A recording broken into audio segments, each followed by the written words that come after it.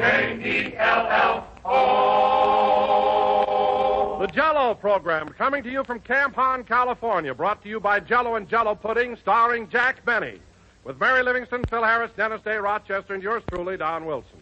The orchestra opens the program with Let's Be Buddies.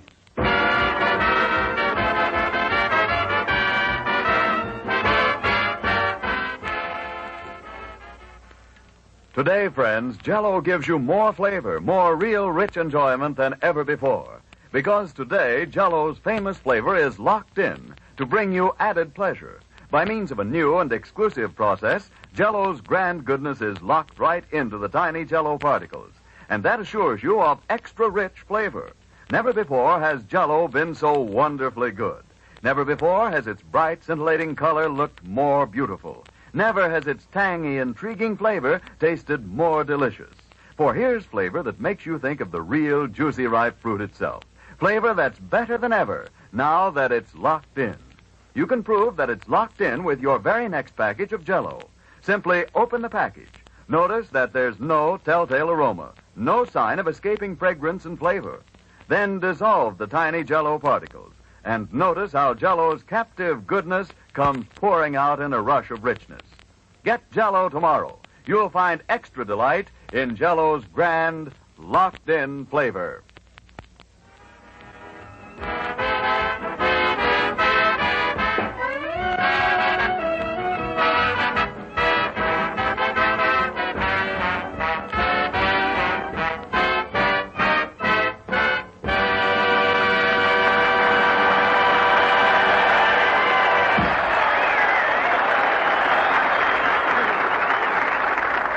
That was Let's Be Buddies, played by the orchestra. Now, ladies and gentlemen, from Camp Hahn, California, we bring you a man who pedaled here all the way from Hollywood on the rear end of a tandem bicycle, Jack Benny.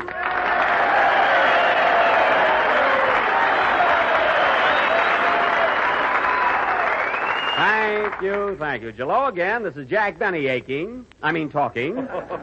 And Don, you can joke about it if you want to, but believe me, a tandem bicycle is the way to travel nowadays. You pull into a service station, the attendant checks your tires, wipes off your goggles, you stick your tongue out at the gas pump, and away you go. Now, it's really marvelous. Well, Jack, you'll pardon me for saying so, but, you in Rochester were certainly a funny-looking sight cruising along the highway on that two-seated bike. Funny-looking? Yeah, Rochester in his chauffeur's uniform, and you in that... By the way, Jack, what was that weird-looking thing you were wearing on your head? You looked like Buck Rogers. Oh, that?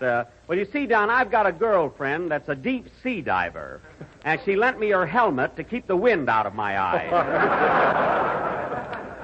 It was really darn nice of her, Deep-sea diver? My goodness, that's a pretty strenuous job for a woman, isn't it? Oh, she's rugged. In fact, oh, really, Don? Oh, she is something. In fact, I took Myrtle, that's her name, Myrtle Minkelhopper. Anyway, I took Myrtle to the wrestling matches the other night, and on the way home in the cab, she won 2 falls out of 3.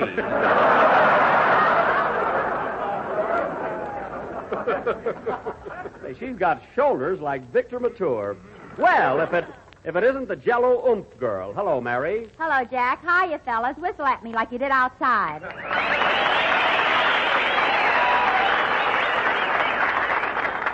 Oh, say, you're really popular here, Mary. You got a nice hand.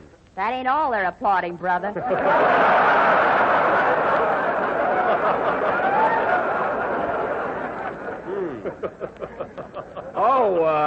Oh, yes. Your figure is more alluring than the average top sergeant. Yes, indeedy. Oh, say, Mary, I tried to reach you on the phone early this morning. I was going to give you a lift here to Camp Hahn. I wish you had, Don. I drove in with Phil and the orchestra. They chartered a bus. Oh, the orchestra boys took a bus, eh? Yeah, 18 wolves on a Greyhound.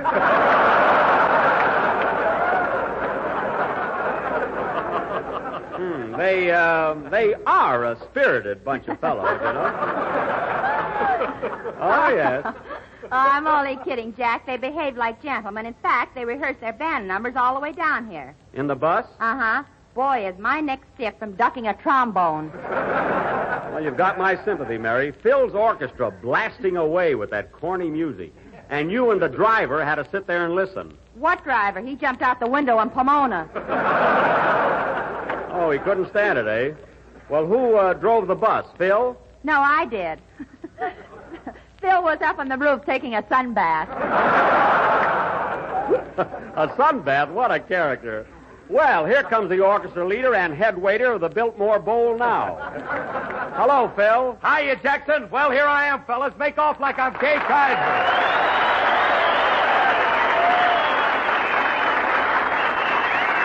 Make. Thank you, boys. Thank you, and hi, y'all. Hey, that was some like reception, eh, Jackson? Kaiser. What? I said that was a tremendous reception, huh? Yeah, they sure love Kay Kaiser here, I'll say that. But I'll say one thing, Phil. You look good today. Your face is nice and tan. You like it? On my way home, I'm going to do my back.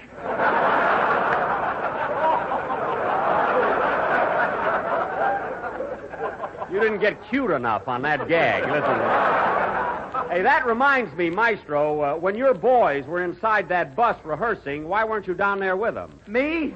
Yes, you. You're the leader. Don't you want to know what the boys are playing today? Look, Jackson, I just stand in front of them and shake a stick. When they're through, I stop.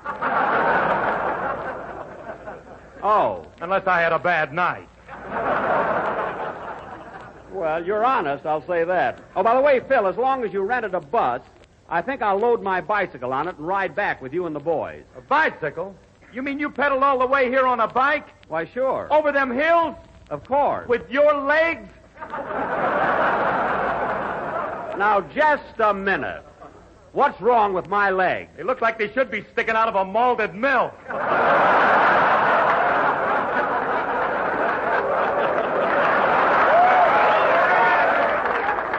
Why, what are you talking about? When I played Hamlet in To Be or Not to Be, I wore tights and my legs were gorgeous. Weren't they, Mary? Yeah, but you wore a lot of padding around them.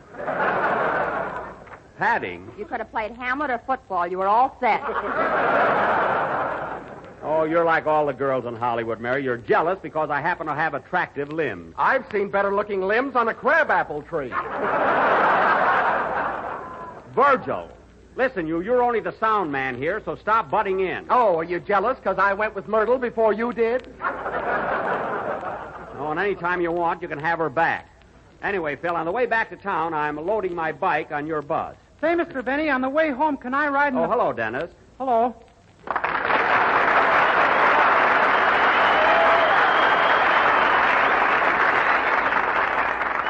Well. Say, Mr. Benny, on the way home, can I... Thanks, fellas. Say, Mr. Benny, on the way home... How are you feeling, kid? Oh, fine. That's good. I had a little attack of hangnails, but I'm over it now. Good. Say, Mr. Benny, on the way home, can I ride in the bus with the rest of the gang? What is that, Dennis? I say, can I ride in the bus with the rest of the gang? Oh, on the way home, of course, Dennis, certainly. Boy, am I glad to hear that. It was so windy coming down here, I could hardly catch my breath. Oh, it wasn't so windy. Don't tell me. I was sitting on the handlebars. Well, what of it? You had a nice soft cushion under you. Some cushion. Every time Rochester rang the bell, I darn near wiggled off. Well, all right, Dennis, you can ride home in the bus, so stop complaining and let's have your song. What's it going to be, kid? I'm going to sing She'll Always Remember. Well, I'm going to sit right down here and enjoy it. Hey, Virgil! Virgil, my back doesn't squeak, so stop with those silly sound effects. Virgil isn't here. He went out for a smoke. Oh. Oh, was that me? My goodness, I'll have to have my oil changed.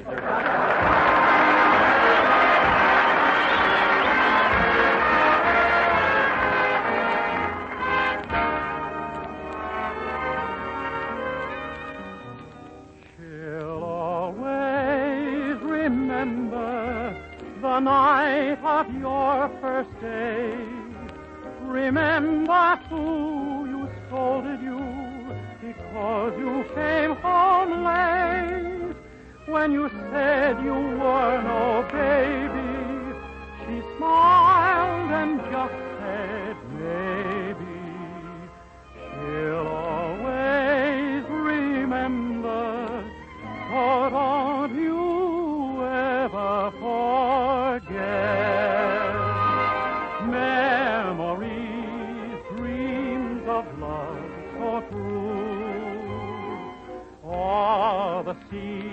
of memory, I'm drifting back to you. Did you ever notice that teardrop in her eye? The first time she discovered there was lipstick on your eye. You've another sweetheart, maybe, but you are still a baby.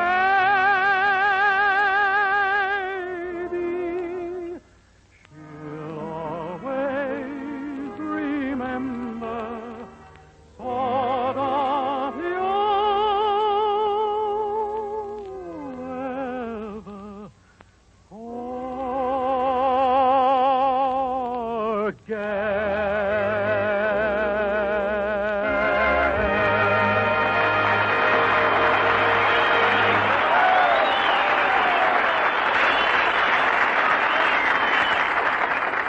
That was She'll Always Remember, sung by Dennis Day. And, Dennis, you're an excellent voice tonight.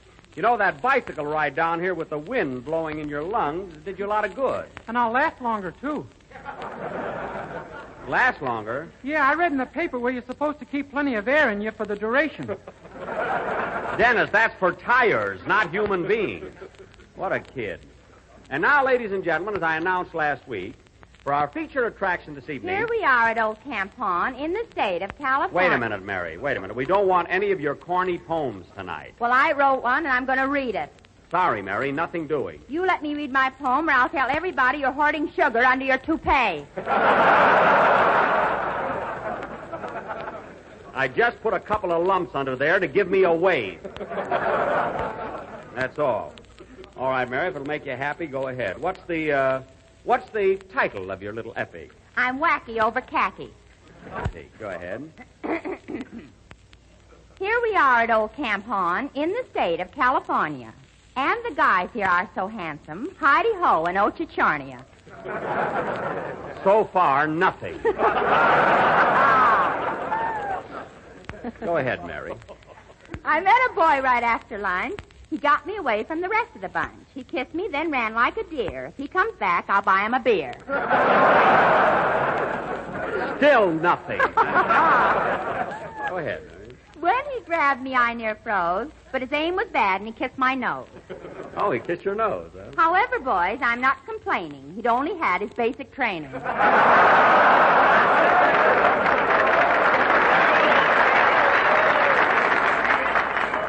Well, that explains it, I guess. Proceed.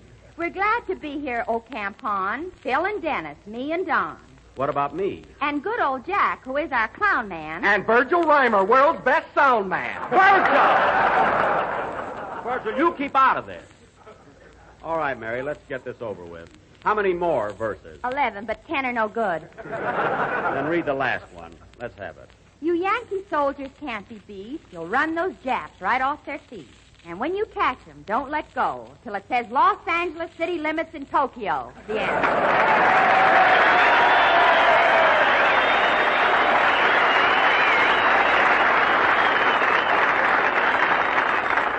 Very good. That was a swell poem, Mary. And now, ladies and gentlemen, as I announced last week, our feature attraction this evening will be a new type of quiz show called Try and Get It, in which... See, they know me. In which I, Jack Benny, will personally give away $24 to each of 5 lucky people. A total of $120. Jackson, you're drunk. I am not. In fact, I have right here in my wallet $120 in $1 bills. Here they are. Well, I'll be darned. They're those old big ones. They're legal tender. That's all that matters. Could I see one of those bills, Mr. Benny? They went out before I was born. They're just the same as the paper money now, Dennis, only bigger. Now, Virgil, I want you to take these bills and put them in the cash register. Okay. Well, let go of them. Oh.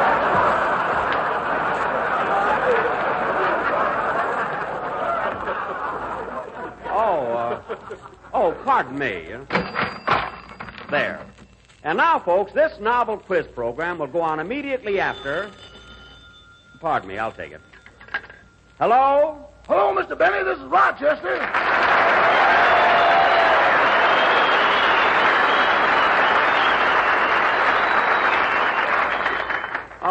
Hello, Rochester. Where are you? I went over to that garage in Riverside to put air in the bicycle tires like you told me to. Uh-huh. And I ran into a colored boy whom I haven't knelt down to a good crap game with in years.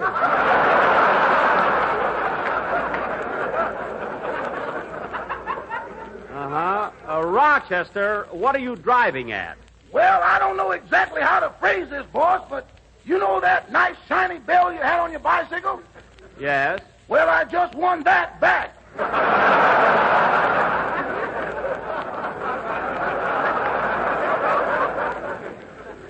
What? The rest of the bike is in escrow. Wait a minute. Rochester, do you mean to say you lost my bicycle shooting craps? Well, I was pretty lucky for the first 3 passes. Lucky, and then what happened? My dice went into a minuet and my opponent became suspicious.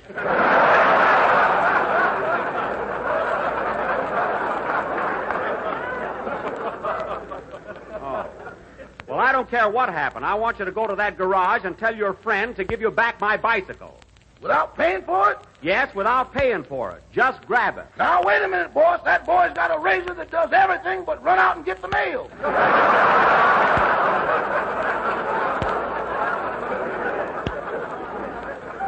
Well, Rochester, what are you scared of? You carry a razor yourself. Yeah, but it's only a Gillette, and I'm out of blades. I can't help it. Now, you get that bicycle and come over here to Camp Han. Goodbye. Goodbye. Oh, say, boss. What? If I ain't there in a half hour, send a Jeep with a jug of new skins. All right, so long. And Rochester has got to stop gambling. All right, Phil, let's have your band number. Tell you something. I'm going to sit down and think up some questions for this quiz. I'll be right back.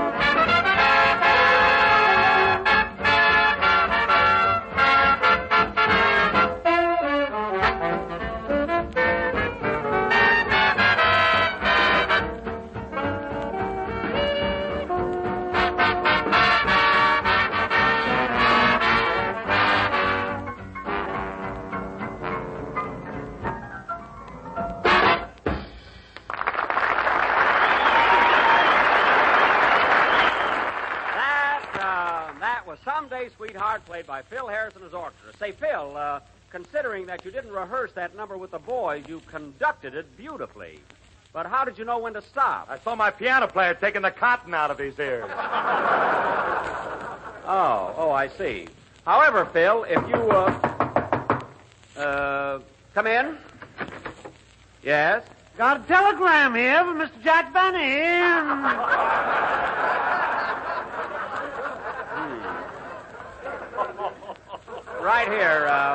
Right here, buddy. Got a sign for it, you know. Got a sign for it. All right, I'll sign. Take the telegram, Mary. Company regulations. Got the rules right here in my hand if you want to see them. Never mind, I believe you. Here, it's signed. Now scram. You forgot to give him a tip, Mr. Benny. A tip? Ain't no regulations against that. I'll tell you what, mister. Instead of a tip, I'm going to give you a chance to make $24 by answering a few simple questions in my quiz contest. What do you say? Ain't no catch to this, is there? No, have a seat and I'll call you. Who's the telegram from, Mary? It's from Fred Allen. From Alan? Yeah, get this. Understand you're giving away money tonight. Are you going to take ether or use a local anesthetic?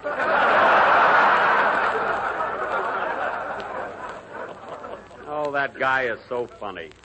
Well, let's forget arsenic and old face and get on with our quiz show. Let's get on with the quiz show. I can hardly wait to give away all that money. Yikes! What's that? What's that? Don't get excited, Diamond Jim. I just leaned on the no sale button. Well, watch it and close that drawer. All right, Don, announce me. And now, ladies and gentlemen, we present for your entertainment and education a brand new quiz program, Try and Get It, featuring Professor Jack Benny, that eminent authority on...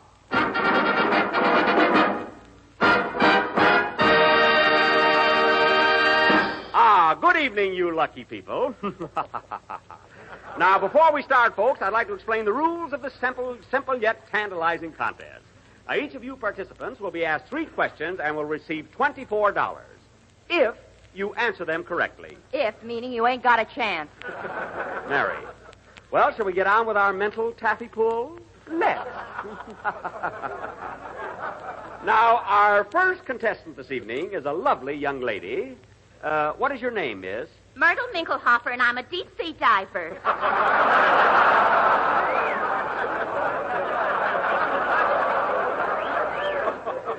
Well. Uh-oh. Quiet. Now, Miss Minkelhofer. Yes, Stinky. I mean, Professor. Now, here's your first question for $6. What tribe of Indians is liable to sue you? I didn't get you. Concentrate, Myrtle. What tribe of Indians is liable to sue you? But, Stinky, I don't know no Indians. You don't have to. Sue. Oh, the Sioux Indians. Boy, am I stupid. I guess I'm underwater too much. No, you're just a little nervous. Now, would you like to try for the $12 question? Nah, I'm lucky to get the 6. Hand it over.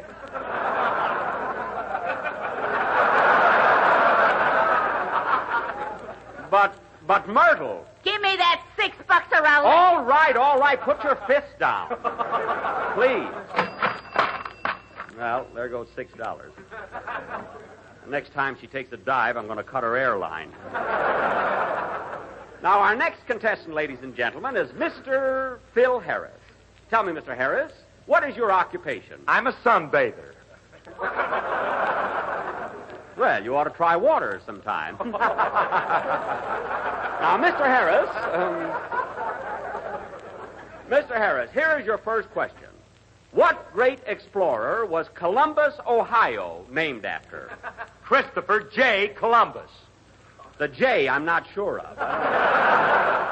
But you've won $6. Okay, I'll take a shot at the 12. Good. Then tell us, Mr. Harris, what great president was Lincoln, Nebraska, named after? Abraham, Nebraska.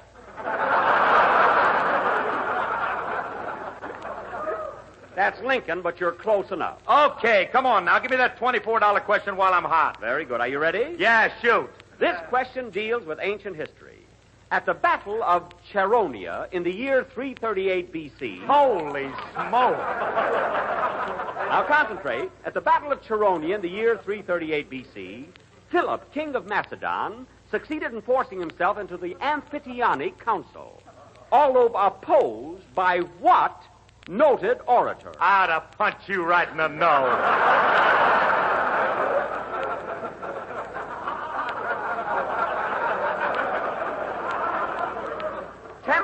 Temper. Sit down, Mr. Harris, or I'll have Myrtle knock you down. Now, our next aspirant is Mr. Don Wilson. Are you ready, Mr. Wilson? Yes, Professor? And here's your first question. JELLO has that new locked-in what? Flavor. Correct, for $6. Now, the 12? The $12. JELLO is not only economical, but easy to...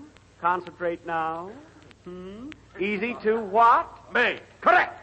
Now for the...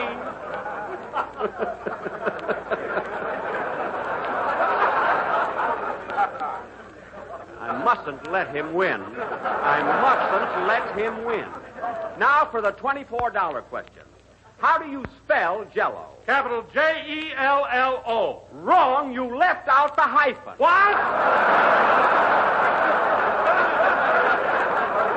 I'm sorry. Sit down. I'm sorry. Sit down. Now, our next contestant is Mr. What's your name, buddy? Percy Kilbride, and I'm a messenger boy also. I see. Now, Mr. Kilbride, here's your first question for $6. Who invented the steam engine? Well, I see. Gotta think it out, you know. Gotta think it out. Take your time. Now, tell us, who invented the... Sorry, time's up.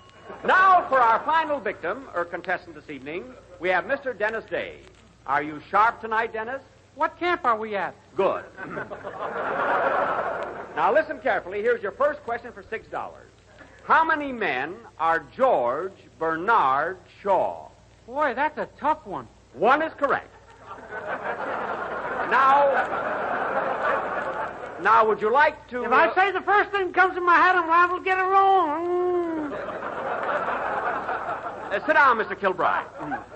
You were late. Sit down. Now, tell us, Mr. Day, how many men are Fred Mac Murray? How much have I won so far? One is correct. Very, very good. Now, would you like to try... I got the answer. I know who invented the steam engine. I told you your time is up, Mr. Kilbride. Now, Mr. Day, how would you like to try for the $24 question? No, I'll take the 12 and quit. You will not. Virgil, don't you give him a penny. Now, concentrate, Mr. Day. This is for $24 or nothing. How many men are John Charles Thomas? Oh, I get it. One man. Wrong. John Charles Thomas are 3 men. 3 men? Yes. John Barrymore, Charles Lawton, and Thomas Jefferson. And so, folks, try and get it. Wind up the first contest by paying out a total of $6 to Miss Myrtle Minklehopper. Congratulations, Miss Minklehopper. Got the answer, Professor. Too late. Play, Phil.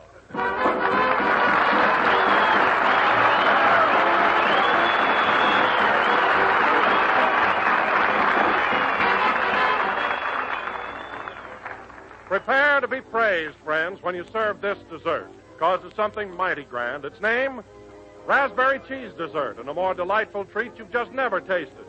You'll find it's easy to make, too. It's just as simple as can be, and here's how you do it. Just dissolve 1 package of JELLO imitation raspberry flavor in 1 pint of hot water and turn into a ring mold. Chill until firm, and after unmolding it, fill the center with cottage cheese.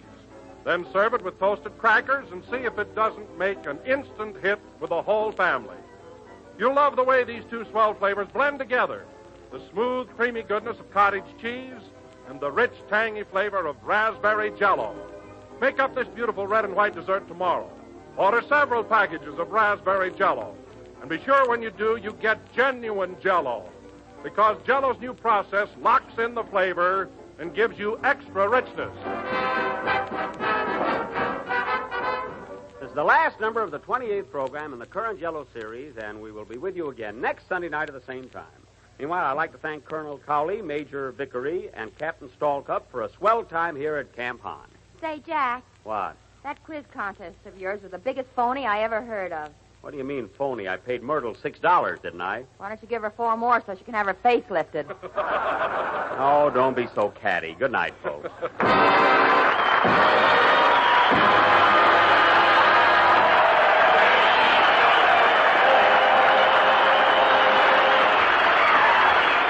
The JELLO program is written by Bill Morrow and Ed Beloit, and the broadcast from Camp Hahn, Riverside, California. It's for the entertainment of the Army personnel and does not constitute an endorsement of the product by the War Department.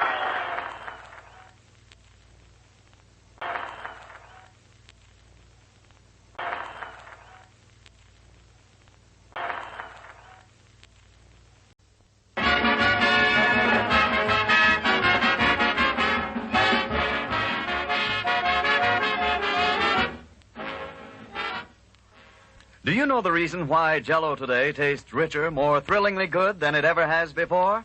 Well, it's all because of JELLO's wonderful new process that locks in JELLO's grand and glorious flavor. Yes, today, JELLO gives you more of the richness that for over 40 years has made JELLO America's favorite gelatin dessert. Because now this richness is locked right into the tiny Jello particles to bring you extra enjoyment. Try all of Jello's 6 delicious flavors. Rosy pink strawberry, crimson raspberry, ruby red cherry, golden orange, sunny lemon, and emerald green lime. All of these tempting Jello flavors offer you bright, brilliant beauty and flavor that makes you think of the juicy ripe fruit itself. Flavor that is locked in for your added pleasure. To prove how swell Jello's locked-in flavor really is, open a package of Jello. Notice that there's no telltale aroma, no sign of escaping fragrance and flavor. Then dissolve the tiny Jello particles and notice how Jello's captive goodness comes pouring out in a rush of richness. Get Jello tomorrow in all 6 delicious flavors and thrill to the marvelous new delight of Jello's locked-in flavor.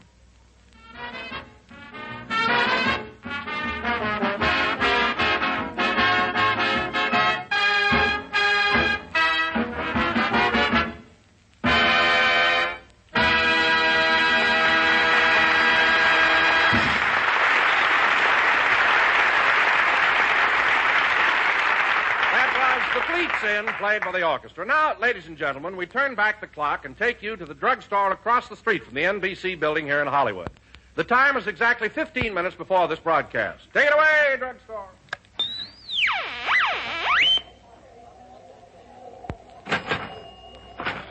Hurry up and order your sandwich, will you, Mary? We'll be on the air in a few minutes. A sandwich? Yes. I'm a growing girl. I want meat and potatoes.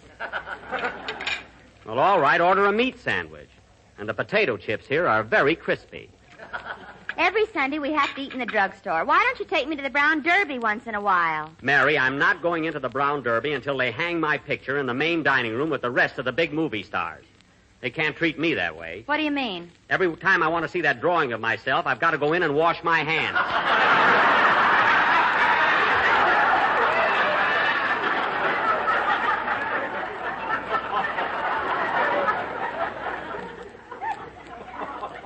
Well, it's not right. Oh, stop complaining. Say, Jack, look at this item on the menu. Jack Benny Special, 35 cents. A Jack Benny Special? What is it? A minute steak with a transfusion. Oh, these soda jerks think they're so smart. Hey, Gilroy, what do I have to do to get a little service around here? Take it easy, Blue Eyes. Hello, Mary. What'll it be? I'll have a hot roast beef sandwich, mashed potatoes, lettuce and tomato salad, and apple pie with tutti frutti ice cream. Mary, you haven't got time to eat all that. Okay, don't toot the fruity. Oh, save that stuff for the program. Say, Gilroy, I think I'll just have a cup of coffee and a donut. A what? A donut. One of those over there with the powdered sugar on it. That's a plain donut. I forgot to dust them off this morning.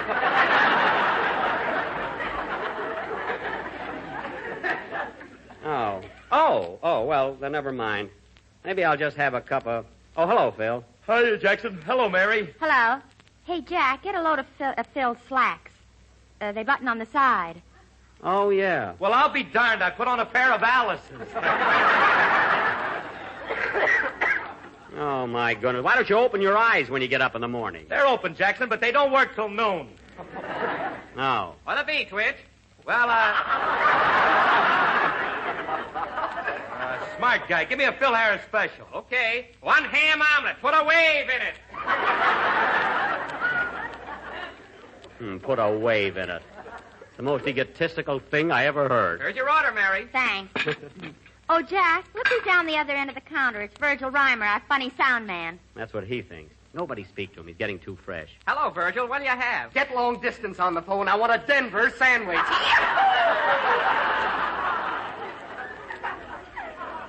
Oh, he's so clever. Say, Virgil, you sure got a lot of laughs at Camp Hahn last Sunday. You were the funniest thing on the Benny program. Yeah, and imagine what I could do if old Poison Puss didn't hold me down. Poison Puss. That's a fine way to talk about our sponsor. He means you. I know who he means. Wise guy. No kidding, Virg. You're terrific. Do you get many fan letters? I'll say. Remember that little poodle that used to run out and bring in my mail? Yeah? Well, I got a St. Bernard now. That's positively the worst joke I ever heard. I thought it was kind of cute. Me too. Yeah? You know, Virgil, I thought you had a lot of fun working for Benny. Fun? That old slave driver does everything but chase us across the ice. Well, that's the last straw. Now, listen here, Virgil. Oh, hello, Mr. Legree. Where's your whip? Never mind the wisecracks. You get over to NBC and set up our props for the program. Now, scram. See what I told you, Gil? All right, get going, get going. Hey, Virg, should I slip my malted Mickey? You stay out of this. Hey, where's my omelet? Here you are, Twitch. You want something to drink with it? No, thanks. I'm on the wagon. He never heard of coffee in the morning. Hurry up with mine, will you? Say, Mr. Benny, I just got on the weighing machine, and how much do you think... Oh, hello, Dennis. Hello. Say, Mr. Benny, I just got on the weighing machine, and how much do you think How you feeling, kid? All right, I guess. Good, good. I thought I had fallen arches for a while, but I wasn't pulling my socks up.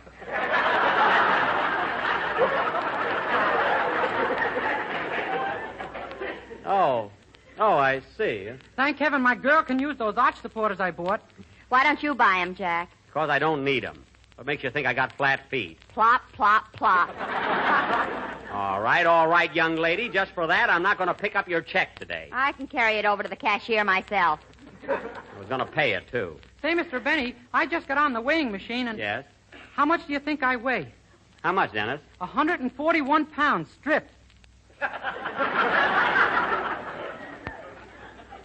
Stripped? I took the scale in the phone booth.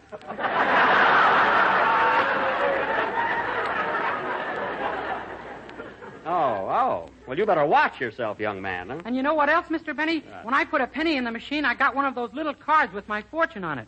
Oh, your fortune, eh? What did it say, kid? You're lucky you can sing. Well, there's a machine that knows its business. Hey, Gilroy, where's my coffee? Did you send to Brazil for it? Si, senora. Smart Alec. I wouldn't even eat here if the Brown Derby wasn't so careless about where they hung my picture. You ought to wash your hands here sometime.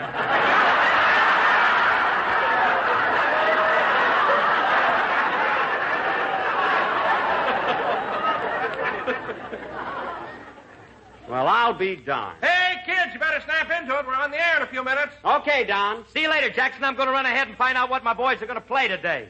What? You mean you don't know what numbers you're doing? Weren't you at rehearsal? We didn't have a rehearsal. Frankie left the cards and chips home. Oh. See you in the joint, fellas. Be right up. Oh, say, Don. Don, come here a minute, will you? Yeah? When you introduce me today, I wish you'd do me a favor and say I just started my new picture at Warner Brothers with Ann Sheridan. Well, are you making a picture with Ann Sheridan? Yes, and it might be on the program today. You know, it might be a nice subject to talk about. You know, inject a little romance. What do you mean romance? You're playing the part of her father, aren't you? I had that out with the director, and I'm now her husband. My new role will be great for the picture. It won't hurt the makeup business either. All right. Now, don't forget, Don. Warner Brothers, huh? Yeah. Be with you in a second, Mary. I want to get a tube of shaving cream.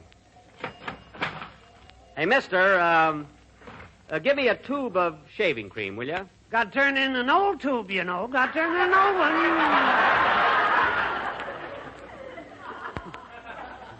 Look, I haven't got an old tube. Now, hurry, will you? Government regulations. But look. I don't make the laws, you know. Now, look. Wait. Come on, Jack. We'll be late for the program. I'm coming. Now, look, mister, forget the shaving cream. Just give me a cigar. Got to have an old one, you know. Never mind. Forget the whole thing. Come on, Mary, let's go.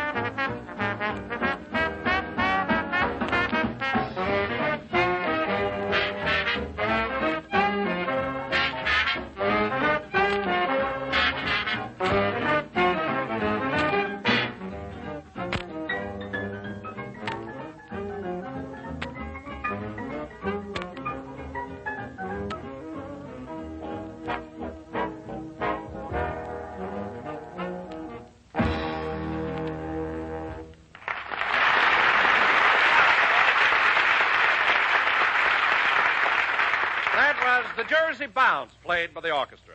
And now, ladies and gentlemen, we bring you a man who has just started his new picture for Warner Brothers with lovely Ann Sheridan, Jack Glamour Boy Benny.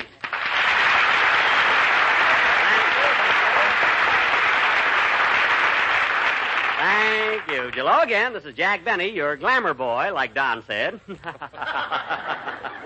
Heaven knows I'd never go that far. Don, how in the world did you ever find out about my new picture with Ann Sheridan? Did you read about it in some column? Did you? No, Jack. As a matter of fact, I haven't seen anything about it in the papers. Well, then, how did you ever hear about it? I was trying to keep it a secret. How'd you find out, Don? Did a little bird tell you? Yeah, an old gray canary. Canary. But it's the truth, Don. Ann Sheridan is my new leading lady, and she sure is a peach to work with. Oh, I can imagine. I mean, her enunciation is so clear and bell-like, and her diction is simply marvelous, you know? And her... That's Benny for you. With him, it's her diction. Well, she is beautiful, I'll admit that. And confidentially, Don, I think her husband, George Brent, is a little jealous of me. You know? What do you mean? Well, he happened to visit the set the other day just as Ann and I were doing a love scene. And right in the middle of a kiss, he got mad and walked out. Well, naturally. Why did you kiss him?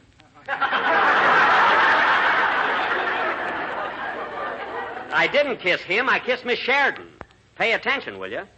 Anyway, Don, I think that this picture will be one of my best screen efforts to date. In fact, I'm already getting fan letters on it. Really? Yep. He gets a bill from Bullock's and he calls it a fan letter. I'm talking about real movie fans that write in.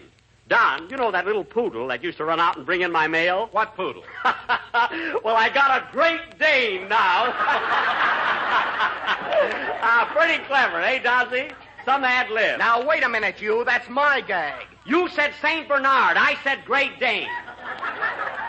It's a different gag altogether. You steal any more of my stuff, and I'll play ring around your nosy. Oh, go sit down. Say, Jackson, do you think there's a chance of getting me in that new picture you're making? Well, I don't know, Phil. I'm Ann Sheridan's husband, and what part could you play? Well, if you're her husband, she's got to have a sweetheart. Listen, Maestro, I wouldn't make any more cracks like that if I were you. Lest next season, when I say play Phil, I'll be addressing Phil Spitalny. So watch it. Oh, you couldn't fire me, Jackson. I got too much on you. Oh, yeah? Well, listen, Phil. If you're referring to that night in Phoenix, that young lady was my aunt. I've never been to Phoenix. Why don't I keep my big mouth shut?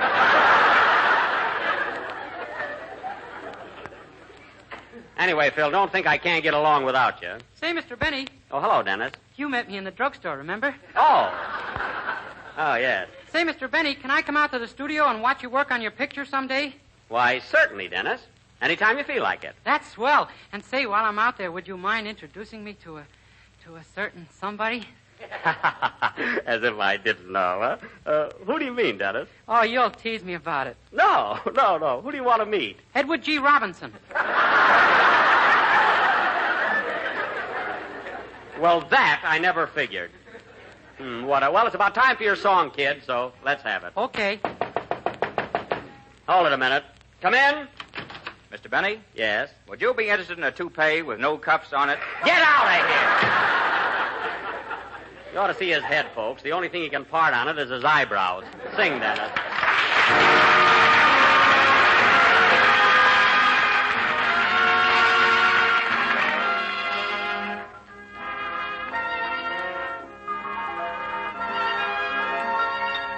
Was it in Tahiti? Were we on the Nile? Long, long ago, sayonara, so I recall that I saw your smile. I remember you. You're the one who made my dreams come true a few kisses ago. I remember you. You're the one who said, I love you too. I do, didn't you know? I remember too a distant bell and stars that fell like rain out of the blue. When my life is through and the angels ask me to recall the thrill of them all, then I shall tell them I remember you. Then I shall tell them I remember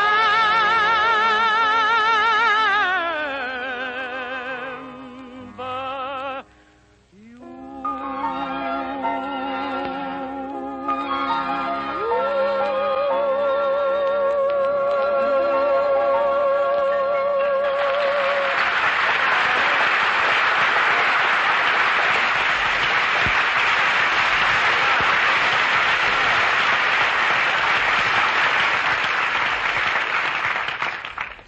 That was I Remember You, sung by Dennis Day, who would rather meet Edward G. Robinson than Ann Sheridan. And now, folks, I only wanted to meet Robinson so he would introduce me to Miss Sheridan. well, why go to all that trouble? I could introduce you to Ann. Well, I wanted to meet her for nothing.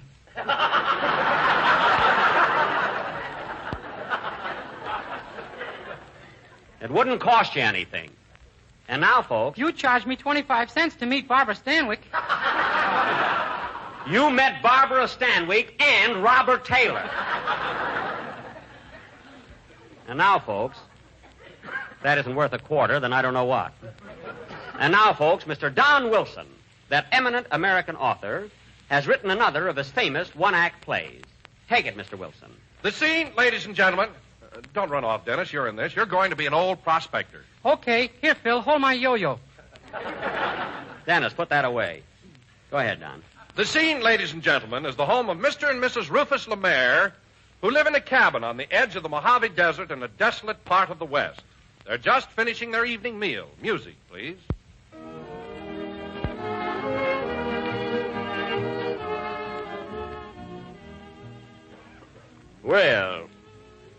Well, Sari, I thought our supper tonight was fine. There's nothing like barbecued coyote. Not only that, I got a fur coat out of it. Yep, and that JELLO we had for dessert was mighty tempting. Where did you get it? I walked 85 miles to our neighborhood grocer. Well, it sure was worth it. Say, Ruth, I seen a newspaper in town, and guess what? What? It says that men ain't going to wear cuffs on their pants anymore. They ain't, eh? Say, I wonder if I got cuffs on my pants. Why don't you take off your boots sometime and find out? One of these days, I'm a-going to. I wonder who that is. Come in. Hello, stranger. Who are you? I'm a prospector, and for 3 weeks now I've been lost on the desert without food or drink. I'm starving, I tell you, starving. Be calm, old-timer. Sit down. Okay, hold my yo-yo.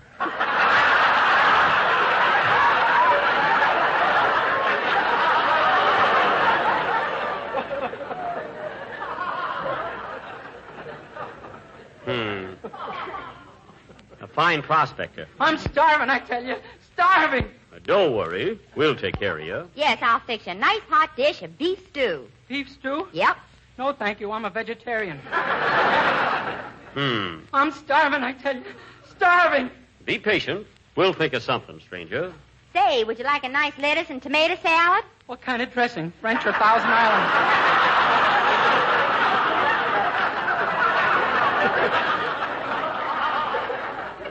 Thousand Island. No, thank you. I'm starving, I tell you, starving. Well, you gotta eat something. Isn't there anything you'd like? Yes. Have you got some tempting and delicious JELLO? JELLO? I'm sorry, partner. We had some, but we ate every bit of it. I'm going to make it again tomorrow, though. Okay, I'll be back. So long. So long, stranger. I'm starving, I tell you. Starving. Ah, folks, what other product can command such loyalty?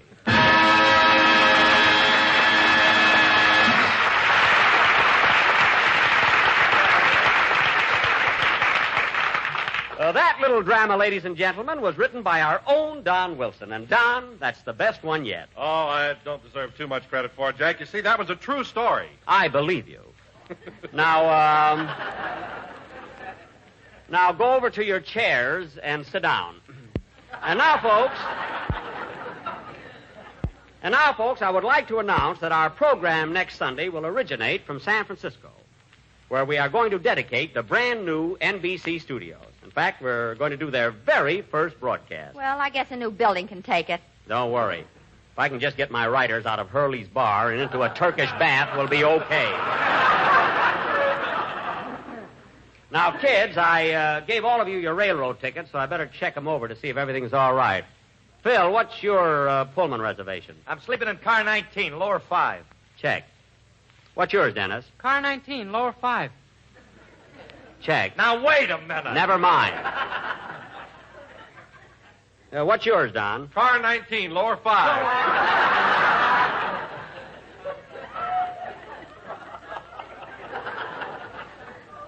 Check. What's yours, Mary? Upper 5. Thanks, Jack. Don't mention it.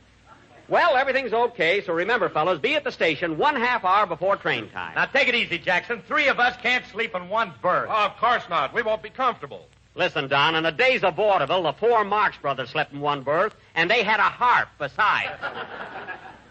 So stop beefing. Well, Jack, if I was as thin as the 4 Marx brothers, I wouldn't complain. Don, the tickets are bought, and that's the way it's going to be. That's a lot of hooey about the Marx brothers. How do you know they all slept in one berth? Jack was in the baggage car with Fink's mules. You said it. In those days, when I said I was going to hit the hay, I meant it. Anyway, fellas, it's a short trip, so don't worry about it. Say, Mr. Benny, where are you going to sleep? Well, Dennis, on account of my insomnia, I think I'll just sit up in the chair car and read. I'll get a magazine. Well, buy a Popular Mechanics and find out how 3 guys can lay down in one berth. Who said lay down? Lay down or lie down? Which is correct? A lot of good that'll do us. Listen, kids, will you please stop being so fussy? Say, how am I going to get up to San Francisco? By carrier pigeon? Virgil, you're not going to be with us next week. You can tune in and listen. I wouldn't listen to this program if it was the pot of gold and I had the only telephone in the country.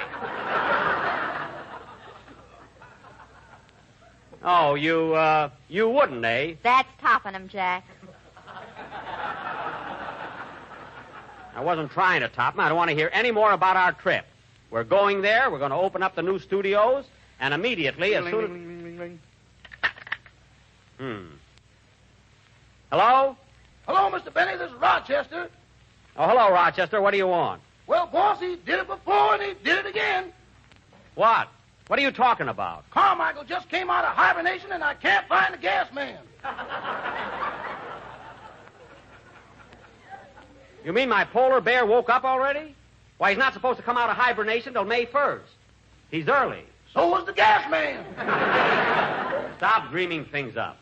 Tell me, Rochester, was Carmichael in a good mood? Well, yes and no. What do you mean, yes and no? When he first got up, he came over and hugged me and squeezed me and he even tried to kiss me. Well. And then he put salt and pepper on me.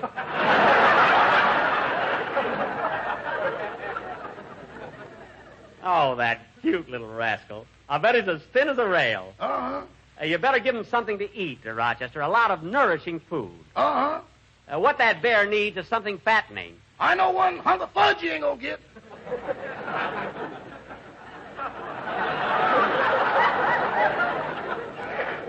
Oh, Rochester, stop. You know he loves you. Now, here's what you do. Give Carmichael a nice cold shower and then comb his hair out. Might be all matted, you know. He don't like it when I comb his hair. Well, then give him a slap on his nose and make him behave. Let him know who's boss. I let him know once, then he let me know, and now there's no question about it.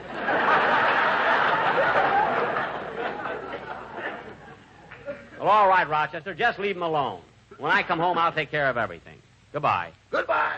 Oh, say, boys, Now what? I'm going up to San Francisco with you, ain't I? Yes, of course. Well, on this trip, am I going to be under 12 or a Pullman Porter again? You're getting a ticket. Now, goodbye. Darn that Carmichael. Every year, the gas company wants to take my meter out. Oh, well, play, Phil.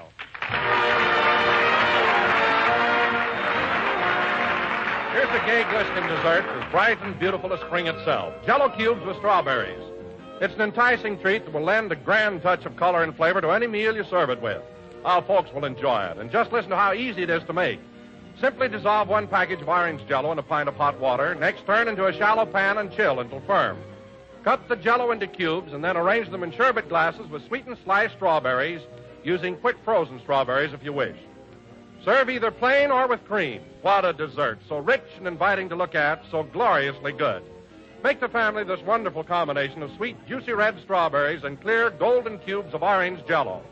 Get several packages of orange Jello tomorrow. But be sure when you do to get genuine Jello, because Jello's flavor is locked in for your added enjoyment.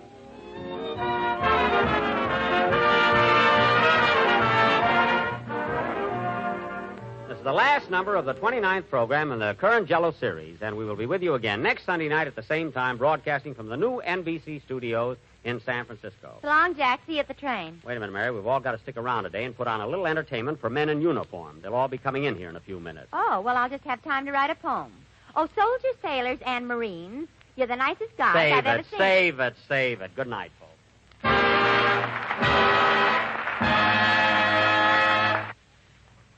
Friends, the same folks who make Jello make another wonderful dessert, Jello puddings. 3 luscious puddings that you make with milk. Try Jello chocolate pudding, a smoother, mellower pudding you never tasted. And what a world of rich, homemade goodness it has. A grand chocolate flavor developed especially for Jello puddings by the famous Walter Baker chocolate people. So tomorrow, when you order Jello, ask for all 3 Jello puddings, chocolate, vanilla, and butterscotch. They're just like Grandma's, only more so. They're just like Grandma's, only more so. They're just like Grandma's, only more so. They're just like Grandma's, only more. Jello. The Jello program, coming to you from the new NBC studios in San Francisco, starring Jack Benny, with Mary Livingston, Phil Harris, Dennis Day, Rochester, and yours truly, Don Wilson. The orchestra opens the program with "We Did It Before."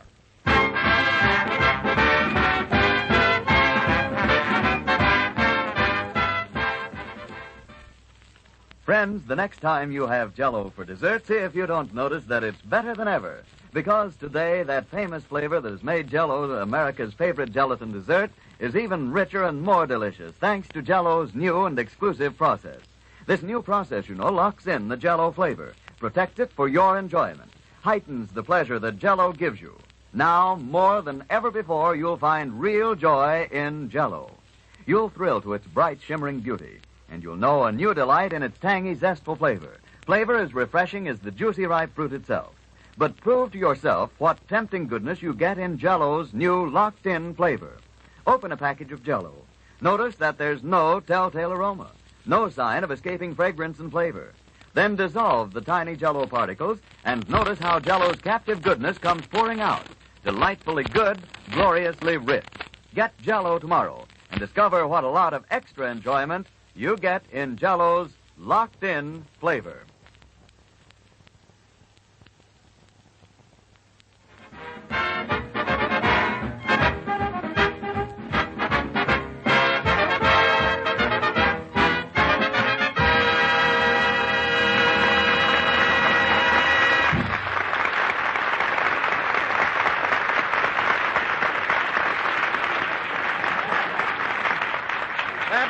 We Did It Before, played by the orchestra. And now, ladies and gentlemen, as you all know, we are assembled here today to dedicate the new NBC building in San Francisco.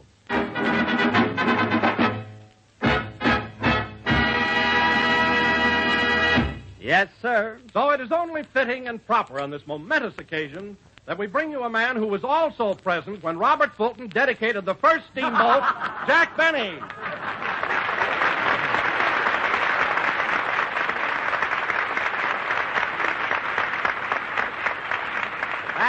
you. Thank you. Jello again. This is Jack Benny talking through a brand new microphone. And, Don, I'm in too good a mood today. Pardon me, Mr. Benny. Hello, Mac. Testing.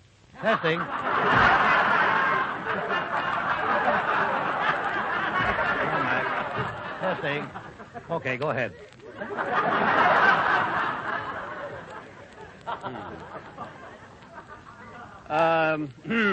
Jello again. This is Jack Benny talking. And, Don, I'm in too good a mood today. Pardon me, Mr. Wilson. Hello, Mac. Testing. Okay, go ahead.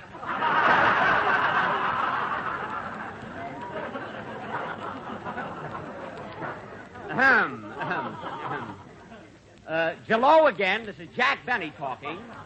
And, Don, I'm in too good a mood today. Hello, Steve. Wait a minute. What happened to Mac? He just got drafted. Oh, I was wondering. Anyway, Don, I am really in a marvelous mood today. Here we are in this beautiful building, and it sure is a thrill being here for the opening of these new studios, isn't it? Yes, Jack, I've never seen such a gorgeous layout. The surroundings are so luxurious, and the page boys and ushers have such swanky uniforms. You think the page boys are swanky? Don, you know that apple machine they've got backstage? Yes? Well, I got an apple out of it just now, and the worm was wearing a tuxedo.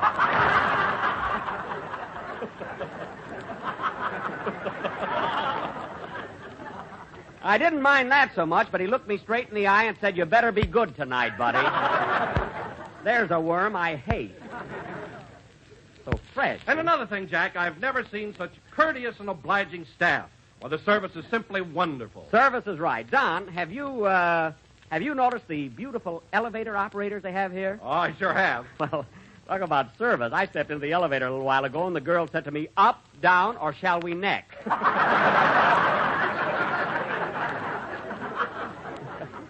I took up like a darn fool. Imagine, huh? But seriously, Jack, this building represents the last word in scientific advancement. It certainly does. It's a testimonial to the ingenuity of 20th century communications. That's right. It's a tribute to modern engineering and a milestone in the progress of radio. Yes, Don. And in a couple of hours, Fred Allen will be on the air and prove that all this was in vain.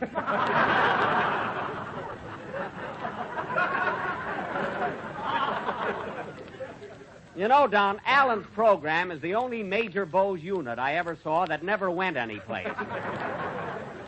But getting back to the dedication of this building, I think that... Right this way, folks. Follow me, everybody. This is Studio A. A sightseeing tour right in the middle of the program. Now, folks, let me call your attention to this beautiful auditorium. Note the apple green walls, the vivid orange drapes, and the big blue eyes of our master of ceremonies. Now listen, buddy, we're right in the middle of a broadcast. Quiet, please. This room can seat 325 people, or 650 if they want to cuddle. Now look, buddy. Are there any questions, please? Yes, what time does the bus leave for Petaluma? Mary, come here, will you?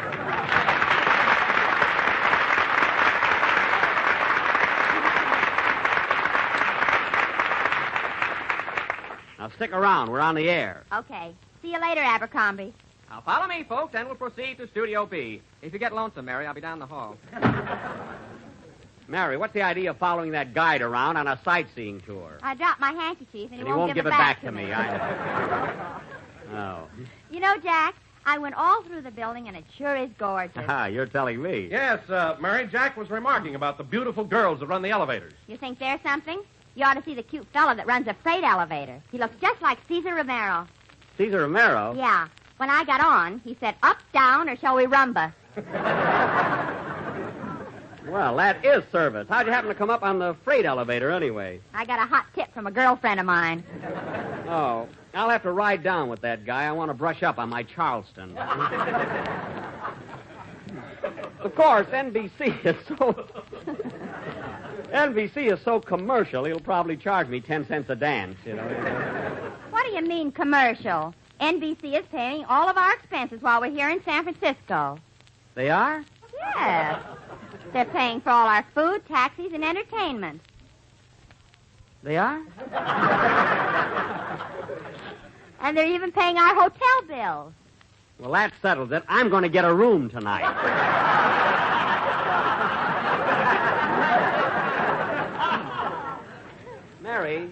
Mary, are you sure NBC is paying for our food, too? Of course. Why don't somebody tell me these things? I've been here 2 days. How do I know how much food I've had? Very simple. Just take the sandwiches you brought up from Los Angeles and subtract the ones you didn't eat. Mary, I only packed a couple of sandwiches, and I ate them on the train. It's a long trip, and I got hungry. Well, if you were hungry, why didn't you eat in the diner? The diner? Yeah, you ought to go in one sometime. They got tables and waiters and everything. I know. Where do you think I get my toothpicks on the train? I wish I'd have known about NBC paying our expenses, though. You know, in the first place... Right this way, folks. Follow me, everybody. This is Studio A. This is getting to be Now, irksome. folks, let me call your attention to this beautiful auditorium. Note the apple green walls, the vivid orange drapes, and the old gray wig on our master of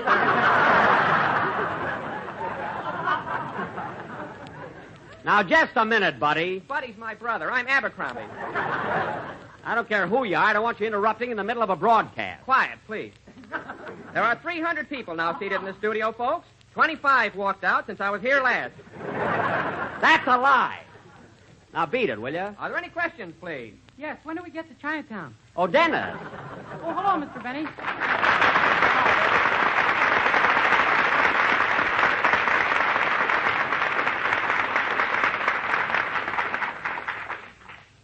That terrific applause you just heard, folks, is breaking Benny's heart. Oh, get out of here, will you? Fresh guy. Say, Mr. Benny, I was out in front of the building just now, and you know that... Oh, hello. Hello, Dennis. Having a good time up here? Well, but I'm a little lonely. Lonely? That's too bad. Say, Mr. Benny, I was out in front of the building just now, and you know that big... What do you, What?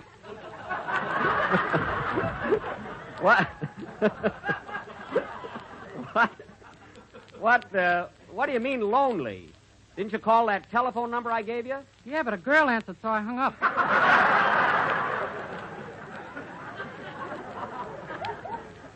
You hung up? I like to play hard to get. Well, that makes sense, but only to you. Say, Mr. Benny, I was out in front of the building just now, and you know that big mural they got there? That's got all different colors?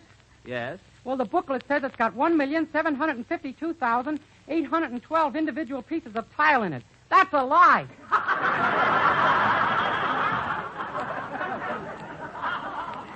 How do you know? I counted them.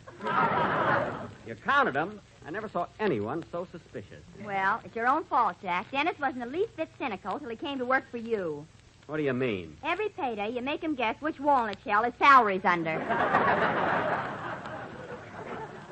Well, certainly. I just make a game out of it. I hope I win pretty soon. I gotta have a toothpick. Oh, has a tooth been bothering you, Dennis? Let's have a look at it. You can't fix it here. Wait till after the program. I wasn't fixing, I was looking. Oh, Jenny, dear. Well, Dennis. Dennis. Oh, we're nuts. It's the end of the season, you know. Dennis, I think we're about ready for a musical salute to this new building, so let's have your number. Okay. Wait a minute. I better test that new microphone before you sing, see if it's all right. Hello, Mac. Hello, Steve. Testing. Testing. Hello, Mac. Hello, Steve. Hello, Dirk.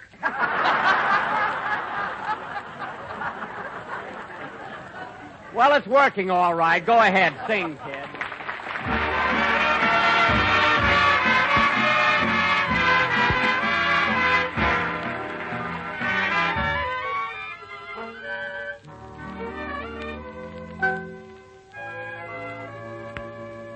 You are always in my heart, even though you're far away.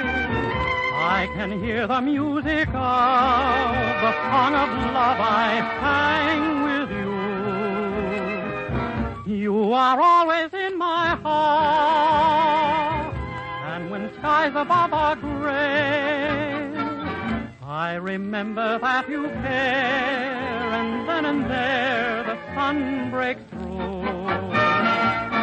Just before I go to sleep, there's a rendezvous I keep, and the dream I always meet helps me forget we're far apart.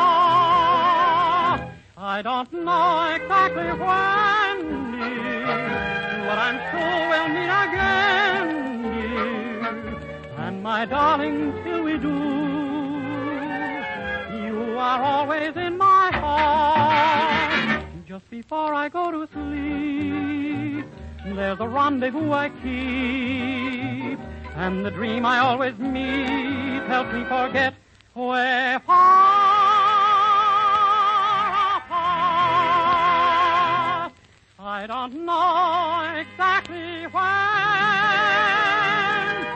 but I'm sure we'll meet again.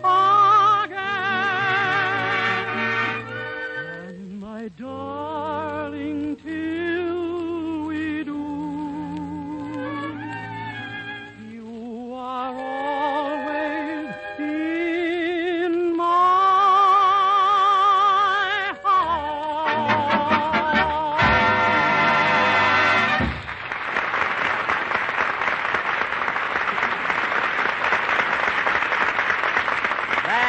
Was Always in My Heart, sung by Dennis Day. And just think, Dennis, that's the first song to emanate. Bad word to monkey with there, too. And just think, Dennis, that's the first song to emanate from this new building. Huh? Emanate? That's a hot one. What? What do you mean that's a hot one? How that got by the censors, I'll never know. What are you talking about? I've been around. Oh, be quiet. Silly guy. No use postponing it. I got to have a talk with that kid.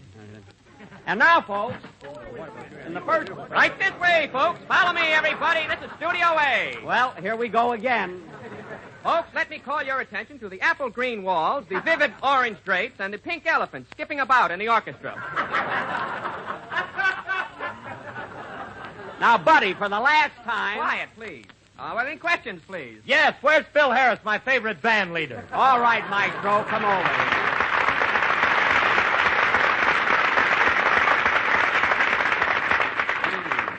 Gee, what a reception. Thank heavens I'm not egotistical.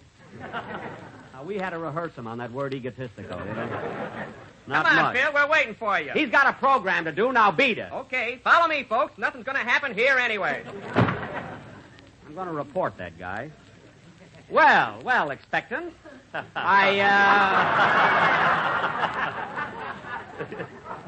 to be a father in a couple of days, you know. Well, I've been trying to get hold of you all day. Where are you stopping? Well, Frankie, my guitar player, and me checked in at the Fairmont. We got the bridal suite. The bridal suite, eh? How do you like it? Not so hot. Last night, Frankie married the chambermaid, and I had to sleep in the lobby. Well, I'm glad to hear that Frankie has finally settled down. I must send his bride some sort of a wedding present. Don't send her no mop. She's got 8 of them already. Well, maybe I'll send her a nice galvanized pail or something. I'll have it monogrammed.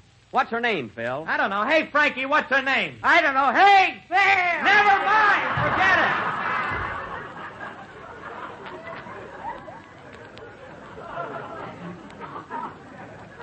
I'll just send her a plain pail. And incidentally, Phil, just because NBC is paying your expenses in San Francisco, you don't have to splurge on a suite. Gee, is NBC paying Mr. Harris's expenses up here? Yes, Dennis. And now, ladies and gentlemen... Are they paying mine, too? Yes, Dennis. And now, ladies and gentlemen... Then let's you and I check out of that all-night movie.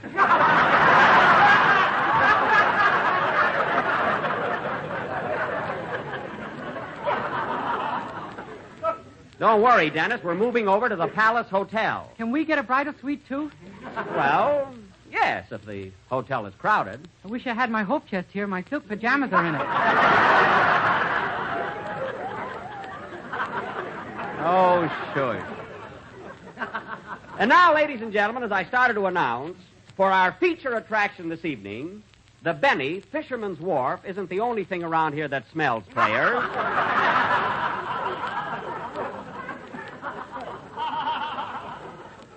Will present an original drama in honor of this new NBC building.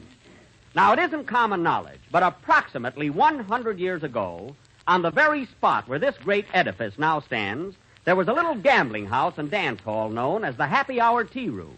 Yes, sir. The Happy Hour Tea Room? Well, how'd they get that name? A guy ordered tea there once, and the bouncer slapped him till he was happy. So for our play this evening, ladies and gentlemen, we are going to reenact a scene that took place on this very spot over 90 years ago. Now, I will be the proprietor of the Happy Hour, that famous gambler, Jack Ace Hawkins. You're going to be a gambler. Yeah, sure. Why not? You wouldn't bet $4 that Oakland Bridge goes to Oakland. I'll take that bet, sister. Not a gambler, eh? Anyway, Mary, in our play, you're going to be Lulu Davenport, my sweetheart. Oh, fine. Who is madly in love with the handsome young bartender. Oh, fine. Looks like. The part of the bartender will be played by Phil Harris. Phil, here's a book on how to mix drinks. Are you kidding? Definitely. Now, Dennis, you're going to be an old prospector. You think you can do it? I'm starving, I tell you, starving. That was last week.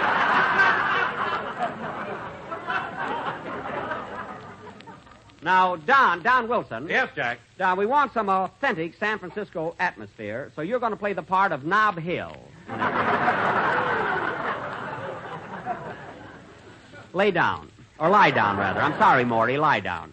And now, folks, this thrilling and nostalgic drama of yesteryear will go on immediately after... I'll take it. Hello? Hello, Mr. Benny. This is Rochester.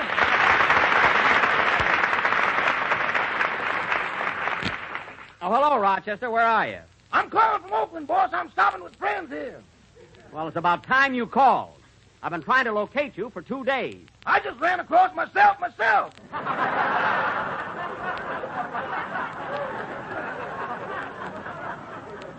What? What are you talking about? Well, you see, I was born in Oakland, boss. Uh-huh. And ever since I got here Friday, things have been delightfully out of focus.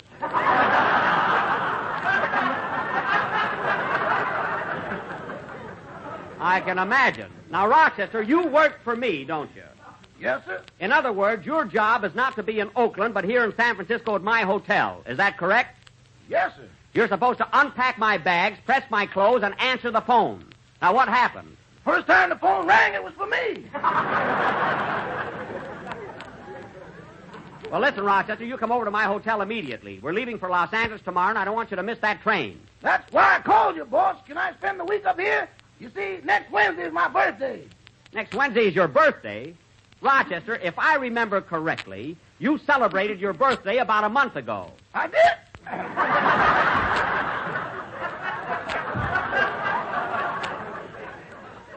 Yes, you did. Well, you can take my word for this, boss. I'm blushing. You better blush. And I'll watch you on that train tomorrow afternoon. Goodbye. Goodbye. Oh, say, boss. Now what? Does Miss Livingston need a new maid or something? A new maid? No, not that I know of. Okay, so long. I'll think of something, honey. Rochester! Rochester, who are you talking to? Every time I take that guy somewhere, I can never find him. Play, Phil.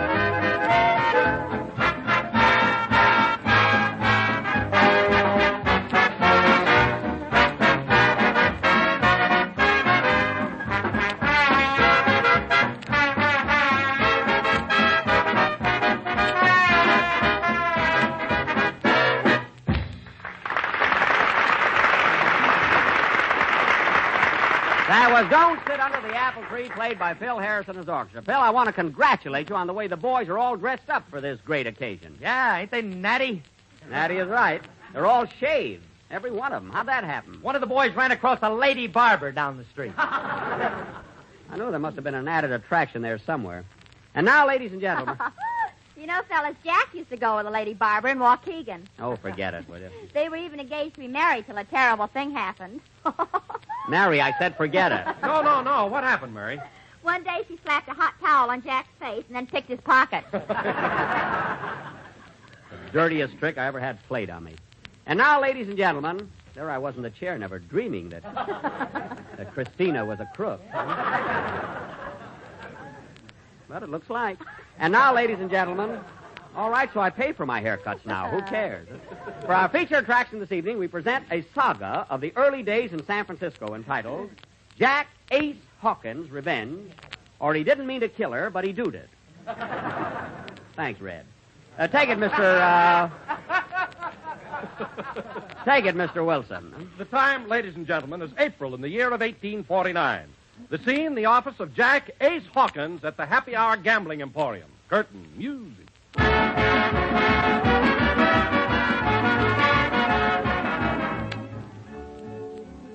I had enough of this.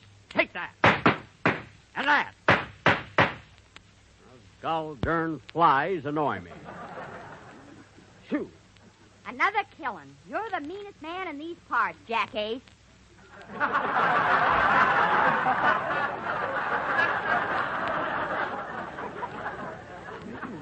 Just make that ace. I'll feel more comfortable. How's business tonight, Lulu? Pretty slow. Someone poured molasses in the roulette wheel. Doggone things sure have been tough lately. Come in. Got some news for you, Ace. Got some news for you. You have? Yep. They just discovered gold at Sutter's Mill. Gold at Sutter's Mill? How do you know? I read it in Herb Cain's column. That boy sure gets around. You hear that, Lulu? A gold rush. Come on, let's go out and mingle with the customers. And I'm going to make a fortune tonight, or my name ain't Jack Ace Hawkins. Doggone, I got to change that name.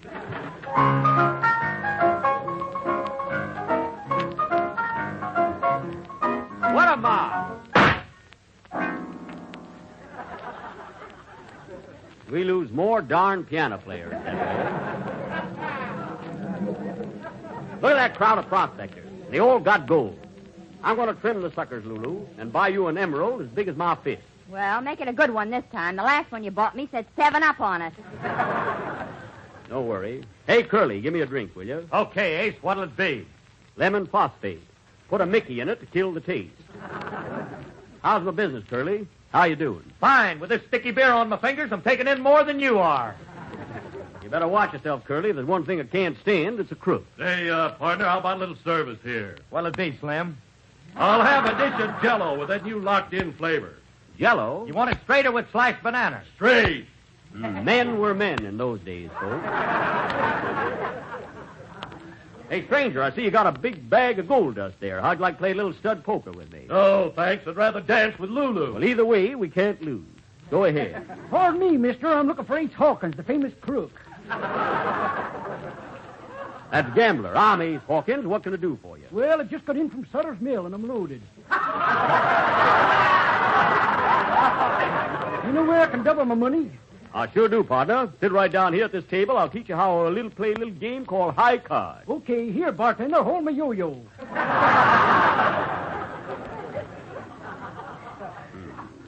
Now, this is for $100. We both cut, and the high card wins. Go ahead. What's your card? 7 of diamonds. What's yours?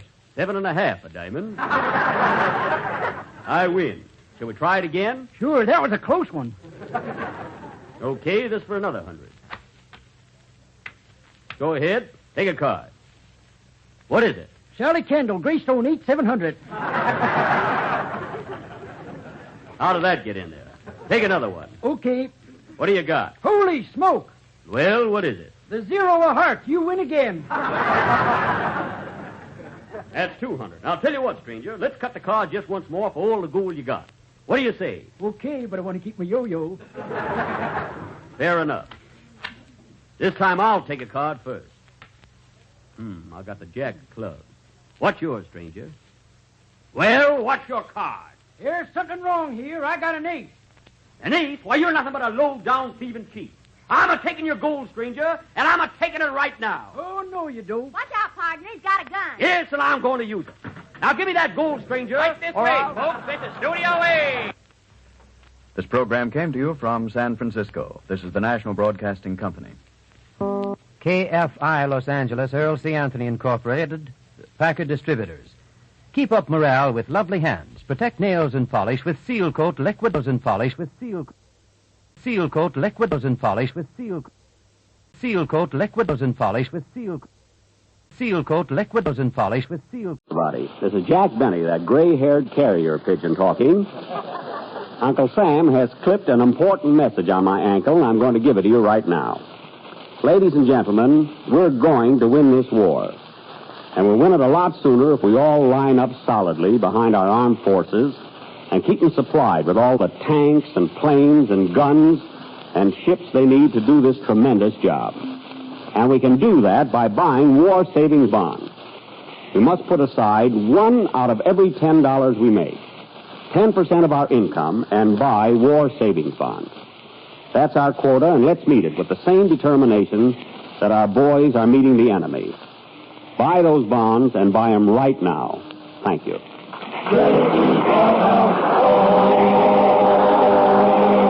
The JELLO program, presented by JELLO and JELLO Pudding, starring Jack Benny, with Mary Livingston, Phil Harris, Dennis Day, Rochester, and yours truly, Don Wilson.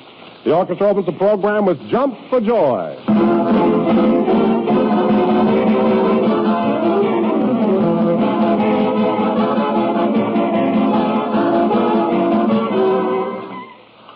When you take a package of Jell-O off the pantry shelf these days and make up a grand Jell-O dessert, you can count on something extra delicious.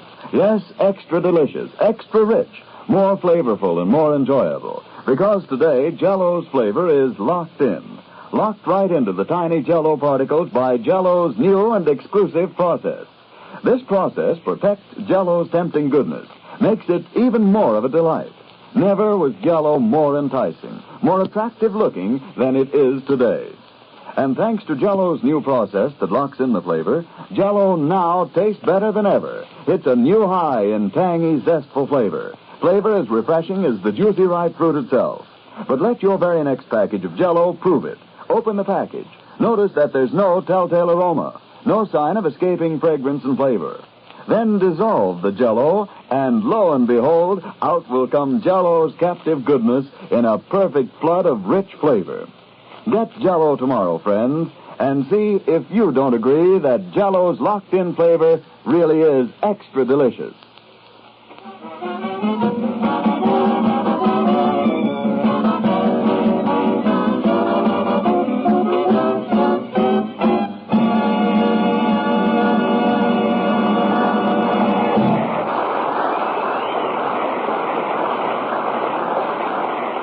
That was Jump for Joy, played by the orchestra.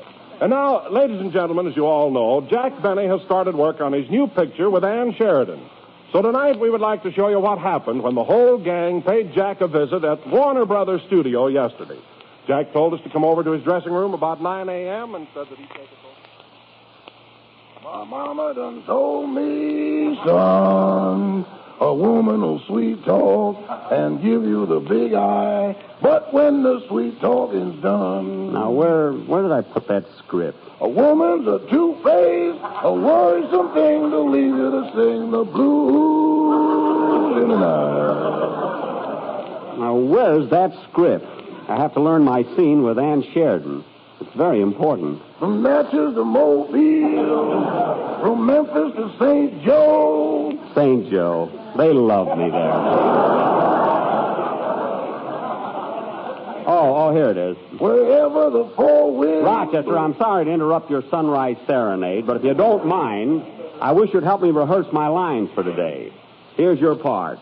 You be Miss Sheridan. Oh, boss. I just want you to read her lines so I can learn mine. Now, this is the sequence where I propose. It's a very tender love scene. Now, let's get going. Well, as a rule, I don't get romantic until about dusk.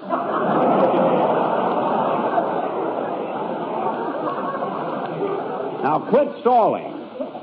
You're going to be Ann Sheridan, and I'm going to propose to you. Okay, get down on your knees and let's go. Don't have to get down on my knees. That's old-fashioned. Now, start here on page 23. You're Connie, and I'm Bill. Yes, sir. I speak first. So you're seated in a patio wearing a white organdy gown, and you're sipping a lemonade. Lemonade? Yeah. And you're in a very gay mood. Can't you make that a Tom Collins lemonade depression? Rochester, I'm not interested in your reaction to liquid. Now, pay attention. Now, Bill enters through the French doors. That's me. Connie, I've come back. Come back to ask you a question that means more to me than life itself. What is it, my sweet?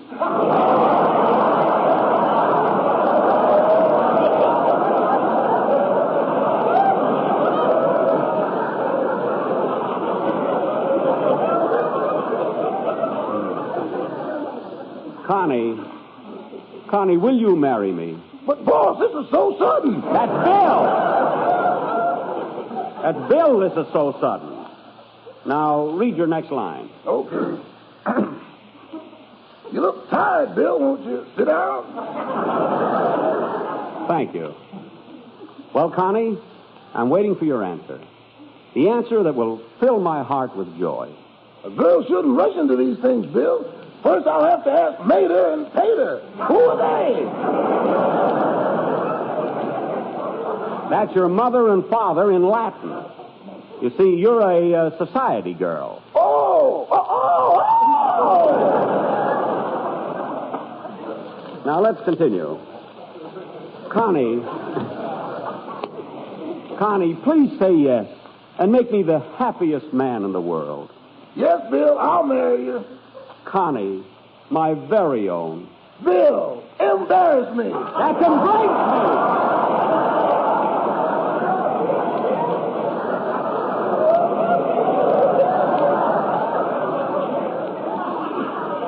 The word is embrace. Oh, Connie, you've made me the happiest. Oh, hello, Mary. Hello, Jack. What's Rochester doing on your lap? Huh? It's quite all right, Miss Livingston. He just asked me to marry him. All right, Rochester, I think I know the scene. You can start getting my clothes ready. Yes, Bill. I'm boss now. Well, Mary, how do you like this dressing room? It's all right, isn't it? It sure is swanky. How'd you ever get such a gorgeous layout? Well, it isn't mine exactly. What? As soon as Mr. Errol Flynn is over his cold, out we go. You mean this is Errol Flynn's dressing room? I don't care whose it is. I'm not going to dress in the boiler room anymore. I don't blame you. That steam hissing must remind you of an audience. Not that. It's too hot down there. Say, Jack, remember that awful dressing room you had at Paramount? Paramount. They hate me there. I'll never forget that dump they gave me to dress in. Every time I'd walk in the door, a loose board would smack me right in the face. It was going out that bothered me.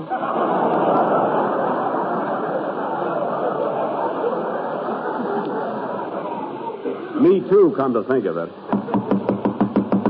Come in. Oh, it's my makeup man. Hello, Gordon. Hello, Mr. Benny. Are we ready for our daily tussle with Father Time?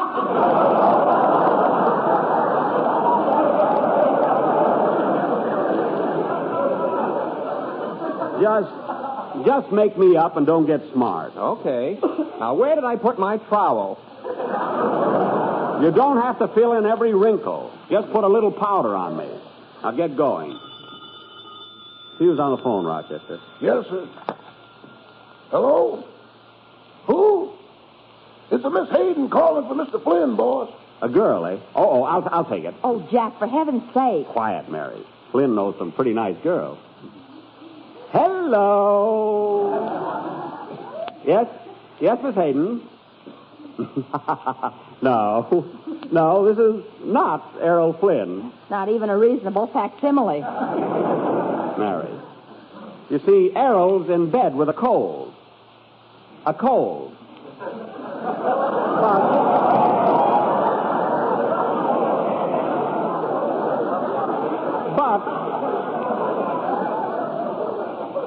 But Miss Hayden, if you're not doing anything tonight, how about dining with me and pay half the check. And pay half the check, Mary.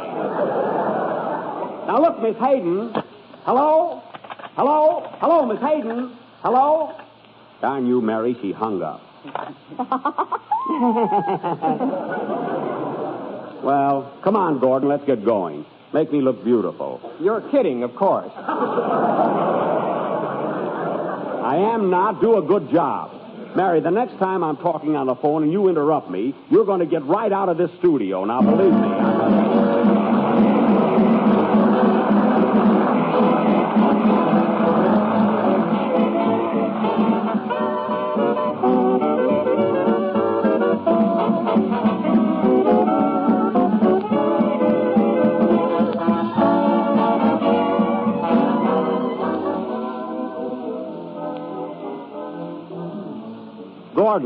Gordon, for heaven's sake. What's the matter now? Don't put so much makeup on my chin. Yesterday you buried my dimple. I did? Yes. Everybody was asking for it. Now be careful. Say, Jack, why don't you have him darken your hair? No, Mary, I like those gray streaks running through it. It makes me look mature. You can't mean Victor. Mary, leave me alone, will you? Say, Gordon, I'd appreciate it if you take that eyebrow pencil out of my ear. There's a table to lay it on. Say, Jack. What? Where did Rochester get that beautiful watch? Where? Well, I'll be darned. Oh, Rochester! Yes, boy! What are you doing with Mr. Flynn's wristwatch? I'm modeling it! Take that off!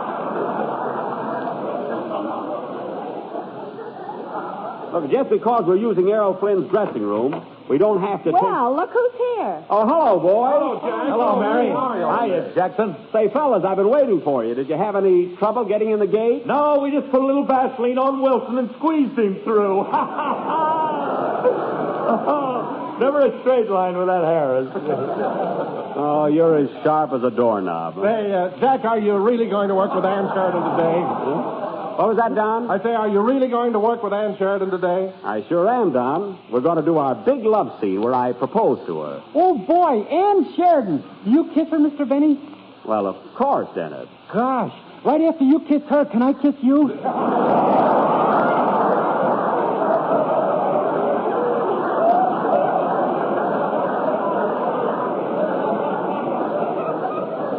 Definitely not. No use waiting. I got to have a talk with that kid. See who that is, Rochester. Hello? Who? It's a Miss Wilkins, boss. Call Mr. Flynn. I'll take it. Oh, Jack. Quiet. Hello. Yes? Oh, I'm sorry, Miss Wilkins. Mr. Flynn is home with a cold. But I'll be glad to take you to dinner. I'm a pal of his. You'll have to guess. No. No. No. No, it's Jack Benny. Hello? Hello? Hello? Hello, Miss Wilkins? Hello? Hello? Darn that operator, she cut us off. And just as I was doing so good. You and Hitler. Well, I was.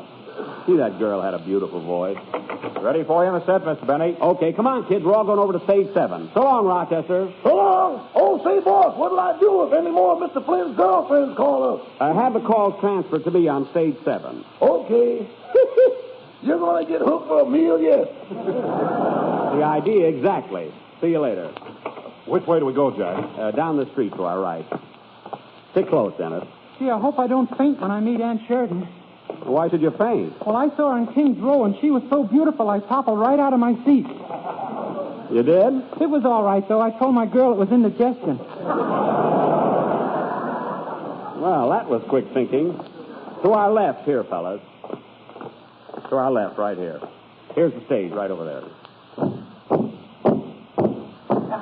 Well, hello there. Hello, Jack. How are things going? Fine, fine. Good. How do you like working with Ann Sheridan? Oh, swell, swell. Glad to hear it. So long, Jack. So long. Say, Jack, who are those fellas? The Warner Brothers.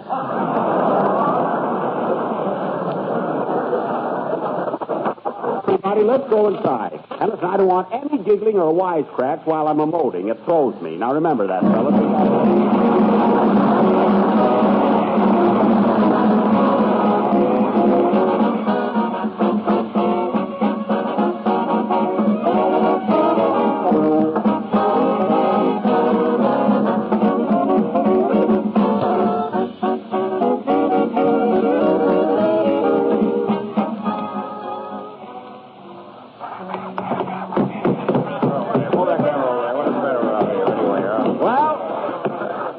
Well, here we are, fellas.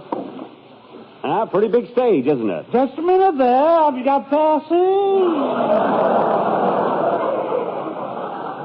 Well, You gotta have passes, you know. Coming to regulations.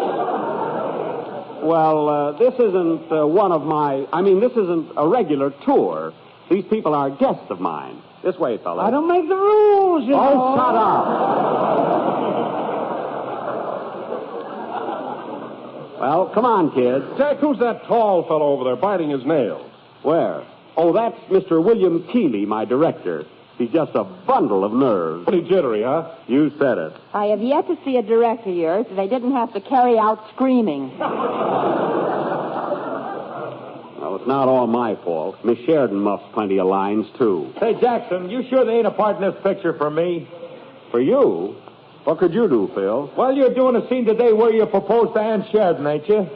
That's right, I do propose to her. But where do you come in? Well, just as she says no, I ought to crawl out from under the Davenport.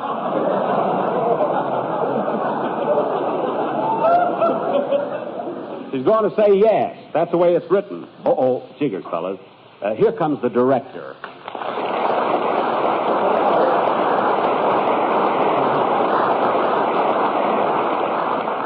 Well, hello, Mr. Keeley. Oh, hello, Jack. Paying us a little visit?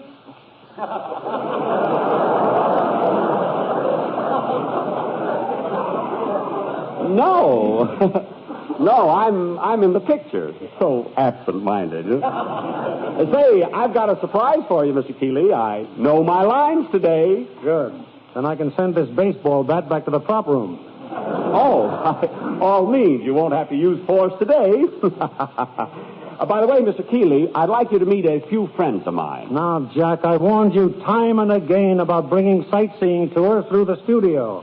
Oh, this isn't one of my... this isn't a tour today, Mr. Keeley. This is my radio gang, huh? Oh, I'm glad to know you all. How do you do, Mr. Keeley? I see you. Well, I'm raring to go, Mr. Keeley. Shall we get started? Yes, in a minute. And incidentally, Jack, when we shoot the scene today, I wish you wouldn't stare right into the camera.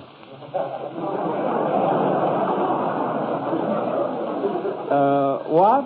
In every shot, you seem to be looking for a seat in the audience.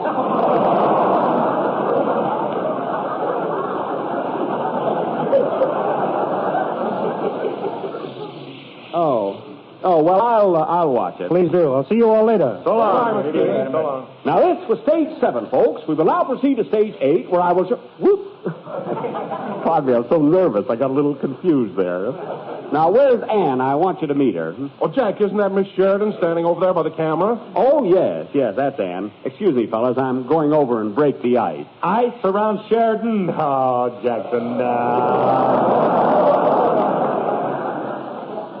I'll be back in a minute. I'll look in the camera if I want to. Never saw a director yet that wasn't jealous of me. Well. Good morning, Ann. Oh, hello, Jack.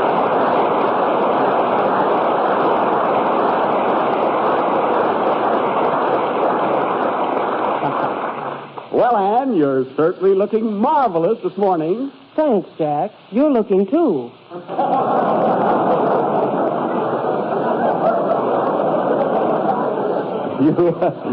You left out a word there, but it's all right. See, you're the cutest thing. Jack, will you please stop pinching my cheeks? It's too early in the morning for coochie coo. Pardon me, I always do that, don't I?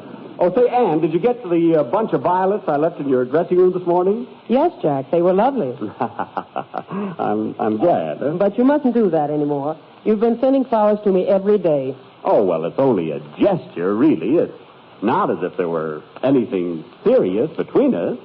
Hey, Anne?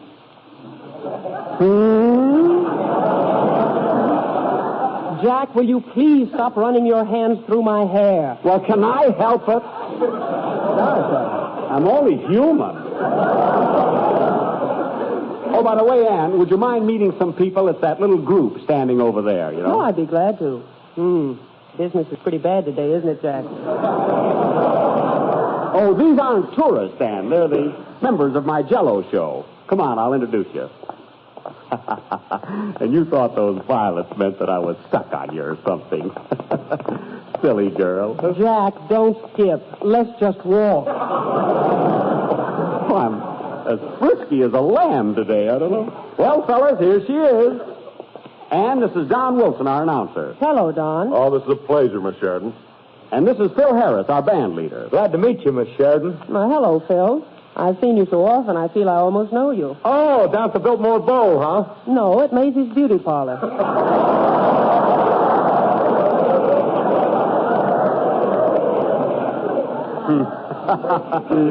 Look at him blush. Now, Anne, this is Dennis Day, our young tenor. Hello, Miss Sheridan. This is the happiest moment of my life, by golly. Well, you've met her, Dennis.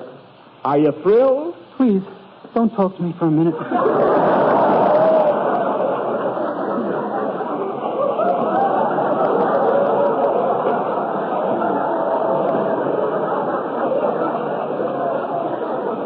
I didn't know the kid was so emotional. Pardon me, Anne. I'm Mary Livingston. Jack's too stupid to introduce me first. I'm not stupid. I just forgot. Well, I'm happy to know you, Mary. I've enjoyed you on all the programs. Thanks. By the way, how's Jack been behaving? Oh, he's been sending me violets and pinching my cheeks and skipping all over the place. I know the whole routine. Mary. But believe me, Anne, he's harmless. Oh, yeah? Harmless. Hey, who chased Hedy Lamarr all around the swimming pool at the Beverly Wilshire? Me. Sure you chased her. She had your bathing cap. Well, they're tough to get now. Oh, say, fellas, here comes my cameraman, Ernie Haller. Hello, Ernie.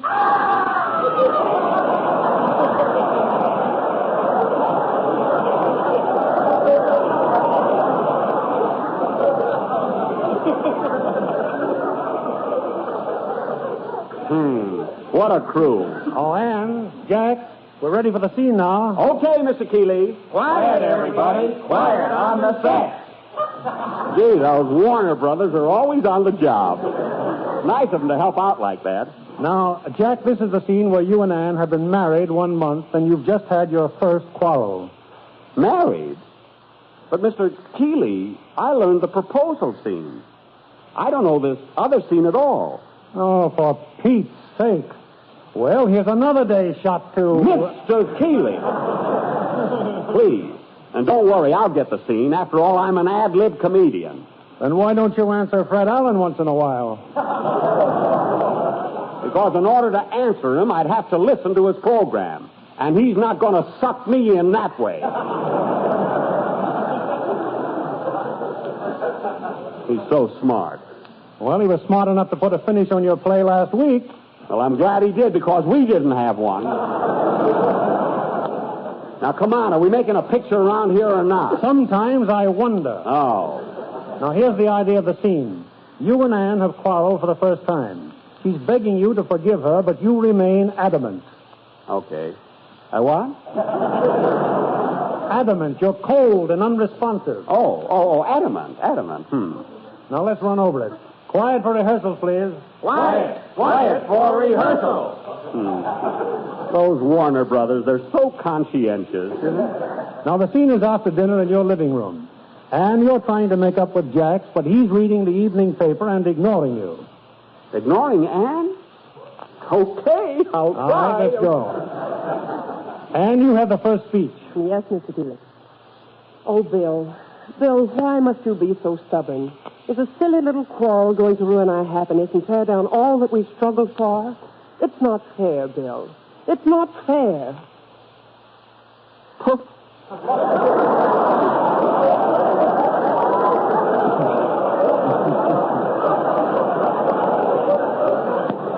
Speak to me, Bill, and I want the truth. Don't you love me anymore? No, Connie. I'm afraid this is the end. Oh, my Aunt Molly. Jack, put some feeling into the line. You're mad at the girl. Mad at Anne? Now read your line again, Anne. Okay, I'll try. All right. Speak to me, Bill, and I want to know the truth. Don't you love me anymore? No, Connie. I'm afraid this is the end. I got a way or I'll let you have it.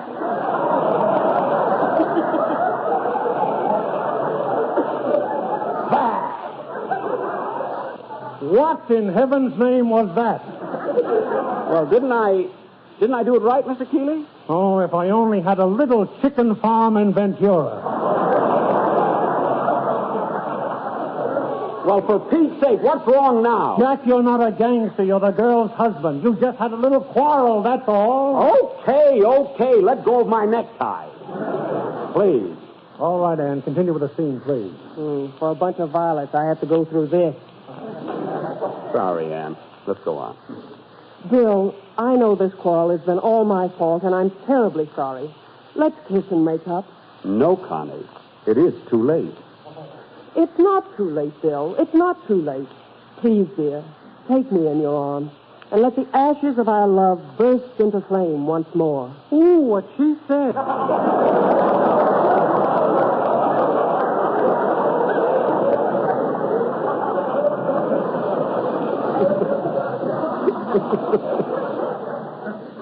Dennis.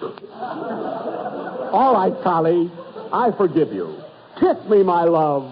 Kiss me. Jack, you're not supposed to kiss her. I know what I'm doing. Connie, kiss Jack, stick to the script. The heck with the script. Connie. I love you. Kiss me.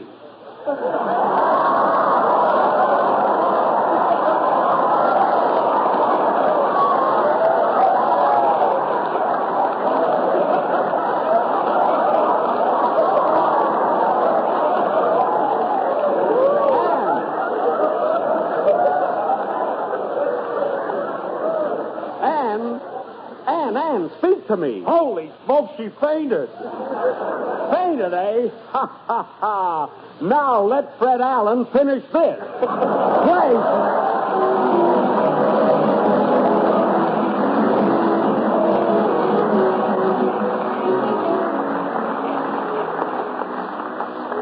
Springtime, friends, is salad time. And what better way to celebrate the season than with a crisp vegetable salad made with tart, tangy lemon Jello. It's as simple as can be to make. All you do is just dissolve a package of lemon Jello in 1 pint of hot water. Next, add 1 tablespoon of vinegar and a dash of salt and chill until slightly thickened. Then fold in 1 cup each of diced cucumber, sliced radishes, and sliced young onion. Mold and serve on lettuce. And believe me, there's a perfect salad. A delightful combination of cool, crisp vegetables nestling in a shimmering mold of golden lemon Jello. Don't miss trying it soon. Get several packages of lemon Jello tomorrow. And when you do, be sure to ask for genuine Jello, because Jello's locked-in flavor is extra rich.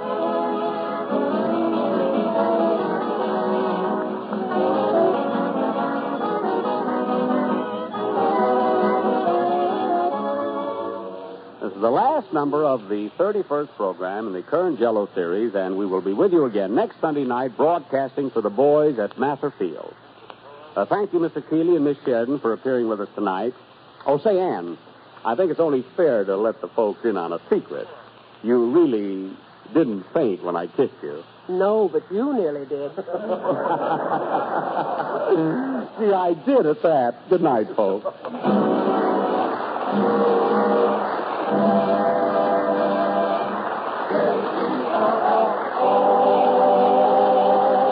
JELLO program is written by Bill Maher and Ed Beline and is broadcast each week by shortwave to our armed forces throughout the world.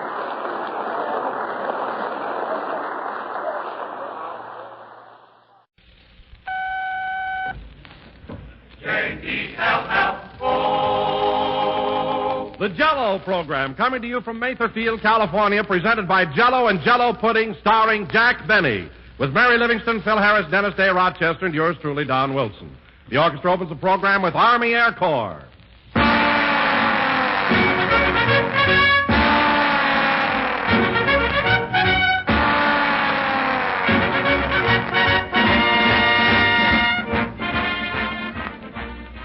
Friends, have you noticed how much better, how much richer tasting JELLO is today? Well, that's because JELLO's grand flavor is now locked in, protected for your pleasure by JELLO's new and exclusive process. This marvelous process locks the flavor right into the tiny JELLO particles, gives you extra goodness, brings you a new high in dessert enjoyment. Yes, JELLO is the perfect dessert, a dessert that fairly coaxes you to enjoy it. Its color and beauty make JELLO so enticing, and its rich tang and flavor just can't be beat. JELLO offers you flavor as refreshing as the juicy ripe fruit itself. Swell, tempting flavor that's extra delightful because it's locked in. Prove to yourself how much better JELLO's locked-in flavor really is. Open a package of JELLO. Notice that there's no telltale aroma, no sign of escaping fragrance and flavor. Then dissolve the JELLO, and notice how JELLO's captive goodness comes pouring out in a rush of richness. Get JELLO tomorrow, friends. There's a real thrill waiting for you when you try JELLO's new locked-in flavor.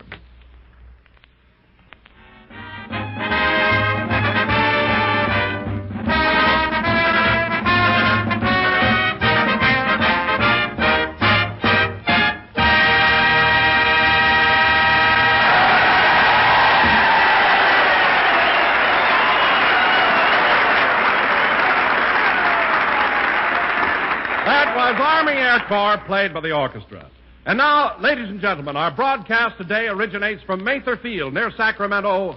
Matherfield, where Uncle Sam's Eagles of the Sky are trained. Yes, sir. Those young men whose flying ability and courage make them unquestioned monarchs as they soar through the clouds. Whee!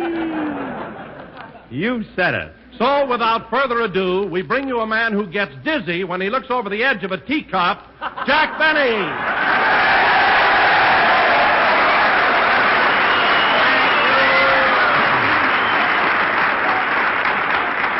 Thank you, fellas, thank you. Jello again, this is Jack Benny talking, and Don, that was a fine build-up. Imagine saying I get dizzy when I look over the edge of a teacup. Why, I read fortunes in a gypsy tea room for 5 months without taking one spill. Believe me, I'm no softy. Well, Jack, all I meant was... I don't care what you meant. And for your information, Don, when I was a youngster in Waukegan, Illinois, I was the first person there to fly. To fly? Why, I never knew that. Well, it's a fact. When I was about 7 years old, my father gave me a great big kite. I tied the string around my waist like a darn fool. A tornado came along, and I landed in St. Joe, Missouri. St. Joe. They love you there. Now, cut out that ad-libbing. You orchestra boys are here just to blow your brains out. And about one more toot should do it.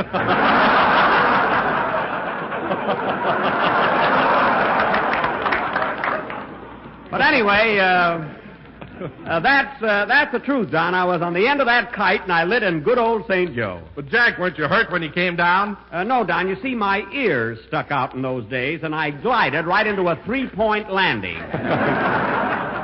2 elbows and my cigar. No, really, I wasn't hurt at all. A cigar? My goodness, Jack. Did you smoke a cigar when you were 7 years old? I had it in my mouth, Don, but I didn't light it until I was 21. I had terrific willpower. Well, if it isn't our own little bundle for broadcasting. Hello, Mary. Hello, Jack. Hi, you fellas. Contact.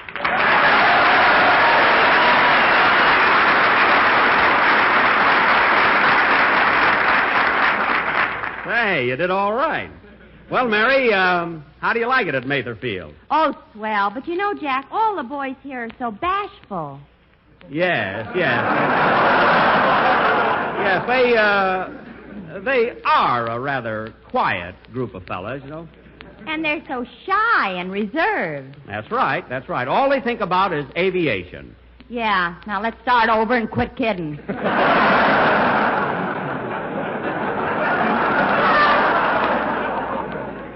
Now you're talking. Say, Mary, I noticed you're wearing a pair of wings on your lapel. Where'd you get them? Oh, the cutest aviator gave them to me. What a doll. Gave them to you? Mary, these boys aren't supposed to give away their wings. Well, he didn't give them to me exactly. When he backed away, they stuck to my coat. Oh, I see. You kissed him. And you just met the fella? Well, he reminded me that it was Mother's Day, so what could I do? Well, that was sweet of you, Mary. So you gave him a nice motherly kiss. Uh-huh. Good. Well, at least it started out that way. Mary, why is it that every time we play a camp, you have to always... Say, Mr. Benny, speaking of Mother's Day, you know Oh, hello, Dennis. Hello.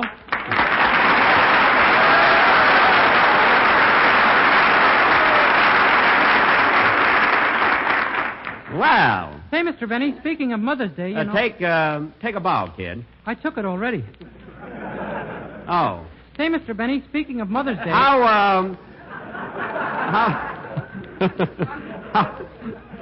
How'd you come up here, Dennis? I didn't see you on the train. Don't you remember? You put me in a crate in the baggage car.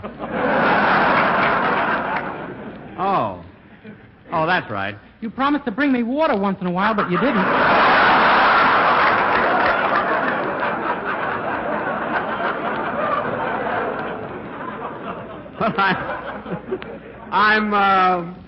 I'm sorry, kid. It slipped my mind. The baggage man reached in for my autograph, and I bit him. Well, that's my fault for putting Rover on the box, you know. I should have known better. Say, Mr. Benny, speaking of Mother's Day, you know what I sent my mother? No, what'd you send her, Dennis? A picture of me at the age of 45. What? I drew some bags under my eyes. Oh, well, it was nice that you sent her something. Mary, I hope you didn't forget Mother's Day. I should say not. I sent Mama 2 beautiful canaries. 2 canaries? Yeah, one whistles deep in the heart of Texas, and the other one claps its wings. Well,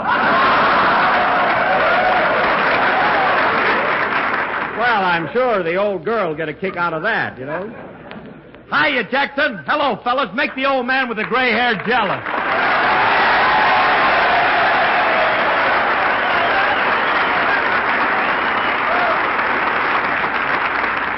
Ah, what a reception. They love you here, Phil, don't they?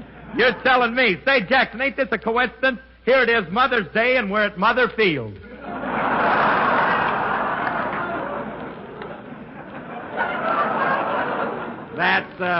That's Matherfield.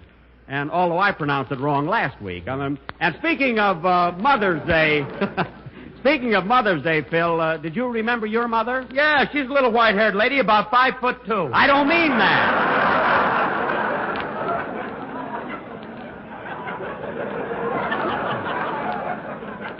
I don't mean that at all. I mean, what did you send her? Oh, well, I'll tell you, Jackson. I cut off one of my curls, put it in a small box, and mailed it to her. Cut off one of your curls? Well, that's the corniest thing I ever heard of. I'd like to see you do it. I can do it, don't worry. Well, personally, Phil, I think that sending your mother a lock of your hair was a very sentimental gesture. I bet you got a big kick out of it. Well, I don't know. I got a wire from her this morning that said, "Received fried noodles. Where's the chop suey?" Well, I'll be doggone. At least you meant well. Hey, Dennis. Yes, please?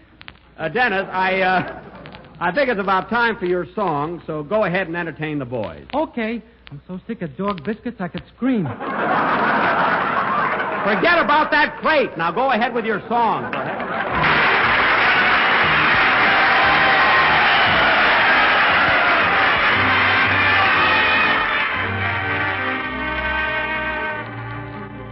Johnny Doughboy found found a rose in Ireland, sure the fairest flower that Erin never grew. Oh, the blarney in her talk took him back to old New York, where his mother spoke the sweetest blarney too. Johnny Doughboy found a rose in Ireland, and she stole his heart with smiling eyes of blue.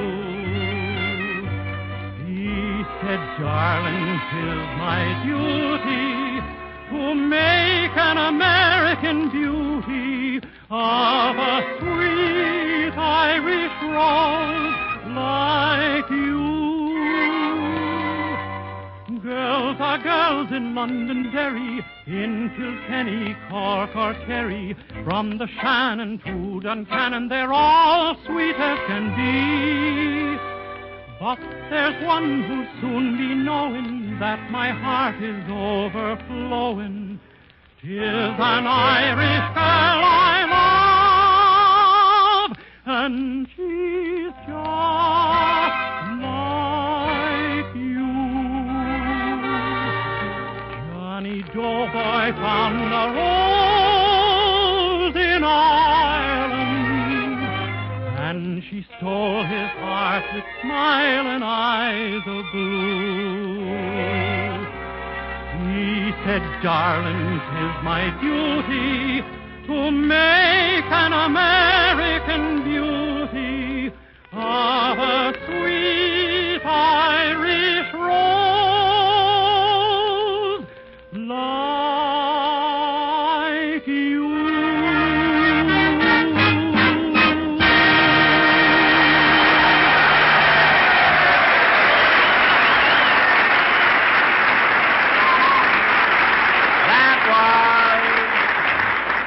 That was Johnny Doughboy, sung by Dennis Day. And Dennis, that was swell. Thanks. And I'd like to dedicate that number to all the navigators, pilots, and enlisted men here at Mesa Field. Well, that's very nice. And now, folks, What's a navigator, Mr. Benny? I'll explain it to you later, kid. Tell him now. I'd like to get the leakage. Okay. Well, the navigator, fellas, is one of the key members of the air crew. I mean, he's the man who must plan the entire mission on what is known as a Mercator chart. Oh, I get it. Just O for me. Well, let me explain it this way. When the plane takes off, the pilot proceeds to an initial point, and the navigator instructs him what compass course to fly from this point. The navigator must next determine the ground speed, and in order to do this, he solved what is known as a triangle. You know what a triangle is, don't you? Sure, a man, a woman, and a guy under his sofa.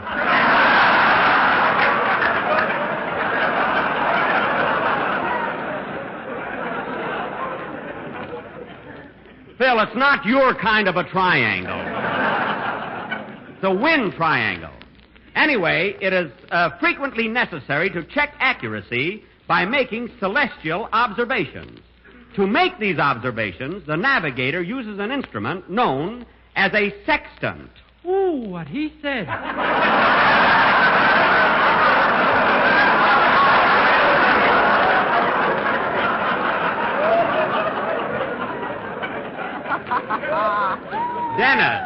Dennis, pay attention. Thus, no use, I'll have to talk to that kid. Thus, by noting his compass and using the sextant, the navigator can determine his precise position. Now, are there any questions? Yeah, how can you use such big words without your teeth flying out? I've got a bridge like the Golden Gate, and keep still. And now, folks, as I was about to announce... Mary Livingston will read one of her famous poems. Now, wait a minute, Mary. I don't care if you did write a poem. You're not going to read it tonight. You let me read my poem, or I'll tell all these fellows that when you were in the Navy... Never mind. You went up to the crow's nest looking for eggs.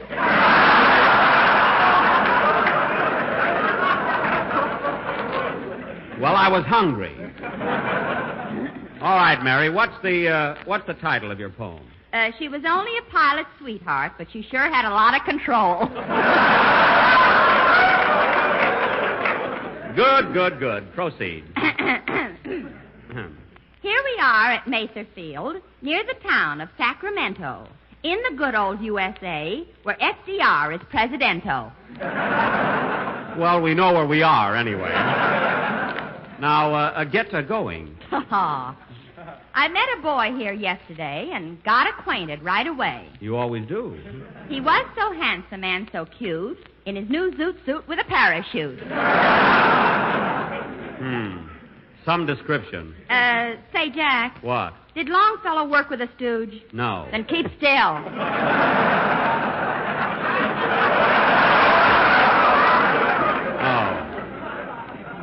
Oh, pardon me. Go ahead.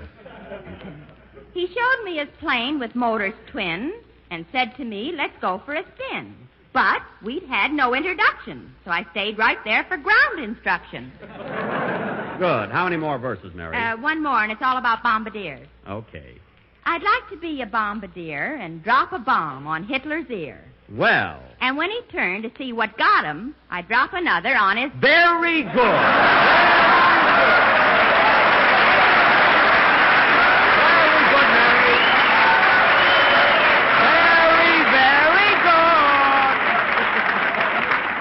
A swell poem. Mary, you did a fine job there. Now, Phil, I think the only thing that could follow Mary's poem would be a good hot band number, so go ahead. Hold it a minute. Come in. Yes? Mr. Benny, I'm from Postal Telegraph. Would you like to buy a war savings bond and send it to Fred Allen? Well, I'd like to buy a bond, but why should I send it to Allen? The shock would kill him. I know. You got an idea there. Come on out in the hall, Bud. I'll write you a check. Play, Phil.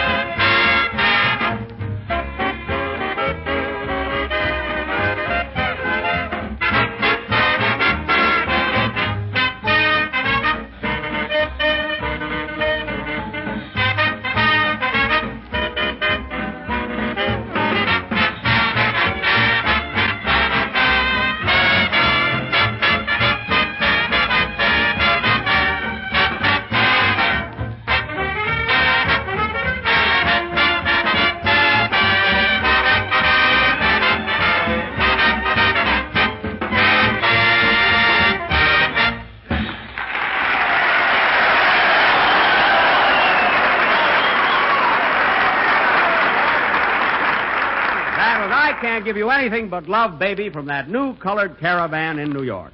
And played by Phil Harris and his orchestra. Say, Phil, come here a minute. I've got some very important news for you. What is it? You too, Dennis. Now pay attention. Okay, hold my yo-yo. Put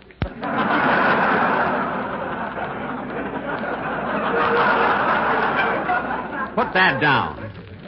Now, fellas, now listen carefully. Incidentally, Mary and Don already know about this. But it so happens, fellas, that the end of this season will be our last year with JELLO. What? You mean we're going to get fired? I knew it couldn't last. We've been getting away with murder. Now, wait a minute. Here's what happened. Our sponsor, Mr. Mortimer, got in town from New York last Wednesday, called me up and said he wanted to see me about a very important matter. Were you worried, Mr. Benny? About losing my job? Of course not. Not much you weren't worried. Well, I wasn't. Then why were you in Rochester rehearsing Uncle Tom's Cabin all week? That's only for the summer. Mervin's going to direct it. Now, we're going to play up and down the coast. Can I be a bloodhound, Mr. Benny? Yes, Dennis, I'll just take the crate off of you. Anyway, fellas, the sponsor called up, so I made a date to see him that afternoon. Mary, Don, and I got in the Maxwell, and Rochester drove us over to Mr. Mortimer's office on Hollywood Boulevard.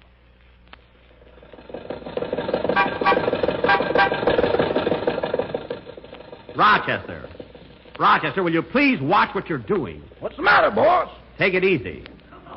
We're not supposed to drive over 40 miles an hour anymore. Anymore? Yes. This car couldn't hit 40 if it was dropped off the Empire State Building loaded with luggage. Now, wait a minute. The speedometer says 62. That's nothing. It says 50 when we're out of gas. What? But I'll kick it back to 15 if it'll make you feel better. Just take it easy. You know, I've got a lot on my mind today. Oh, calm down, Jack. Just because our sponsor's in town and wants to see you doesn't mean you're going to get fired. Oh, yeah? Why, certainly, Jack. Mr. Mortimer probably just wants to speak to you. Yes, and I know what he'll say. Goodbye, Benny. Hello, Skelton. We're dead ducks, I tell you. Rochester, there'll be a rehearsal tonight. Now, remember, you're going to be Topsy. Why can't I be Uncle Tom? My Topsy is Turvy. There's no time for recasting. I tell you, if we don't... Rochester, watch what you're doing. You went right through a red light. Boss, if you want the wheel, here it is. Stick that back on there.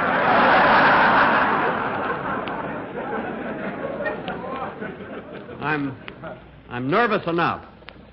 Imagine, Mary, I've been with JELLO 8 years, and Mr. Mortimer wants to cast me aside like an old shoe. Old shoe is right. Look at that pair you've got on. Never mind. And sewing those patches on your coat. Who do you think you're fooling?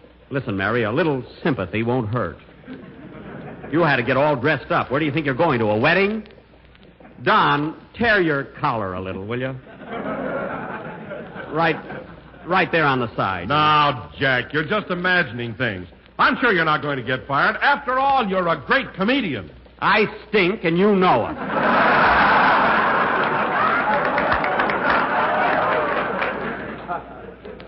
The heck with that soft stuff. I'm serious, Jack. You're very important. JELLO needs you. I'd feel a lot better if I was sliced bananas. Oh, well. I wouldn't mind if I'd have saved my money. I'd only put something aside for a rainy day. Oh, don't worry, Jack. I can always go back to the May Company. Thanks, Mary. I filled out your application this morning. Oh,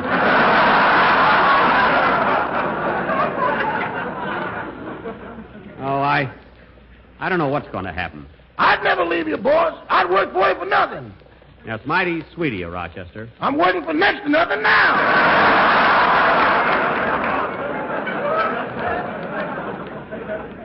All right, just be thankful that you've got a job, which is probably more than I have. Well, say, Jack, that's the building across the street, isn't it? Yeah, that's it. Now, Mary, when we get in Mr. Mortimer's office, I wish you'd let me do the talking. You just sit in the corner and wipe your eyes once in a while, you know. I'll give you the cue.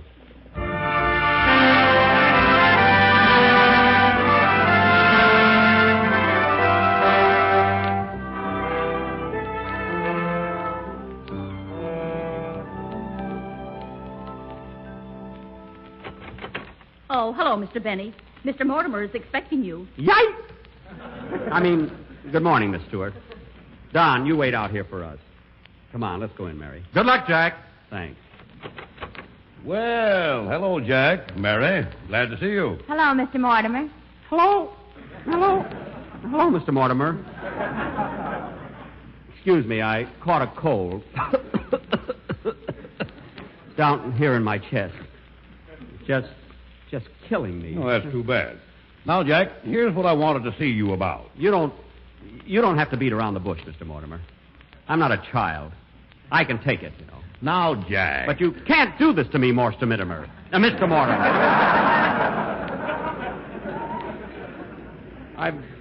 I've given the best years of my life to this program, and you're not going to shoo me aside like an old throw. It's not fair. But, Jack, I can't understand what you're so upset about. I've got good news for you. Well, spill it. He's halfway out the window now.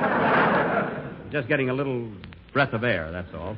What's the good news, Mr. Mortimer? Here's the situation, Jack. You've been with JELLO for 8 years, and naturally, we're very pleased with what you've done. Uh-huh. So next season, General Foods wants you to broadcast for another one of our products. You mean I'm not leaving your company? You mean we're going to be together next year? You mean he sewed that patch on his sleeve for nothing? Mary. Well, Mr. Mortimer, that is good news. Eh, Mary? Shall I cry now? It's not necessary. Your cold is gone, too. Mary, please. Well, thanks. Thanks very much, Mr. Mortimer. To tell the truth, I kind of expected this. And believe me, Mr. Mortimer, I'll work just as hard as ever. We know that, Jack. Now, please give me that revolver. You won't need it.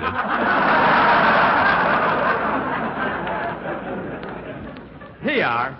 Gee, I can't wait till I tell Don Wilson. Well, goodbye, Mr. Mortimer. Come on, Mary. Oh, Don, I've got good news for you. Good news? Well, what is it, Jack? We're leaving JELLO, Don. Next year, we're going to broadcast for another product. What? We're leaving JELLO?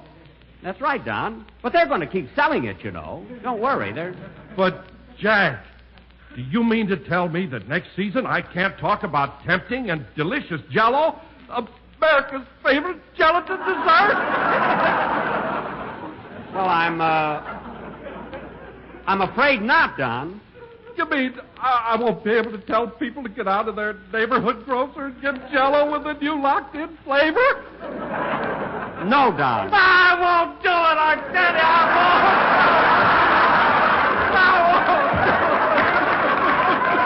won't. But, Don, don't cry. Look, you can still tell people to go down to their neighborhood grocer and buy this new product. Well, as long as they're at their grocers, can't they buy a little package of JELLO, too?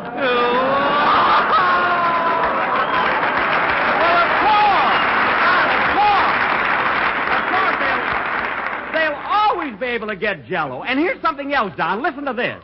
Our new product will be economical, too, and who knows? It may even be delicious with sliced bananas. Why, it'll be wonderful, Don. Wait till we get rolling. You'll love it. Now, come on, kids. Let's go.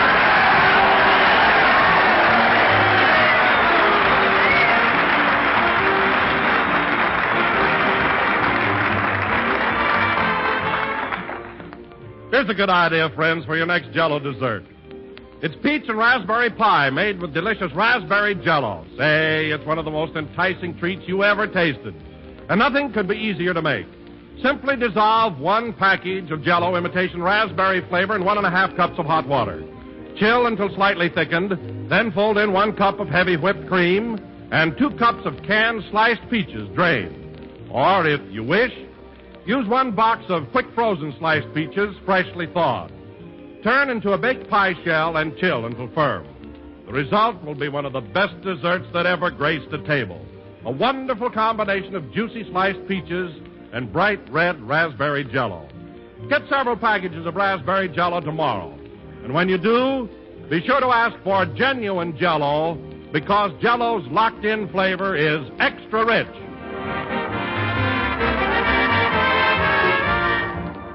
This is the last number of the 32nd program in the current JELLO series. And next Sunday, we will broadcast from the Army Air Force Replacement Center near Santa Ana, California.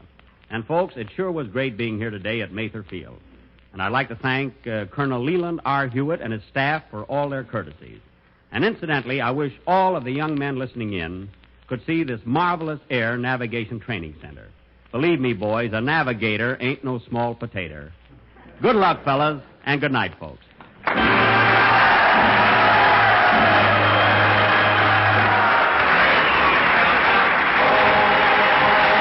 The JELLO program is written by Bill Maher and Ed Beloin and is broadcast each week by shortwave to our armed forces throughout the world.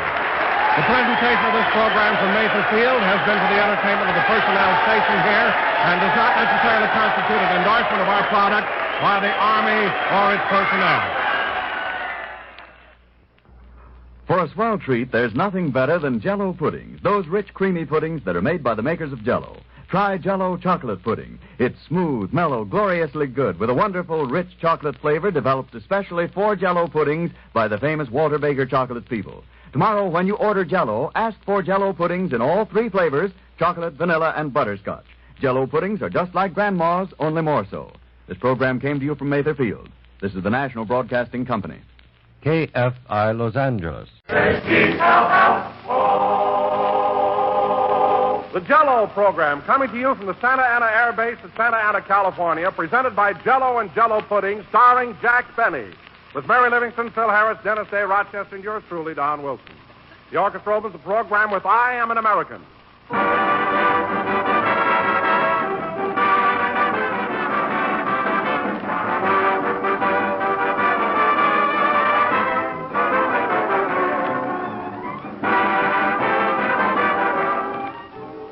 Sugar rationing, friends, affects all of us. It affects you, your grocer, the folks who make JELLO, every one of us.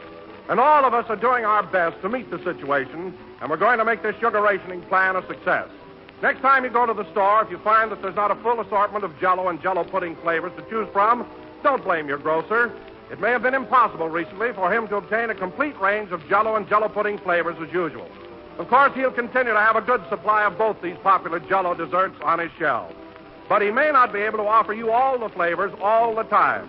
So take this into consideration when you buy. If the particular flavor you want isn't available, try another. Perhaps one that you haven't tried recently. They're all swell. But buy only for your present needs. In this way, there should be enough for everybody. Let's cooperate so that everyone can enjoy these two grand desserts, JELLO and JELLO puddings.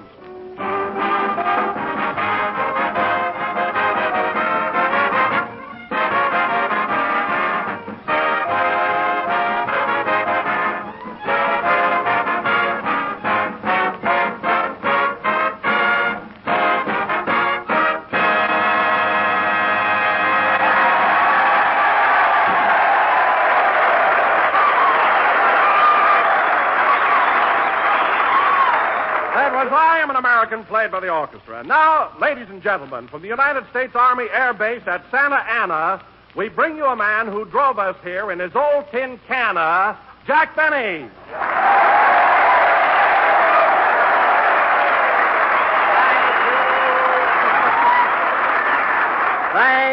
Thank you. Jello again, this is Jack Benny talking, and Don,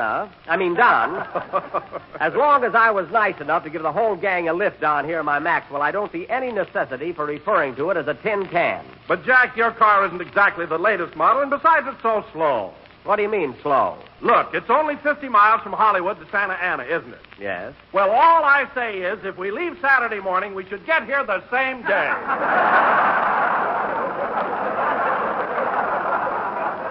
All right, what's the big rush?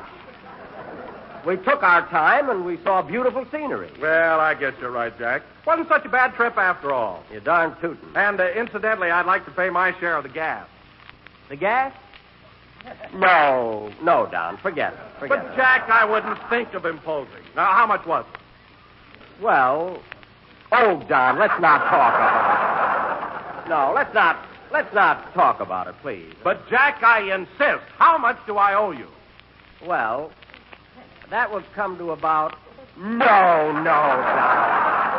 Forget it. Say. Now, Jack Benny, I demand that you let me pay my share of the gas.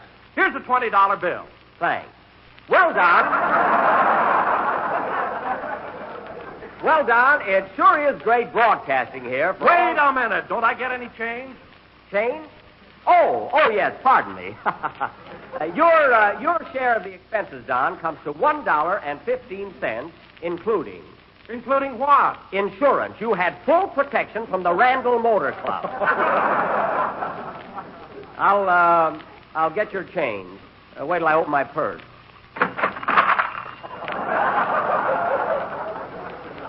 Here you are. Well, as I was saying, Don, it sure is great broadcasting for all these Army men. Yes, Jack, I'm getting a big kick out of it. Me too. Well, look who's here, the sweetheart of the Air Force. Keep 'em sighing, that's my motto.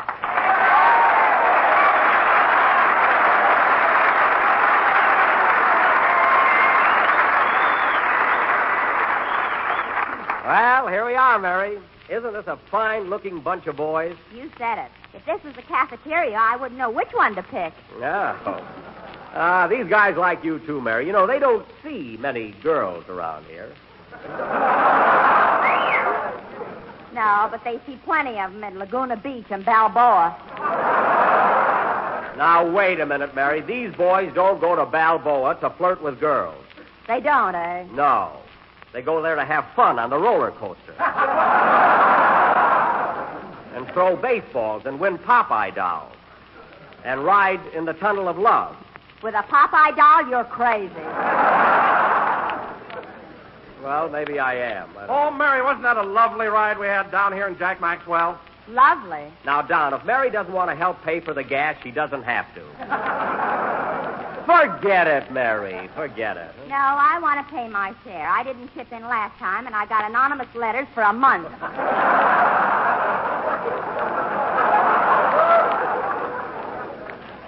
Anonymous? I wonder who could have... Oh, yes. Anyway, Mary, you don't have to pay the $1.15 for this trip. Oh, I'll pay it. Where else can I ride 24 hours so cheap? Well, we would have made it much sooner, Mary, if it hadn't been for that bridge out. And that's another thing. Why did you make us all get out of the car and look for your bridge?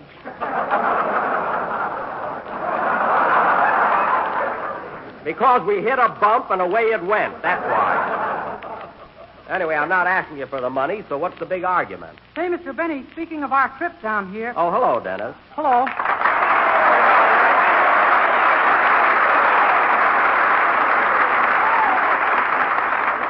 Well, that's quite a hand you got there. Yeah. Say, Mr. Benny, speaking of our trip down here... How do you feel, kid? Oh, all right. I thought I had the mumps early in the week, but it turned out to be a tennis ball.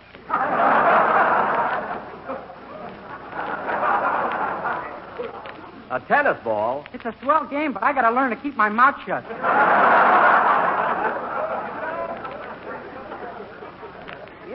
Yes, that would help, you know. Say, Mr. Benny, speaking of our trip down here... Yeah? I'd like to pay my share of the expenses. Well, why didn't you say so? You owe me $1 even, Dennis. Okay, here it is. Wait a minute, Jack. How come Dennis pays only $1 and you had Mary and me down for $1.15? There was a 15-cent reward. Dennis found my bridge.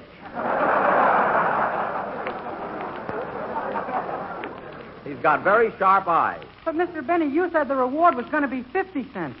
No, Dennis, 15. You see, kid, with my teeth out, it just sounded like 50.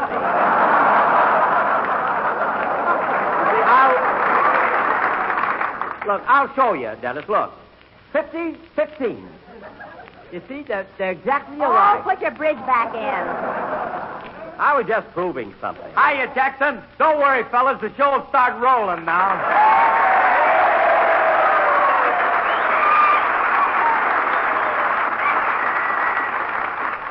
What a ham.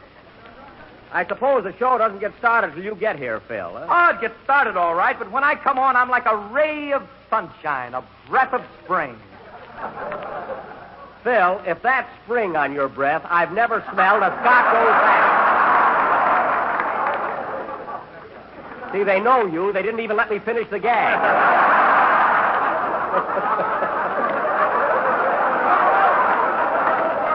Oh, brother, do they know you? Where were you anyway, Phil? Well, I stopped in at the 302 Club to say hello. To say hello? Yeah, my Aunt Sophie's the bouncer in there. What? Aunt her own, no, Aunt. The next time she slugs me, I'm going to defend myself. Well, I don't blame you. Say, Don, go ahead and ask Phil, will you? Ask him what? You know, about the Maxwell maid. Oh, yes. Say, Phil, wasn't that a lovely ride we had down here in Jack's car? Yeah, it was all right. Wonderful scenery, too. Oh, Phil, you remember that beautiful orange grove we passed with that gas station right in the middle of it? Oh, yeah, that reminds me, Jackson. How much do I owe you? Forget it, Phil. Forget it. For heaven's sake. Okay. Hmm. Say, Mary, ain't this a wonderful layout they got here at the air base? It sure is. Colonel Robertson drove me all over in a Jeep. You know, I've always wanted to ride in one of them things. I'll bet it's a lot of fun. Say, $1.15 isn't going to make me or break me. Forget it, Phil. Forget it. Will you? I did already. Forget it. Let's get on with the program. Okay. Now, Dennis, I think it's about time for your... I can't stand a chiseler. Dennis, I think it's about time for your song, so go ahead and entertain the boys. Yes, sir. I'll get a band leader next year that pays off, believe me. Are with me, the cares of the day fade away, like the ship we watch at sea. When you're with me, each flower bursts into bloom, like the rose you gave to me.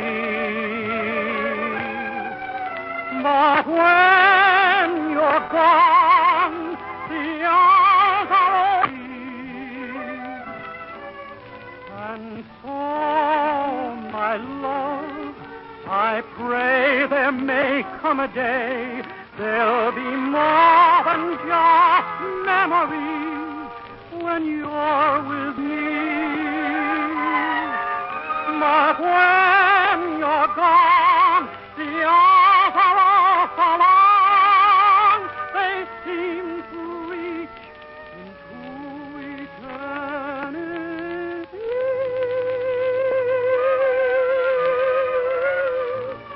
And so, my love, I pray there may come a day there'll be more than just memories when you're with me.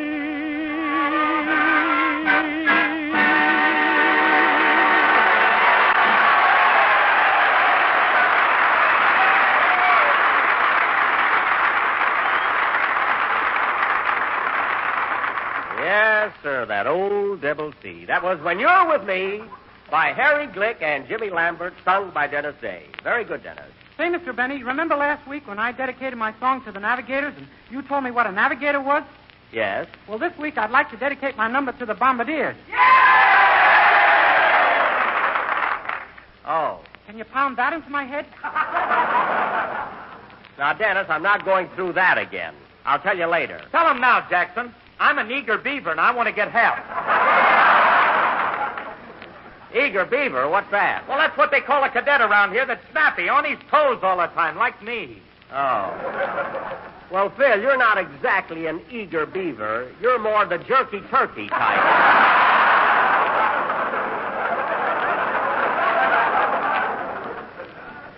Whatever that means. However, fellows, if you want to know what a bombardier is, here goes. Okay. Now, pay attention, Dennis Day. Do you want to be a dope all your life? Quiet. Now, the bombardier, fellas, sits in the glass-enclosed nose of the ship. And when the navigator advises him they are nearing the target, he starts regulating his bomb sight.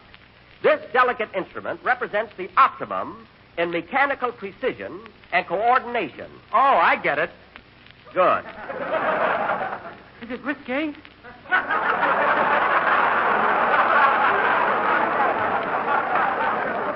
No, it's not risque. Now, fellas, a bombardier is chosen for steady nerves and exceptional eyesight, and is head man during the bombing operation. That is, he is in charge of the plane from the time the objective is sighted until he drops his egg. Oh, for heaven's sake.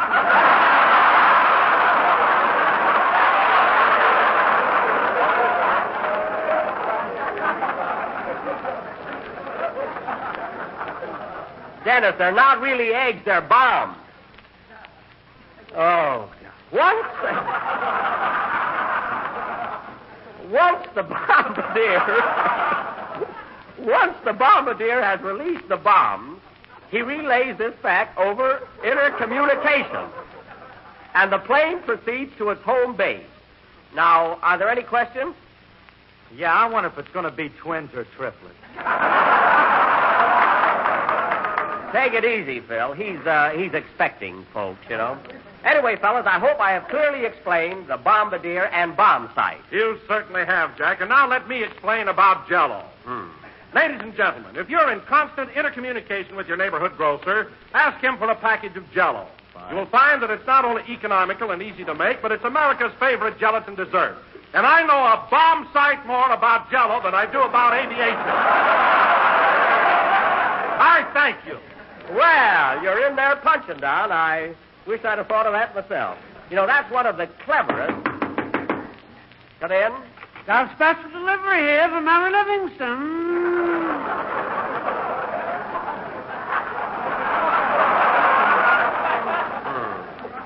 I'll take it.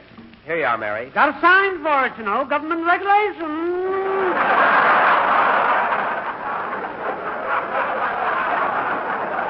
I know that. We've been getting special delivery letters for years. I've been delivering them for years and never got one, though. All right, all right. Mary, who's the I haven't got my hand out to see if it's going to rain, you know.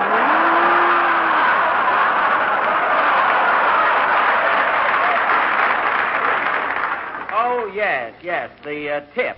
Here you are. Oh, boy, a nickel. Now I can buy a half of a Saturday Evening Post. Get out of here.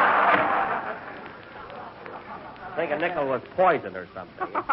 Oh, Jack, this is the cutest letter. It's from that handsome navigator I met at Mathers Field last Sunday. Oh, Hutchison, eh? Yeah, I call him Hutch. Listen to this.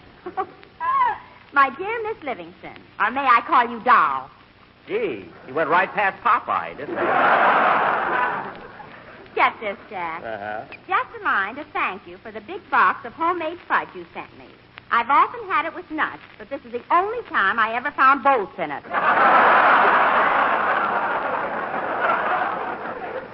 Bolts in it? They were really nuts, but I didn't take the shells off them. Continue. You know, I had a dream about you last night, Mary, and just as I put my arms around you, somebody shook me. This is the first time I was ever kissed by a top sergeant. Well. I understand, Mary, that you and your father are doing your program from Santa Ana this week.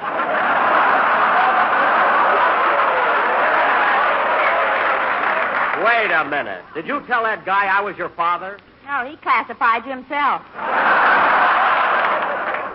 I'm prematurely gray, and he thinks I'm your father. Well, my father's prematurely gray, and he's younger than you are. All right. Younger than you are. Never mind. Finish the letter. Anyhow, Mary, watch out for the cadets at Santa Ana. If you happen to go to Balboa with any of them, don't ride to the Tunnel of Love unless you take your father with you. There he goes again. Mary, when you write to him, straighten that out, will you? No other news, so we'll close with love to you from your own little Hutchie. Hutchie's about 6'2", and he's getting kittenish there. P.S. If you send me another box of that fudge, I'm going to keep it till I fly over Tokyo. That'll do the trick. Hey, that guy writes a pretty good letter, but you know, Mary, I don't think you should be making fudge when everybody's trying to conserve sugar. Sugar? Oh, that's what I forgot to put in it. What a cook. And now, ladies and gentlemen, this being I Am an American Day, as a special attraction, we're going to offer a musical salute to, Pardon me, I'll take it. Hello? Hello, Mr. Benny, this is Rochester.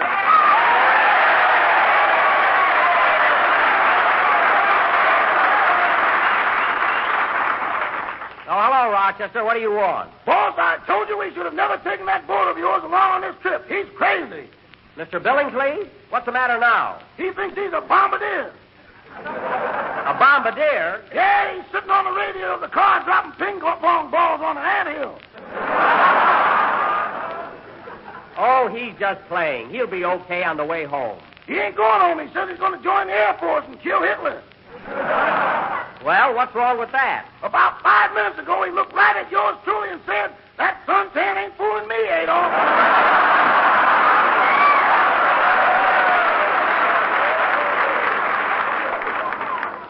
Oh, my goodness. I don't even resemble the man.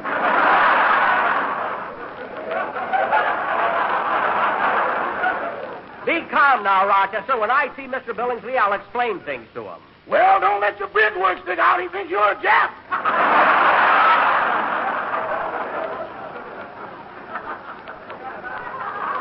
Well, look, Rochester, Mr. Billingsley won't hurt you. He's harmless, so don't worry. Who's worrying? Did you ever notice the wing spread on my razor?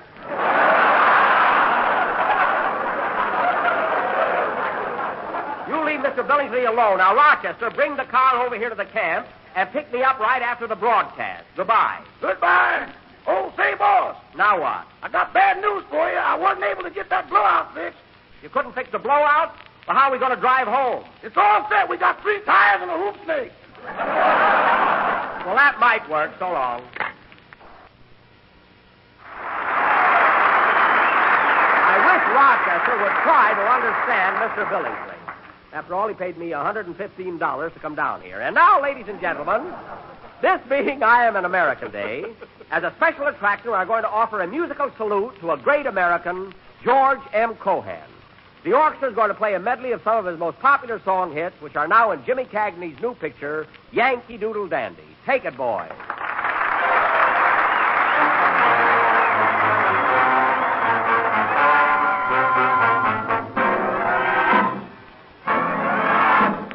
I'm a Yankee Doodle Dandy, a Yankee Doodle do a die.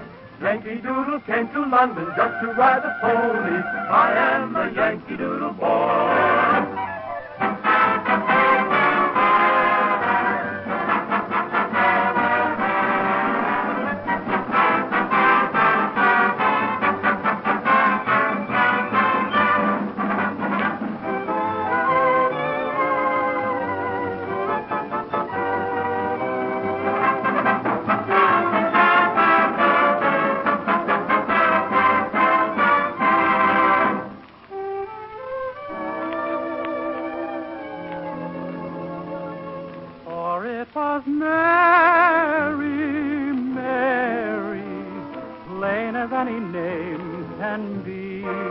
But with propriety, society will say Marie. But it was Mary, Mary, long before the fashions came. And there is something there that sounds so square, it's a grand old name. You're a grand old flag, you're a high-flying flag, and forever on high may you wave. To the emblem of the land I love, the home of the free and the brave. Every heart beats true under red, white, and blue, where there's never a boast or brag. But should old acquaintance be forgot, keep your eye on the grand old flag. Keep your eye on that grand old flag.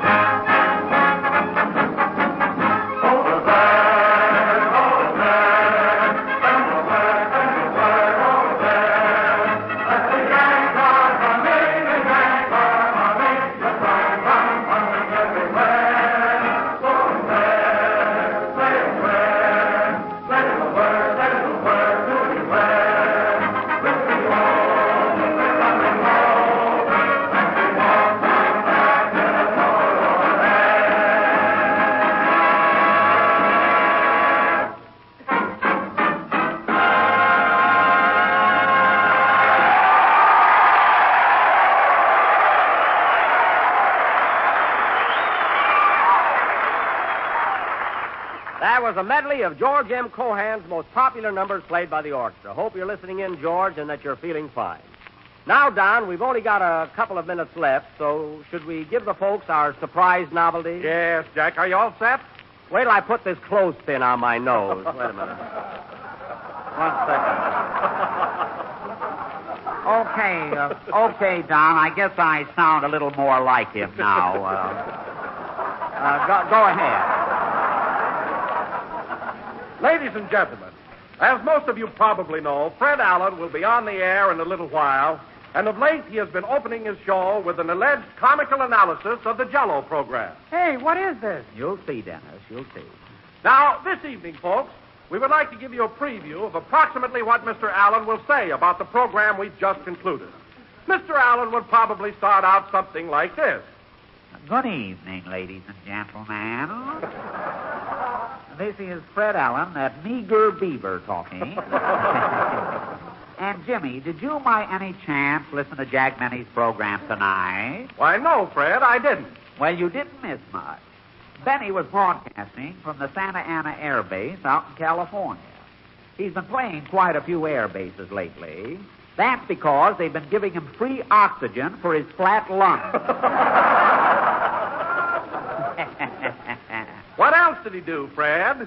Well, it seems that Benny drove his whole gang down from Hollywood in that old Maxwell of his and made them each pay for the ride. That's like putting a nickel in a jukebox to hear a raspberry. Oh, Mr. Allen, will you stop running down Jack? Porty, you stay out of it. And then, Jimmy, Mary read a letter that she got from a boyfriend at Mather Field. And this fellow thought Jack was her father.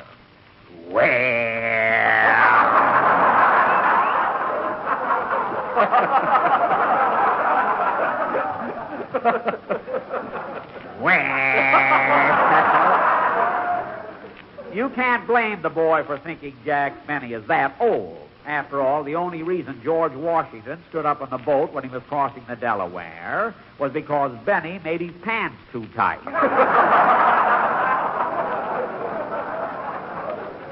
And then at the end of the program, he gave a corny imitation of me, and that's about all there was to it.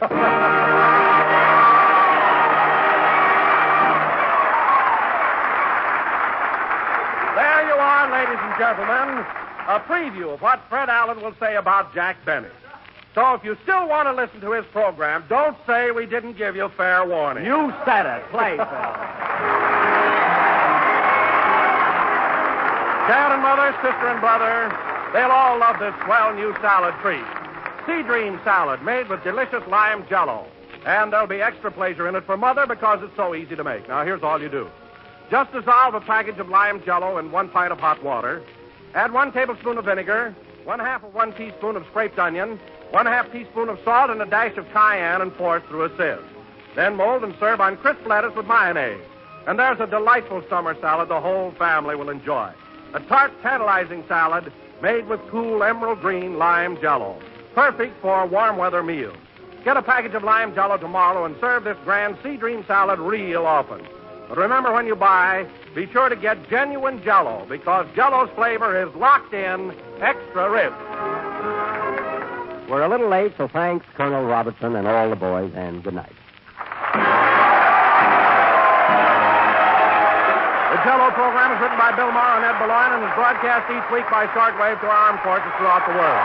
The presentation of this program from Santa Ana has been for the entertainment of the personnel stationed here and does not constitute an endorsement of our product by the War Department or its personnel.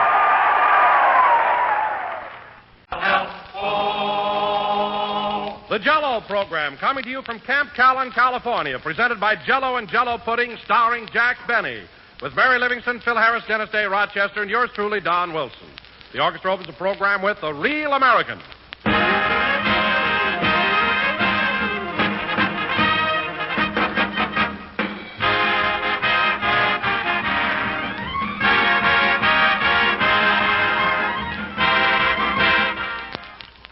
JELLO, friends, is a word well known to dessert lovers everywhere. It's a trademark, the property of General Foods, and the name of America's favorite gelatin dessert. For years, JELLO has stood for Grand Dessert Flavor. And today, those big red letters on the box mean more flavor than ever. Because now, by means of a new JELLO process, JELLO's delightful goodness is made extra delicious. Nothing, you know, is more attractive than a big, glistening mold of rich, radiant Jell-O with its bright beauty and scintillating color. And you've never enjoyed anything more than you'll enjoy the swell, tangy flavor of Jell-O. Flavor as lively and refreshing as the juicy ripe fruit itself, and locked in for your added pleasure. Prove to yourself that Jell-O's flavor really is locked in. Open a package of Jell-O. Notice that there's no telltale aroma, no sign of escaping flavor. Then dissolve the Jell-O, and notice how Jell-O's captive flavor comes pouring out. Gloriously rich, thrillingly good. Get Jell-O tomorrow, friends, and enjoy its extra rich, locked-in flavor.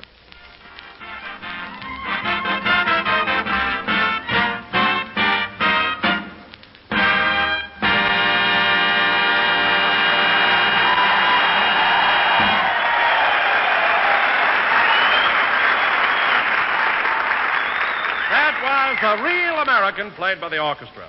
And now, ladies and gentlemen, from Camp Callan, California, we bring you a man who, in my opinion, is the greatest comedian in the world, which is also his opinion, Jack Benny.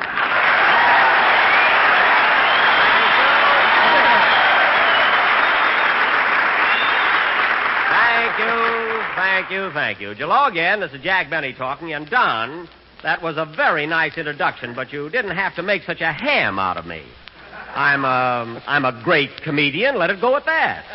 Say. Well, Jack, you are a little hammy at times, but it's just my nature to be frank and outspoken. I see. Well, Don, one more introduction like that, and you're going to be outspoken on some other program. So watch it. Oh, for heaven's sake, Jack, what's the matter with you? Can't you take a rib? Only if it's got meat on it. To hear you talk, Don, we're the only two people alive who think I'm clever. Oh, I don't mean that you're not clever, Jack. All I say is, in this great big country of ours, there must be some people who don't like you. The man is obviously out of his head.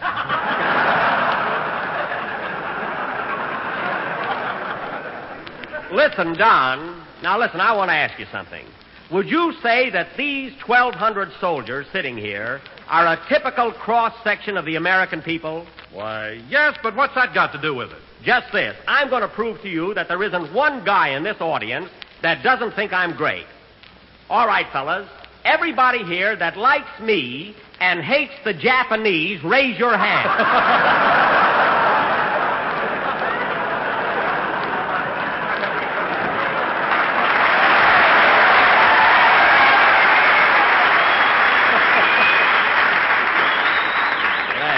There you are, Don. They love me here. Thanks, fellas. I appreciate your loyalty. Now, wait a minute, Jack. All that question proves is that these boys don't like the Japs. That's my analysis. Oh, you and your big fat analysis.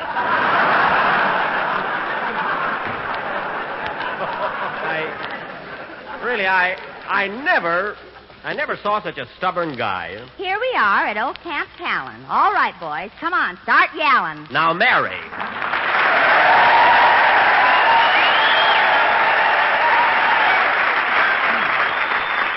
Well, listen to that. Thank you, boys, from Livingston. Crestview 46881.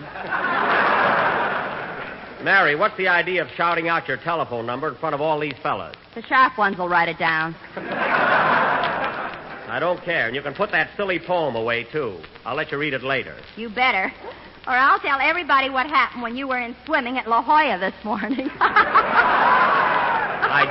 I just took my usual plunge in the surf, that's all. What happened in La Jolla, Mary? Well, Jack was out swimming when all of a sudden a big wave hit him and he started yelling, "Help! Help!" Oh, quiet. So a lifeguard went out, grabbed him by the hair, and swam for shore. The lifeguard saved him, huh? Only his hair. Another guy had to go out for Benny.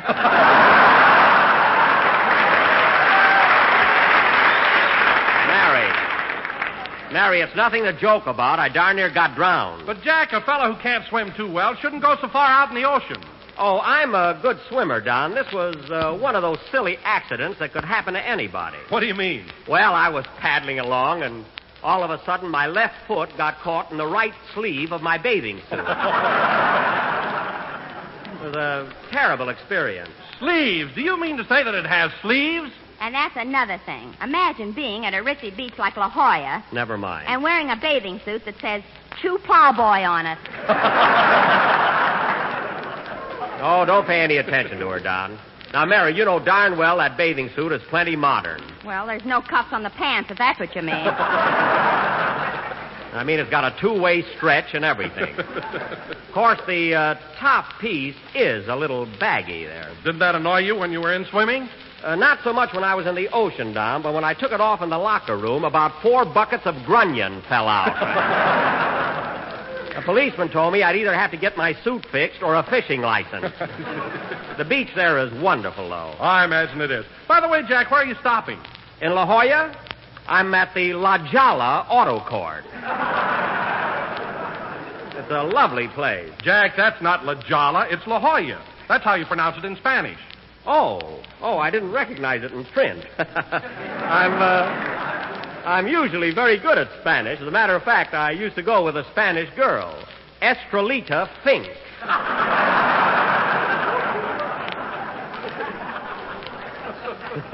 Swell gal. Is that the one that used to duck baseballs at Ocean Park? She sold the baseball. Get it straight, will you? That's all she did. Say, Mr. Benny, I tried, but... Oh, hello, Dennis. Hello.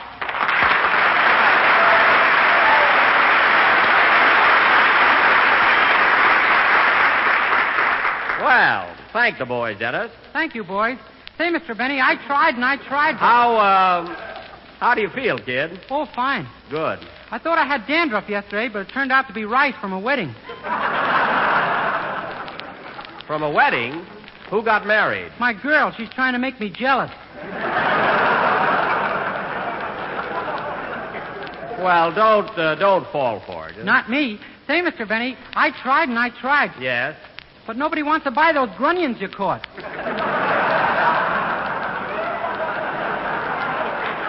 I didn't tell you to sell them. I told you to clean them. We're going to have a big fish fry tonight. I couldn't sell any tickets to that either. I mean a fish fry for our own gang. Anyway, kids, the boys here are all waiting to hear you sing, so how about it? All right. Say, where's Phil Harris? The maestro? Oh, he'll show up. I tell you, Jack, Phil's been in the clouds all week. Well, why not? He's a daddy. Just think, a 7-pound baby girl. You know, when I was born, I weighed 7.5 pounds. You did? I weighed 8. I weighed almost 9 pounds. Well, I weighed 43.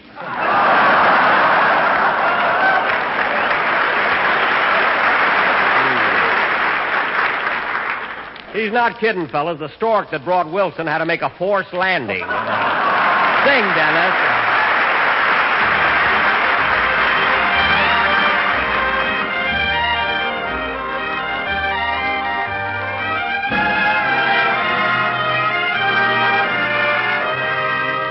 The memory of this moment of love will haunt me forever.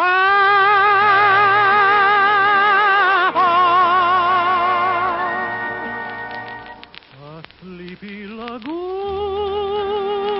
a tropical moon, and 2 on an island.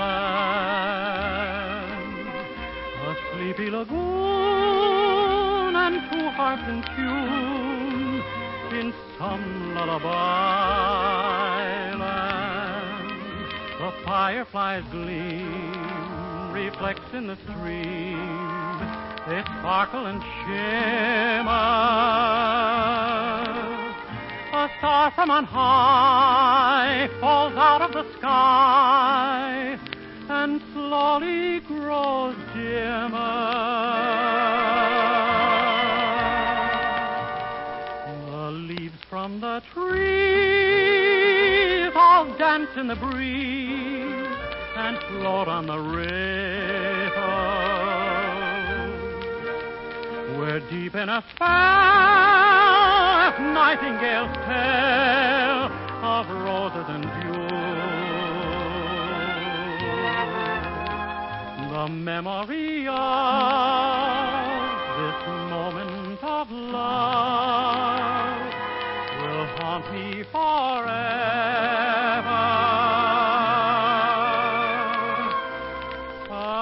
tropical moon, a sleepy lagoon, and you.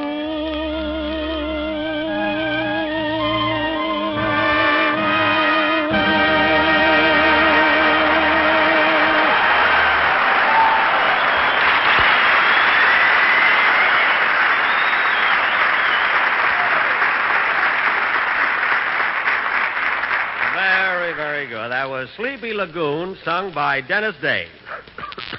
Say, Dennis, while you were singing, I noticed something flopping around in your coat pocket. What is it? A grunion. A grunion? Yeah, I picked the best one out for a sample. Well, put it with the others. We're going to fry them. And now, ladies and gentlemen... You're not going to fry this one. We're pals. All right. And now, folks, I've got a very important announcement to make. You'll have to save it, Jack. Look who's here. Well, the proud father. How are you, Daddy? Hiya, Jackson. Hello, fellas. Applaud loud. The baby's listening in.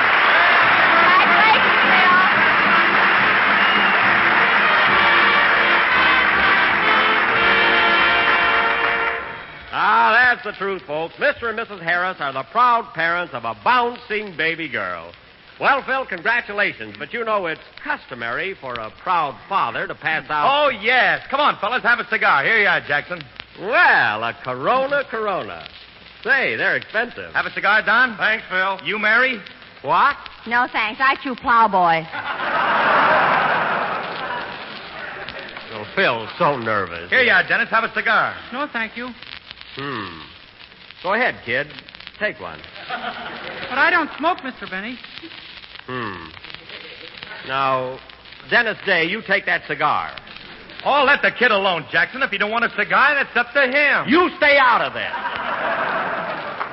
Now, Dennis, are you going to take that Corona or not? Okay, but you'll have to smoke it for me. All right. And now, ladies and gentlemen, Mary, stop staring at me. Ooh. And now, ladies and gentlemen, as I started to announce... Say, Jackson, I was going to bring the baby down here to watch our program, but Alice wouldn't let me. Well, naturally, the child is only 5 days old. My goodness. What are you talking about? When I was 5 days old, I could lace my own shoes. Well, the reason I know that's a lie, Phil, is because you didn't wear shoes until the day after I hired you.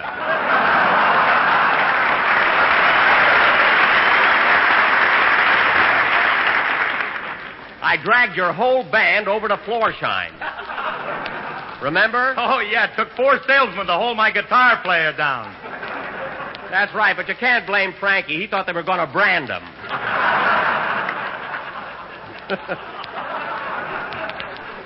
And when they put the shoes on your piano player, he tried to gnaw his right foot off at the ankle.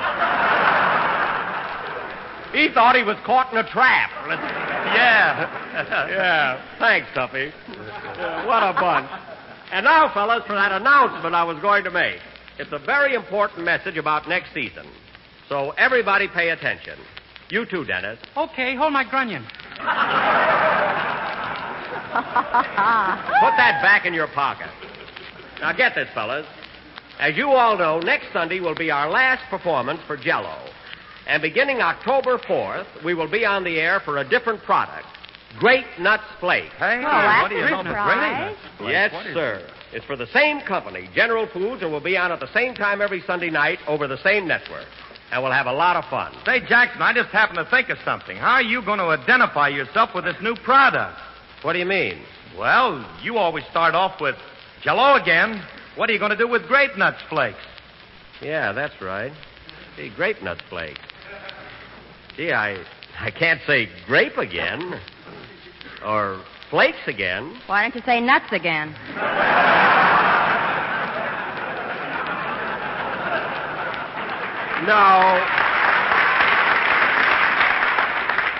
No, that wouldn't work, would it, Don? Don't ask me, Jack. You know, I'm pretty upset about leaving JELLO. But, Don, folks will still be buying Jell-O, and there'll be another Jell-O program. We're just going on for another General Foods product. Well, maybe you're right. I guess I'm just a little bit too sentimental. You certainly are. Now, you still have this week and next to talk about Jell-O, so go ahead. Okay.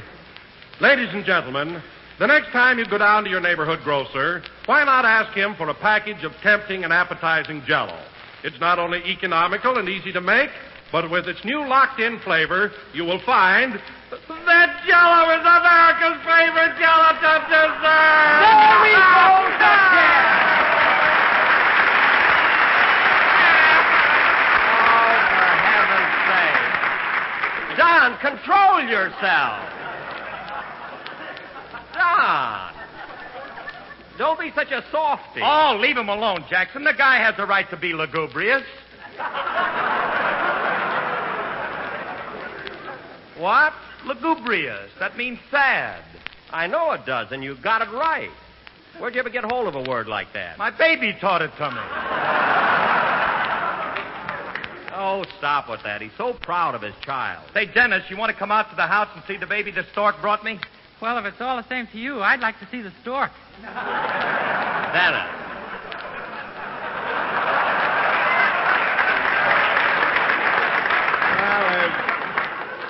No use waiting. I got to have a talk with that kid.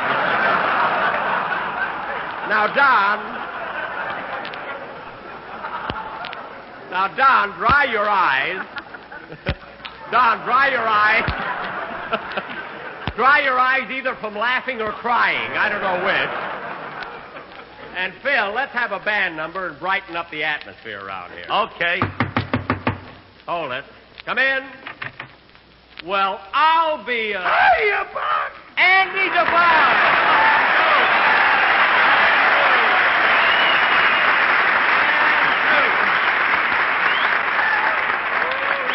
Well, Andy, this is really a surprise. Hello, Mary and Dennis. Hey, congratulations, Phil. What is it, a boy or a girl? 7-pound girl, Andy. Well, girls are all right, but don't get in a rut like Eddie Cantor.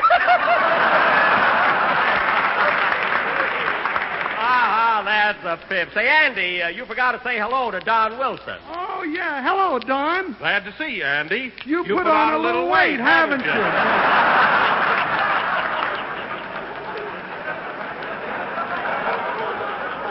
Oh, golly. That's the second time that gag was good, wasn't it? You ought to get a load of this pair, folks. They look like a couple of barrage balloons in civilian clothes. Say, Andy, what are you doing around here? Well, I was fishing down at San Diego, and I thought I'd drop in and say hello. Oh, fishing, eh? Have any luck? Nope, didn't catch a thing. You should have had Jack's bathing suit on. Never mind. Say, Andy, how are your folks? Are they still battling? Yeah, they're at it worse than ever. Pa came home with a snootful the other night, and Ma knocked him cold with a welcome mat. Oh, Michael, won't your father ever learn to behave? Well, Buck, I figure if they ever ration gasoline in California, he'll straighten right out. Why, Andy, you don't mean to say your pa drinks gasoline? He's gotta. He swore off a liquor 10 years ago. What? He's working out at Lockheed as a blowtorch.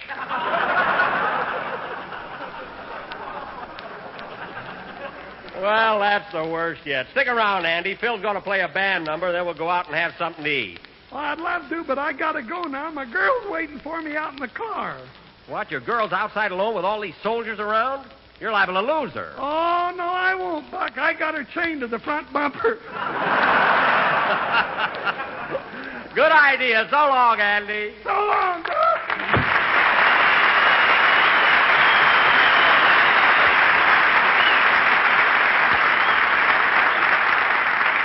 Gee, it was good to see Andy again. Doggone it, I should have sold him a bucket of grunion. Play, Phil.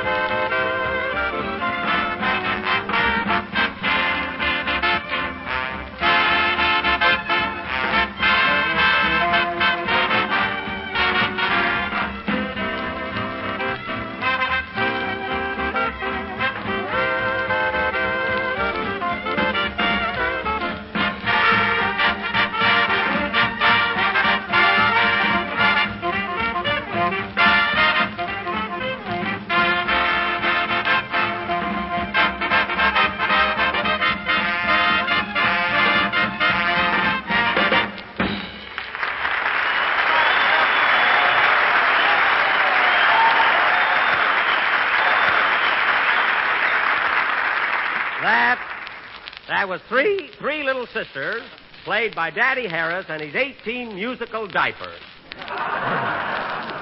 Musical meaning what the boys think they are, and diapers meaning I'm going to change them.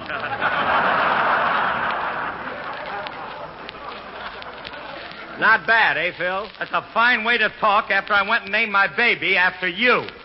What? You named the kid after me? Certainly. Alice J. Harris. J is for Jacqueline.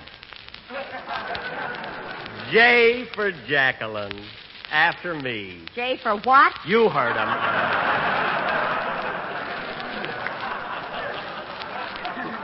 Jacqueline. Well, thanks, Phil. That's quite an honor. And now, folks... Oh, Camp Callan, near La Jolla. Wait a minute, Mary. If you insist on reading a poem about Camp Callan, do it right. What's the title of it? Can't you hear me, Callan, Caroline? Well, I guess that's silly enough. Go ahead. Oh, Camp Callan, near La Jolla by the sea, where Jack Benny goes in swimming and catches fish for you and me. That's right. There's plenty for all. I met a soldier here last eve who had chevrons on his sleeves. He kissed me, and I must confess, if he's not a bugler, I miss my guess.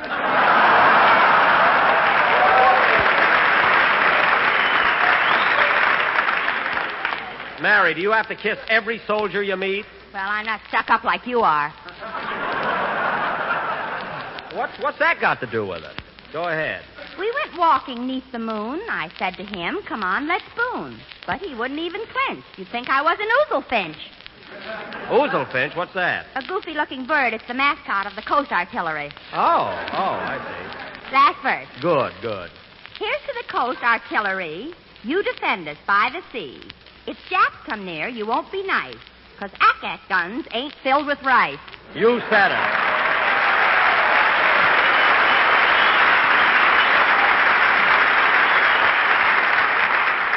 Mary, that's one of the finest poems you've ever written. Thanks, Bub. Go on. My daughter can write a better poem than that. Well, your daughter's only 5 days old. Well, I don't care. She's very talented, and when she grows up, she's going to be a musician. Well, she'll be the first one in your family. And I'm not kidding. Since when ain't I a musician? Since any time. That's since when? Atta boy, Jacqueline. Dennis, take your grunion out for a drink of water, will you? And now, ladies and gentlemen, as I said before, next Sunday will be the last broadcast of the season. So for this occasion, we have arranged a special... I'll take it. Hello? Hello, Mr. Benny. This is Rochester.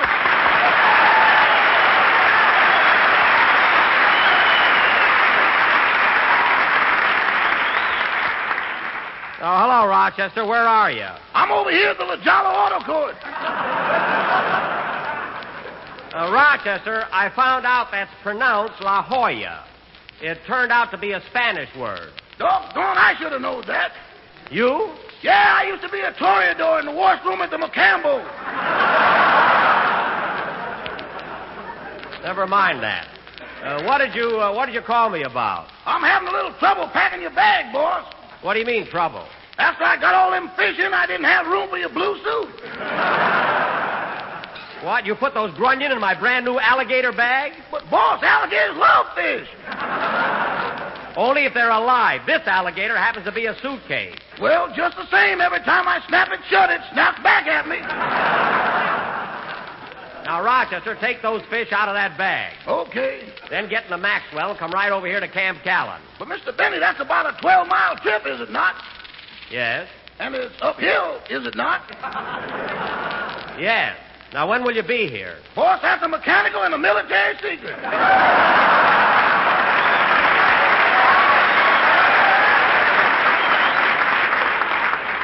Well, start right now, and you ought to be here before sundown. Goodbye. Goodbye. Oh, say, boss. Now what? I took your bathing suit down to the surf and rinsed it like you told me to. You did? This time, one of them little Jap submarines fell out. Oh, my goodness. What did you do with the Japs? They're in the suitcase with the grunions.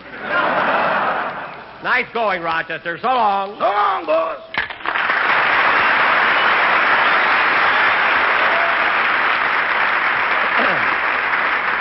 Well, that is news. Maybe I ought to turn my bathing suit over to the government. I think I will. Play, Phil.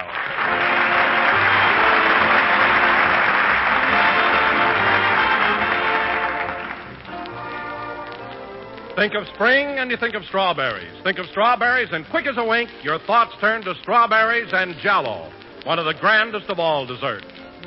Just try JELLO's new recipe, Fresh Strawberry Supreme, and see if you don't agree. It's gloriously good and so simple to make. All you do is dissolve a package of JELLO imitation strawberry flavor in 1 pint of hot water. Chill until cold and syrupy. Then place in a bowl of cracked ice and whip with a rotary egg beater until fluffy. Next, fold in 1/2 cup of heavy cream whipped.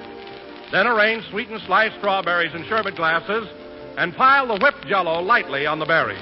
Chill and serve, and you'll have one of the most delightful, flavorful desserts you ever tasted. Rich, juicy red strawberries covered with a creamy topping of whipped strawberry JELLO. Order strawberry JELLO tomorrow and try this marvelous treat. And be sure when you buy to get genuine JELLO, because JELLO gives you the extra goodness of locked-in flavors.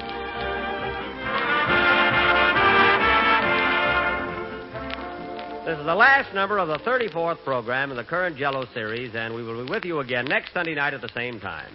And now I'd like to thank General Hardaway and Captain Westerfield and all the boys here at Camp Callan for a swell time and a thrilling visit. Don't forget to tune in next week, ladies and gentlemen, for our last broadcast of the season. I know I will. Good night, folks.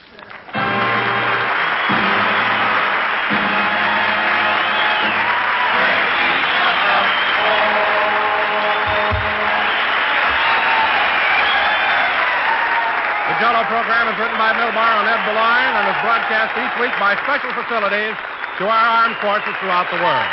The presentation of this program from Camp Callan has been for the entertainment of the personnel stationed here and does not constitute an endorsement of our product by the War Department or its personnel.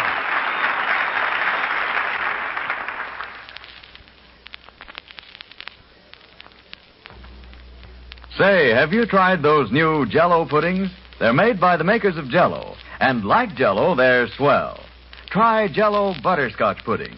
It's gloriously smooth, a rich, mellow pudding that simply tops for golden butterscotch flavor, and so creamy and good. JELLO puddings require no additional sugar to make. So tomorrow, when you order JELLO, order JELLO puddings, too, in all 3 flavors, chocolate, vanilla, and butterscotch. JELLO puddings are just like Grandma's, only more so. The program came to you from Camp Callan. This is the National Broadcasting Company. Important problems confronting the country today is that of gasoline rationing. We must all conserve as much gas as we possibly can. Yes, but boss, we never use more. You see, Rochester, the gasoline shortage is not a product shortage. The problem is one of distribution and transportation. And it's up to us to get more miles out of every gallon of gas that we use. But, boss, your Maxwell gets over 80 miles to the gallon now. My car is an exception.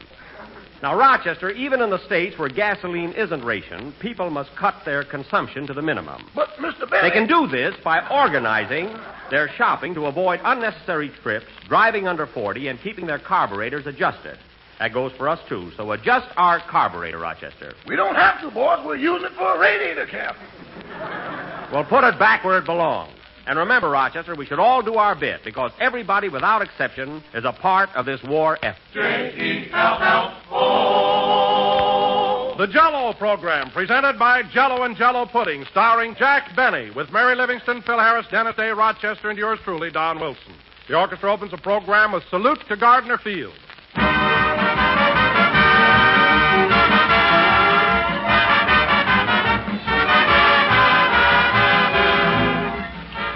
It was more than 40 years ago, friends, that the first package of JELLO was handed across a counter, carried home, and served to a delighted family. And in the years since that first family enjoyed JELLO, this swell dessert has been many times improved. Now today, it's been made even better than ever, because by means of a new JELLO process, JELLO's grand goodness is locked in, protected for your added pleasure. every package of Jell-O that you buy today gives you extra enjoyment thanks to this new Jell-O process. Every radiant, shimmering mold of Jell-O that you serve your family these days is more delightful because Jell-O now brings you a new high in flavor. Gives you Jell-O at its richest, at its very best. Let your next package of Jell-O prove to you that Jell-O's flavor really is locked in. Open the package. Notice that there's no telltale aroma, no sign of escaping flavor. Then dissolve the Jell-O, and out will come Jell-O's captive flavor in a rush of richness. Get Jell-O tomorrow. Its flavor is locked in, so it's extra good.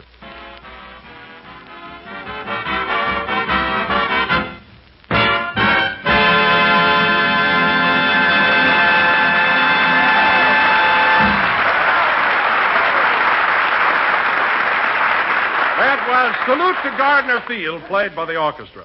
And now, ladies and gentlemen, on his final appearance for Jell-O, we bring you that delicious comedian with the locked-in bankroll, Jack Benny.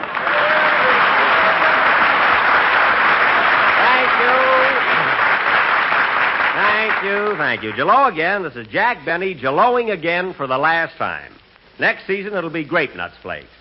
And, Don, I guess you've got a right to be silly on our final broadcast. Say, after 35 weeks, I'm a little slap-happy myself. You're right, Jack. People don't realize how strenuous radio can be. I tell you, I'm worn to a frazzle. Well, Don, you're the biggest frazzle I ever saw. Anyhow, we've got a very important sketch tonight, so let's get started. Is everybody here? I am. I don't know about Dennis. I'll go out and get him. You're here now. Say, where's Phil, our proud father? He's over in the corner practicing. Practicing what? Making three-cornered pants with his handkerchief. Oh, yes. Hey, Phil, come over here. Okay, Jack, I'll be right with you. And take those safety pins out of your mouth. My goodness, you're certainly getting domestic all of a sudden. Now, fellas, the reason I wanted you here early tonight is because we're going to do a very important sketch. A cavalcade of 8 years with Jell-O. Gee whiz, Mr. Benny, have you really been 8 years with one product? That's right. Remember when you first started out, you had 8 products in 1 year? They hated me then. No kidding, Jackson. Did you have 8 different jobs your first year in radio? Yep. I went on the air for Bixby's Biscuit Batter, Belcher's Buggy Whips, the You Walk Up and We'll Come Down Clothing Company, Happy Hour Auto Courts Incorporated, Corrigan's Classy Corned Beef, the Easy Pull Zipper Company, and Moxley's Mucilage. Those were the days. Moxley's Mucilage. I use that all the time on my hair. Mucilage? On your hair? Yeah, mine's not going to fall out like yours did, by golly. Now, wait a minute. Mine hair didn't fall out. It was pulled out by a beautiful waitress in Lincoln, Nebraska. You want to know. Well, let's get going with our big production, fellas, so everybody pay attention. You too, Dennis. Okay, hold my grunion. Put that fish back in your pocket. And now, ladies and gentlemen, since this is our final appearance for good old Jell-O, we have prepared a cavalcade of 8 happy years with America's favorite gelatin dessert. Some of the highlights which we hope you will remember. Take it, Don Wilson.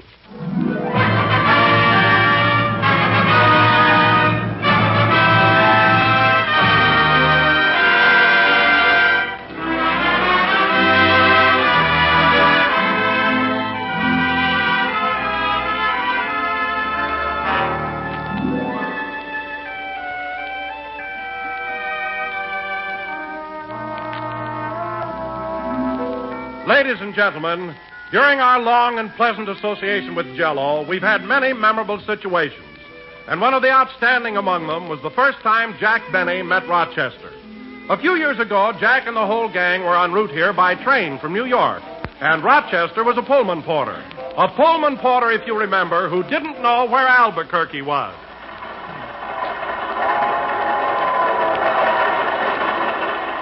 Oh, gee. They were a long trip. Say, Jack, look out the window. They sure dress funny here in Hollywood. Those are Indians. This is New Mexico. Oh. Hey, Porter. Porter. Yes, sir. What time do we get to Albuquerque? What? Albuquerque. I don't know. Do we stop there? Well, certainly we stop there. My. I better go up and tell the engineer about that. Yes, do. What's the name of that town again? Albuquerque. Albuquerque. What they going to think of next? Albuquerque is a town. You better check on that. I know what I'm talking about. Now, how long do we stop there? How long do we stop where? In Albuquerque. There you go again.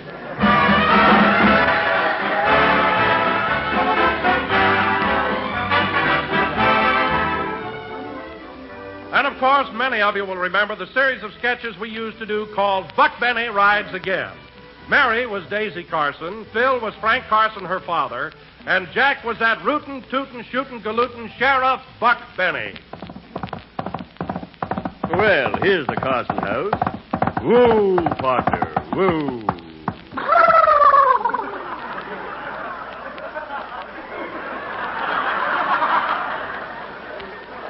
Steady now. Here's an oak to chew while I'm gone. Thanks very much. I got a talking horse, and vaudeville has to be dead. I hope Daisy's home. Come in. Hello, Daisy. Hello, tall, dark, and bow-legged. Well, gal, you wouldn't exactly have any trouble straddling a barrel yourself.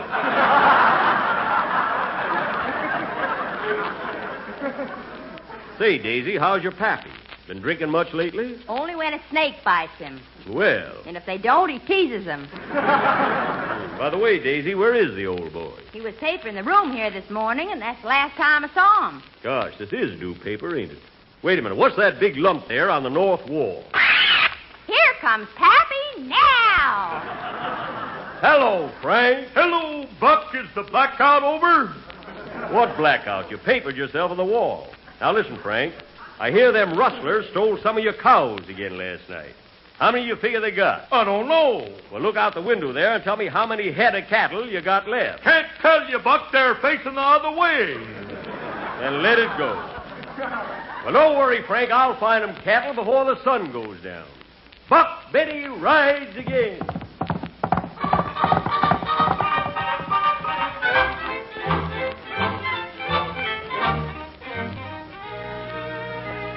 Folks, do you remember the time gravel-voiced Andy Devine took a trip up to San Francisco to join us? And the next day he told Jack all about it.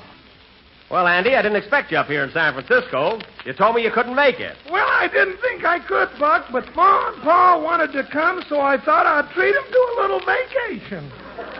Oh, what did you do, motor up? No, we took the night train. Ma slept in the lower berth, and Pa and me shared the upper. Well, two of you in an upper berth. You must have had trouble getting undressed. Undressed? We couldn't even get our hats off. That must have been awful. Well, we wouldn't have minded that so much, but our dog wouldn't get off the pillow. Oh, your dog was in there, too. My goodness. Yeah, she sure picked a fine time to have pup. Oh, for heaven's sake.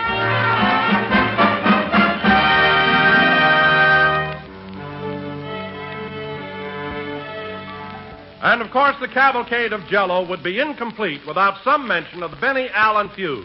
It all started when Fred Allen accused Jack Benny of being unable to play the bees. On one of our most memorable programs, it occurred when Jack explained how he had once saved Fred's life years ago in vaudeville. Allen had been rushed to the hospital, and the doctor was telling Jack that his condition was critical. Mr. Benny, when Fred Allen was juggling that cannonball and it dropped on his foot, it severed the femur and part of the tibia. Well, heavens to Betsy. And there's only one thing that can save his life. He must have a blood transfusion immediately. A blood transfusion? Thank you, Butterball. Well, Doctor, if my blood can save Alan's life, I am ready.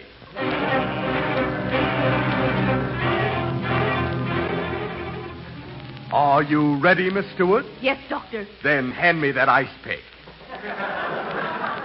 Wait a minute. Don't I get an anesthetic for this? Yes. Oh, nurse, fan Mr. Benny with a herring. If you do, I'll snap at it. Make it quick, Doctor. All right, I'll just tap this vein here and attach a hose to it. Go ahead, Doctor. I'm not afraid. I'm in awful pain now, folks. See what I went through for that rat? There we are. All right, Miss Stewart. Open the valve and draw the blood. Yes, Doctor.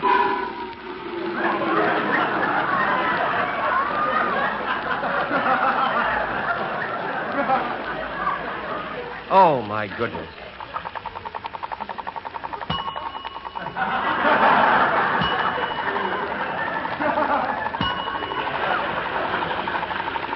Hey, shut me off! That's not ketchup, you know.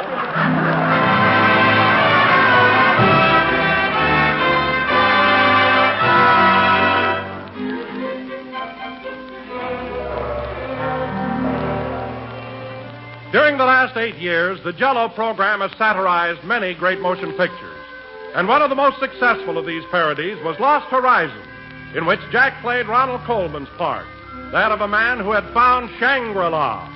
Remember the scene where Jack met the Grand Lama?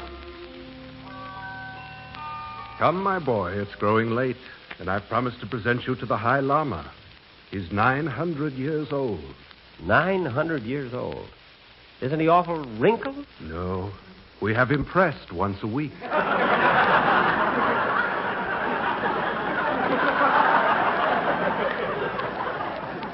Gazooks. Quiet. The High Lama approaches to greet us. Be prepared. 900 years old. Gee, he must be all dried up. Yes. Don't light any matches around him.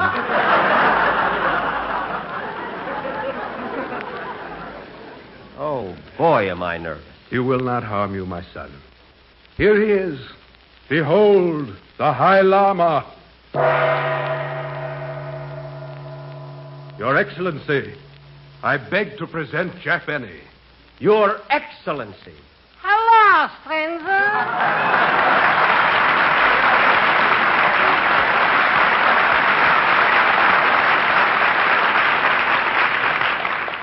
Slapperman. Quiet, I'm a llama now. Well, tell me, Slap, how are you doing in Shangri-La? Oh, Jackie boy, am I making money? Everybody here lives to be 300 years old, 400, 500. There's no limit. I tell you, Jack, I'm cleaning up. What do you do? I sell birthday candles.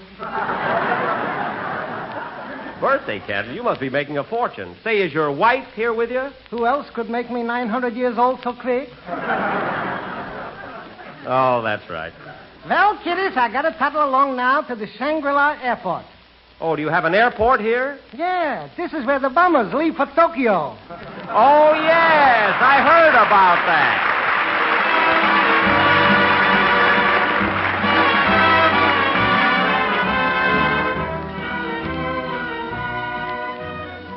About 3 years ago, a young man named Dennis Day joined the program.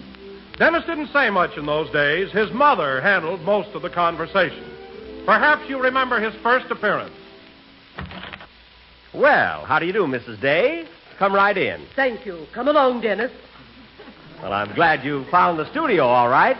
Did you take a cab like I told you to? Yes, it was $1.65. Here's the slip. Oh. Oh, well, I don't mind. Then smile.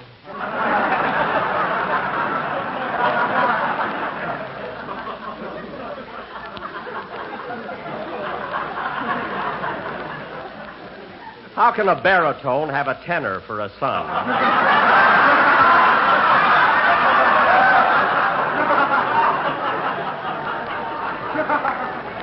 Oh, Mrs. Day, I want you to meet the,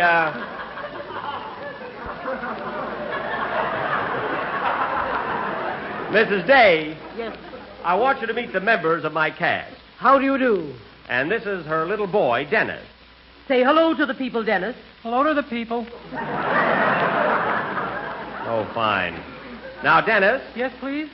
What song have you selected for your debut on the JELLO program? I'm going to He's sing going to sing a delightful new number entitled When You Wish Upon a Star. Now, before you sing, Dennis, I thought our audience would like to know your age. How old are you? 59, including mother.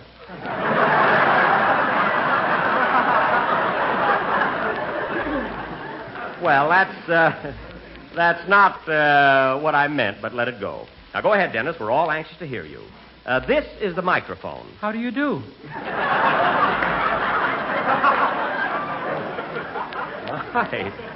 My, you are nervous. Go ahead, kid. Now remember, Dennis, breathe deeply. Yes, Mother. Don't forget the words. No, Mother. And come here. Let me fix your tie. Oh, don't bother, Mrs. Day. You know, this isn't television. You're quite fortunate, Mr. Benny. Very good, Mrs. Day. Sing, Dennis. Oh, boy, I'd like to give her a hot foot. When you wish upon a star, makes no difference who you are. Anything your heart desires will come to you. Like a bolt out of the blue, fate steps in and sees you through. When you wish upon a star, your dream comes true.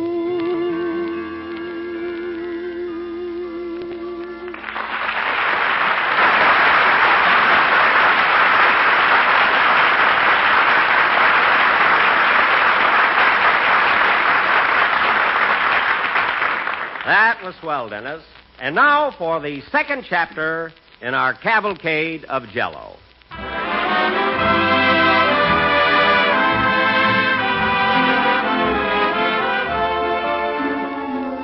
I'm sure, ladies and gentlemen, most of you remember the letters and telephone calls that Mary used to get from her mother. One of the most amusing of these calls occurred about 4 years ago when... I'll take it. Hello? Who? Plainfield, New Jersey? That must be for you, Mary. Oh, gee, I'll bet it's Mama. Yeah, Tugboat Annie is on the wire. Oh, hello, Mama. Gee, this is a surprise. What? You've been listening to the program? How is it? Oh, it does?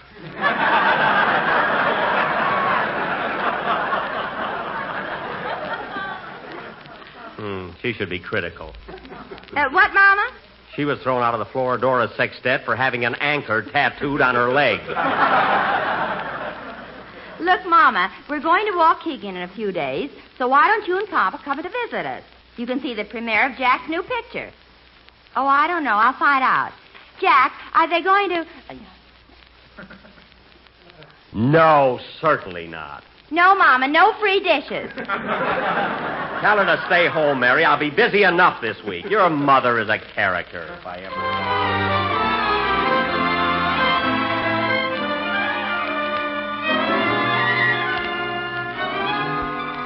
And here, ladies and gentlemen, is a routine which I'm sure all of you will remember. The Quiz Kids were on the show at the time, and right in the middle of it, Rochester called up with startling news. Here it is. Well, what about my polar bear, Rochester? What's Carmichael done now? Well, he was supposed to be sleeping in the basement, and the gas man went downstairs to read the meter. Yes? And all of a sudden, it sounded like feeding time at the zoo. Oh, my goodness. Well, what happened to the gas man? I don't know, but I doubt if we get a bill this month.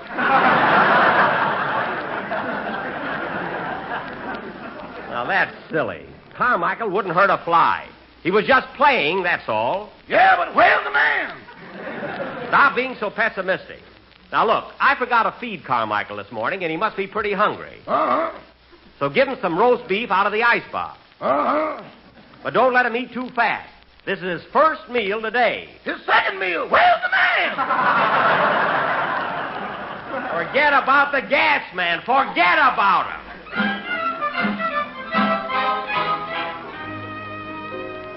We of the JELLO gang have made a lot of trips to New York, Palm Springs, Yosemite, and various naval and military posts. But some of our most hilarious moments have been spent right at Jack's home in Beverly Hills. And when we speak of Jack's home, we can't forget Jack's bewildering boarder, Mr. Billingsley. Oh, Jack, here comes your boarder. Oh, yes. I wonder why he's wearing that turban. Hello, Mr. Billingsley. Good afternoon, Mr. Benny. Digging in your garden, I see. Yes, I thought I'd get started early this year. I do hope you plant pistachios. They're delightful. But, Mr. Billingsley, pistachios are nuts. Well, who isn't?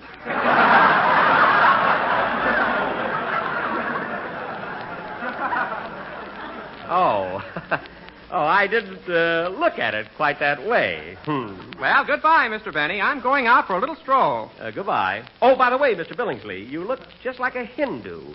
Is that a turban wound around your head? No, that's a bed sheet. I slept like a top last night.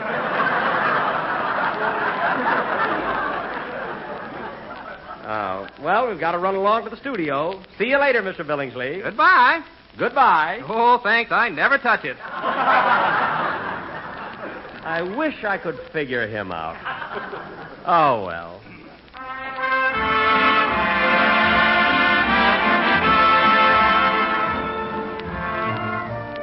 And, folks, one episode which many of you will remember and which I personally will never forget was the time I invited Jack over to my house to meet the little woman. But unfortunately, I forgot to telephone her ahead of time. And for weeks afterward, Jack kept saying to me... Call her up, your wife. Call her up, I said. If I said it once, I said it 5 times. Let's not barge in on the little woman. But no, you had to be a wise guy. Call her up, I said. Call up the little woman.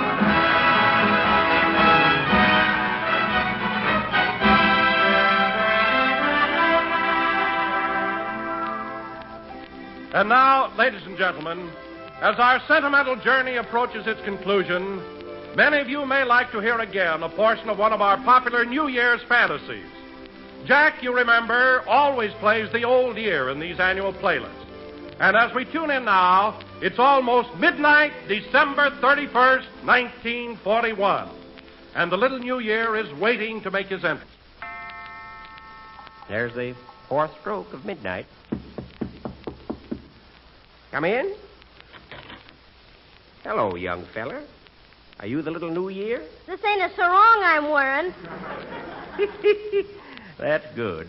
You're going to need a sense of humor, kid. Come on in. I want you to meet Uncle Sam and his wife, Columbia. Glad to know you, folks. Hello, Sonny. Hiya, Bub. Make yourself to home. Well, son, I hope you brought some good things with you. You'll like staying in this house. It's the finest home on the block. Oh, I'm glad to hear that. Well, you better be moving along, old-timer. I've got work to do. Yep. Might as well be moseying along. But before I go, I want to give you a little advice. First, take good care of Uncle Sam here. Let him get mad when he wants to, but see that he don't fly off the handle. Them gall-darn tests. See what I mean?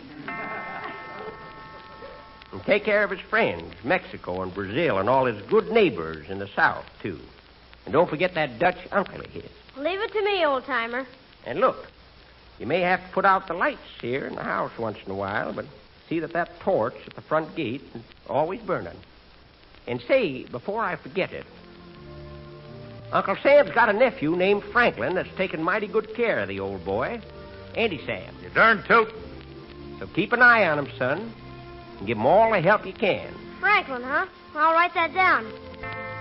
As long as you're writing down names, here's another one for you. Put down Winston. Winston? Yep. Franklin and Winston. What are these two fellows' last names? Ain't necessary, son. Everybody knows them. Anyone else? Well, let's see. You can put down Chiang Kai-shek and Marshal Timoshenko. Nice fellas, believe me, they're just as tough as they are to pronounce. Oh, no, there's a lot more of them, but Sam will give you their names later. Well, got to be leaving. So long, Sam. So long, old-timer. Here I go. So long, 41. So long, Columbia. Keep 'em flying.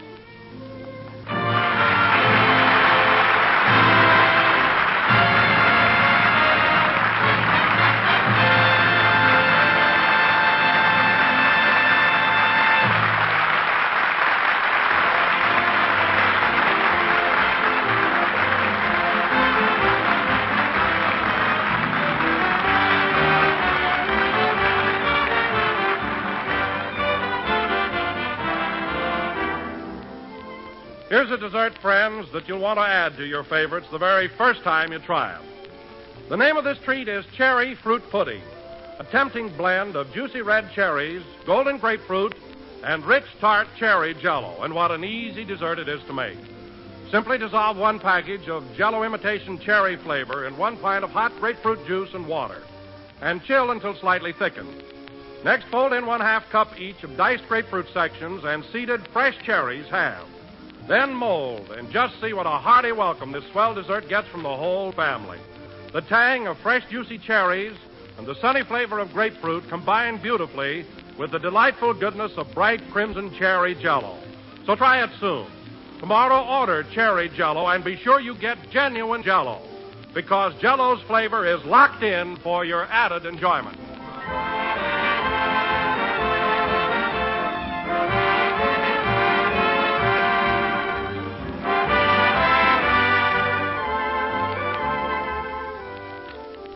Well, folks, that was the last number of the last program that this gang is doing for JELLO. And we'll be back on the air the first Sunday in October at the same time on the same network, but broadcasting for Grape Nuts Flakes. In the meantime, have Grape Nuts for breakfast and JELLO for dessert. Now, before I go, I'd like to thank all of our listeners, my cast, my sponsors, and my writers, Bill Morrow and Ed Boulogne, for their splendid cooperation and support. Good night, folks. See you in October.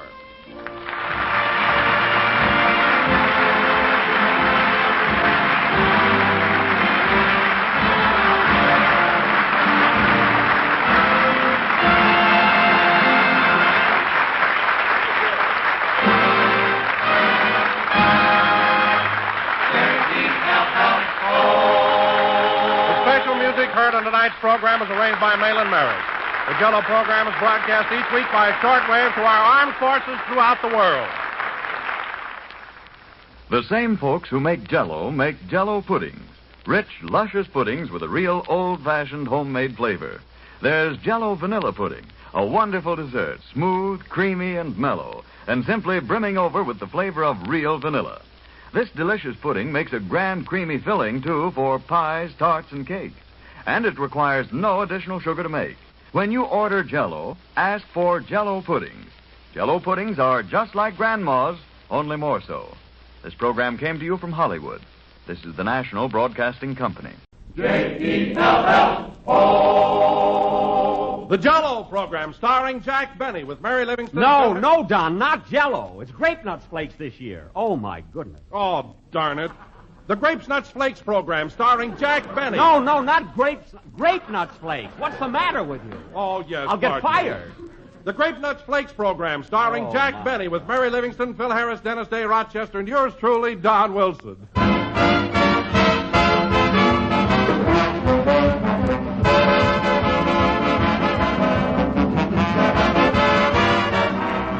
And now we have a new star on our program tonight that I'd like all you listeners to meet. This new star is a favorite with millions of loyal and ardent fans all over America. In fact, this particular star is a morning star, a star that enjoys top billing on a coast-to-coast breakfast circuit. Ladies and gentlemen, I present Grape Nuts Flakes, the breakfast treat that has risen to stardom because of its delicious, distinctive appeal. Yes, friends, Grape Nuts Flakes today are America's fastest-growing cereal, and have been America's fastest-growing cereal for the past 3 years. And why? Because of flavor.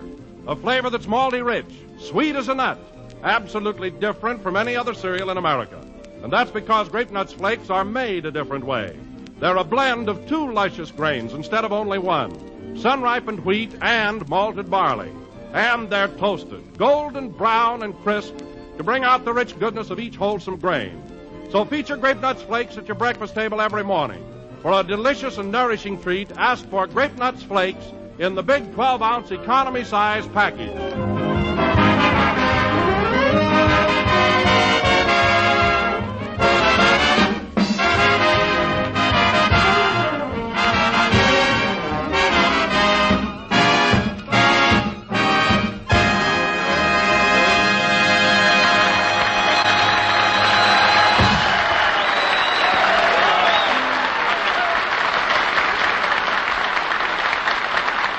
That was Pennsylvania Polka, played by the orchestra. And now, ladies and gentlemen, let us turn back the clock 1 hour and show you what happened on the way to the studio. Jack, in line with the Share Your Car campaign, volunteered to pick up the gang in his Maxwell and drive us all down to the first broadcast. That's the least I could do. Anyway, Jack called me and told me to be waiting in front of my house, as he and Rochester would be along just as soon as they'd picked up that.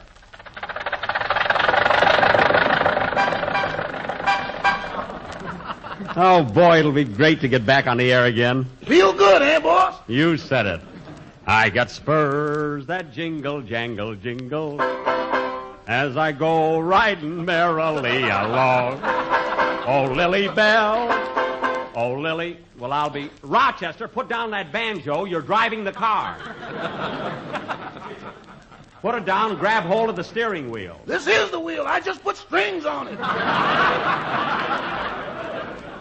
Just drive, will you? I got spurs that jingle. Gee, it sure feels good to be going back to work, eh, Mary? Yeah, but it'll seem funny not broadcasting for JELLO this year. Well, it's not so much of a change. After all, it's the same sponsor, same station, same time. Well, I hope we have some new material. I'm sick of all those jokes about your toupee. Me too. Then pull it up a little. You look like Veronica Lake.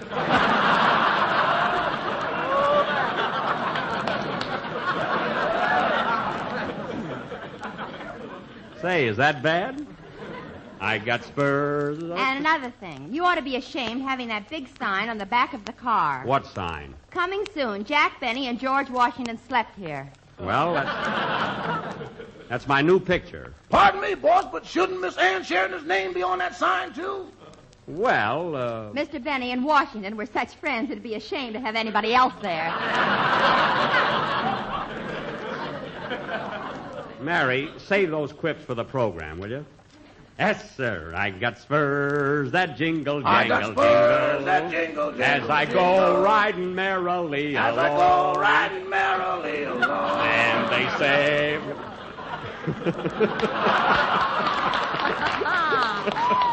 Uh-oh, slow up, Rochester, slow up. What's the matter, boss? Never mind, slow up. Duck down, Mary, duck down. What for? Duck down, duck down. Pardon me, miss. I'm cooperating in the Share Your Car campaign. May I give you a lift to Hollywood? Like I told you yesterday, no.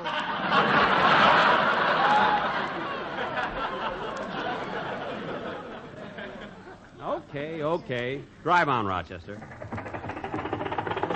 That's gratitude for you. Offer a girl... Rochester, take it easy. There's a red light up ahead. It'll be green, red, and green again before we get to it.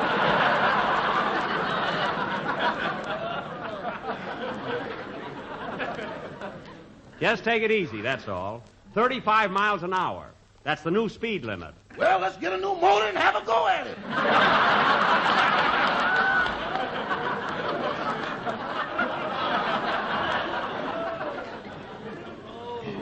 Listen, Rochester, you're going to miss this little car when we're riding around in that buggy I bought.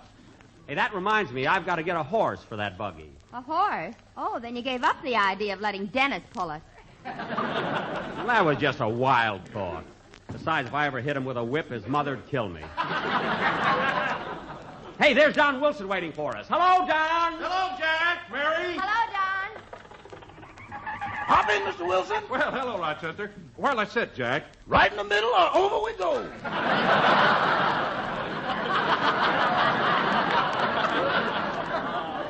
Don't get cute, Rochester. This isn't a canoe. Say, Don, I'll bet you're a little nervous about going on the air for a new product. Yeah, aren't you a little jittery? No. Why, I'm just crazy about those good old grape nuts flakes. Don, that's grape nuts flakes. Great. Watch it. Turn here, Rochester. Dennis lives right up the street. I got spurs that jingle, jingle, I got spurs that jingle, jingle, as I jingle. go riding merrily. As I go riding merrily. They say, oh, ain't you glad?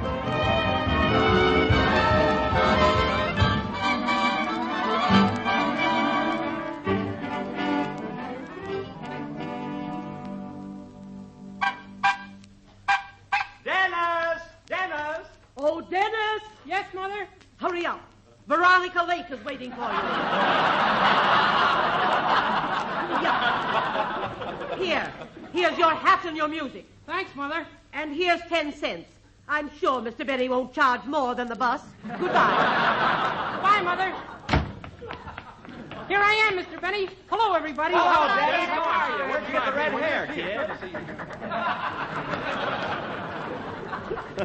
Well, what are you waiting for, kid? Hop in the car. I'm not moving one step until I find out if I get a raise this year. You better get in this car, kid. Kenny Baker is in the tool chest. Now get in. Yes, sir. All right, Rochester, we got to pick up Mr. Harris now. Well, Dennis, you all set for the first program? I sure am. Oh, by the way, Mr. Benny, I shopped all over for a horse collar, but I couldn't find one to fit me. Well, don't bother about it, kid. I'm getting a horse. I got spurs that jingle. What's a horse got that I haven't got? It's nothing against you, Dennis. I'm just getting a horse, that's all. Now, forget it. As I go round... Gosh, and I cut holes in my straw hat so my ears could stick through.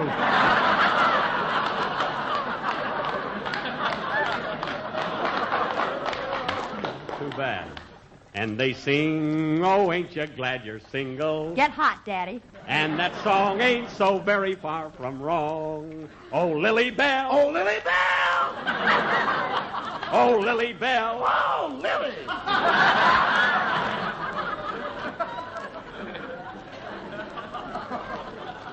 Rochester, don't sing while you're driving. Now turn left here and we'll pick up Mr. Harris.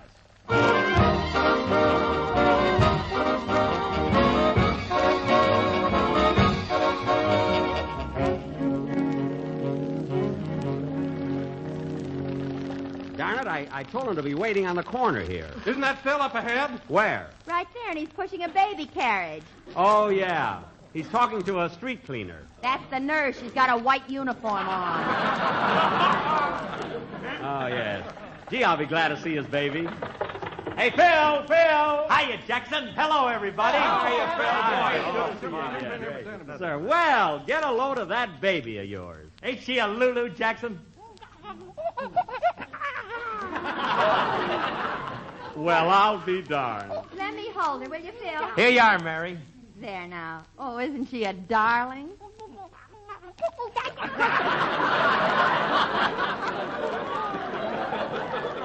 Say, Phil, are those the little booties I sent the baby? No, they didn't fit, Jackson. You must have had awful big feet when you were a kid.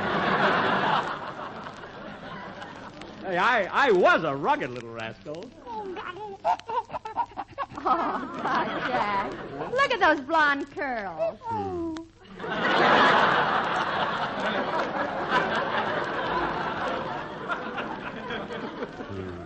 I used to have curls that made those look like a nickel. Way down to my ankles. Your arms were way down to your ankles, too. Never mind. Jack lived on peanuts till he was 18. That's so. Let me hold the baby, Mary. Here you are, Don. Careful now, careful. Don't worry, nurse. Coochie, coochie, coochie! Gee, she's always laughing. Let me hold her, Don. Okay, Jack, here you are. I got her. Coochie, coochie, coochie.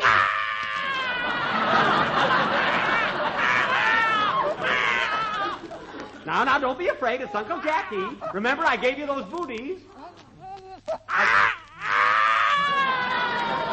Here, Phil, you better take her. Here, take the kid. Okay.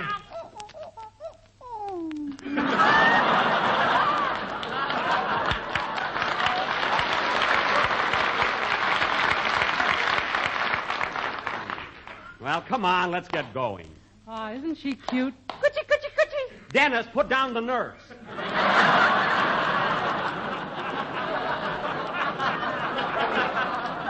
What's the matter with you? Come on, Phil, leave your baby with the nurse and let's get to the studio. Right with you, Jackson. Oh, nurse, I'll be home about 9:30, so be sure and have my bottle ready. Your bottle? Gin through a nipple. It's out of this world, Jackson. I must try it sometime. Come on, Rochester, let's go. Watch the traffic now. Say, Jackson, ain't Alice and me got the cutest kid you ever seen? Sure, cute. Yeah, Phil, I must congratulate you. That baby of yours is a beautiful child. And what a disposition, always laughing. Not while I was holding her, she wasn't laughing. Well, what are you so mad about? You were holding the kid and she cried a little. That's all that happened. Oh, yeah? Drive on, Rochester, drive on.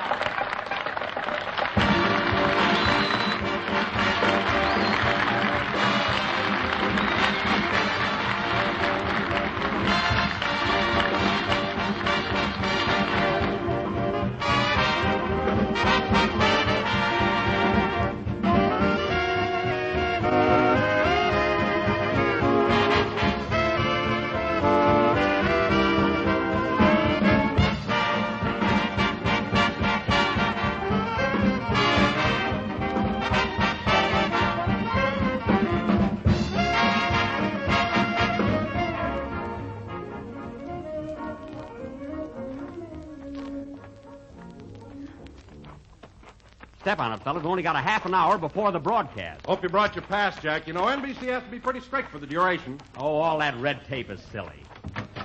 Come on, fellas, follow me. Just a minute there. Gotta have passes, you know. Gotta have passes. Passes? Company regulations. I don't make the rules, you know.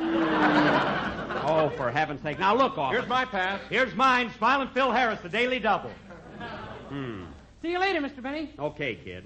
Now, look, officer, I left my pass at home. Come on, Mary. Oh, no, you don't. One more step and I'll grill you.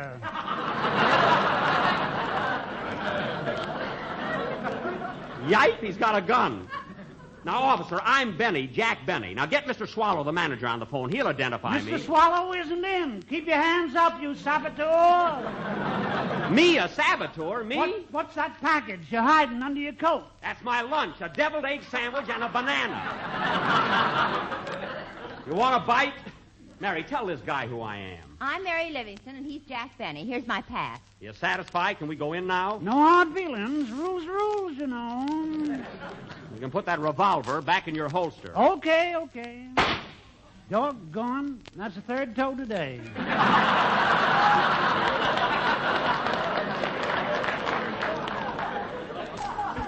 Come on, Mary, let's go inside. All that trouble for nothing. Oh, wait a minute, Mary. Here's the fan mail department. I might as well pick up my bundle. After all, I've been off the air 4 months, you know. Gosh, look at all the mail here. Fibber McGee, Aldrich family, Bing Crosby. We all get it. Oh, miss, is there any mail here for me, Jack Benny? Like I told you yesterday, no. I knew I'd seen her someplace before. Can't understand it. What's happened to my fans? Why don't they write? Well, maybe they think you're a military secret. Yeah, that's it. Oh, hello there, Mr. Benny. How's my favorite comedian today?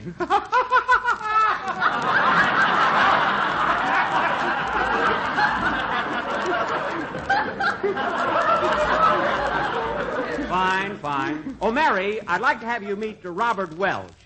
Mr. Welch is the new producer of our program. I'm glad to know you, Mr. Welch. I kiss your hand, madame. Oh, fine. Oh, pardon me, Mr. Welch. Miss Livingston's wristwatch seems to have got caught in your teeth.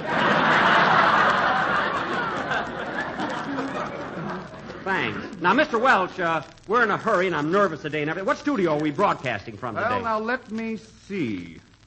Say, that's important, isn't it?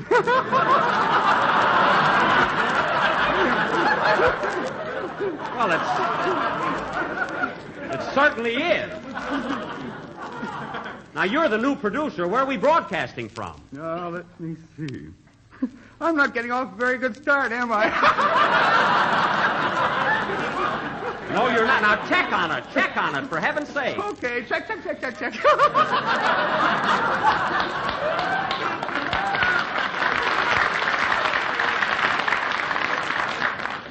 Gosh, he's so nervous, you know. Oh, here's Wilson. Say, Don, did you find out what studio we're broadcasting from? Yes, Jack. We're in Studio B across the hall here. Good. Let's go in and get our rehearsal started. Well, I'm afraid we'll have to wait a few minutes, Jack. There's a program rehearsing in there now. What program? The Heartaches of Sally Sutton. Oh, the Heartaches of Sally Sutton? Say, that's one of my favorites. That program is strictly for housewives. Oh, it is, eh? Well, Rochester and I listen to it every morning while we're doing the dishes. And their soap doesn't give you the dishpan hands, either. Come on, let's go inside and watch them, huh? Oh, boy, I can hardly wait to see Rochester's face tomorrow morning when I tell him everything before it happens. Shh, quiet. And so, chin up, but with tears in the eyes. Sally Sutton faces the bitter realization that her once happy home is about to be broken up. That husband of hers has really been playing around, the rat. Acting on the advice of old Judge Hooper, who lives in the little house at the bend of the road, Sally is determined to have a showdown with her husband, Paul. And Rochester thinks they're going to smooth things out. Jack, quiet. It is midnight, and Sally, chin up, but with tear-dimmed eyes, is awaiting Paul's arrival. Good evening, sweetheart. Am I late for dinner? Oh, Paul, how can you call me sweetheart when your mind is on another? Then you. Yes, Paul, I know. I found out all about you and that welder at Lockheed. If you're referring to Nancy Randolph, there's absolutely nothing between us. Oh, Paul, lies. I swear it. I've never even seen her in a dress.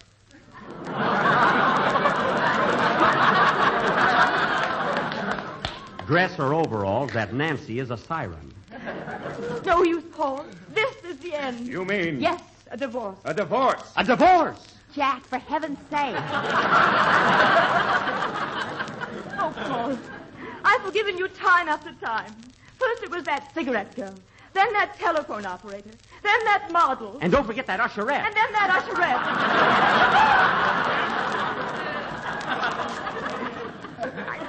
I tell you, Paul, a divorce is our only solution. Very well, my dear. But I'm afraid that our son, Wilbur, must go with me, his father. No, not that. No, Paul. Would you take a 10-year-old child away from his mother? You can't do it. I'll fight for him. Oh, boy, wait till tomorrow morning. I'm going to bet Rochester $5 they're going to get a divorce. It's a cinch. Please, Paul. He's my child as well as yours. All right, Sally. We'll let the boy decide. Oh, Wilbur! Wilbur, will you please come in here? Yes, your father and I would like to talk to you. Mother, Father, did you call me? Dennis!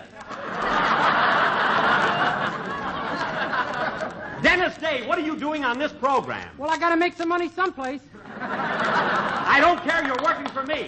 Now, listen, kid. Mr. Benny, please, we're rehearsing. Well, I'm sorry to interrupt, but we're on the air in a few minutes, and I've got to have Dennis. It's our first broadcast. I got to have the studio. Oh, too. all right, you saboteur. This is a deviled egg sandwich and a banana.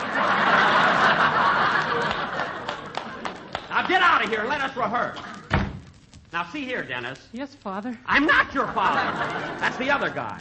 Now, let's get going around here. Dennis, run over your song. We got to rehearse that. How can he sing without an orchestra? Oh, for Phil, where are the orchestra boys? I don't know. Oh, yes, I put them in Deacon's warehouse for the summer. Well, get them out. Get them out. Oh, Jack, don't you think I better rehearse the commercial once? After all, this is a new product. Okay, Don, yeah, rehearse it. We'll be on the air right away. Ladies and gentlemen, next time you go to your neighborhood grocer, why not ask for America's most distinctive flake cereal? Toasty, brown, sweet as a nut, grapes, nuts, flakes. No, Don, not grapes. That's grapes. Oh, darn it. You will find that Grape Nuts Flakes are a thrifty buy in the big 12-ounce economy size package. So be sure to look for the big red letters on the box. Don, that was JELLO. These are white letters, white. So be sure to look for the big white letters on the box. They're little white letters, little, Don. So be sure to look for the little white letters on the box. They spell Grapes, Nuts, Flakes. There you go again. Oh, what's the matter with me?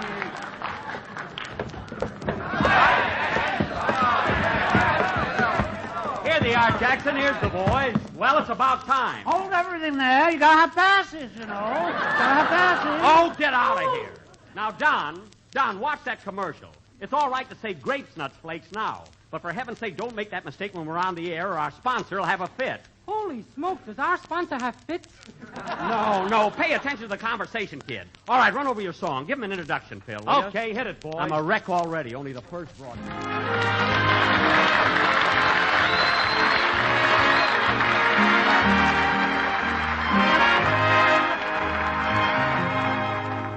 Be careful, it's my heart. It's not my watch you're holding, it's my heart. It's not a note I sent you that you quickly burned. It's not a book I lent you that you never returned. Remember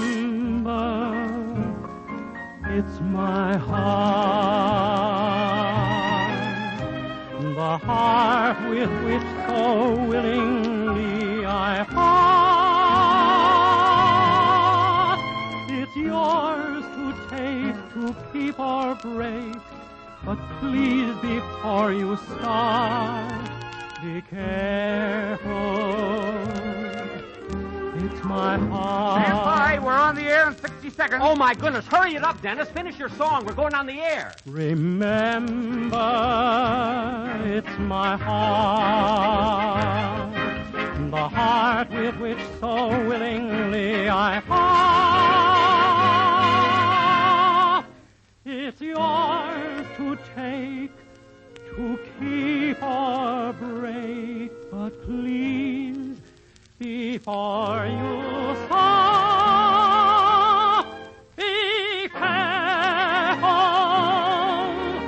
It's my heart.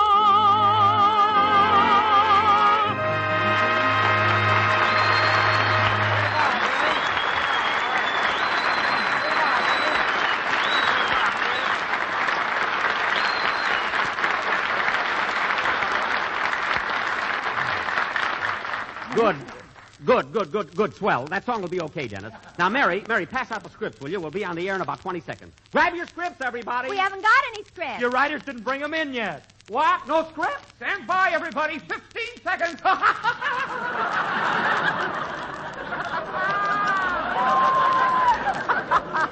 Oh, for Pete's sake, no script. What are we going to do, Jack? I don't know. I'll have to ad-lib something. I'll tell you what. I'll start out by saying, hello, everybody. This is Jack Benny. You know, folks, a funny thing happened to me on the way to the studio. You leave Phil's baby out of this. I didn't mean that. Darn my writers, a fine spot they put me in. Here I am, chin up, but with tear-dimmed eyes, and no script.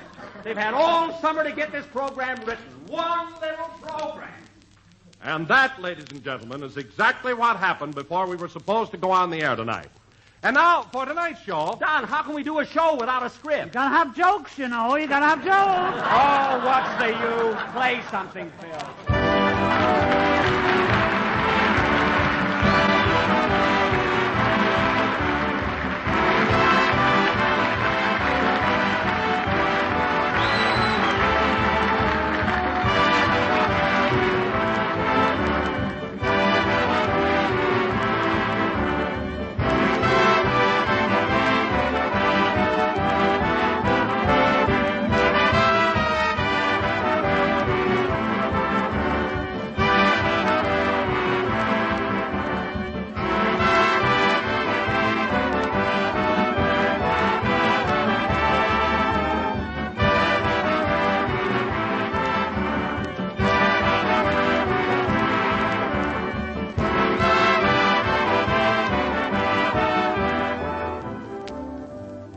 You know, friends, most of us these days are faced with the problem of getting more mileage out of our tires.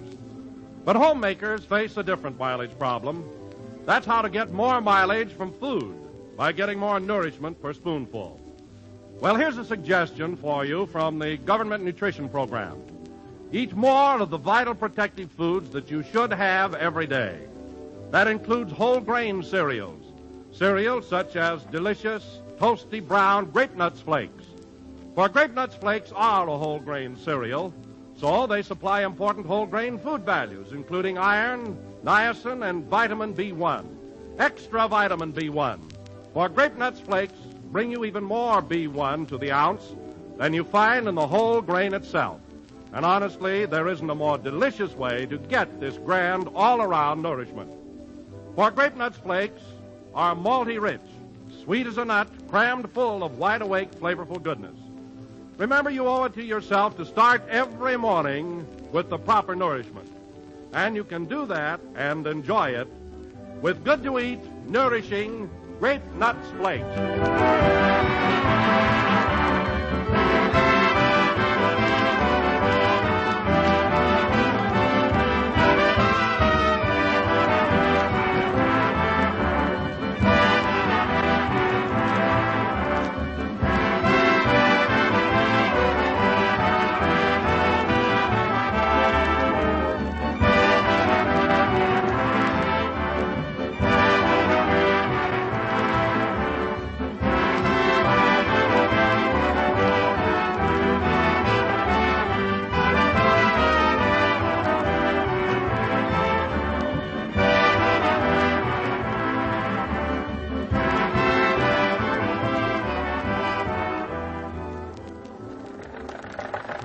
wreck I am. Tell you, it isn't worth it. Oh, gosh, that was the most humiliating experience I've ever had. How did the show go, boss? We didn't have a show, Rochester. No script. Were your writers over martinis again? No, they just didn't work. Oh, by the way, Rochester, remind me to tune in on the heartaches of Sally Sutton tomorrow morning. I have a hunch Paul and Sally are going to split up. No, boss. They're in love. Mr. Sutton might play around a little bit, but they ain't never going to separate. Oh, no? Well, I'll tell you what, Rochester. I'll just bet you $5 they're going to get a divorce. And they're going to fight over the kid, too. Oh, Jack, you ought to be ashamed of yourself. Well, he thinks he knows everything. This will be a lesson to him.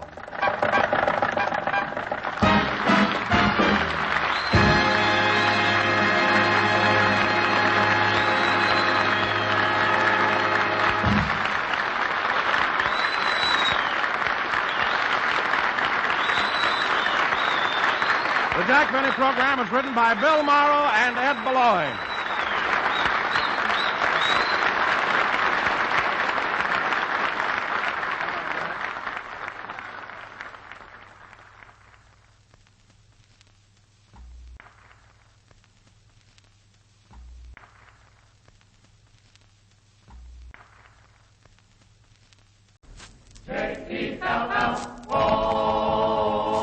The JELLO program, starring Jack Benny with Mary Livingston. No, Don, hold it, for heaven's sake. Remember our new product. Oh, yes. The Grape Nuts Flakes program. That's Grape Nuts Flakes, great. The Grape Nuts Flakes program, starring Jack Benny with Mary Livingston, Phil Harris, Dennis A. Rochester, and yours truly, Don Wilson, coming to you from the Army Air Base at Santa Ana, California.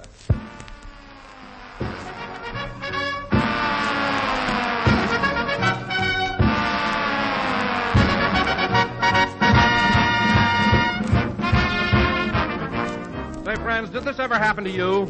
You dash out of bed, stub your toe on the alarm clock, nick your face while you're shaving, get the shirt missing a button, plump downstairs wearing your before-breakfast blitzkrieg look, and right there on the table sits a great, big, tempting bowl full of Grape Nuts Flakes. And what happens now? Well, you sample that outstanding Grape Nuts Flakes flavor. It's your same favorite Grape Nuts flavor in toasty brown flake form, malty, rich, and sweet as a nut. So you look at your wife and you actually beam, for there's plenty of satisfaction in that grand goodness, the flavor that's made Grape Nuts Flakes America's fastest-growing cereal. That's because Grape Nuts Flakes are made in a different way. They're a blend of two luscious grains, sun-ripened wheat and malted barley, toasted golden brown and crisp and delicate, tempting flakes. So for smooth-tasting, smooth-tempered breakfast that baby your budget, ask for delicious, thrifty Grape Nuts Flakes in the big 12-ounce package.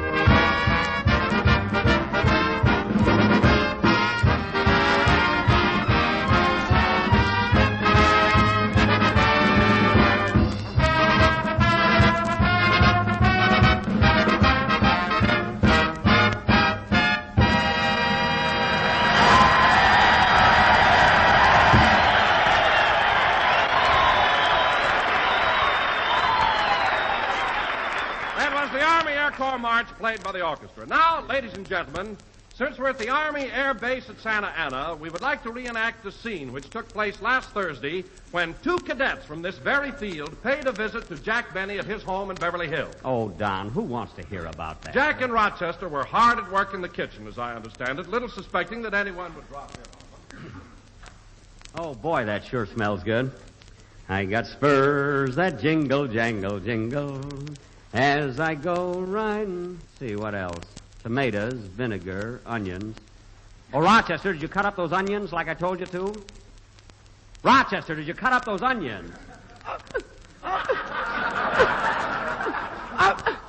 cutting them up now, boss. Oh, pull yourself together. How many onions you got there? About 5, boss. Do you want any more? Yes, get busy. And stop crying. I can't help it, boss. Look, Rochester, if the onions make you cry while you're chopping them up, don't stand so close to them. Close to them? I'm using a hoe now.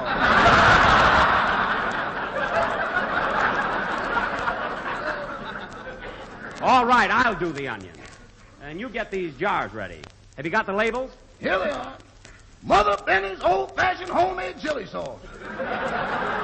Hey, they're pretty fancy, aren't they? Yeah, and I like our new slogan. Our chili is hot on rump roaster pot. Yeah, that ought to get us plenty of customers. Well, I might as well finish these onions myself. This sauce don't look just right. You know, boss, I don't think we got enough tomatoes in here. I said I don't think we got enough tomatoes in here. Shall I put some more tomatoes in, Mr. Benny? There's plenty of tomatoes in there. All the recipe calls for. Well, the onions are ready. Dump them in, Rochester. Okay. I want to get all this stuff cooked and bottled before Miss Livingston gets here. I promised to take her shopping. It's only 10:30, boss. 10:30? Oh, my goodness. Tune in the radio, Rochester. Tune it in. What's the matter? It's time for that program. Tune in the radio. Oh, yes. Yeah, Sally Sutton. I don't want to miss today's episode. Here's the station, boss. Thank heaven. And so, chin up, but with tear-dimmed eyes, Sally Sutton has given up hope of a reconciliation with her husband, Paul, and decided on the most drastic of all steps, a divorce. Now, her husband has been playing around, Rochester. That's all she can do. Hasn't she got a razor? No.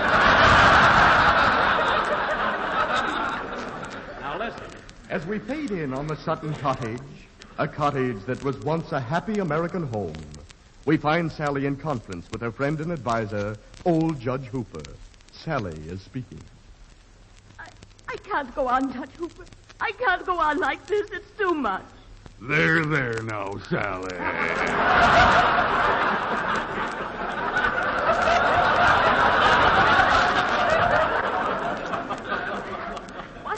I've given Paul the best years of my life. Yes, Sally, honey. And I have to admire the way you've gone through all this. Chin up, but with tear-dimmed eyes. You said it. Tell me, old Judge Hooper, what shall I do about Paul? You might as well face it, Sally, honey. Paul's a drinking man. And if there's one thing I can't stand, it's a drinking man. Well, what's that? I think the old judge is loaded. Oh, he couldn't be. And your advice, Judge? You just got to get a divorce, Sally, honey. Open up, quick. Oh, my goodness. Sally's house is on fire. That's us, boss. The chili sauce just boiled over. Well, shut off the gas and stir it. Come in. Why, it's old Doc Thompson. Hello, Sally. Hello, old Judge Hooper. Hello, old Doc, honey. He calls everybody honey. I've got bad news for you, Sally. It's about your husband, Paul. Paul? What about Paul? The emergency hospital called just now and told me... Yes? That your husband... Yes. That your husband, Paul... Yes. There goes that darn radio again. Quick, Rochester, fix it. Fix it? Yes, hit it, kick it, shake it. That's the way you fix an alarm clock. Oh, let me do it. Of all times for this thing to go haywire, I want to know what happened to Paul. Oh, hello, Mary. Hello, Jack. You ready to take me shopping? I can't take you now, Mary. Paul's in the emergency hospital. Paul Whiteman? No, Paul Sutton. The darn radio went on the blink. Right in the middle of the heartaches of Sally Sutton. Fix it, boss. There, good. Good, it's working again. Quiet now. Quiet, Rochester. And so, don't forget to tune in tomorrow morning, folks, for another installment in the heartaches of Sally Sutton. Well, I'll be... Till then, this is Truman Clapsaddle.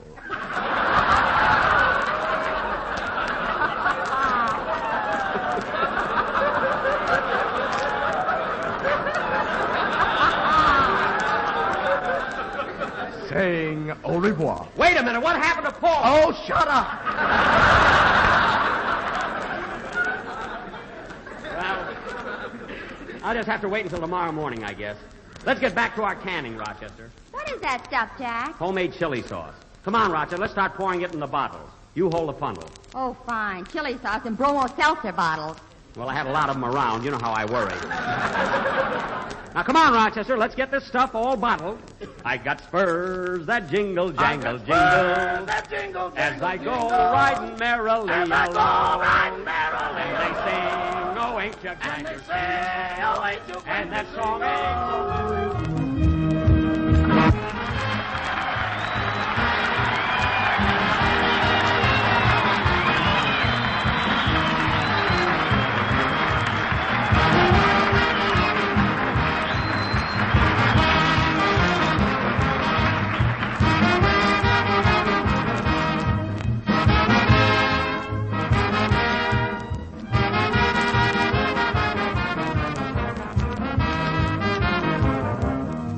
And now, ladies and gentlemen, let us continue with our story of what happened when the two cadets from Santa Ana visited Jack's home.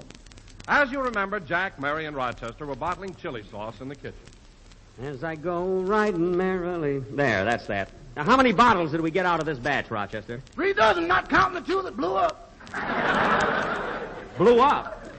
I didn't hear any of them blow up. Look for yourself, boss. That ain't a sunset on the ceiling.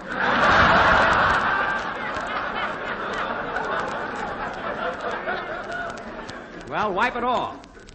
Come on, Mary, I'll take you shopping. The car's out in the driveway. Okay. And incidentally, Mary, this will be your last ride in the Maxwell. I'm turning it in next week to the junk salvage drive. Do you think they'll take it? Yes. Come on, grab a few of these bottles. I got a rush order from the farmer's market. I am not walking through Beverly Hills with my arms full of chili sauce. Oh, all right, I'll take it. There. Uh-oh, here comes that crazy boarder of ours, boss. He's not crazy. Well, hello, Mr. Billingsley. Hello, Mr. Benny. Taking some of your blood to the Red Cross, No,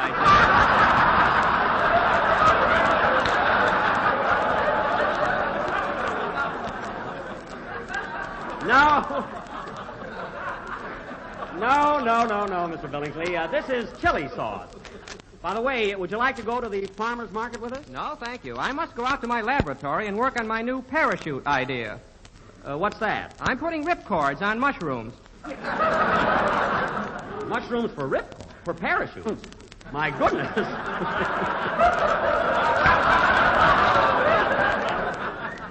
My goodness, isn't that dangerous? Oh, yes, you might get a toadstool. Well, goodbye, Mr. Benny. Goodbye. By Jove, you certainly are.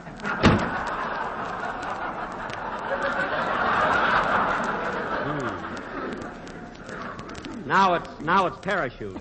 That Mr. Billingsley certainly is a genius when it comes to inventing things. Oh, yeah? How about that wristwatch he made for me? What's the matter with that watch? Every time I go to wind it, the hands get fresh with me. Oh, stop dreaming things up, will you? See who's at the door, Rochester. Okay, Mother Bennett. That's only for the labels. Now see who's at the door. Okay. That Rochester is so lazy today. Well, naturally, it's Thursday, his day off. Not so loud. I didn't tear Wednesday off the calendar. Well, look who's here, Phil Harris. And he's got his baby with him. Hello, Phil. Hello, Jackson, Mary. You know, I had the kid out for a ride on my motorcycle, so I thought I'd drop in. What? You brought a 5-month-old baby all the way from Encino on a motorcycle? We only made one stop, Jackson. Changed oil and diapers. That kid's probably scared to death. Ah, Jackson, she loved it.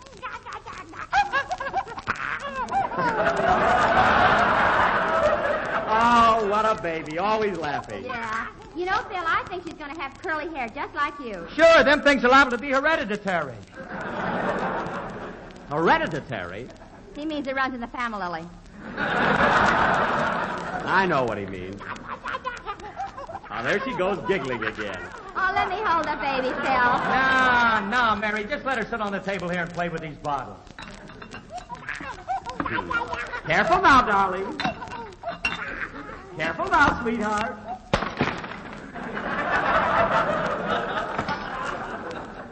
Make a note of that, Rochester. 1 bottle of chili sauce to Mr. Harris, 15 cents.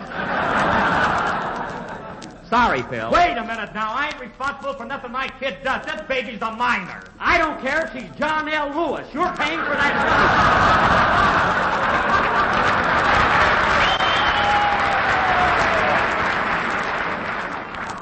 Now, come on, fork over. Uh-oh. Now see what you did. You made the baby cry. Now, baby. Here's another bottle of chili sauce to play with. Your daddy can afford it. Here, take the bottle. There now. Look out, Jack. Duck! Ooh. Ooh. Holy smoke, she knocked him out. Quick, Rochester, get some water. Mr. Benny's unconscious. Let him lay there. He ain't been getting much sleep lately. Oh, he's coming to. Jack, speak to me. Oh, where am I? Sorry, Jackson, but my baby conked you with a bottle. Did the bottle break? Absolutely not. No sale, Jack. Oh, my head. Listen, Phil. It's all right for you and your baby to come over and pay me a friendly visit. But when that kid of yours deliberately picks up a bottle of Mother Benny's old-fashioned homemade chili sauce and cocks her old Uncle Jack on the head with it, that's going to...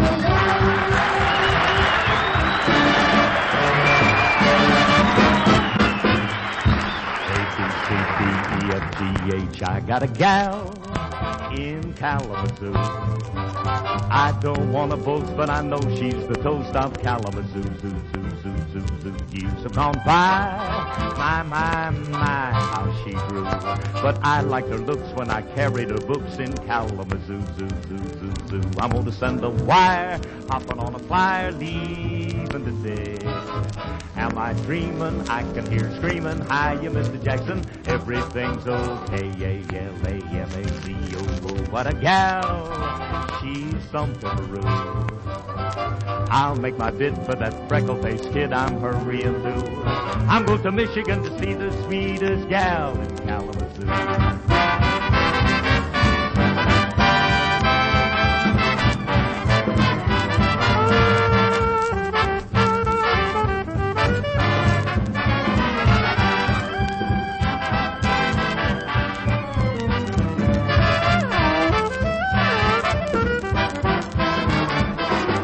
Send a wire, hopping on a flyer, leaving today.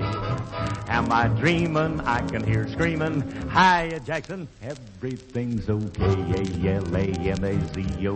What a gal. She's some pepperoo. I'll make my bid for that freckle-faced kid I'm hurrying to. I'm going to Michigan to see the sweetest gal in Kalamazoo. Zoo, zoo, zoo. Zoo, zoo, zoo. Zoo, Kalamazoo.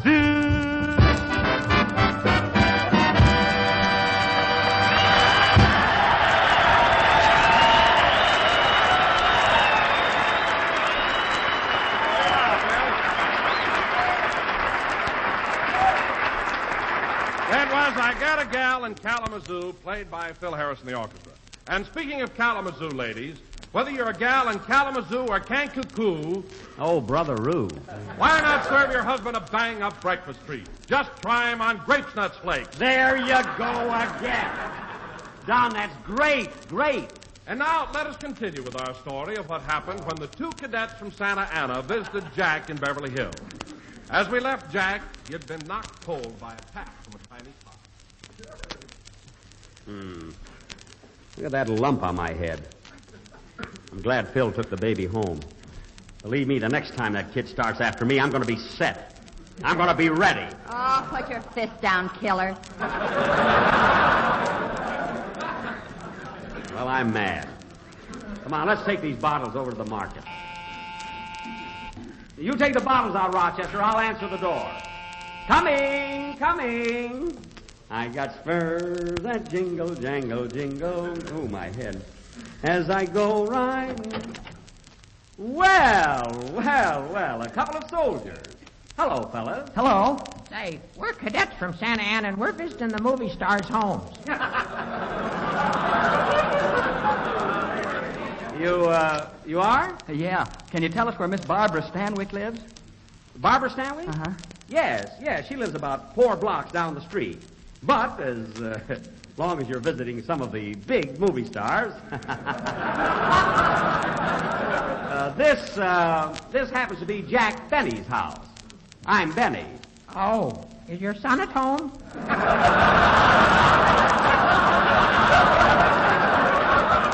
No, look, I'm Jack Benny. Me. JELLO again. I mean, Grape Nuts Flakes again. This is Jack Benny.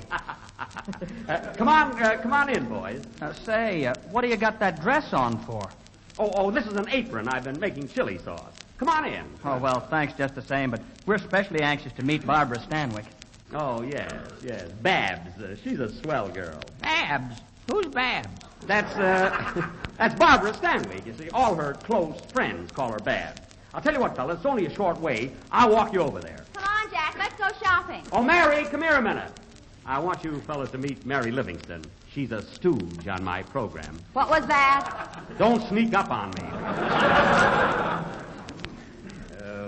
Mary, these boys are cadets from Santa Ana. Oh, hello, fellas. Gee, Mary Livingston. Wow, a woman.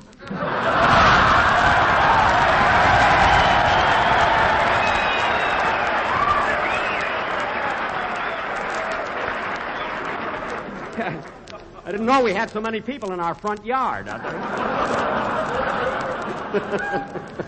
Say, Mary, I promised to take the boys over to Bab's house. Would you like to come along? Who's Babs?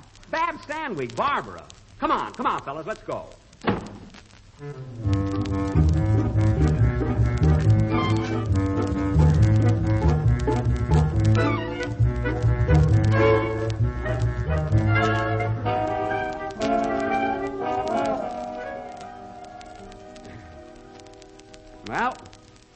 Well, here we are. I hope Babs is home. I got spurs that jingle, jangle, jingle. Are you excited, boys? Oh, we sure are. Good afternoon. I'm Jack Benny. These two cadets would like to meet Miss Stanwyck. Come on, fellas, let's go in. Just a moment, please. Miss Stanwyck is taking a bath. Oh, then I'll wait. You certainly will.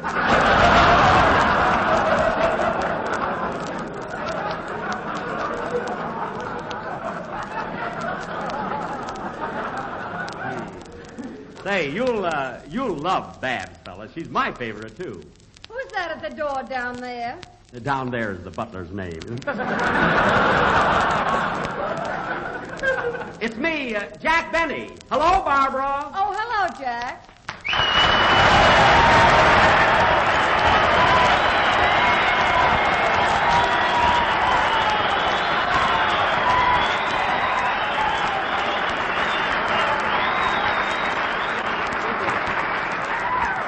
A lot of people in her house, too. Say, Barbara, can you come down a minute? I've got something I want to see you about. Jack, I told you yesterday. I've got enough chili sauce to last me 6 years. Oh, it's not about chili sauce. I got a couple of cadets from Santa Ana with me. They want to meet you. Oh, then I'll be right down. Won't you step in and wait, folks? Thank you. By Jove, you certainly are.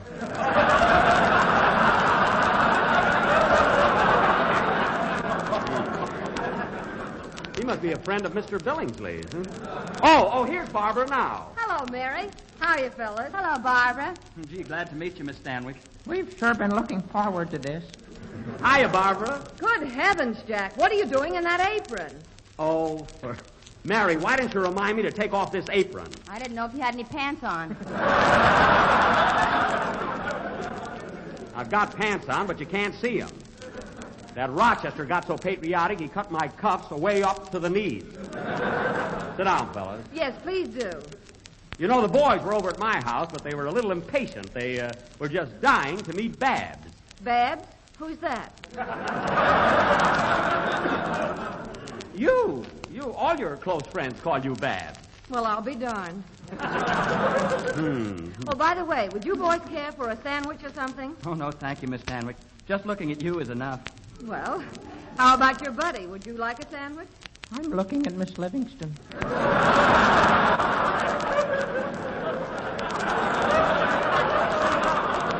Well, say, I'm hungry, Barbara. I can stand a sandwich. Well, why don't you go out in the kitchen and make one? You're all dressed for it. Good. Well, never mind. I'll just have some of these walnuts here. May I?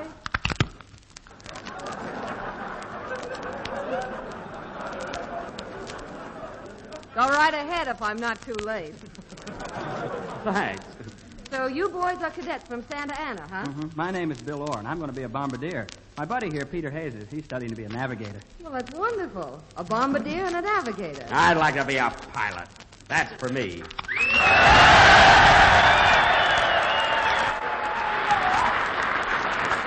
Oh, gee, these nuts are good. Now, wait a minute, Jack. Well, how many did I eat? I don't mean that. I mean that the bombardier and the navigator are just as important as the pilot. Their jobs are equally as interesting and require just as much training.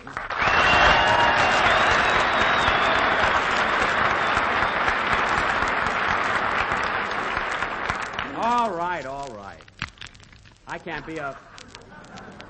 be a pilot anyway. I'm over 26. Or did they raise the age limit to 36? Till they put wings on rocking chairs, you don't have to worry. I don't know about that. Boy, these are the best walnuts. Gee, Miss Stanwyck, you sure got a beautiful home here. Well, I'm certainly happy you dropped in. Oh, by the way, where are you boys from? Oh, I'm from Scranton, Pennsylvania. I've only been out here about 2 months. Scranton, Pennsylvania. And where are you from? I'm from St. Joe, Missouri.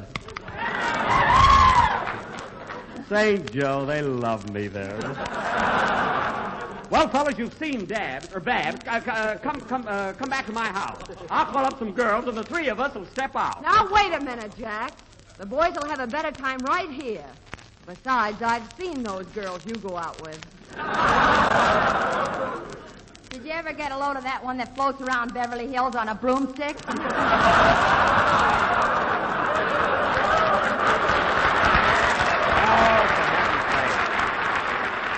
Quiet.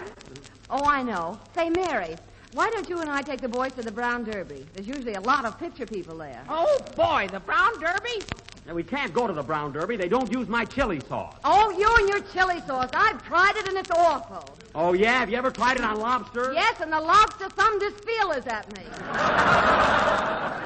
Well, naturally, a lobster has to be boiled. Boiled or sober. He didn't like it.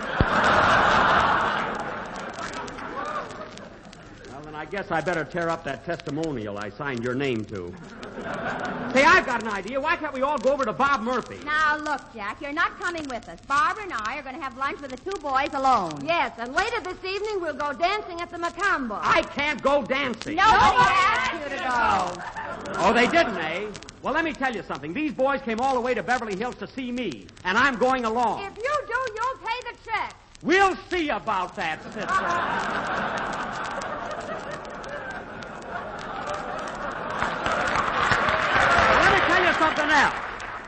Let me tell you something else, you Brooklyn bombshell. When it comes.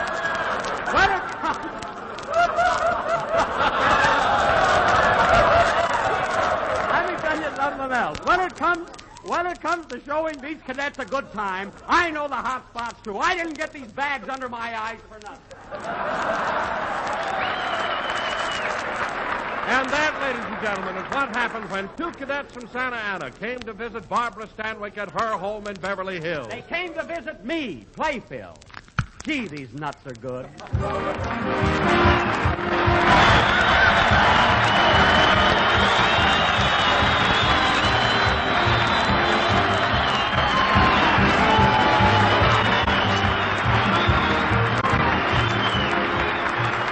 You know, friends, when you stop to think of it, manpower and woman power are really the result of food power. That's why it's so very important for every man and woman in America to eat nourishing food in this war emergency, especially the vital protective foods such as whole grain cereals. And that's why it's important to see the Grape Nuts Flakes appear regularly at your breakfast table. For delicious toasty brown Grape Nuts Flakes are a whole grain cereal. This means that Grape Nuts Flakes supply important whole grain food values, including 3 essential nutritive elements, iron, niacin, and vitamin B1. In fact, Grape Nuts Flakes contain more B1 than you'll find in the whole grain itself. So you see, you get a bowl full of real wartime nourishment when you sit down to a breakfast including malty, rich, sweet as a nut Grape Nuts Flakes. So for real breakfast enjoyment, plus real nourishment to start off the day, treat your family tomorrow morning to Grape Nuts Flakes.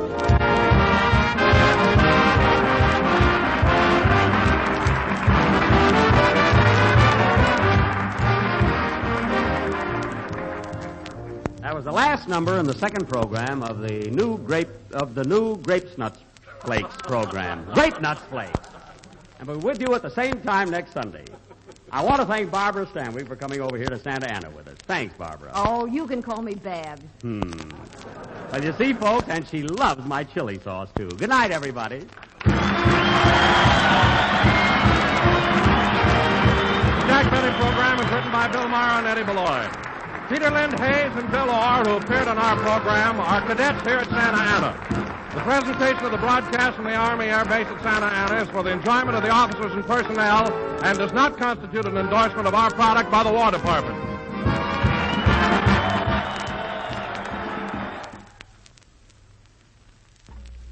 Have you tried the delicious new hot cereal, Rich Hot Brown Grape Nut Sweet Meal? Rich Hot Brown Grape Nut Sweet Meal? Rich Hot Brown Grape Nut Sweet Meal? Rich Hot Brown Grape Nut Sweet Meal? Grape Nuts Flakes program, the first radio program to come to you from Williams Field near Chandler, Arizona, and starring Jack Benny, with Mary Livingston, Phil Harris, Dennis Day, Rochester, and yours truly, Don Wilson.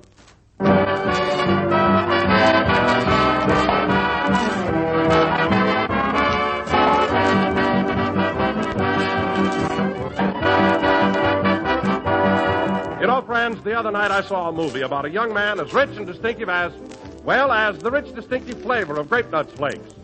And he met a young girl as truly appealing as an appealing bowl full of Grape Nuts Flakes. And when they got married, they lived as happily as folks who have that grand-tasting Grape Nuts Flakes at breakfast every morning. Well, friends, the moral of this story is just this. You'll find malty, rich, sweet-as-a-nut Grape Nuts Flakes. The Grape Nuts Flakes bring you your form of delicate, toasty brown flakes. A flavor that's utterly distinctive because it's a two-grain blend of sun-ripened wheat and malted barley, toasted golden brown and crisp. Grape Nut Flakes, America's fastest-growing cereal. So, for a smooth-tasting, delicious breakfast treat, ask for Grape Nuts Flakes in the thrifty 12-ounce package.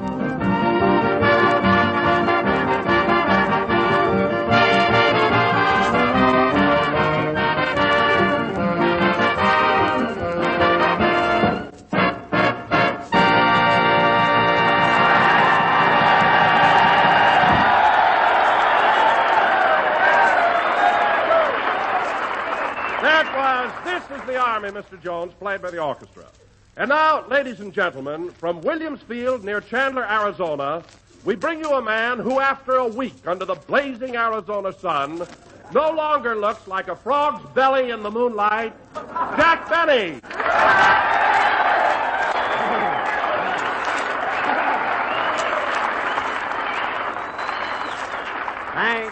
Thank you. Frog's belly in the moonlight. JELLO again. Grape Nut Flakes again. This is Jack Benny speaking. And Don, although you put it rather crudely, there's no question about it. I do look much better with my desert tan. Yes, Jack, you certainly do. Well, why not? I'm outdoors all the time, horseback riding, swimming.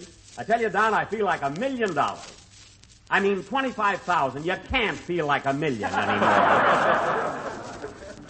You know, Don, this Arizona sunshine seems to have done you a lot of good, too. Oh, it has, Jack. Every afternoon I've been taking a sun bath up on the roof of my hotel.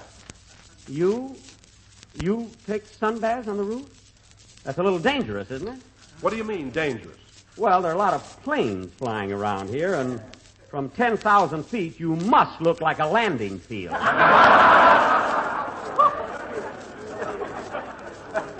Really, I'm not kidding. Oh, now be reasonable, Jack. From 10,000 feet in the air, I look like an ant. Well, it must be that fat ant of yours that lives in Denver. I know a landing field when I see one. Oh, hello, Mary. Hello, Jack. Well, get a load of you. What a tan you've got. Haven't I, though? Tell you, Mary, I look just like those toasty brown Grape Nuts Flakes. Yeah, but you still shake like Jello. I do not. I'm the picture of health. Gosh, I've been outdoors all week. Well, why don't you get a room? I've got a room. I'm living at the Arizona Biltmore, and what a ritzy place that is. The Arizona Biltmore isn't even opened yet. All right, so I have to make my own bed. A little bending over isn't going to hurt. But that hotel is lovely. You kids will have to come out and visit me. Oh, I'd love to, Jack. Which room are you in? Oh, you can't miss it. It's the one with the boards knocked off the window. But do come over. Imagine moving into a hotel that isn't even open. That's the cheapest thing I ever... All right, forget it. Where are you living? I'm at the Westward Ho, and it's one of the most beautiful hotels in Phoenix. It is, eh? But you wouldn't like it. It's got maids and bellboys and telephones and everything. You're right. I'd rather rough it at the Biltmore. That's me, huh? Tell me, Mary, have you been having a lot of fun this week in Phoenix? Soldiers and cowboys? How can I miss?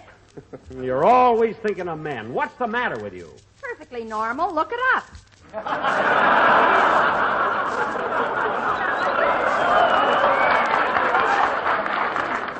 I don't mean that. Hey, Jackson, ain't it wonderful here in Arizona? They ain't nothing like them wide open spaces. Oh, hello, Phil. Yes, it is. And the climate is so grand. Yeah, this air's the nut. That's because there's very little humidity. Who what? Humidity, stupid. That means no moisture. I know what it means. I also know how to pronounce it, but I'll be darned if I'll tell you. Say, where are you living, Melonhead?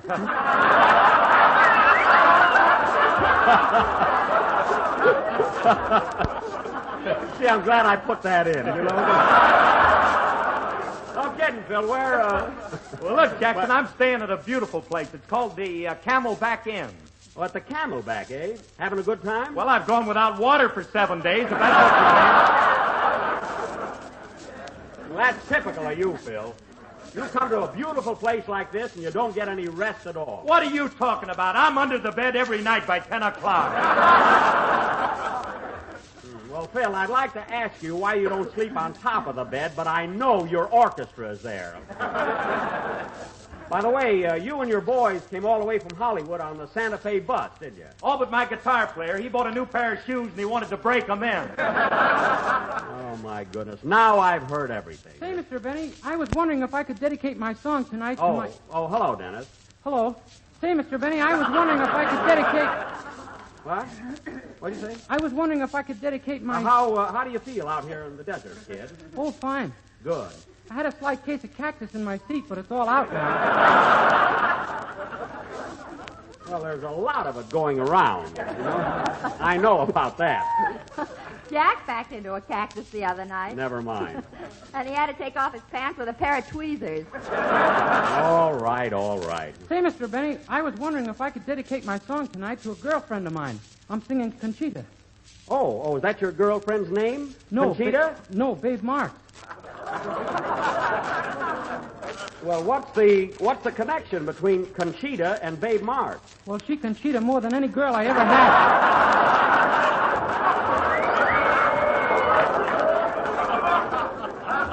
Dennis, you better get a big hat. The sun here is taking advantage of you.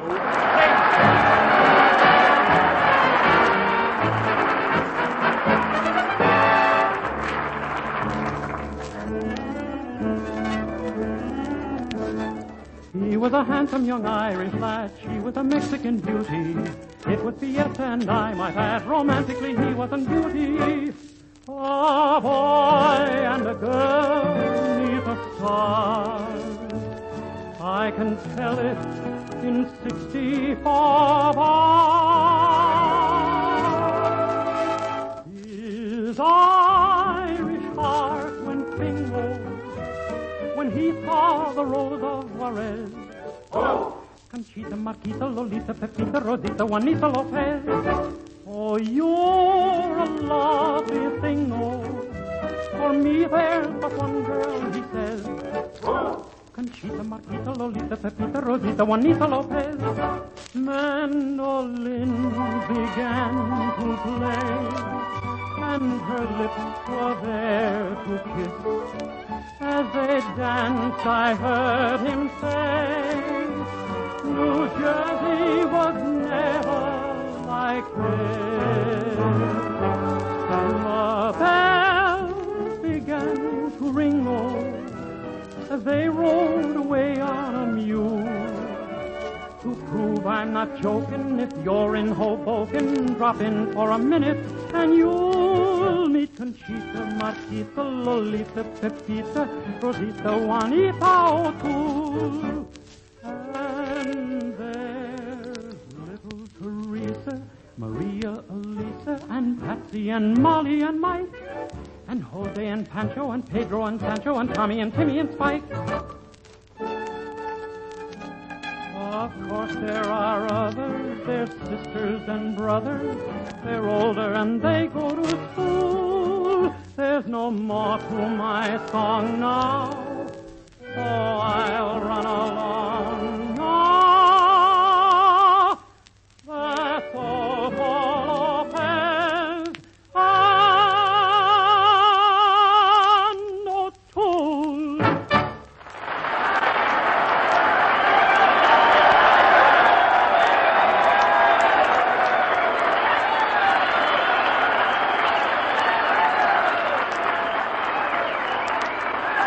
That was Conchita Rosita Lopez, sung by Dennis Day. And now, ladies and gentlemen, I have a very important announcement to make. Last Monday afternoon, Jack Benny went to an official automobile graveyard in Los Angeles and contributed his famous Maxwell to the junk salvage drive. Yep, little Maxie is going to do her bit in the war effort. So at this time, folks, we would like to reenact for you all that took place on that historic occasion. Gosh, did I make history? Why, certainly. They want to take Paul Revere out of the school books and put you in. Oh, stop. I know better than that. John Paul Revere, what a sailor he was. Oh, quiet. Continue, Don. Jack felt that his whole radio gang should be present to take a farewell ride in that old jalopy. So he told us to be at his house at 3 o'clock sharp, and we'd all ride to the junkyard.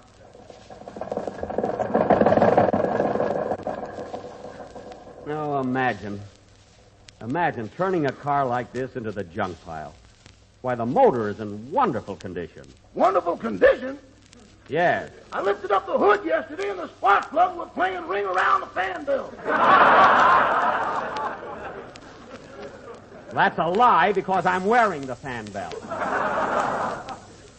You know, fellas, I realize I should give my car to the salvage drive, but gee, you can't blame a fella for being blue and all choked up. Did the laundry shrink your collar? No. Pay attention. And sentimental. Take it easy, Rochester.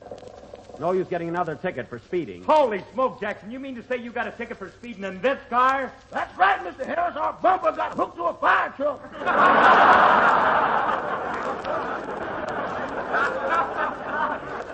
I don't care how it happened. We were going like the wind. Now watch what you're doing, Rochester, and grab a hold of the steering wheel. I'll catch it the next time it comes by. Well, you better. God. Imagine after all these years parting with my little Maxwell. Oh, boy. Hey, look at that gorgeous blonde standing on the corner there. Where? Who? What? Where? Oh, yeah, I see her. Oh, Jack, put down that telescope. Well, I know the girl. It's Shirley Truebucket. Hello, Shirley. Remember me? Jeepers, yes. Turn here, Rochester. That junkyard is down on Western Avenue.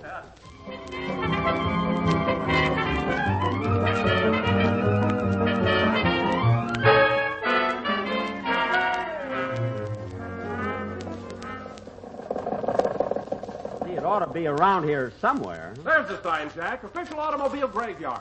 Oh, yeah. Turn in here, Rochester. Okay. And watch that curve.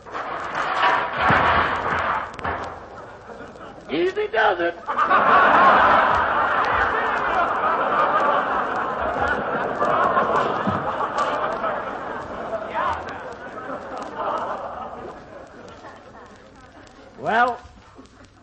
Well, that's it, fellas. That was our last trip. Our last ride in the Maxwell. I'll buy a drink. Never mind.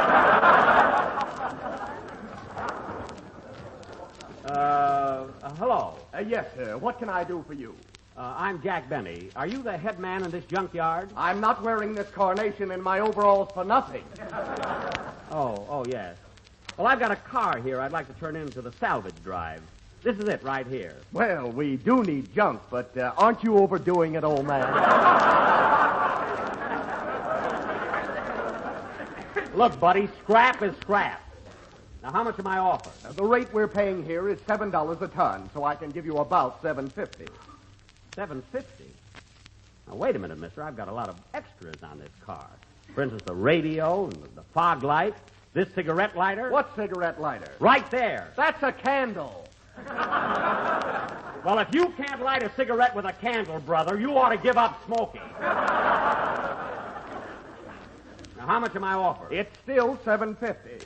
Oh. Now, you can have cash, but if you like, I'll pay you in war stamps. Well, I'll take the war stamp. Yes, sir. Would you like a wet sponge, or have you strength enough to lick 'em?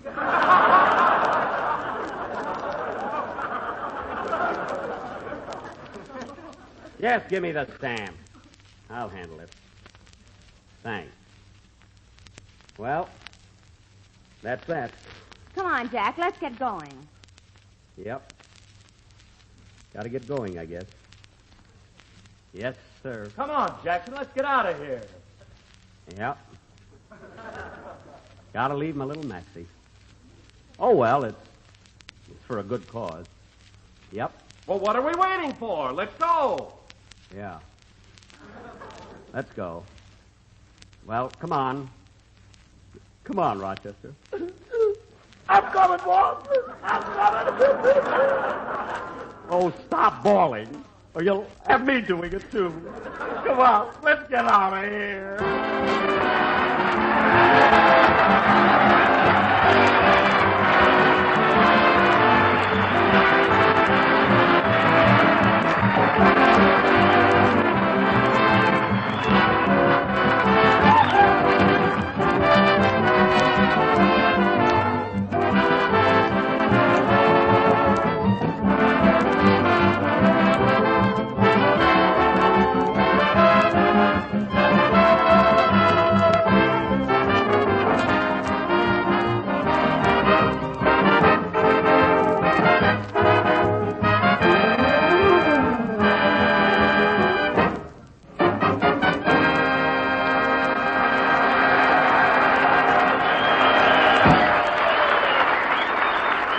And now, ladies and gentlemen, it is several hours later, and Jack has returned to his home in Beverly Hills, and as we pick him up now, it's about bedtime.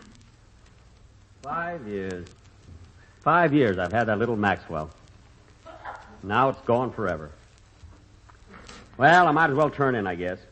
Get my pajamas out, Rochester. I put a nightshirt right there on the bed, boss. I don't want a nightshirt. Been getting cold lately, and a nightshirt creeps up on me. This one won't do any creeping. I put stirrups on it.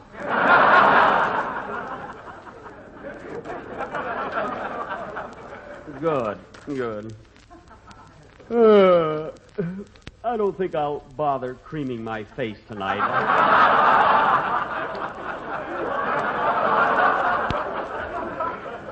Really, I'm too tired. My complexion is all right. But I got some new stuff from the drugstore. Betty Bunker's Beauty Balm.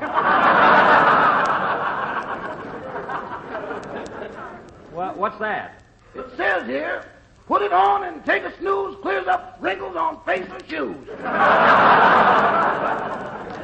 Well, just put it on my shoes tonight. I'm all in. Here, hang up my pants and undershirt. Well, good evening, Mr. Billingsley. Good evening, Mr. Benny. Stripped for your physical, I see. No, I'm just getting ready for bed. I've been very restless lately, you know. Well, in that case, you must try one of my new sleeping pills. Here you are. But, Mr. Billingsley, this isn't a pill, it's a baseball bat. Well, if that doesn't do the trick, you ought to see a doctor. Well, thanks anyway. Don't mention it. Good night, Mr. Benny. Good night. Oh, I haven't seen her in years.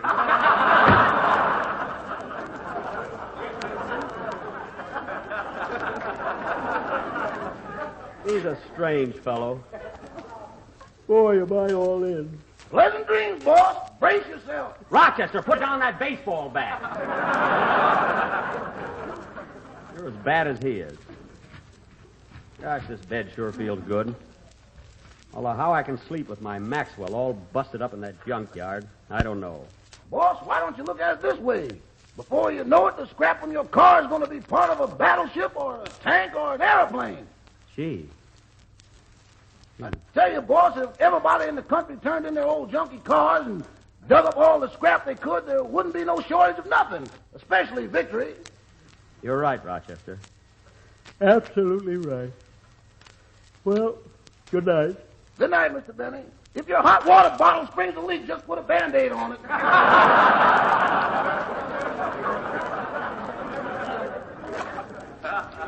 I will. See, no wonder I'm tired. Gee, I practically helped Henry Kaiser build a ship today. Gosh, just think. Little Maxie's going to be a ship. Or a tank. Or maybe an airplane.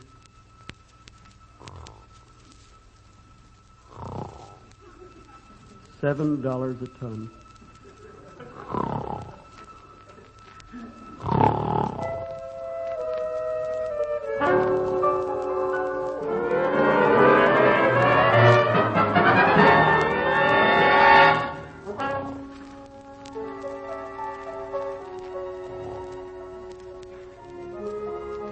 Calling Bombardier Benny. Calling Bombardier Benny. Report to commanding officer immediately.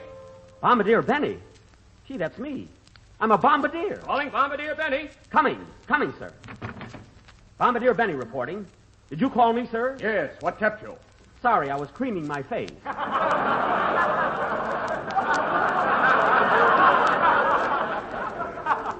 What's up, sir? There's a bomber waiting outside, and you're assigned to the crew. Your destination is Tokyo.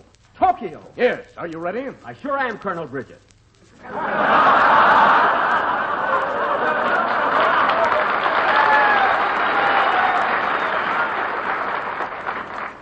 all set to shove off. Good. You'll find your bomber on the north runway. The pilot's warming up the plane now. Wait a minute. I forgot my radio, my fog light, and my cigarette lighter. Here's a candle. A candle? Yes. If you can't light a cigarette with a candle, you ought to take off that fan belt.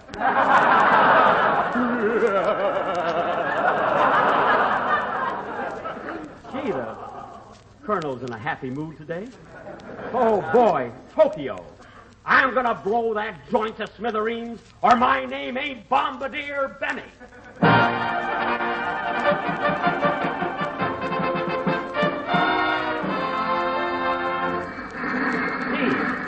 Gee, look at all those bombers. I wonder which one is mine. Your plane is coming right up. Where? Well, I'll be... It's my Maxwell. Only it's got wings on it. Maxie, speak to me. It knows me.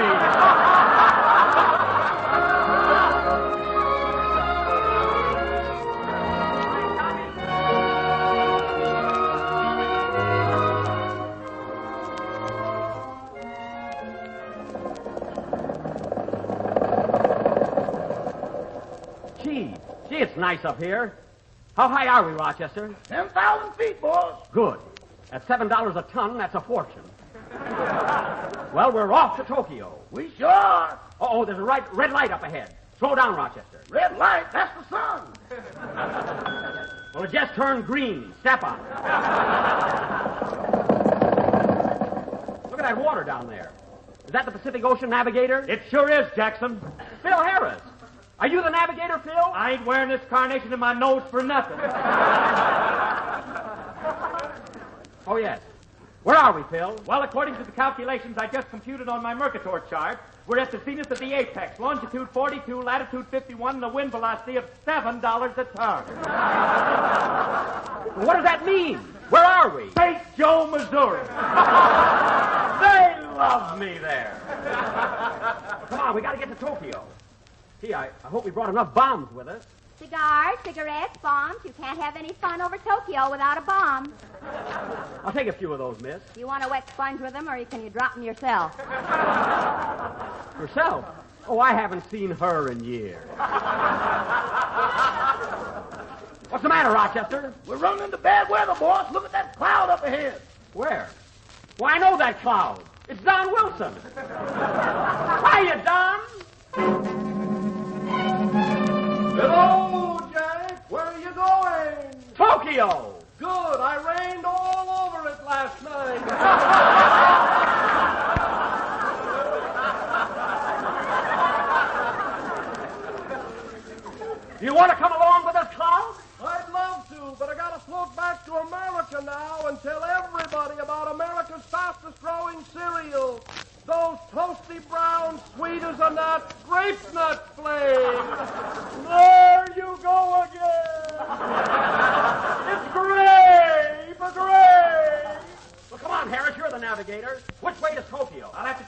superstition by radio. Tune it in.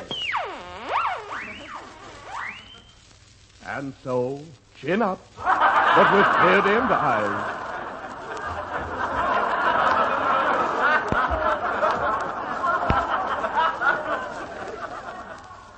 We find Sally Yoshimoto waiting for her husband Togo. That's the Japanese radio. We must be on the beam, all right. We've got to get ready. Where's our machine gunner, Shirley Truebucket? Here I am, Mr. Benny. Good. Well, we're on the way, fellas. It won't be long now. Hey, who's that passing us? It's Jimmy Doolittle. Oh, yeah. Hello, Jimmy. Hiya, Jack. Good old Doolittle. Follow him, Rochester. He knows where Tokyo is.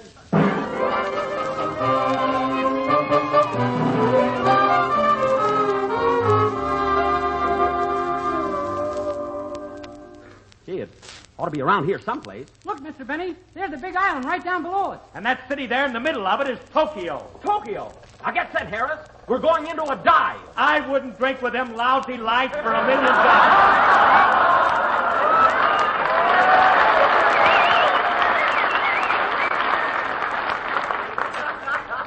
No, I didn't mean that. We're going to give them the works. Come on, men. Let's start dropping these bombs.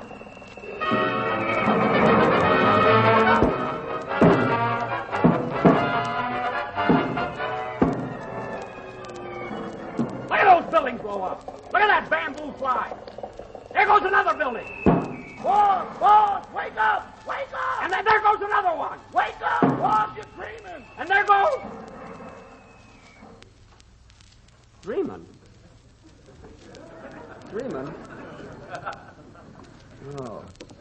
Oh, yes. Rochester, I just had the most wonderful dream. I dreamt I was bombing Tokyo. Tokyo? Did you blow it all up? Not quite. Then I'll stir you up a Welsh rabbit. Let's finish the job. That's an idea. What a dream.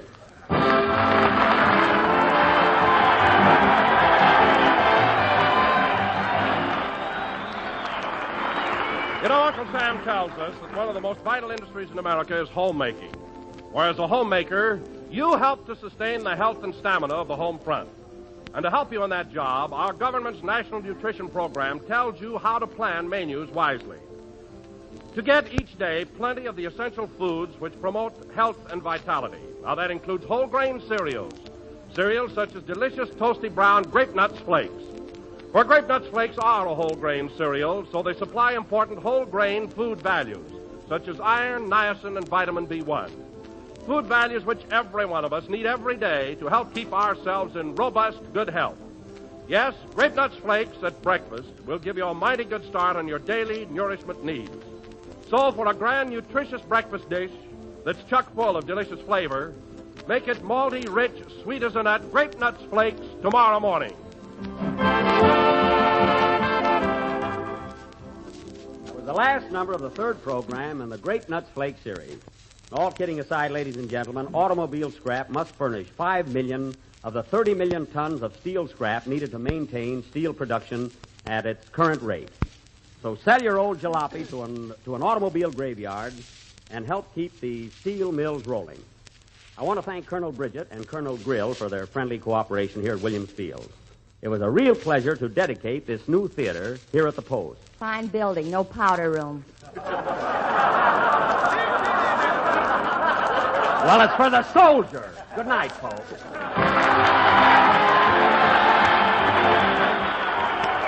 Jack Benny program is written by Bill Maher and Ed Beloy. This program is for the entertainment of Army personnel and does not necessarily constitute an endorsement of its products by the War Department.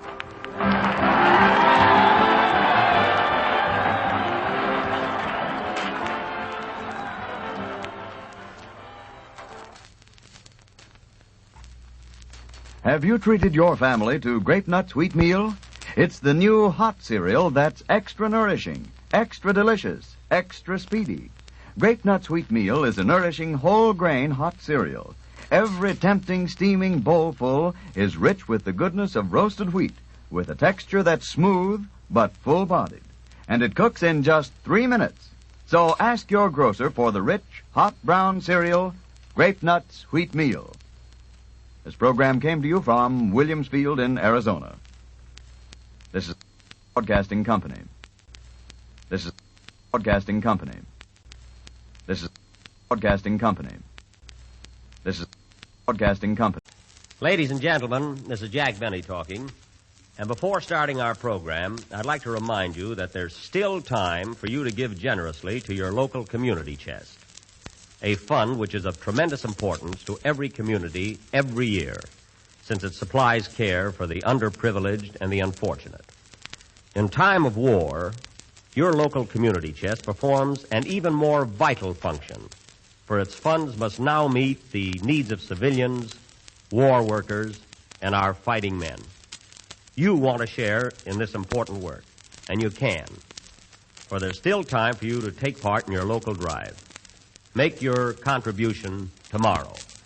Grape Nuts Flakes to you.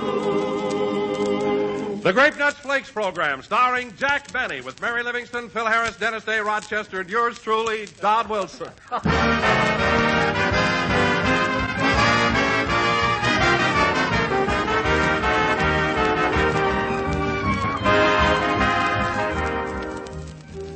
Send him to work with a smile.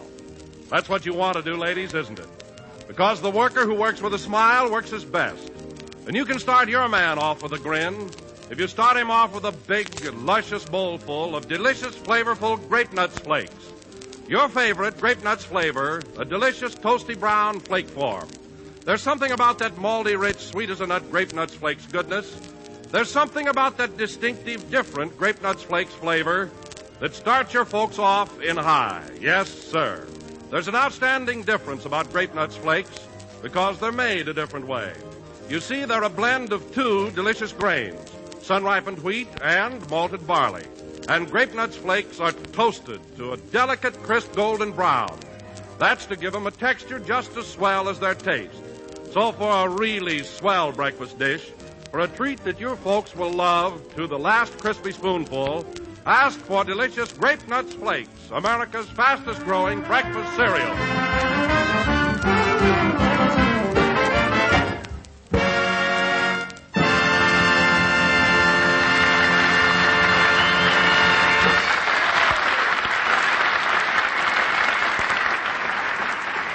That was Gobs of Love as played by the orchestra. Now, ladies and gentlemen, we bring you a man who turned in his Maxwell to the junk salvage drive last week. That's right. No car now. And this morning came all the way from Beverly Hills on a pogo stick with an outboard motor, Jack Benny.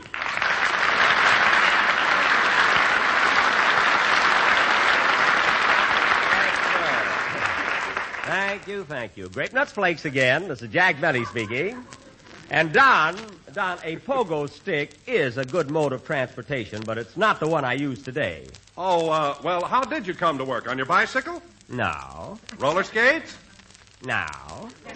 Well, I give up, Jack. How did you get here? It's simple, Don. I put on my track outfit, bent down on one knee, Rochester untied the goat, and wham, here I am. In fact, I ran all the way. You should have seen him, Don. He runs like a deer. Thanks, Mary. An old, tired deer.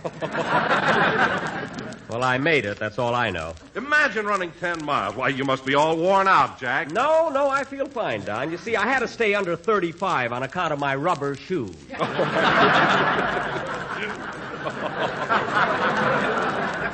By the way, Mary, how did you get here? Did you have any trouble? Of course not. I just stood on the corner of Sunset and Roxbury, fixed my garter, and wham, here I am.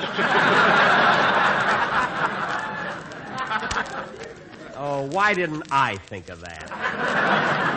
Darn it. Yes, Jack, it might have worked for you, too. You have rather attractive limbs. Well, I've seen better-looking limbs holding up Burma shave ads. The word is signs there. You got a much bigger laugh on signs, you know. At least, Mary, my legs were good enough to run all the way from Beverly Hills. I think they were trying to get away from your body. Oh. Mary, I haven't got my car anymore. I ran to work. Now forget it. Oh, I just can't get over it, Jack. A man your age running 10 miles. Oh, for me, that's nothing, Don. Why, the first job I ever had, I used to run up and down all day long. Up and down. Up and down. My goodness, Jack, what were you doing? I was a grape smasher in a winery. I had the bluest feet. Oh, really? Oh, hello, Dennis. Hello, Mr. Benny. Hello, Mary. Hello, Don. Hello, Phil. Phil isn't here yet. Oh, then I'll save it. Say, kid, how'd you get to the studio today? It was easy. I paddled here in my canoe. In a canoe? It scrapes a little, but you can do it.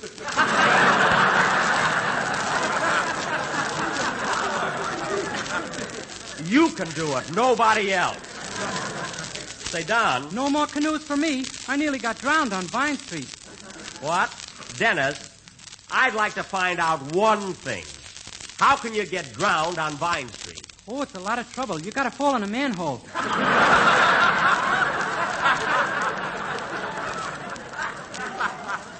Well, that'll do it every time, kid.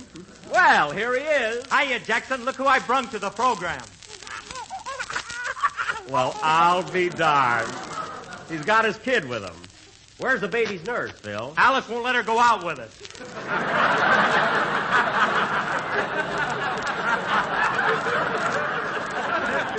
Oh.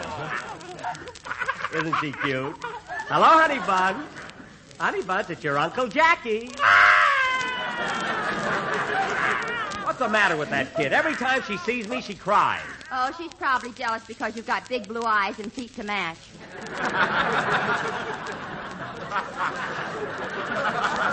Yeah, that's it. My, that's certainly a cute outfit the baby's wearing, Phil. Oh, look at those little shoes and those panties. Yeah, ain't them dapper diapers? Oh, they're darling. Say, Phil, we've got a long play to do tonight, so how about giving out with a band number? Okay, hold the baby. Well, come on, take her. Okay. I hope she... Oh, well, I'll take a chance. Come here, darling. Come here to your Uncle Jackie. There she goes again. Well, what'd you do to her, Jack? I didn't do anything to her. Quiet. Quiet now, darling. Ladies Quiet. and gentlemen, while Jack is attempting to calm down Phil's baby, let me tell you about America's most distinctive flake cereal. Those toasty brown sweeters and a Grape Nuts flakes. You will find that Grape Nuts flakes are a thrifty buy on the big 12-ounce economy-size package. And be sure to look for Kate Smith's picture on the box. Well, okay, Phil, let's have your... Kate Smith's picture on the box. Did you say Kate Smith? Why, certainly. Don't you eat Grape Nuts flakes? Every morning, but I eat them out of a bowl, not out of the box. Kate Smith. Kate Smith's picture. Well, after all, Jack, Grape Nuts flakes used to be her program. Well, it's mine now, and she better get off that box.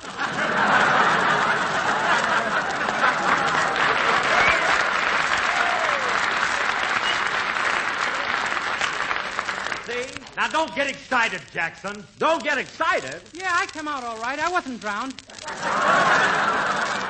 Who's talking about you? I want my picture on that box. Stop jumping up and down. Do you think you're back at the winery? I know where I am. I'm going to straighten that picture business out right now. You better play something, Phil. Better darn right he better play something. While he's doing it, I'm getting on that phone. Mr. Chapin, the sponsor, is going to hear about this. Hello, operator. Get me long distance. New York.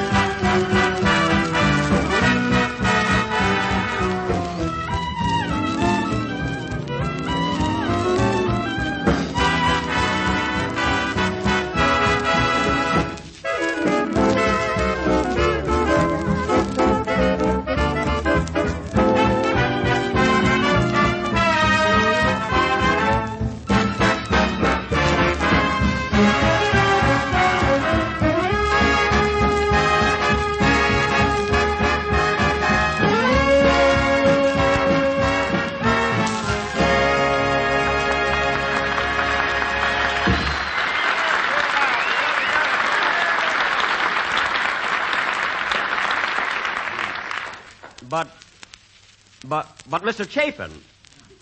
But, Mr. Chapin, as long as I'm on Grape Nuts Flakes program now, my picture ought to be on the box. Sure, Kate Smith is a lovely girl. So am I. I mean, I'm a lovely fella. Now, look, Mr. Chapin, let's not bicker about it. All I want is a direct answer. Is it yes or no? Not so fast.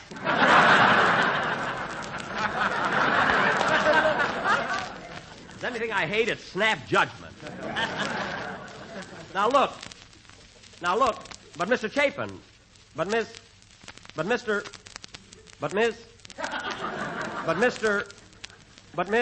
Try Madam. But, Madam.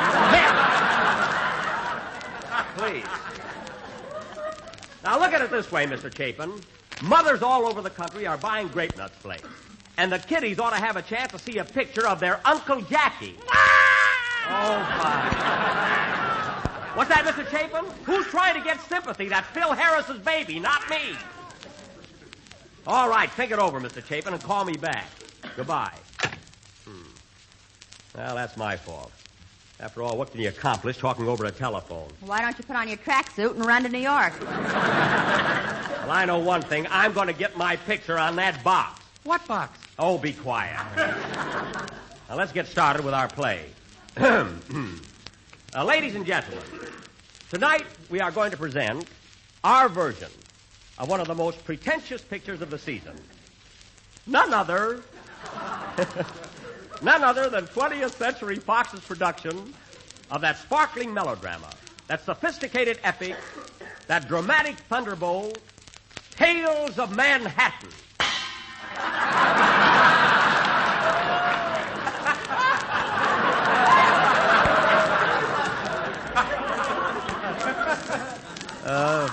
Thank you, Crumb Cake. Now this picture, which was produced by Boris Morris and S.P. Eagle. What's the SP for? He came out from New York on the Southern Pacific. Do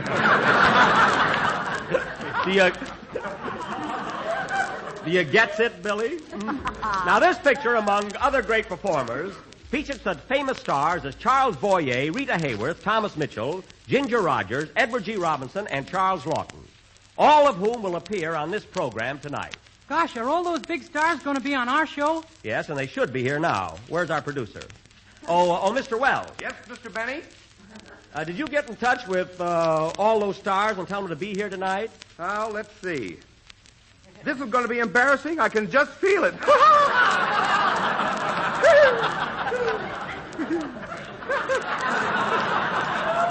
Oh, for heaven's sake, so you forgot to do it. Well, all I can say is, Welch, you're a fine producer. Mr. Benny, in my office at Young and Rubicam, I have 12 telephones on my desk. So what? If I ever get them untangled, watch my smoke. Couldn't call him up. He couldn't think of it. Well, what are we going to do, Jackson? Well, I'll think of something. Say, Mr. Benny, I'll bet our play will never top the one Fred Allen did last week. Allen? Oh, is Nasal Hazel back on the air?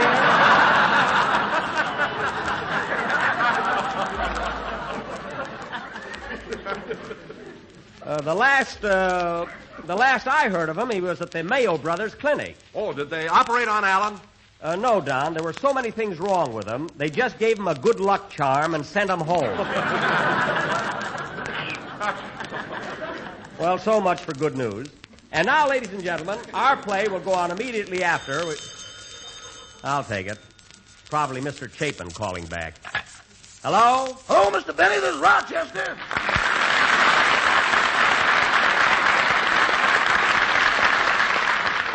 Hello, Rochester. What do you want? Boss, you know that buggy you bought to take the place of the Maxwell?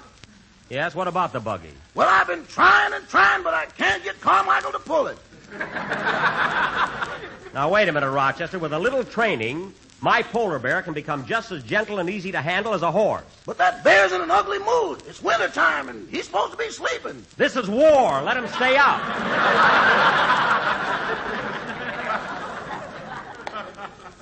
Now, Rochester, all you got to do is put the harness on him. Speaking of that harness, he had it on me 3 times today. Oh, he was just being playful. Did you put the bit in his mouth? Yeah, and he chewed it up like bubble gum. Well, that's your fault. If he doesn't behave, give him a good rap on the nose. A rap on the nose? Yes. Help is hard to get now, boss. Don't kick it around.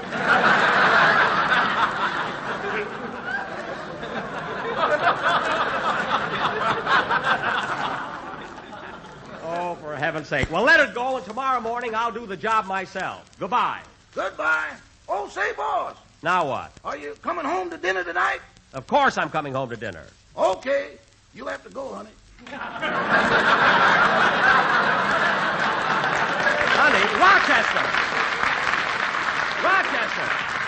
Honey, he can't be talking to Carmichael. Sing, Dennis.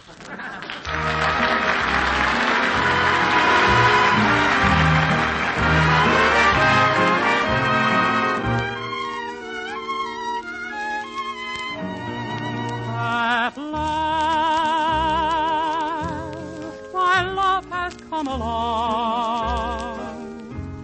My lonely days are over, and life is like a song. At last, the skies above are blue. My heart was wrapped in clover the night I looked at you. I found a dream that I can speak to, a dream that I can call my own. I found a thrill to press my cheeks to, a thrill I've never known. You smiled, and then the spell was cast. And here we are in heaven, for you are mine at last. I found a dream that I can speak to, a dream that I can call my own. I found a thrill to press my cheek to, a thrill I've never known. You smiled, and then the spell was cast, and here we are in heaven, for you are mine at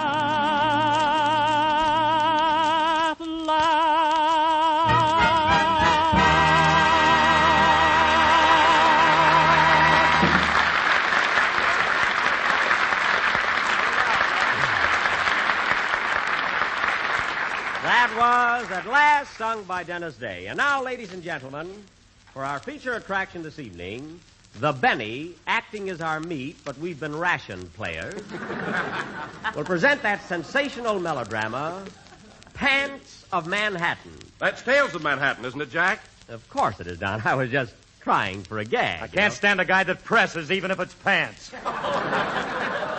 Oh, sit down. Melonhead again.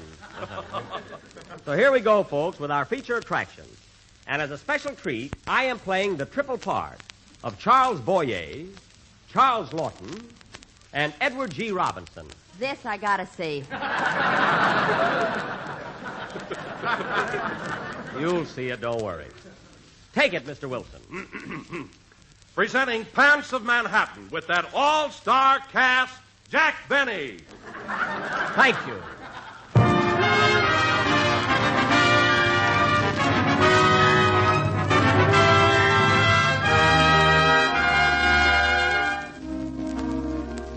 If you remember the picture, ladies and gentlemen, the opening sequence presented a tense love triangle featuring Rita Hayworth as the wife, Thomas Mitchell as the husband, and Charles Boyer as the other man. That is me, Charles Boyer. Oh, pull up your eyelids. The scene is the trophy room of the Long Island estate of Mr. Thomas Mitchell, the famous big game hunter. Mr. Mitchell is talking to his wife. Darling, I love you. You can't leave me, do you hear? You can't leave me. I'm sorry, Thomas, but I'm afraid this is the end. Well, what about our children? Our children that I play with every day. We haven't any children. They belong to the family next door. Oh, so that's why they're older than I am.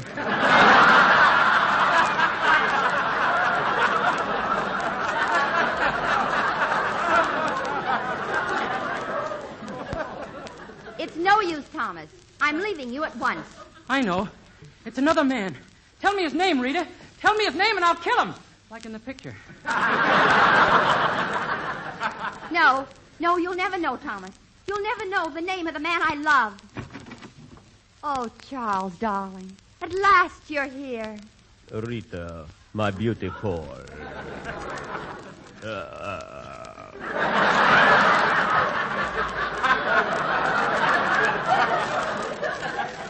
Kiss me.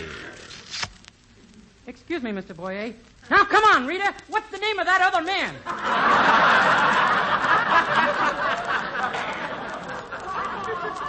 Go away. Oh, Rita, my darling. Close your eyes and kiss me again. How else can I do it? Rita, I love you. Pardon me, Mr. Boyer. Now, listen, Rita. I wish you'd tell me who your lover is so I can go out and shoot him. He is a speech. Rita, my beautiful. Does your husband know about M.E.?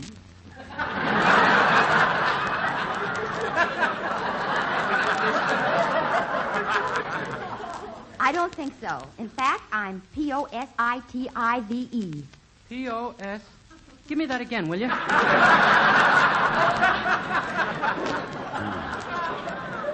Well, I must go now, sweetheart. I will see you later. Wait. These secret meetings can't go on any longer. I must tell my husband the name of my lover. Rita, be careful. He has a gun. His name, Thomas, is Charles Boyer. Yes, you might as well know. I love your wife, and she's going away with me. Far, far away. How far can you go on 4 gallons a week? That is my worry. Come, Rita, let us go. Oh, no, you don't. Take that. Ooh. I am shoot. Right in the pants of Manhattan. Charles, speak to me. You've killed him, Thomas. You've killed him. Oh, everything is going black. I cannot see. I am dying. Hello? Who? Mr. Shapin?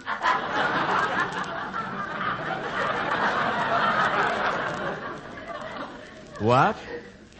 Very well.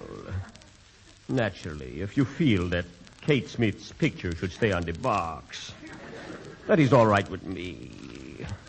What do I care? I am dying. Dying, I tell you. Dying.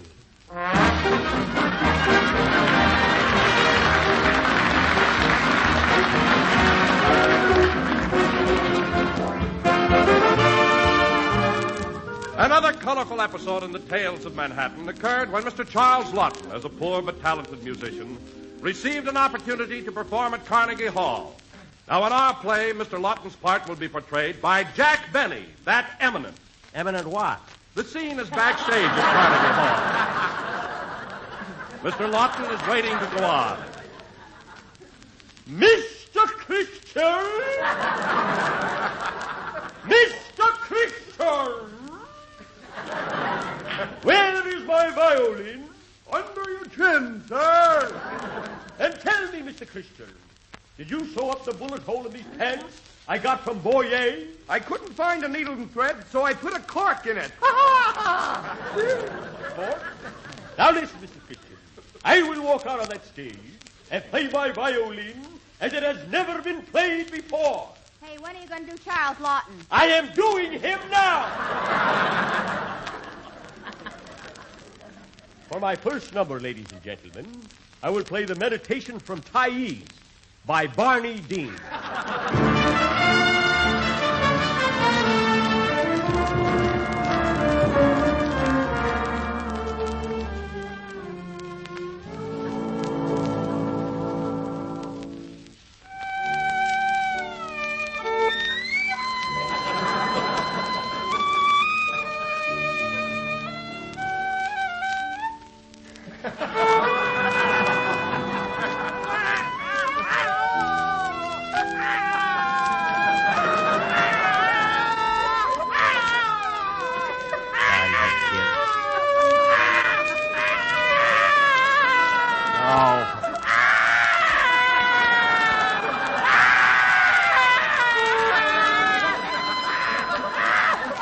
Quiet! Did you hear me? Quiet! We will take it again.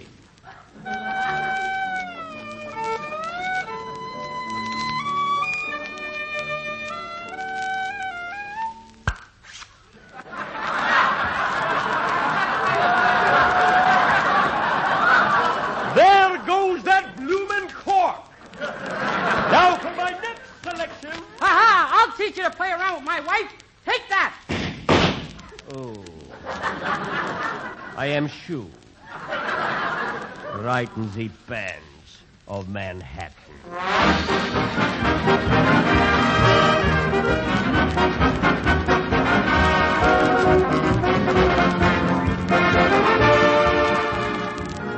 Another outstanding sequence in the tales of Manhattan was Edward G. Robinson, once a prominent lawyer, but now a Bowery derelict, is invited to a reunion of his college classmates.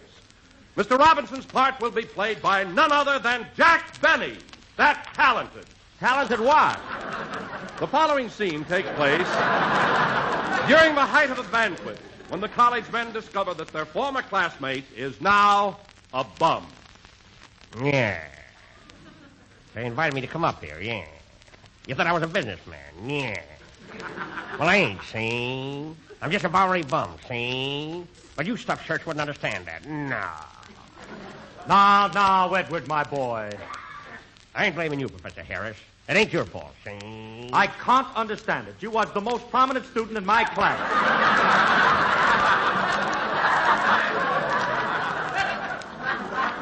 Why, you could speak everything from Italian to Egyptian. Oh, yeah? Good heavens, lad, ain't there nothing I learned you stuck in your bean? What? Say, which one of you is Robinson? I am, see? And if anybody's around here looking for trouble, I'm the guy that can get it home. Yeah. I'm tough, see? And that reminds me. There's something else I want to take care of right now. Hello, operator. Give me New York, see? New York? I want to speak to Mr. Chapin at General Foods, see? Hello, Chapin. Let me tell you something. I read about enough of this, see? Either Kate Smith's picture goes off that box, see? And my picture goes on, see? Or I ain't working next Sunday. Yeah. Oh, for heaven's sake, do you realize who you're talking to? I know what I'm doing. Now get away from me, see? What do you want? I thought I told you to stay away from my wife. Ooh. I am shoot. Right in the bands of Manhattan. Ladies, when you budget your food dollars this week, make a certain that a part of each food dollar goes to the purchase of cereals. Whole grain cereals such as Grape Nuts Flakes. Now, why do I say that? Why, it's because whole grain cereals are a plentiful, thrifty source of food essentials all of us need every day for really robust good health. And you can't do better than choose Grape Nuts Flakes. For delicious, toasty brown Grape Nuts Flakes are a whole grain cereal, so they provide essential whole grain food values, including iron and two of the important B vitamins, niacin and vitamin B1, both so necessary for steady nerves and abundant energy. And that whole grain nourishment is really economical food value, for when you buy Grape Nuts Flakes in the big 12-ounce economy package, it costs you but a penny a serving, a small price to pay for so much goodness. All-around nourishment plus rich, distinctive flavor. So give the folks a swell start for the day. You can do it the Grape Nuts Flakes way. Friends, for hot breakfast with more smiles per mouthful, serve your folks delicious hot Grape Nuts wheat meal. It's extra delicious, extra nutritious. It cooks extra fast. This program came to you from Hollywood. This is the National Broadcasting Company. From Hollywood, this is the National Broadcasting Company. From Hollywood, this is the National Broadcasting Company. From Hollywood, this is the National Broadcasting Company. Grape Nuts Flakes to you. The Grape Nuts Flakes program coming to you from the United States Marine Base at Camp Elliott near San Diego, starring Jack Benny, with Mary Livingston, Phil Harris, Dennis Day, Rochester, and yours truly, Don Wilson.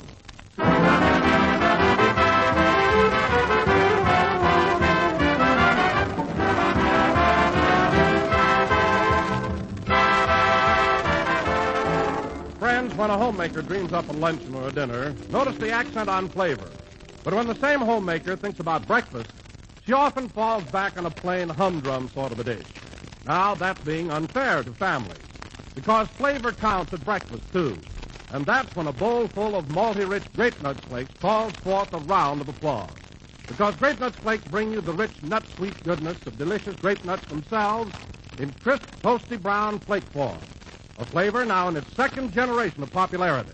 A flavor that's truly outstanding because it's a two-grain blend of sun-ripened wheat and malted barley, carefully combined and delicately toasted. A flavor that explains why Grape Nuts Flakes are America's fastest-growing cereal. So to start your day with a happy grin, the answer is Grape Nuts Flakes often at breakfast. Ask for the big, thrifty 12-ounce package of Grape Nuts Flakes.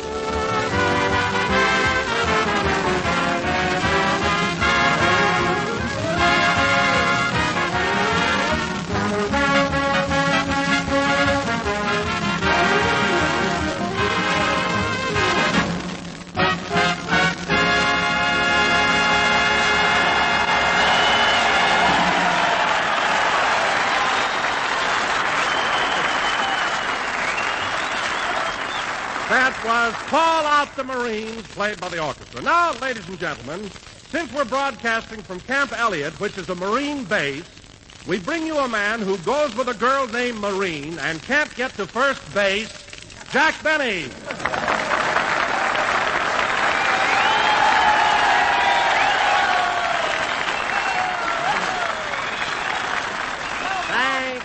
Thank you. Well, thank you. Grape Nuts Flakes again. This is Jack Benny speaking. And, Don, I don't get the connection. Here we are visiting the Marines at Camp Elliott, and you have to drag my girl into it. What's that for? Well, after all, Jack, your girl's name is Marine. That's right, Marine Strudelhaven.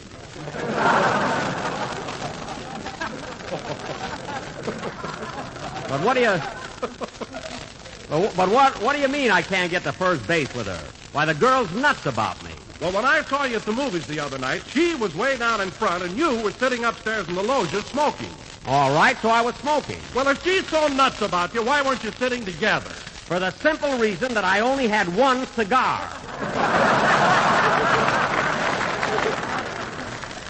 Anyway, how did you know that Marine was in the theater? Why, everybody knew it. She kept yelling at you all through the pictures. Well, she didn't understand the plot.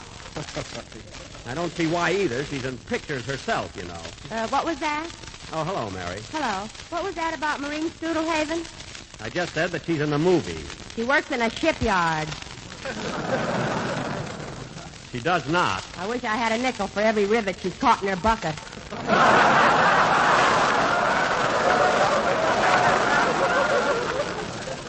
All right. It's patriotic for women to do work like that nowadays. But she's...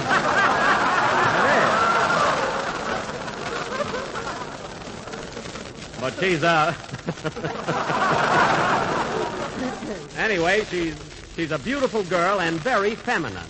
Feminine? She's got a rattlesnake tattooed on her right arm. Well, if you look close, that rattlesnake has a rose in its mouth.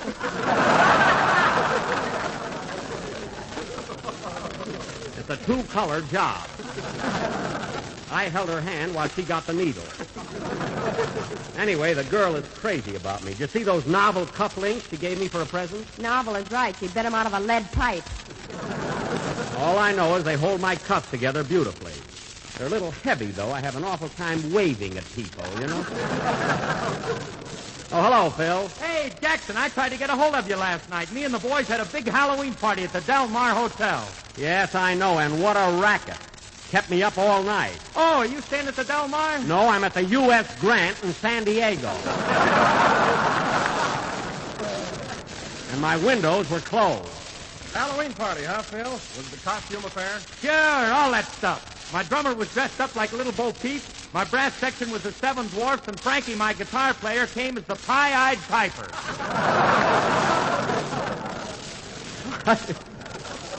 Pie-eyed? That's the Pied Piper. Jackson, he was blind. A costume party. What outfit did you have on, Phil? Oh, I was all knocked out, Jackson. I let my hair down and came as Lady Godiva. That I don't believe. Were there any other clever costumes? Yeah, about 4 a.m., one of the boys came in all dressed up like a policeman. Well. But he was a real cop, and ding, ding, off we went. Well, that's a typical Harris party. Everything from hors d'oeuvres to a paddy wagon. Yes, sir. Say, Mr. Benny, speaking of Phil's Halloween party, I had a... Hello, Dennis. Who, me? Yes, you. Hello. Say, Mr. Benny, speaking of Phil's Halloween party... How do you feel, kid? Oh, I'm fine now. Good. Things looked pretty blue early in the week, but I unloosened my collar.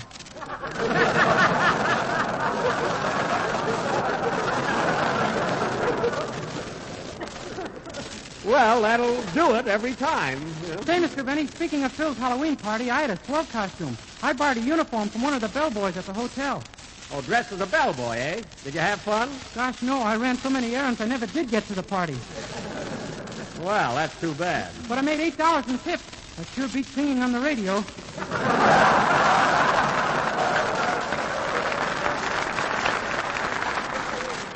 Now, wait a minute, Dennis. What I give you amounts to more than $8 a week.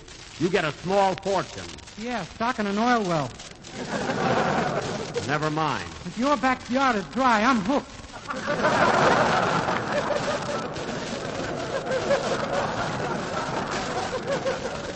Dennis, believe me, I expect to strike a gusher any day now. Oh, boy, oil. I mean it. And now, Dennis, how about a little song? Okay. Hold it, kid. Say, Jackson, if you don't mind, I've been rehearsing an awful cute song, and I'd like to do it right now. What's the name of it, Phil? I like to neck with a chicken. That's I Get the Neck of the Chicken. I've heard it, and it's a swell number. I'll tell you what. You sing it, and I'll accompany you on the violin. What do you say, Phil? Jackson, you pull a horsehair over that catgut, and there won't be a Marine left in the building.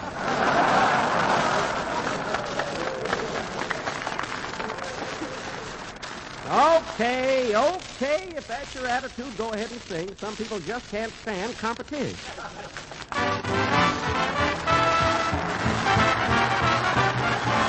You know, there's always one in every family, a square, a jerk, that nobody cares a bit. Well, there's always one in every family. And in my family, I'm it. I get the neck of that chicken. I get the burnt piece of toast. I get the seat in the movie. Smacko in back of a post. When I jump in my shower each morn, sure as fate, I'm too late, and that hot water is gone. I get the neck of the chicken. I get the plate with the crack. I get those evenings with Grandma. Everyone else can relax. That's why I can't get over this dream that came true. If I get the neck of the chicken, well, how did I ever get you? Yes, I get the neck of that chicken. Seems like I'm under a curse. I get the neck of the chicken. Sometimes I get the reverse. That's why I can't get over this dream that came true. If I get the neck of that yard bird, then how did I ever get you?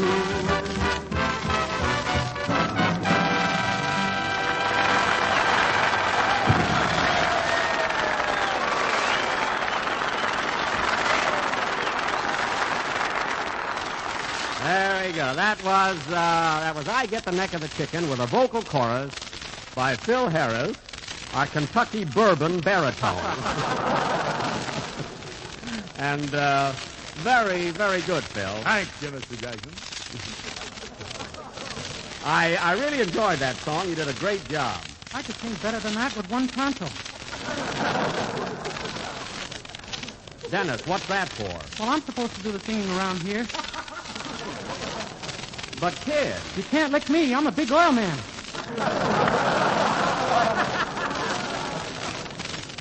Who's kicking you around? You're going to sing later. Oh. But Phil sang very well. The least you can do is give him credit for it. If there's anything I hate, it's a ham. And now, folks... Look who's talking. You behave yourself. And now, folks... No use waiting. I got to slug that kid.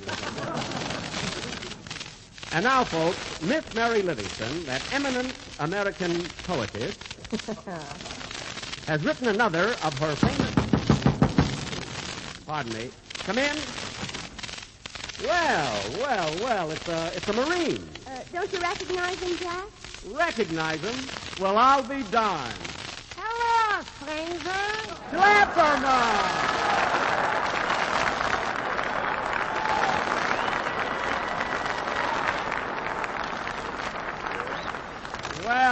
Well, this is a surprise. So you're a Marine now, eh, Schlepperman? Look at my neck. It's genuine leather. Well, you do look rough and ready. How long you been in, Schlepp? 7 weeks. And, Jackie, I'm so tough I could lick my weight in wild kittens. That's wild cat. Don't rush me. Same old Schlepperman. Say, Schlepp, you ought to make a good Marine at that. Remember all the fights you used to have with your wife? You mean that red-headed commando?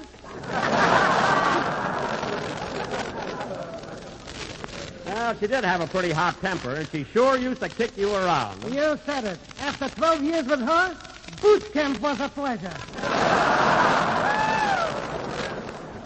Well, that's putting it pretty strong, but I guess you know what you're talking about. Where you going, Schlepp? Well, I gotta run along now, Jackie. It's time for bayonet practice. Oh, do you have bayonet practice on Sunday? No, but we're having roast beef for supper, and I want to be ready.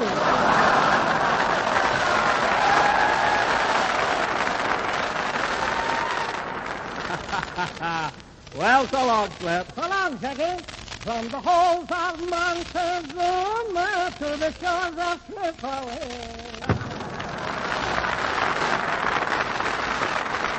Oh, what a guy. It was good to see Schlepp again. And now, folks, say, where were we anyway? It's time for my poem. Oh, yes. And now, folks, since November 10th is the 167th anniversary of the United States Marines, Mary Livingston has written another of her... This looks like lousy. It must mean lovely, I think. Lovely poem. What's the title of it, Mary? To the Marines, and I don't mean Strudelhaven. Leave her out of there. Go ahead. On November 10th, long, long ago, the Marines were founded, as you know. They fight one war and then another, and when things get dull, they fight each other. You said it. The Marines you'll find on land and ocean, their hands ain't soft from lilac lotion. Of course not. Their skin is tough, it is not silky, and they travel around like Mrs. Roosevelt.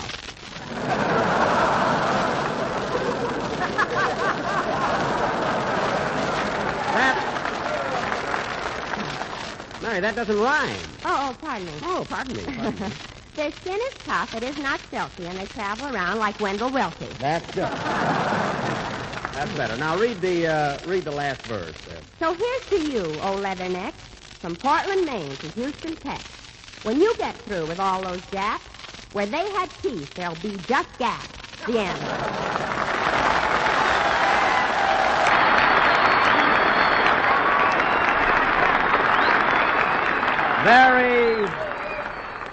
Very, very good, Mary. That was swell. I could write a better poem than that with one tonsil.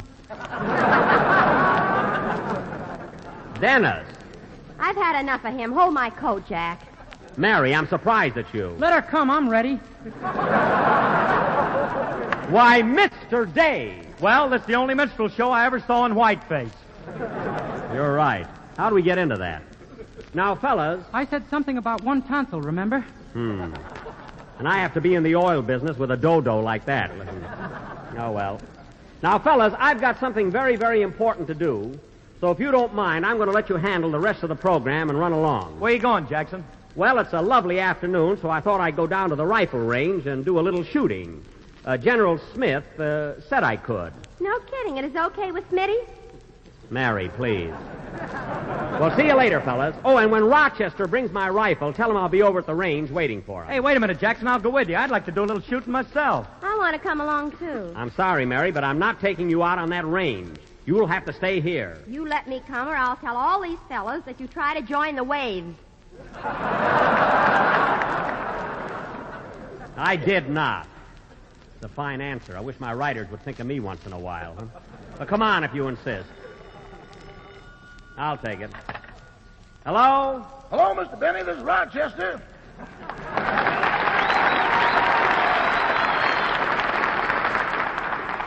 Oh, hello, Rochester. Where are you? I'm still at the U.S. Grant in San Diego. What? You were supposed to be here half an hour ago with my gun. That's what I called you about, boss. I had a little trouble with it. What trouble? I was checking to see if it was loaded. And you know that big chandelier in your bedroom where we hung the laundry? Yes? Well, you can get into your socks from any angle now.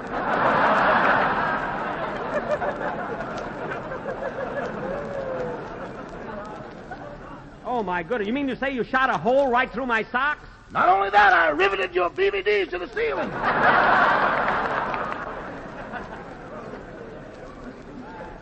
Well, that's the most careless thing I ever heard of. Now, listen, Rochester, jump in a cab and get over here with my gun. Okay, but a cab clear out there will cost a lot of money, boss.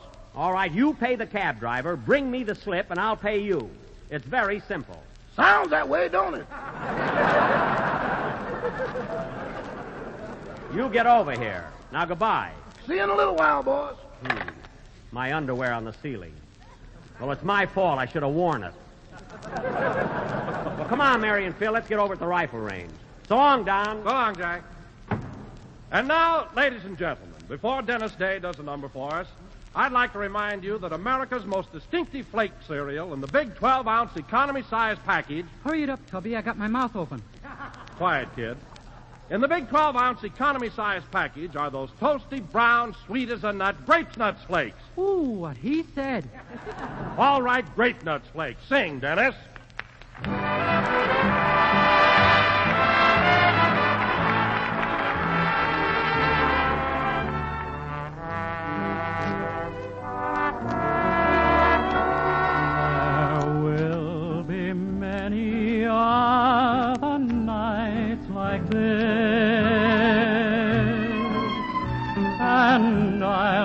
Standing here with someone new, there will be other songs to sing, another fall, another spring, but there will never be another you. There will be other lips that I may kiss, but they won't thrill me like yours used to do. Oh, I may dream a million dreams, but how can they come true if there will never ever be another you? This is our last dance together. Tonight soon will be long ago, and in a moment of parting, this is all I want you to know. There will be other lips that I may kiss, but they won't thrill me like yours used to do. I may dream a million dreams, but how can they come true if there will never ever be another you?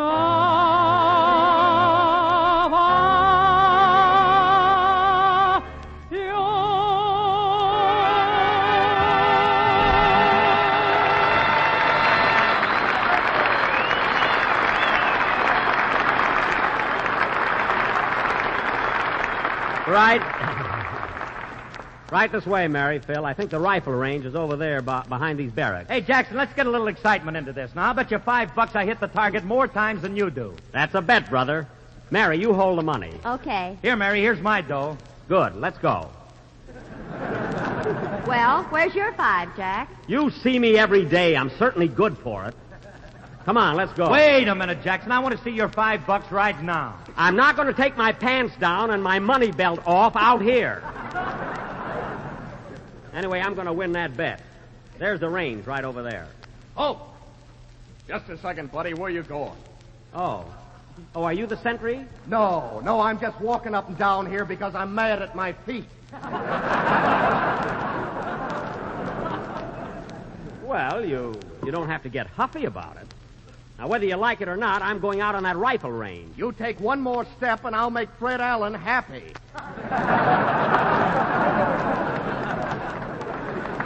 Now, put down that rifle, please. Now, look, I have permission from General Smith to use the range. And if you don't mind, woo! Watch that bayonet.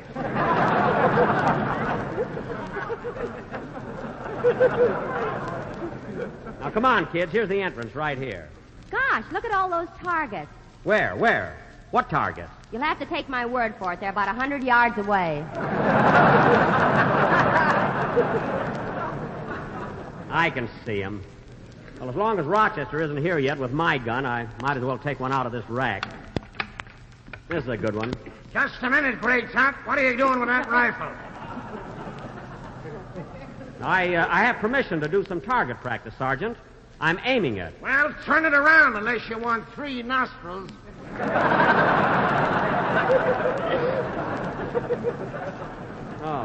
Oh, yes. Well, go ahead, Phil. You shoot twice, and I'll shoot twice.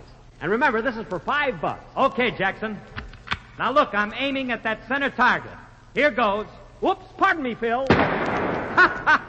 You missed it a mile. I missed it because you shoved me. I stumbled a little. Be a sport. Now, try your second shot. Okay. Here goes. How do you like that, a bullseye? $5 shot there. Oh, well. Mary, where are you going with that gun? I want to see if I can hit one of the targets. Those things are dangerous. Put it down. Oh, let me try it anyway. Okay. Stand back, everybody. You know how women are. Quiet.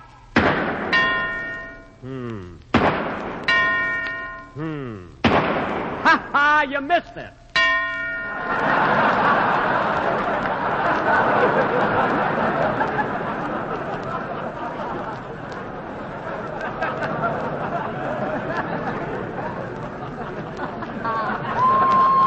Well, I'll be 3 bullseyes. That's right. The little lady has a perfect score. Would you like this hand-painted ashtray, miss, or the Popeye doll? Well, Phil, I guess Rochester isn't going to get here, so let's get back to the mess hall. Hold it, Jackson. You bet me $5 and you're going to shoot right now. All right, I just don't like to shoot without my own gun, that's all. Well, I think I'll try for that brown target over there. That's the sentry that just stopped us. Oh, yes, he's tying his shoelace.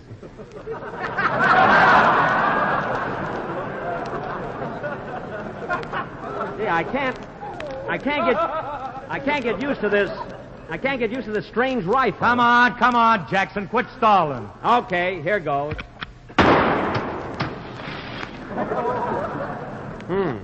What happened? What did I hit? A gopher with a monocle.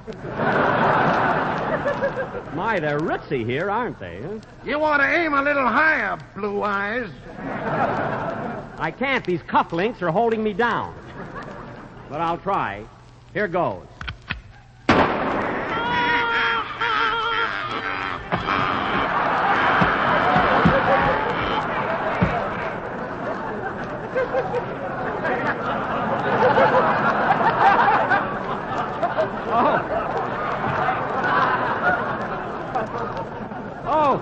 Oh, my goodness. Jeepers, he shot a flock of ducks. Well, I'll be darned. Hey, Jackson, here comes Rochester. It's about time. I'm over here, Rochester. Oh, yes. Here's your gun, boss. Thanks. Say, Jack, what's that little piece of rock sticking up there by the trigger? That's the flint.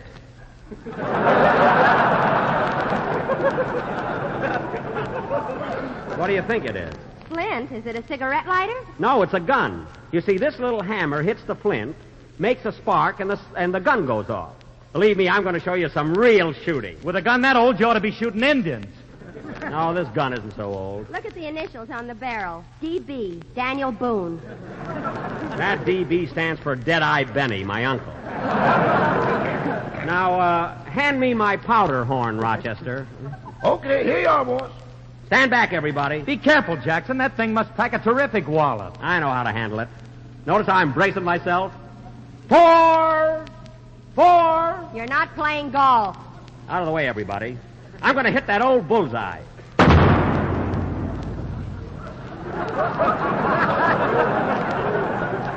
Ooh. What happened?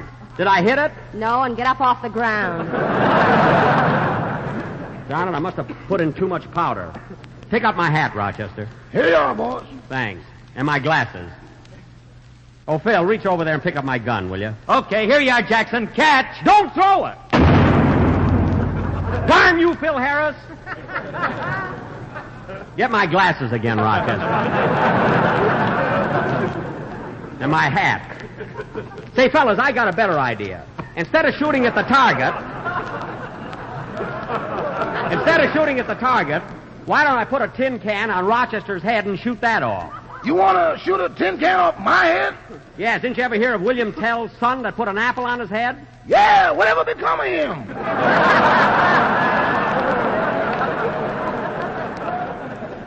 He'd become famous. Now put this can on your head and march 10 yards down the field. Uh-huh. And when you get there, turn around and stand still. Uh-huh. Now, you aren't afraid, are you? Boss, I ain't afraid of nothing I ain't gonna do. There's nothing to get panicky about. I have a very good aim. Good aim? Yes. Don't tell me those ducks laying there had motor trouble. Now, stop arguing and get out on that field. Further. A little more now. There. And now, folks, Daniel Boone will perform one of his famous tricks. I'm not Daniel Boone. Then why are you wearing that coonskin cap? It came with a gun. It's an ensemble. Now, here goes. Rochester, brace yourself. Rochester, did I hit the can? Rochester, stop! Rochester, what are you running for? I gotta keep ahead of that bullet, don't I?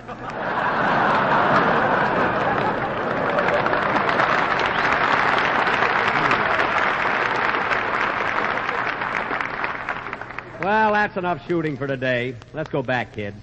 Pick up my hat, Mary. And my glasses. And my tie. How did that get off? I don't know. Friends, we're all eating less meat these days because the government has asked us to share meat with our fighting men and our allies. But the country needs every one of us fit and strong for our jobs on the home front. That's why the government has also asked us to eat more of the other nutritious foods of which we have plenty. For instance, use more whole grain cereals and more wholesome, nourishing milk. For whole grain cereals, like Grape Nuts Flakes, are plentiful, nutritious, and thrifty, too. In every helping of toasty brown Grape Nuts Flakes and milk, you get nourishment you need, protein and minerals and vitamins. Yes, Grape Nuts Flakes provide whole grain levels of two important B vitamins, niacin to help prevent loss of appetite and weight, plus vitamin B1, the nerve and energy vitamin. So to help keep up to par these days, eat a big bowl of delicious, malty-rich Grape Nuts Flakes and milk every morning. Friends, for hot breakfast with more smiles per mouthful, serve your folks delicious hot Grape Nuts Wheat Meal. It's extra delicious. It's extra nutritious. It cooks extra fast. Grape Nuts Wheat Meal has the rich goodness of roasted wheat, plus all the essential food values of the whole grain, including iron, niacin, and extra vitamin B1. And hot brown Grape Nuts Wheat Meal cooks to delicious perfection in 3 minutes flat. This program came to you from Hollywood. This is the National Broadcasting Company. Hollywood. This is the National Broadcasting Company. Hollywood. This is the National Broadcasting Company. Hollywood. This is the National Broadcasting Company. The Grape Nuts Flakes program, starring Jack Benny, with Mary Livingston, Phil Harris, Dennis Day, Rochester, and yours truly, Don Wilson.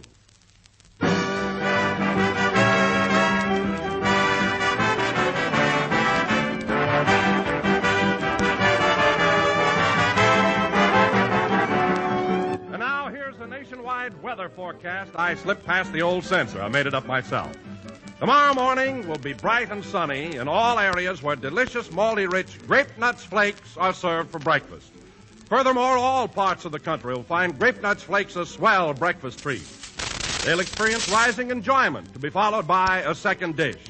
In fact, the popularity of Grape Nuts Flakes will be so great there'll be a general shift to Grape Nuts Flakes every morning. And that, friends, is just my way of saying it's always fair weather when you and Grape Nuts Flakes get together. Because the distinctive, delicious flavor of Grape Nuts Flakes is a blend of two delicious grains, sun-ripened wheat and malted barley. It's that same delicious Grape Nuts blend in toasty brown flake form. So to make my forecast come true, say Grape Nuts Flakes, please, to your grocer tomorrow.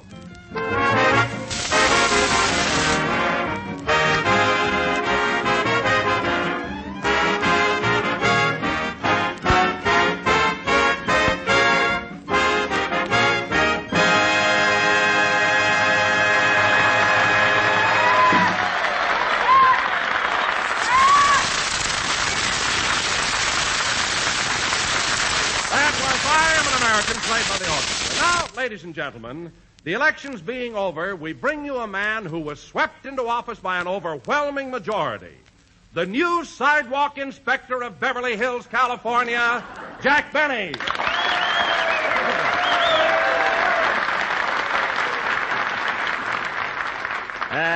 Thank you, thank you. Hooray for Benny! Thank you, sir. Thank you. Hello again, this is Jack Benny talking. And first of all this evening, I'd like to thank my many friends in Beverly Hills who had the confidence and foresight to elect me chief inspector of sidewalks, driveways, curbings, and gutters.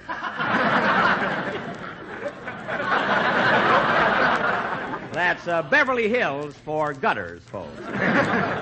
So thanks again. Well, tell me, Jack, why in the world would you want to become... Just a second, Don. And I'd also like to say a word to my worthy opponent, Elmer Snout. Better luck next time, Elmer. Well, tell me, Jack, why in the world would you want... Just a second, just a minute, Don. And I'd also like to state at this time that my campaign slogan will be faithfully executed. Sidewalk Jack will fix that crack. Yes, sir. Oh, hello, Mary. Hello, Governor. Congratulations. I didn't run for governor. I'm starting out at the bottom. Well, you can't get lower than the gutter. Never mind. Tell me, Jack, why in the world would you want to run for the office of sidewalk inspector? Well, it's very simple, Don. Sure, Jack's always walking around with his head bent down, so he might as well get 20 cents an hour for it. That's 22 cents, sister, and I get priorities on arch supporters. Where are you getting your arches? From Little Rock, Arkansas. I can go along with a gag, you know. Anyway, I was elected by an overwhelming majority, according to my campaign manager. Oh, by the way, Jack, who handled your campaign? Jim Farley. And he, no, he really put me over. Say, did Jim Farley come all the way from New York just to handle your campaign? This isn't the Farley you're thinking of, Don. This is Jim Farley. He's Chinese.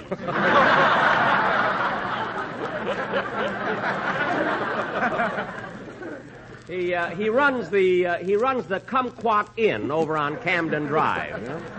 Chinese manager. Well, how much did the campaign cost you, Jack? Oh, I'd say somewhere between 7,000 and 8,000 yen. But it was worth it. My goodness, 8,000 yen. How much is that in American money? $2.40. It was more than $2.40 for the picnic and outing alone. So what are you talking about? Hiya, Jackson. Congratulations on your election. Thanks, Bill. How does it feel to be in the White House? Phil, I'm just sidewalk inspector. I'm not going to run for president for years. You know, Roosevelt's going to be glad to hear that. The only thing I can't understand about that gag, how did Phil know that Roosevelt was president?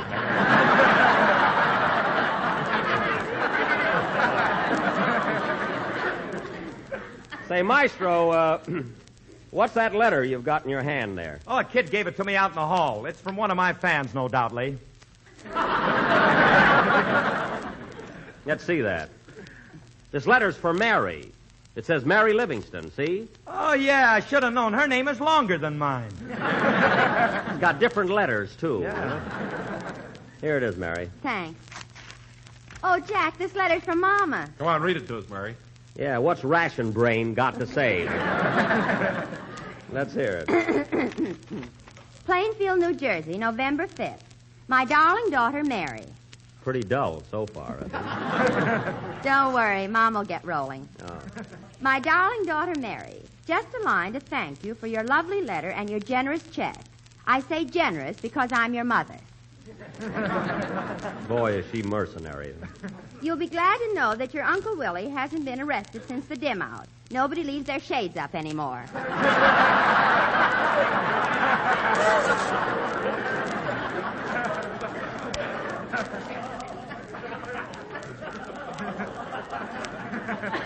Too bad. What else has Frizzletop got to say? Go ahead. Your father and I went to New York last week and saw Jack and Ann Sheridan in their new picture, George Washington Slept Here. Well, There were a lot of laughs, especially when your father accused the man next to him of stealing his shoes. it was probably cold with no socks on you.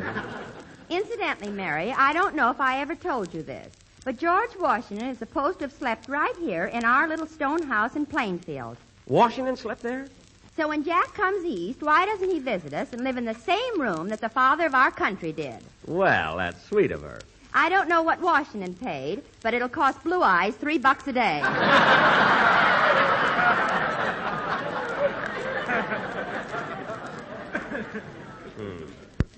Good thing she called me Blue Eyes. No more news, so we'll close with love to all from your mother, 5 by 5 Livingston. Ha, ha, ha, ha. Ain't she the one? Huh? Well, Phil, it's about time. Oh, wait a minute, Jack. Here's a P.S. Oh. Just heard from your brother Hillard, who's in the Air Corps. He must have received his wings all right, as he has just been promoted to Yardbird.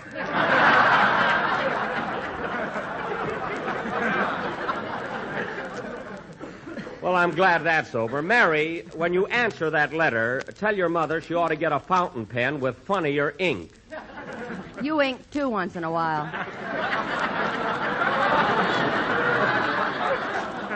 Never mind. Now, let's have a band number, Phil. I don't know why Mary's mother hates me so.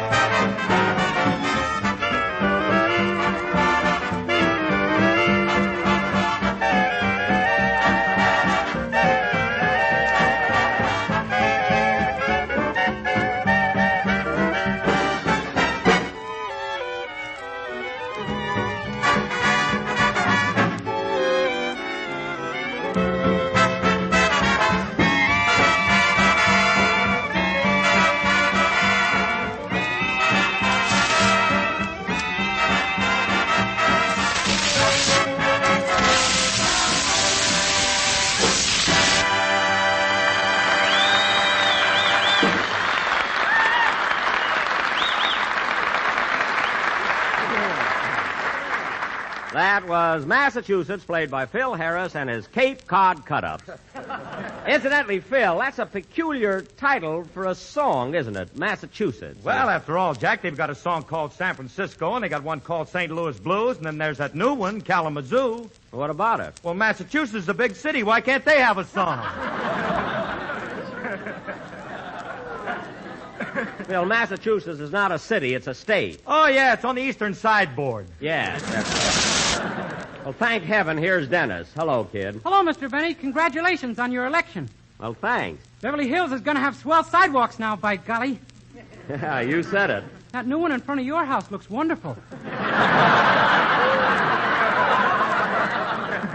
Dennis. Aha. What are you hoeing about? Just so happens I inspected my sidewalk first, and I fixed it up. And now... Say, now- Jackson, that's a pretty tough job, ain't it? Crawling around on your hands and knees all day looking for cracks in the sidewalk? Well, Who crawls around? He's got an anteater on a leash. that's not an anteater. That's Barney Dean, my assistant. He's a short fellow with a flexible nose. And now, folks, for the first time this season, we shall delight and thrill you with an original one-act play written by Mr. Don Wilson, our own fat Noel Coward. Take it, Mr. Wilson. The scene, ladies and gentlemen, is the little cottage of Mr. and Mrs. Oglethorpe J. Twink in Glendale, California. It is breakfast time, and Mr. Twink, played by Jack Benny, the eminent politician, Hooray for Benny!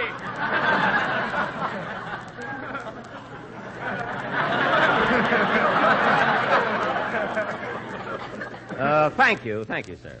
is awaiting the arrival of Mrs. Twink, his wife, who is a welder on the night shift in one of our huge aircraft factories.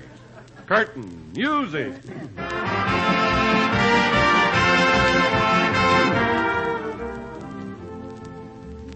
Oh, dear.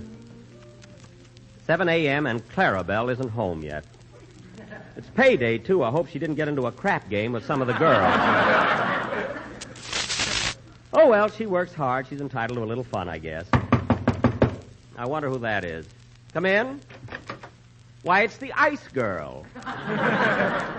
Hello, Gloria. Any ice today, Twinkie? Darn you, Gloria, for the third time today, no. I'm a married man. Oh, come on. Don't you want a cake of ice, sweetie? No, and take your foot out of the door.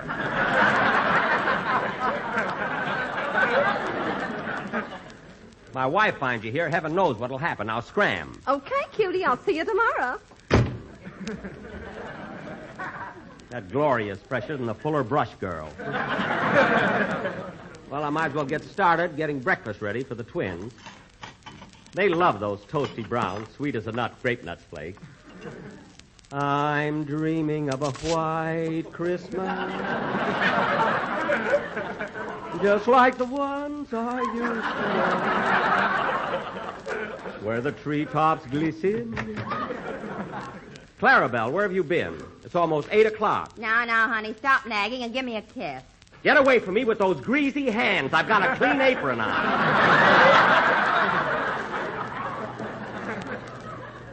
Now, you tidy up. Okay, hand me the Dutch cleanser. I want to wash my face.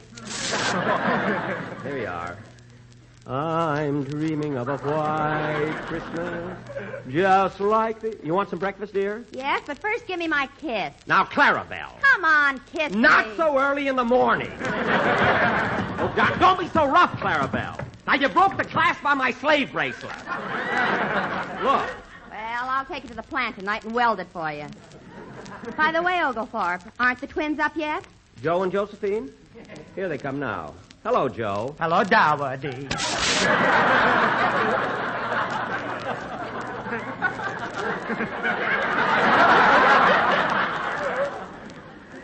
Hello, Josephine. I want to be Joe. You're Josephine.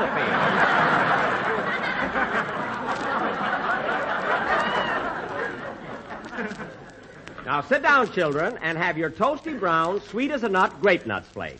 Oh, dirty. Toasty brown, sweet as a nut, grape nuts flake.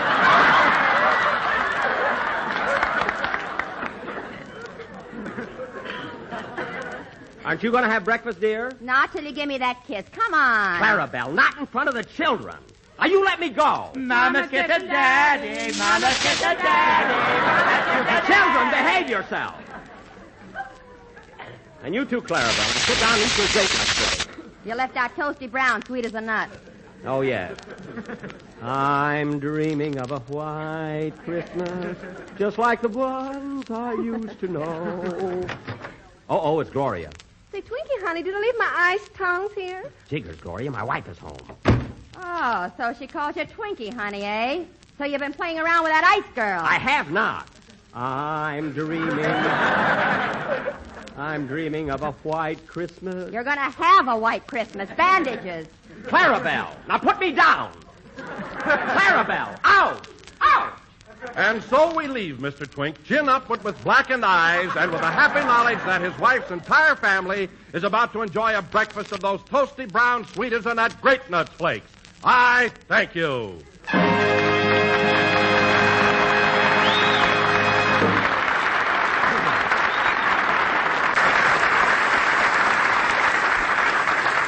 Well, Don, that really was a very good sketch. Oh, thanks, Jack. And now, Dennis, it's about time for your number. What are you going to sing? Well, I was going to sing White Christmas, but you just did it in the play.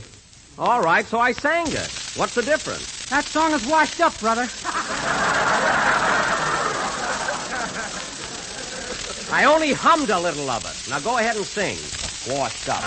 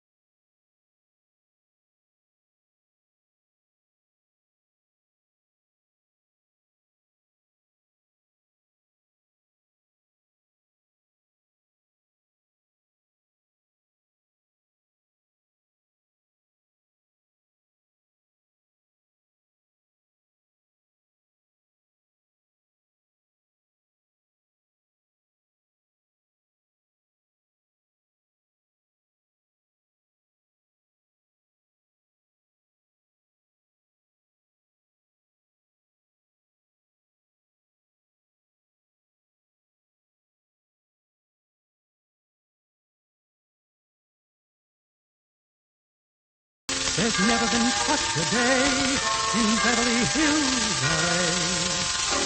But it's December the 24th, and I am longing to be up north.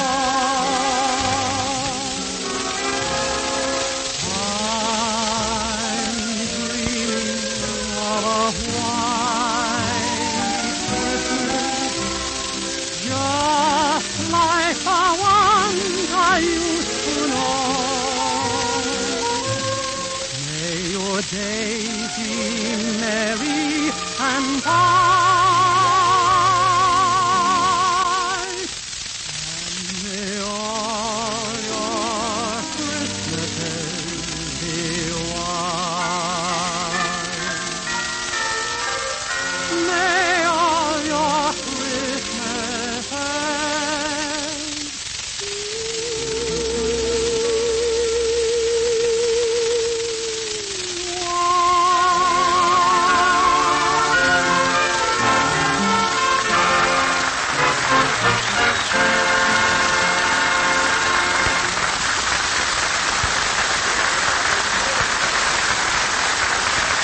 Very good.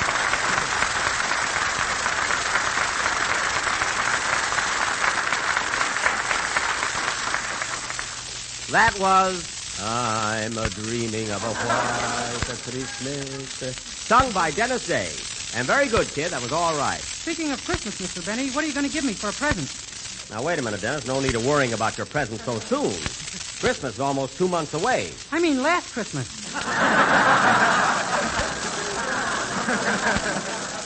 You got a very nice gift for me last year, a beautiful pipe. An opium pipe. I'll get pinched if I use it.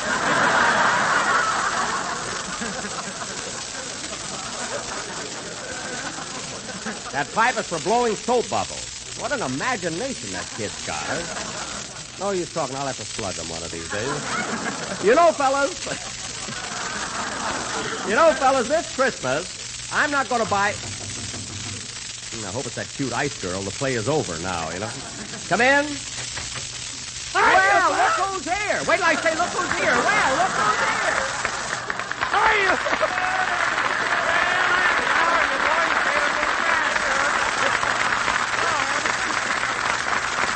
Why, you're in such a hurry to get on. I never... Andy Devine, how are you? Well, Andy, it's about time you've been paying us a visit. Why haven't you been around before? Oh, we've been pretty busy on the farm, Buck. Got a lot of harvesting to do. Well, that's really a problem now with the shortage of help and everything, huh? Well, it worked out swell for us. We got 12 pretty college girls helping us pick tomatoes. Pretty, eh? Say, I bet that makes your pa happy, eh? Oh, he loves it, Buck. I caught him out in the field with all the girls yesterday, and he had a sultan suit on. A sultan suit? You mean he was dressed like a sultan? Yeah, a turkey towel and a pair of Ma's red bloomers. What? He was loaded. Well, Andy, isn't your ma jealous? I mean, your father out in the field chasing all those pretty girls? Oh, he'll never catch him, Buck. Ma's got a flat iron tied to his beard. Well, that's one way to keep the old boy down. Well, it's nice of you to drop in, Andy. So long. So long. Oh, by the way, I nearly forgot. Are you still interested in buying a horse? Yes, I've been looking at horses all week, now that I haven't got the Maxwell anymore. Well, I got just the animal you want. Pa's out in the hall with her right now.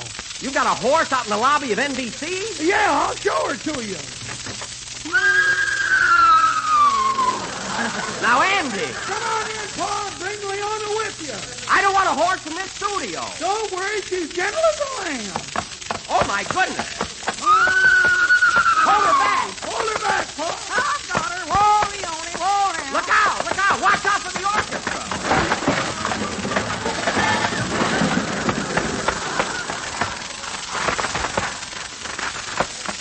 Oh, for Pete's sake.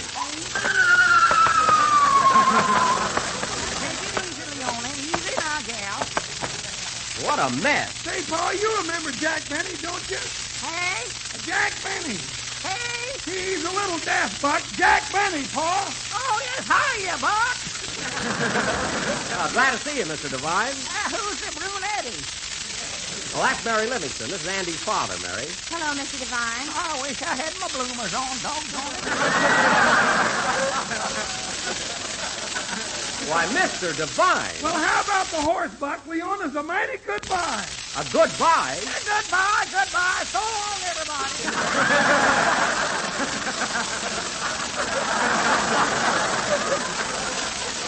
Mr. Devine, come back here. Now, Andy, I want a horse, all right, but this one's pretty old. What are you talking about? Leona's a glamour girl. Glamour girl, look at that sway back. Her stomach is touching the floor. Hey? I said her stomach is touching the floor. I know. I'd give her a girdle to the rubber drive.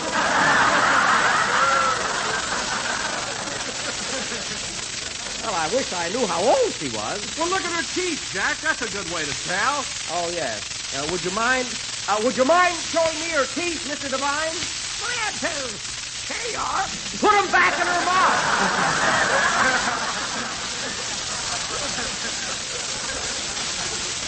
Oh, I don't know what to do about that horse. Oh, buy it, Jack. The heat rationing coming in may come in handy. Mary, stay out of it. How much will you give it for her, Buck? Well, let's see. Better hurry up. I got her sold to Bing Crosby. That I can believe. Well, I'll tell you what. $10 is the best. I'll take it.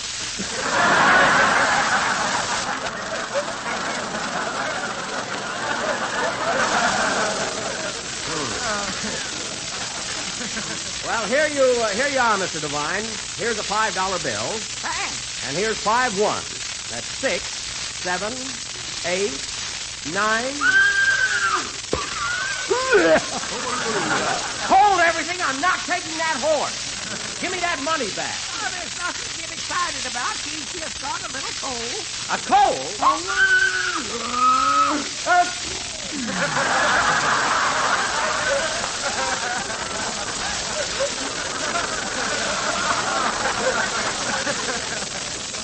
Bless you.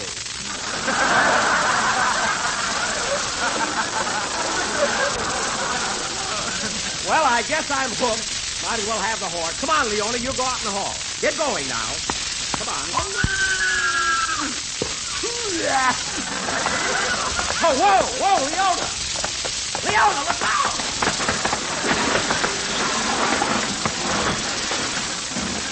There she goes phones again. Leona, hold still.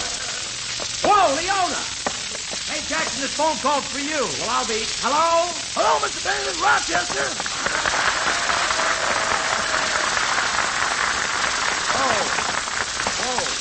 Whoa, Leona, whoa. What do you want, Rochester? Everything's all set, boss. I just bought a horse. What?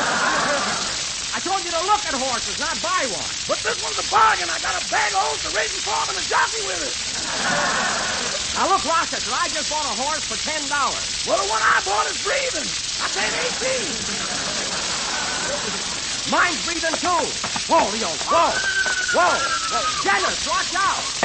Dennis. What's wrong? Leona just kicked you in the head. She did? I better get some aspirin. Now, Rochester. Yes, boss? Whoa, Leona, whoa.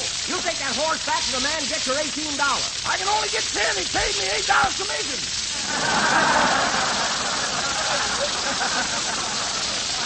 And get the $10. We don't want two horses around the house. Whoa, Leona. Whoa, goodbye, Rochester. So long, boss. Leona, give me back that cigar. Andy, will you please take that horse out in the hall and tie her up? What do I tie her to? Tie her to a cage, boy, anything. Okay, come on, Leona, come on. Thank heaven that's settled. Well, at least I got a horse. Play, Phil.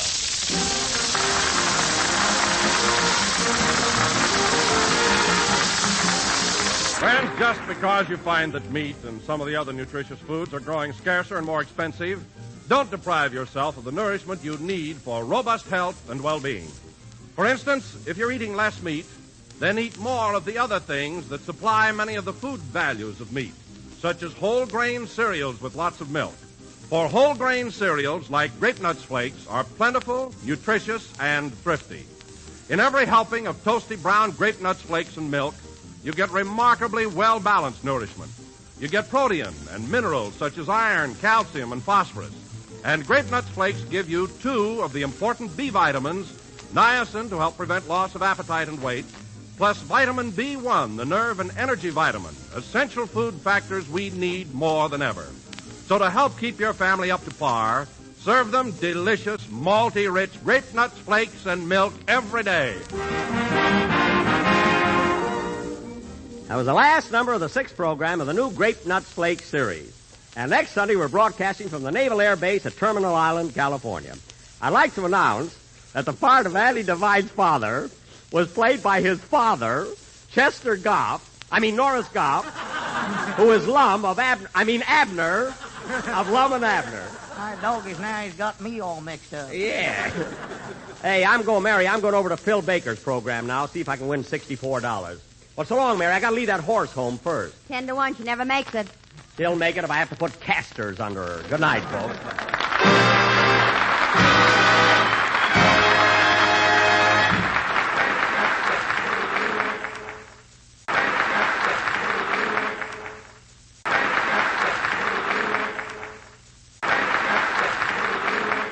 The Grape Nuts Flakes program, coming to you from the Naval Air Station at Terminal Island, California, and starring Jack Benny, with Mary Livingston, Phil Harris, Dennis Day, Rochester, and yours truly, Don Wilson.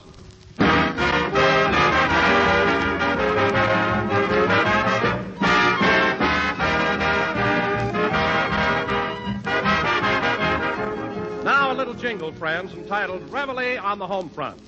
4 bowls of Grape Nuts Flakes, tempting as can be. Father came downstairs, then there were 3. 3 bowls of Grape Nuts Flakes, still quite a few. Sister spied her bowl, and then there were 2. 2 bowls of Grape Nuts Flakes. Hey, this is fun.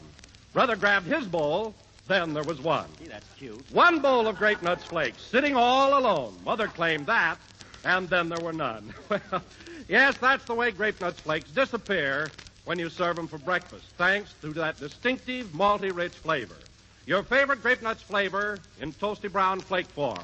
So for a breakfast treat tops for its delicious flavor, make it Grape Nuts Flakes, America's fastest-growing breakfast cereal.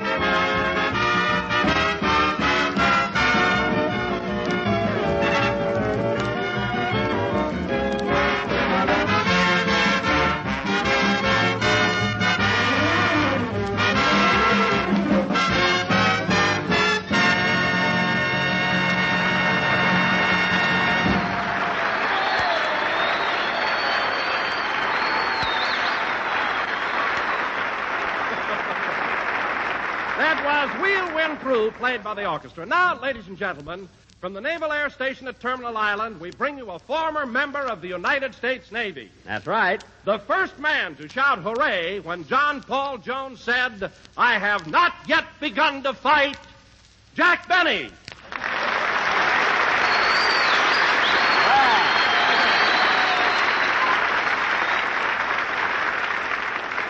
Yes, sir. Thank you, thank you. Hooray for Benny! Thank you, sir.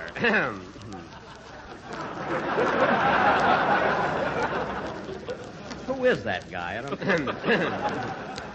hello again. This is Jack Benny coming to you from Terminal Island. Terminal Island meaning a body of land entirely surrounded by fish.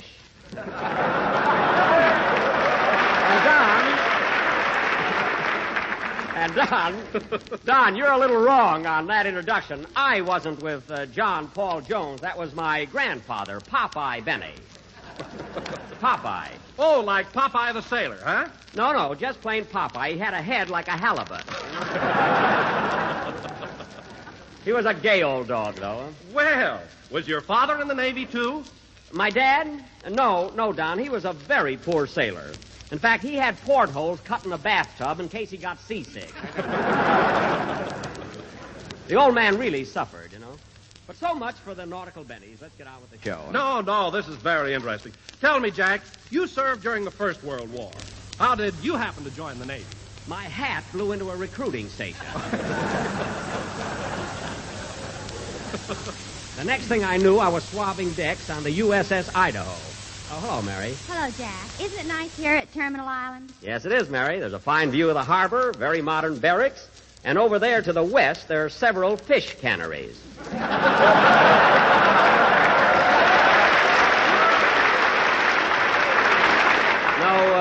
No kidding. Fish canneries? Yes. Oh, is that it? I thought it was the program. Well, it's not. It's mostly mackerel. This program's okay. That reminds me. You sure were pretty stupid on the Take It or Leave It show the other night. What do you mean, stupid? I answered nearly everything Phil Baker asked me. Mary's right, Jackson. Oh, did you hear that show, Phil? Yeah, and when you fluffed on that $64 question, you embarrassed me frightfully. I embarrassed you? Why, certainly. You know, we're associated on the radio, and naturally, when you make a fool of yourself, it's what's this word here? Derogatory. It's derogatory to me. Phil, I'd give $1,000 if my tires were as thick as your head. Anyway, that last question Phil Baker threw at me was plenty tough. What was it, Jack? Well... Phil Baker asked Jack to name at least 37 composers that try to finish Schubert's Unfinished Symphony. Oh. And Jackson couldn't even name one of them. So what? Could you name one? Yes, I could. Would you like to make a little bet on that? Say $50? You're darn right I would. Well, go find a sucker. Don't bother me.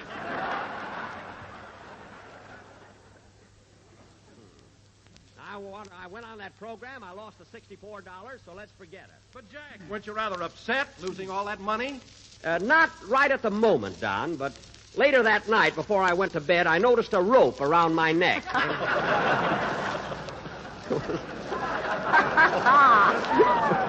It was a close call. Now, let's forget about me and have a band number for all these Navy boys. Oh, by the way, Jack, how come you didn't wear your sailor suit down here today? You told me you were going to. Oh, it slipped my mind, I guess. Slipped your mind nothing. Tell him what happened. Oh, forget it. No. Tell us what happened, Mary. Well, Jack hadn't worn his uniform for about 10 years. Oh. So he opened the closet door, made a grab for his sailor suit, and the moths knocked him cold with a coat hanger. Somebody's been feeding those moths meat. They couldn't get that tough on wool. No, sir. Now, wait a minute, Jackson. That's unbelievable. Moths ain't that vicious. They're not, eh? One big fella zoomed right down on my nose, looked me straight in the eye, and said, I'm looking for Rommel. Which way did he go?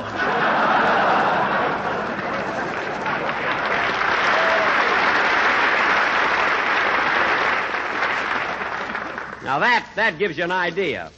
All right, Phil, let's have your number. Oh, say, Mr. Benny. Well, hello, Dennis. You're a little late, kid. Well, I couldn't help it. I brought my girlfriend down here on my motorcycle, and she bounced off 3 times.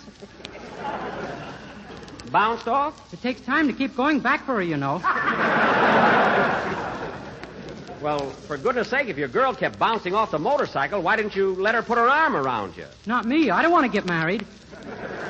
You don't have to get married. Just let her hang on to you. Now, Phil. That's the way things start, brother. Dennis. Now, Phil. Say, I'd like to have you meet my new flame, Mr. Benny. She's a little black and blue, but awfully cute. Well, I'll meet her right after the program, kid. Play, Phil. Meet his girl. I can imagine any girl that would go out with Dennis. Believe me.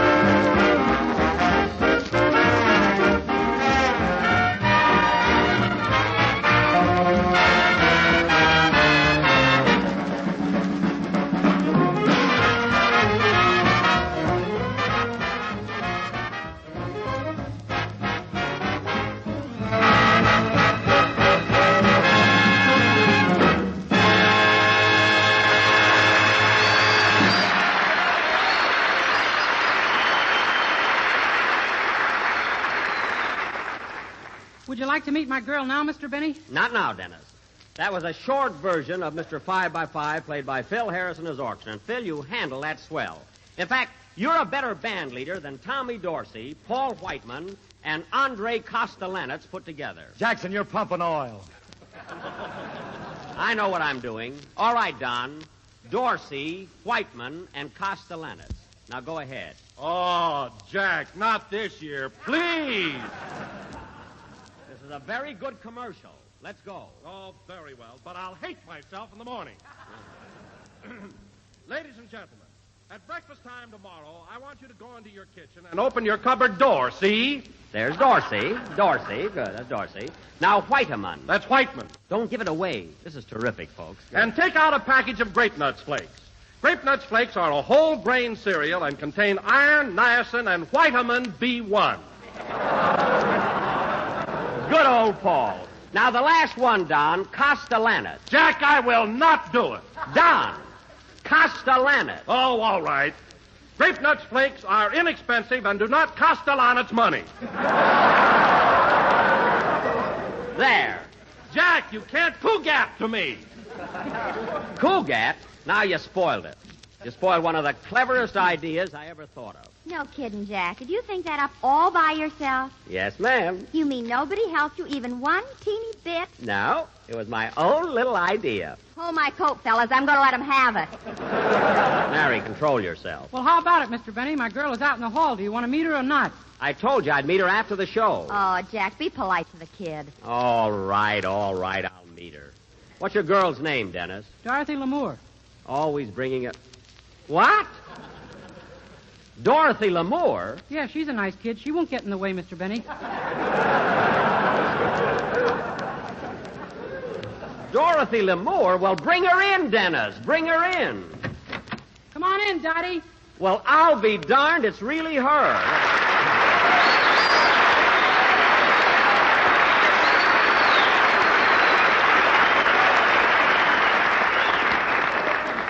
Say, Dorothy, this is a surprise. Oh, didn't Dennis tell you I was here? Yes, he said his girl, but I never dreamed it was you. Gee whiz. Dorothy Lamour. Isn't she cute? She ought to be in pictures. Oh, for Pete's sake, Dennis, she is in pictures. So am I, but who knows it? What a kid. Dorothy, I can't imagine a delicate, lovely creature like you riding all the way down here on the back of a motorcycle. Well, women have changed since you were a boy, Jack. I know, but a motorcycle. Dennis told me you bounced off 3 times. 4. One time he didn't know it, and I had to cut across the field to catch him. Gee, and you're not even out of breath. But, Dorothy, here's what I can't understand. How do you happen to be going around with Dennis Day, of all people? Well, why not? Dennis is very good looking, and he has a tremendous amount of savoir-faire. Savoir-faire? What's that? Whatever it is, you could use it.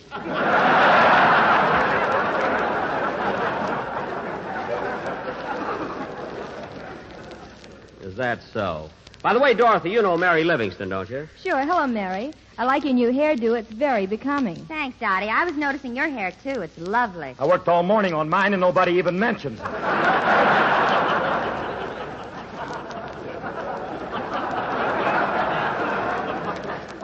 Well, that's life, Phil. And Dorothy, you know Phil Harris, our band leader. Hiya, Dottie. Hello, Phil. How's Alice? Alice who? Alice Faye, your wife. How is she? Oh, she's fine, Dottie. Thanks.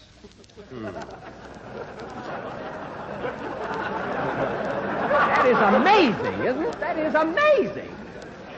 I can't understand it. Dorothy Lamour going with Dennis Day. Why, Dorothy, I've asked you 100 times to go out with me, and nothing ever happens. Well, why don't you put a nickel on the phone sometime? Your carrier pigeon never finds my house. That's news to me. I know it found Hedda Hopper's house because she's wearing the bird on her hat.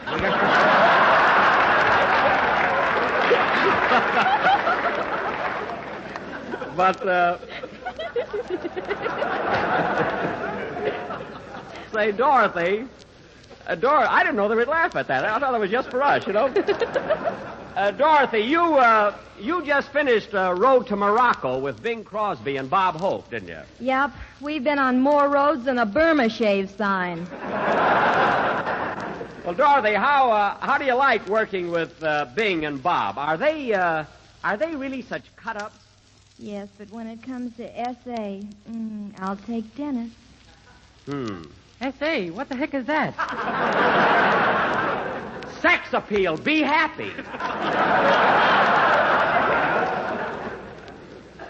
Now, how about your song, Dennis? Okay. Ladies and gentlemen, I will now sing Dearly Beloved, and I dedicate it to Miss Dorothy Lamour, who can ride on my motorcycle anytime she wants to. Gee, I can't get over it. Oh, Dottie, sit here by me, will you, honey? Well, I was going to sit over there with Mary. You sit by me like I asked you to.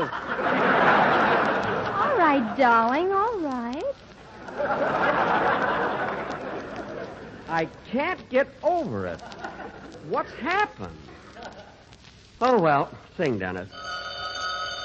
Answer the phone, Dottie. I'll answer it. What's the matter with you? Hello? Hello, Mr. Benny. This is Rochester.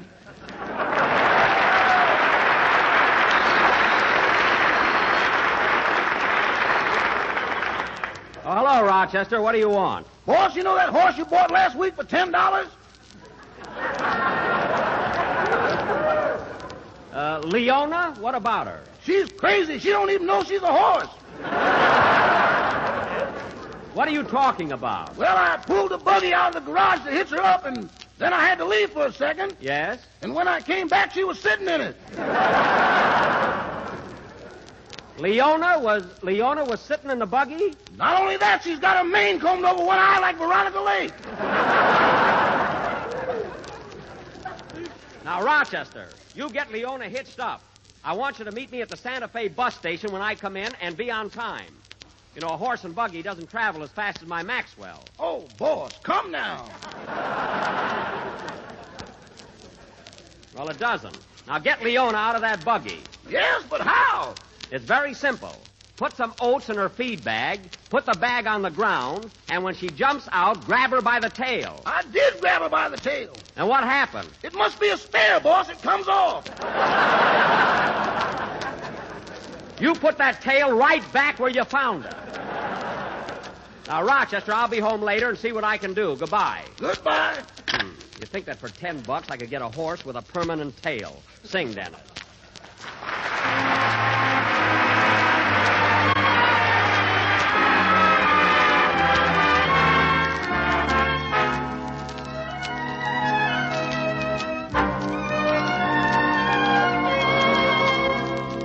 Tell me that it's true.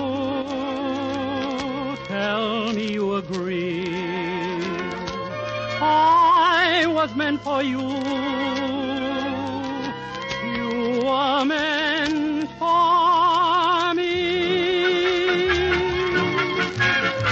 Dearly beloved, how clearly I see.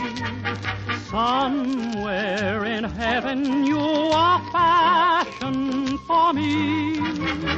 Angel eyes knew you. Angel voices led me to you. Nothing could save me. Fate gave me a sign. I know that I'll be yours, come shower or shine. So I sang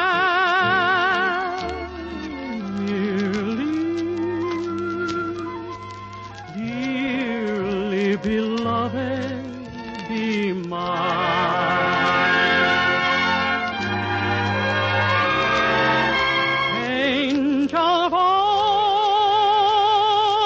voices led me to you. Nothing could save me. Fate gave me a sign. I know that I'll be yours, come shower or shine. So I sang merely,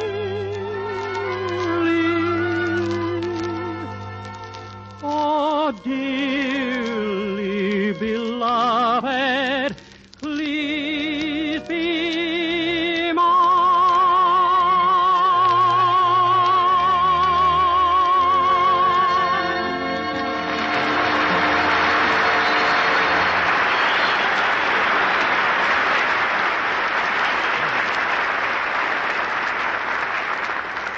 That was Dearly Beloved, sung by Dennis Day and dedicated to his girl, Dorothy Lamour.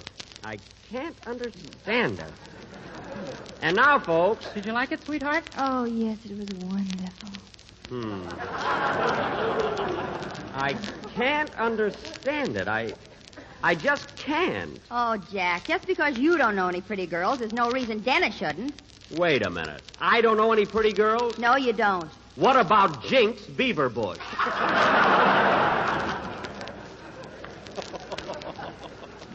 What's wrong with her? She's got teeth like a beaver and hair like a bush. Yes. Oh, her teeth don't stick out so far. Go on. She's the only girl I know who can eat corn through a tennis racket.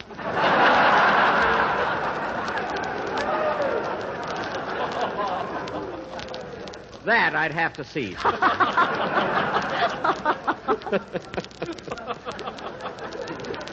Now, let's, we're nuts. I mean, now let's get on with our show. And now, ladies and gentlemen, for our feature attraction tonight, the Benny, If You Like Us, Tell Your Friends.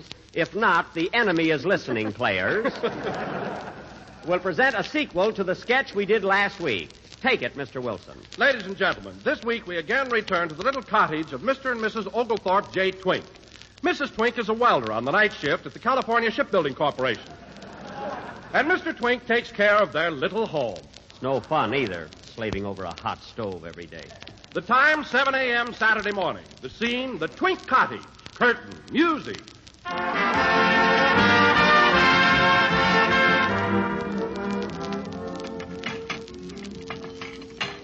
Oh, dear. I hope I get these dishes done before Clarabelle gets home from the shipyard. I'm dreaming of a white Christmas, just like the ones I used to know, where treetops are gleasin' and girlies leasin'. Well, here are the twins, Joe and Josephine. Hello, Joe. Hello, Dowdy. Hello, Josephine. Hello, Daddy. Well, it's a living, Dorothy. Quiet. Well, kiddies, your mom will be home from the plant pretty soon and take us all out. It's payday. Oh, are we going to get boiled, Dowdy? No, we're going shopping. I'm a-dreaming of a white Christmas, just like... help me with these dishes, Joe. Okay. I'm dreaming of a white Christmas, just like the ones I used to know. Oh, shut up. Well, it's Clarabelle. Hello, dear. Hello, Oglethorpe. Who are these characters? Those are our kids, Joe and Josephine. Oh, yes. Well, it's payday, dear. Give me my allowance. You got your allowance. Yesterday, when I was asleep, you went through my overalls. So what? I got a screwdriver, 3 bolts, and a bag of Bull Durham. I gotta have money for some clothes, darling. Look how nice Mrs. Leroy next door keeps her husband dressed. Well, I've got a surprise for you, dear. We're all going shopping, and I'm going to buy you everything you need. Oh, goody. Come on, children. Come on, Clarabelle. We're all going downtown. We're all going shopping. We're all going shopping. We're all going shopping.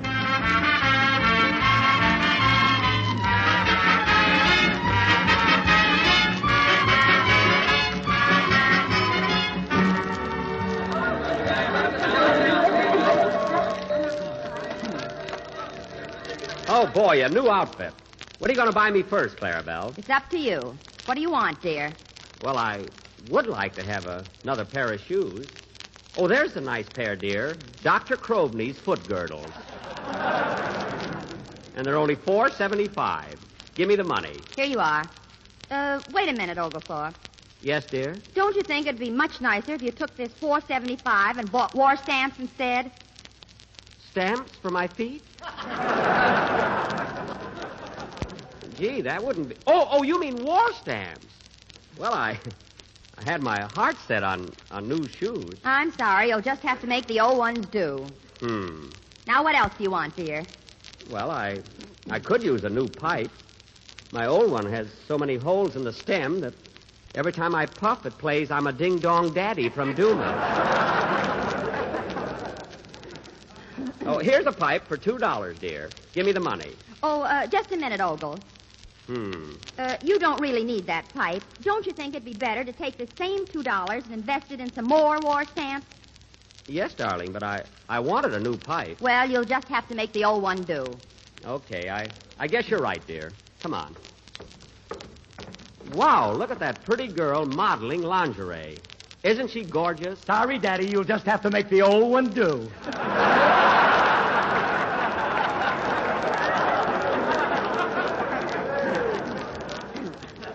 Joe, behave. Mama, I want an ice cream cone. I'll buy you a war stamp. You can lick that. Okay, make it vanilla. Now, let's see. What else do I... Where are you going, dear? Oglethorpe, you wait here for me. I'm going to take the twins upstairs and let them look at the toys. Okay, Clarabelle. I'll be right back. Here, hold my purse and don't lose it. All right, dear. Come on, children. Goodbye, Daddy. Goodbye, Dowdy, you old wolf. Well, all I can do is wait for him, I guess. I'm dreaming of a white Christmas, just like this. Gee, I've got Clarabelle's purse, and it's full of money, just like the ones I used to know. Hey, why don't I take this money and buy something for myself while she's upstairs? Yes, sir, I'll do it. I'll buy everything I want right now.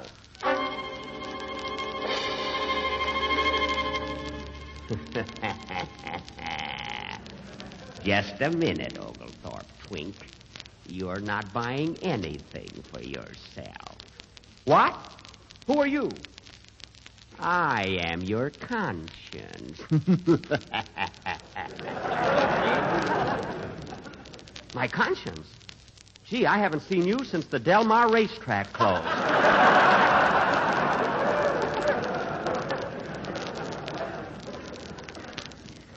Anyway, why do you always come around when I want to do something? I'm always turning up, just like Eddie Rickenbacker. Well, listen, Conscience. Clarabelle's making a lot of money, and I don't see why I shouldn't spend it. A lot of people make money now, but if they're not careful how they spend it, we'll have inflation. Gee, I never thought of that. What should I do? See that pretty girl in that booth over there? Yes. That's Dorothy Lamour. And she's selling war bonds. Now you go over there and buy one. Okay. Don't push me. I'll buy a bond. Oh, Miss Lamour. Miss Lamour. What can I do for you? I've got $18.75 here, and I'd like to buy a war bond. Here you are. Well, you know, with every war bond I sell today, I'm giving away a great big kiss. All right. Give me one. You stay out of this.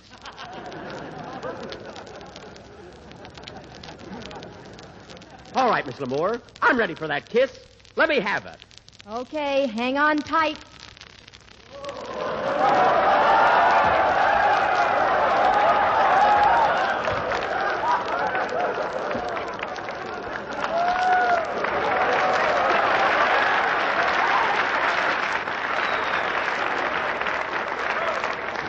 Boy, that was wonderful. Give me another one. Another one? You're on the floor now. Well, I want another one. Give me one for my conscience. No, thanks. I'm all in, too. What? Oglethorpe, what are you doing on the floor? We bought a war bond, dear. Me and my conscience. You know, friends, I'm sure there isn't any wife who willingly sends her husband off to work without a substantial breakfast. Still, a recent checkup at a large Western war plant revealed 2 out of 5 workers arrive at work without any breakfast at all. The result, decreased production. Now, that's a brand of sabotage you can prevent by serving your men folks a real man-sized bowl full of delicious, toasty brown grape nut flakes at breakfast. This program was for the entertainment of personnel at the Naval Air Station, Terminal Island, California, and does not constitute an endorsement of this product by the Navy Department.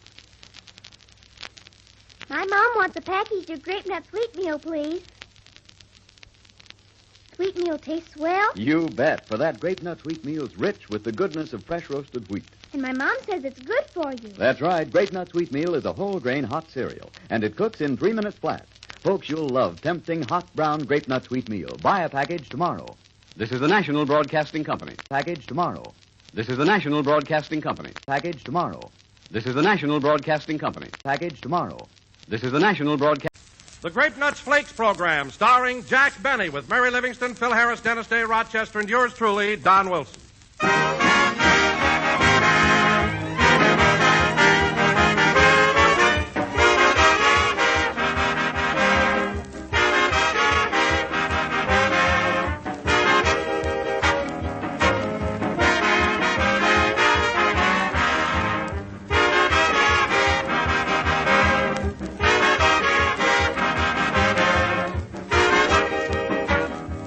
Here's your chance to join the NMLF for Breakfast Club. Now you do it this way.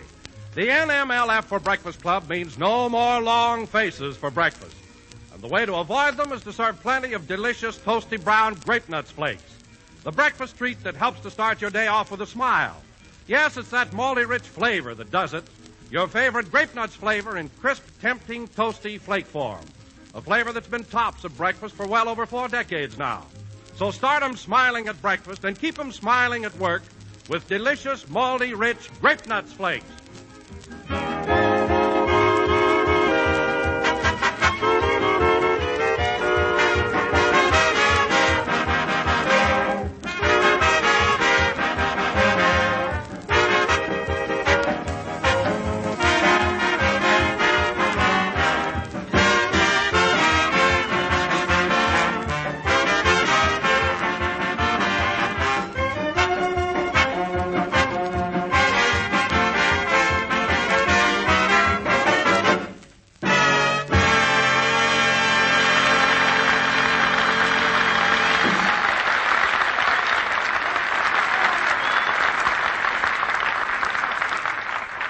I Got a Touch of Texas, played by the orchestra. Now, ladies and gentlemen, once again, we bring you our genial master of ceremonies, a man who... Hold it, Don, hold it. I'm not appearing on this program tonight until Mary Livingston and Phil Harris get out of the studio. What? You heard me, big boy. I'm not going to associate with those 2 smart alecks. Oh, lay off, Jackson. You're too big a guy to hold a grudge. Listen, I can hold a grudge longer than anybody you ever knew, Twitch Hips. Now get away from me or I'll kick you. You do, and you can turn your bridge work into the scrap drive. I can, eh? Oh, calm down, Jack. We both told you we were sorry. Listen, Mary, every time you get me into a jam, you're sorry. If you were a man, I'd ask you to step out in the alley. For you, an alley is stepping out. Is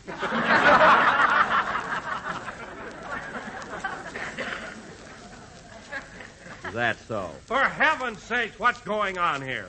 Jack, why are you so angry with Mary and Phil? Shall I tell him, Phil? Sure, why not? Well, I'm not going to hear it. Now, wait a minute, Jack. Where are you going? Across the street to the tropics for a zombie. You mean the drink, or is your girl meeting you there? I mean the drink. Goodbye. Gee, Mary, a zombie's a pretty tough drink for a guy like Jackson, ain't it? Ah, he doesn't drink them. He just ties a knot in the straw, yells whoopee, and passes out when the check comes.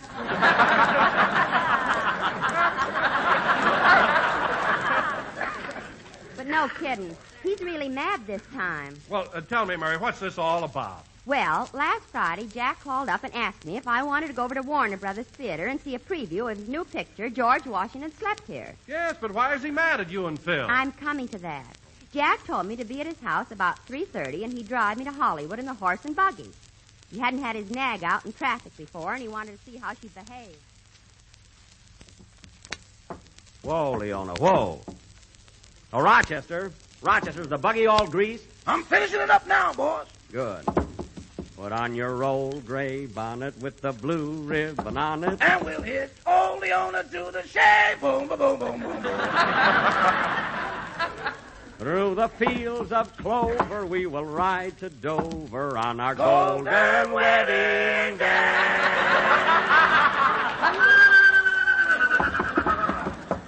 Take it easy, Leona. Whoa, girl. She's hungry. She's hungry? Well, I'm taking care of her now.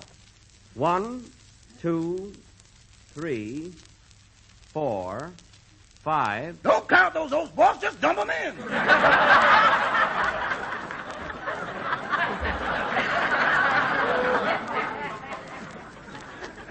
Well, I don't want to overfeed Leona. She'll lose her beautiful figure. Leona, take your hoof off your hip. She's so vain. But she is a fine-looking animal, isn't she, Rochester? With that sway back? No, her back isn't so swayed. Then how come when you sit on her, you can't see over her head? Well, peek around. She isn't a saddle horse anyway. You know, I don't like the way Leona favors that right leg. I think I'll rub it down. Where's the horse liniment, Rochester? What? The horse liniment. Where is it? Right there in that big brown bottle, but I think it's empty. Empty? That liniment bottle is empty? Don't look at me, boss. I ain't touched any of that stuff since Prohibition. Oh, no? Well, somebody's been hitting this bottle, and I'm going to find out who it is.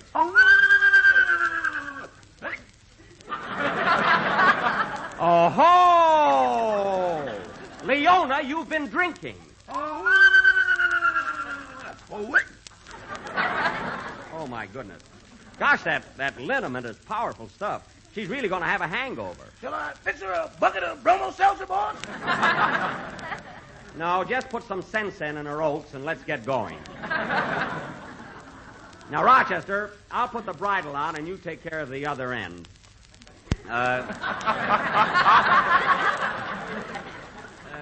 Get the harness. Okay.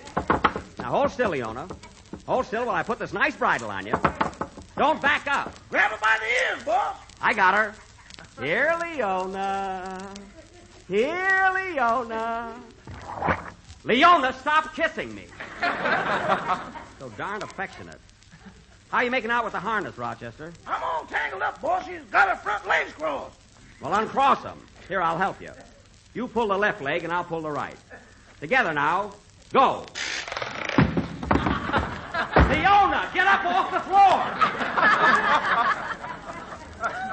Now, you get up. I've had enough of you. Maybe we can sell her to W.C. Fields. Never mind. Leona, get up. All right, sister, you asked for it. Get the jack, Rochester. It's right there in the buggy. Okay. And no need of winking at me, Leona. You're getting up off that floor. Here's the boss, Jack. Here's the jack, boss.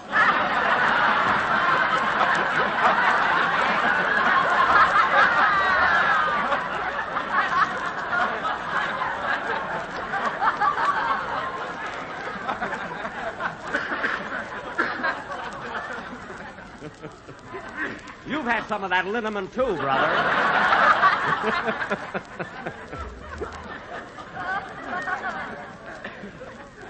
Thanks. Well, Rochester, put that Jack under her stomach. There. All right, so it tickles you. Jack her up, Rochester. Oh, hello, Mary. We'll be ready in a minute. Well, for heaven's sake, what are you doing? What do you think we're doing? We're jacking up Leona. Has she got a flat? No, she fell down, that's all. There. She's up now.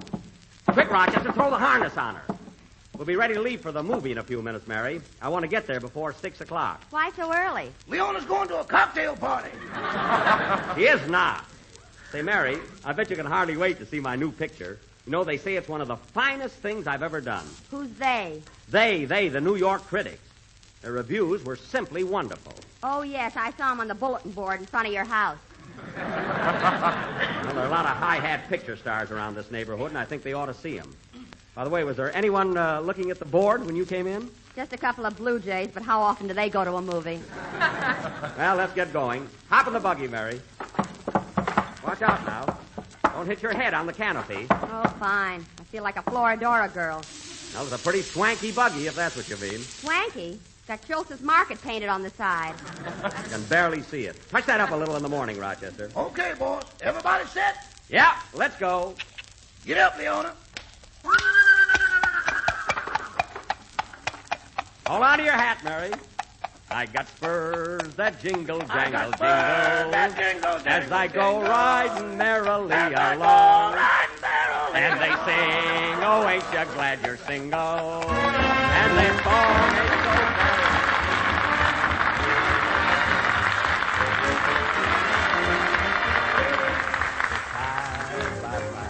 Five feet tall and 5 feet wide. He don't measure no more from head to toe than he do from side to side.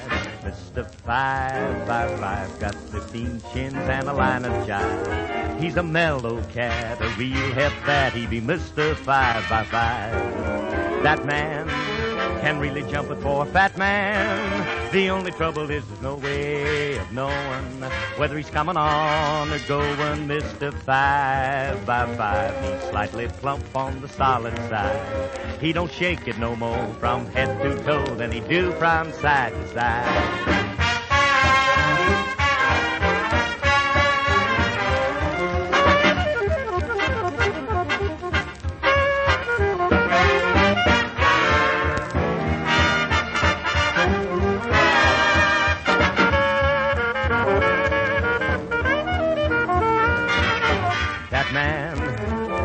Jumping for a fat man.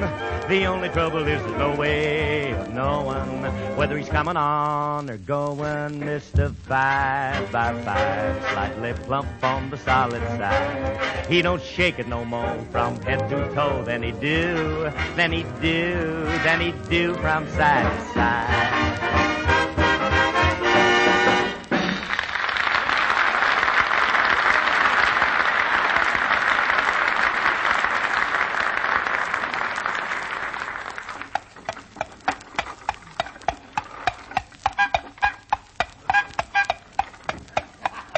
That's right, Rochester. Make him move over.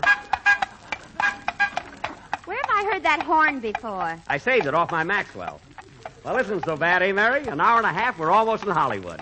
I'll bet old man Schultz used to make it in an hour and with a load of fish besides. He had a meat market, Schultz's meat market. Easy, Leona. Hold her back a little, Rochester. I don't like the way Leona keeps stumbling. That's your fault, boss. I told you not to put high heels on her shoes. You're not so high. Say, isn't that Dennis walking along there? Where? Coming out of that flower shop. Oh, Dennis! Dennis! Hello, Mr. Benny. Pull up here, Rochester. Whoa, Leona. Whoa.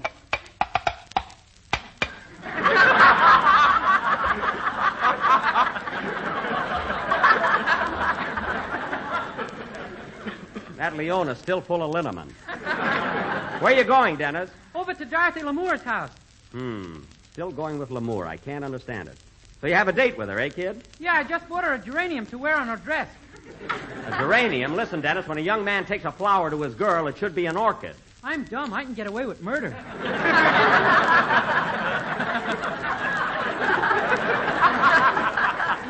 You've got something there.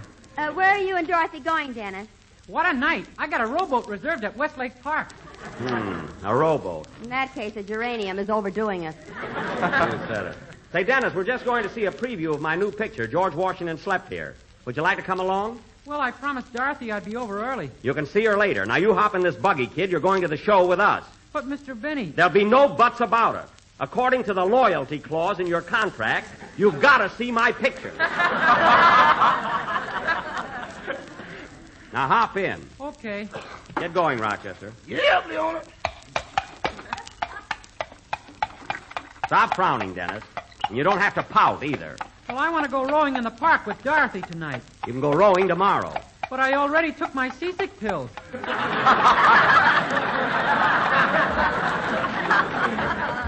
Well, you'll be all set. There's a big rain scene in my picture. Pull up, Rochester. There's a red light ahead. Whoa, Leona. I can't get over it. How Dorothy Lamour can go out with Dennis after she turned me down, I'll never know. Well, for one thing, Jack, Dennis is young and cute. Well, I'm cute, too. And he's not bad looking. Well, I'm not bad looking either. And when you dance with him, he doesn't grab a hold of your shoulder straps like they were on a streetcar.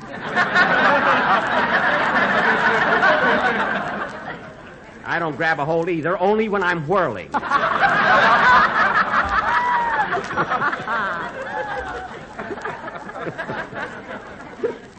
Well, get going, Rochester. There's the bell.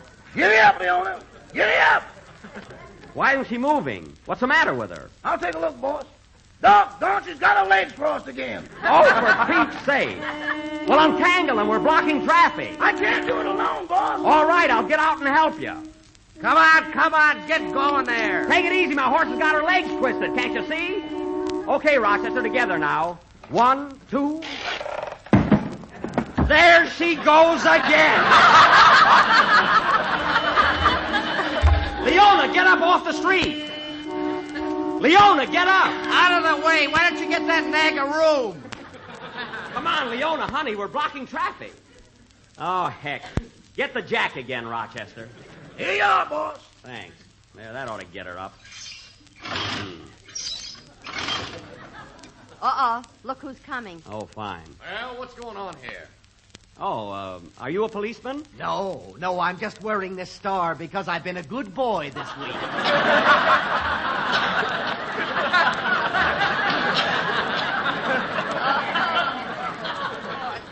Ha. Very clever. Now start talking, buddy. What's going on here? Well, now look, here's what... Well, you see, officer, my horse has a habit of laying down on the street. Laying down in the street? Yes, sir. That's lying down, lying. Okay, lying. Here's a ticket for blocking traffic. Okay. And here's another one for using bad English. Now, wait a minute, officer. You can't give me a ticket for using bad English. It don't make sense. It doesn't make sense. All right, it doesn't make sense. It's not right. Rochester, stop with that jack. Leona's feet are way up off the ground.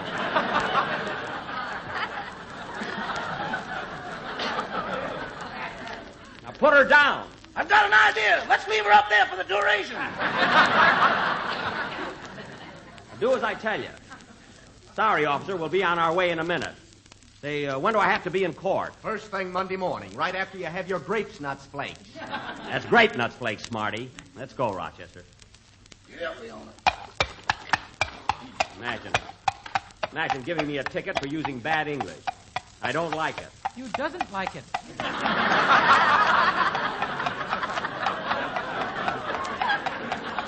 Oh, go smell your geranium.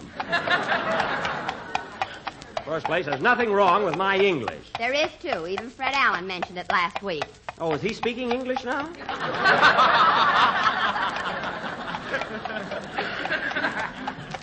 Anyway, what does Allen know about English? He knows plenty. He used to be on a couple of newspapers. He was on a lot of newspapers. He slept on them in Central Park. And I know. You should. Remember the time he pulled the funnies off your chest and you got pneumonia? I've hated him ever since. What a guy. Just the same, Mr. Benny, Fred Allen is very clever. Only as a ventriloquist. He moves his mouth while his nose does the talking.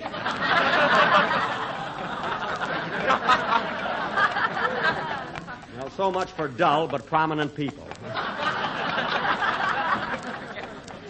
Oh, Jack, look at those cute dresses in that window there. Aren't they adorable? Oh, I wouldn't be seen. Oh, for you? Oh. Yeah, they're pretty good looking. Stop the buggy, Rochester. I want to get out. Okay, Miss Livingston. Whoa, Leona. Leona, put your hind feet down.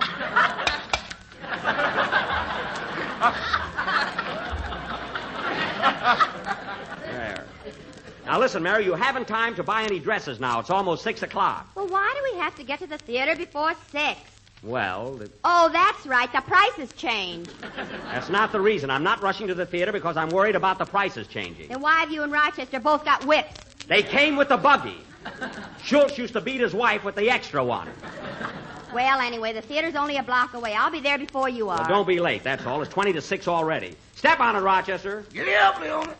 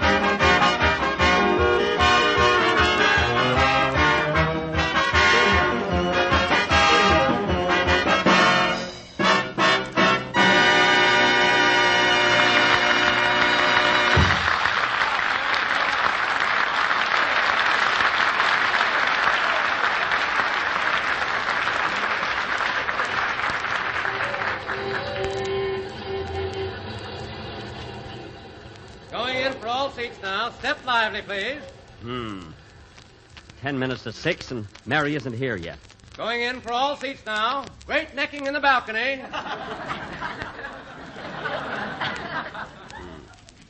He's just going to look at a dress and meet me here in front of the theater.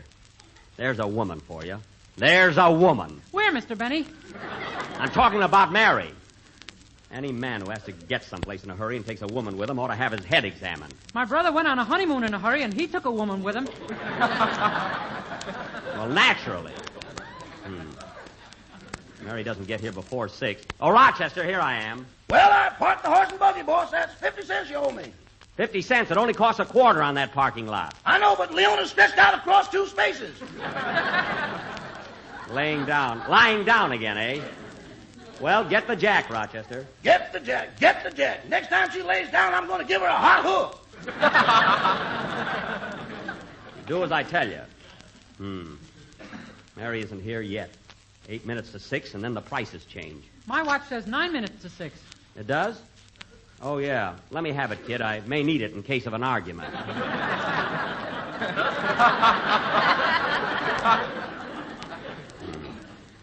That's a woman for you. Had to go and look at a dress. Say, Mr. Benny, here comes Don Wilson. Oh, yes. Why has he got that muffler wrapped around his face? Hello, Don. Where are you going? On my way to the desk, Jack. I got an awful toothache. A toothache? I hope I'm all right for Sunday when I tell folks about those toasty brown sweets and nut grape nuts flakes in a big 12-ounce economy-sized package. What did he say? Grape nuts flakes in the big 12-ounce economy-sized package. Say, Don, my picture's having a preview here tonight. How'd you like to come in and see it? Oh, I'd love to, Jack, but this tooth is killing me. I'll see you later. Now, just a minute there, Don Wilson. If you read your contract closely, look at that clause on page 87. It says, I hereby promise to attend all previews and first showings of Jack Benny's pictures. And furthermore, promise to whistle, cheer, and applaud on cue from the party of the first part.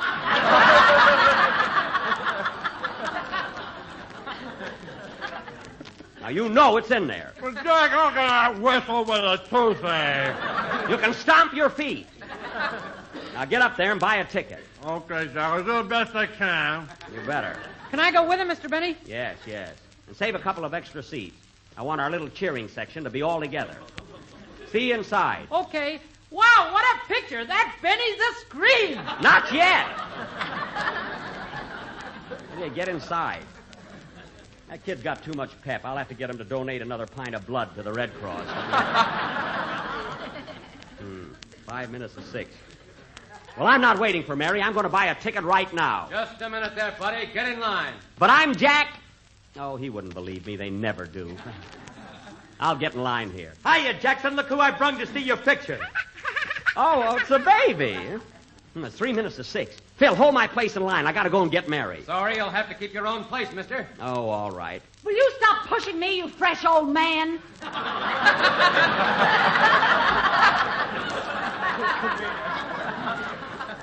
I'm not fresh. Somebody behind me is pushing. Here, Phil, I'll hold the baby. You run and get Mary. She's in the little dress shop right across the street. Okay, Jackson, but hold her tight now. Okay.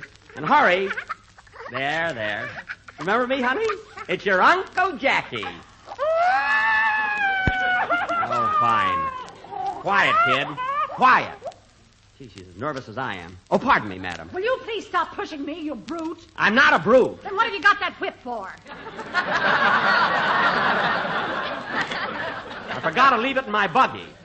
I just want to know what time it is. I can't see my watch with this baby in my arms. It's 1 minute to 6. 1 minute to 6? Gosh, only 60 seconds and the prices change. What's keeping Phil? Where's Mary? She couldn't wait till tomorrow. She had to buy a dress now. How much time we got, madam? 45 seconds. 45 seconds and the prices change. She couldn't wait. What time is it now, madam? 30 seconds. 30 seconds to go. The tickets will cost 21 cents more after 6. 21 times 4. No, 21 times 3. The baby's under 21. I mean under 12. What's it now, madam? 15 seconds. 15 seconds? Thank heaven there's only one person in front of me. Hurry up, madam. Buy your ticket. How many, please? Just one. Oh, hello, Mamie. How are you? Never mind how she is. Buy your ticket. Good. Now it's my turn. How many, sir? I'll have 3 seats on the... Yipe! It's 6 o'clock!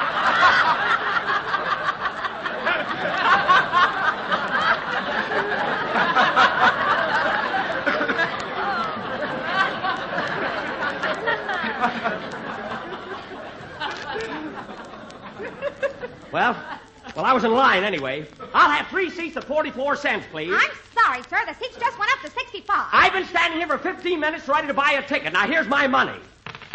Hey, just a minute. You've got a Mexican quarter in there. We're United Nations. Give me those tickets.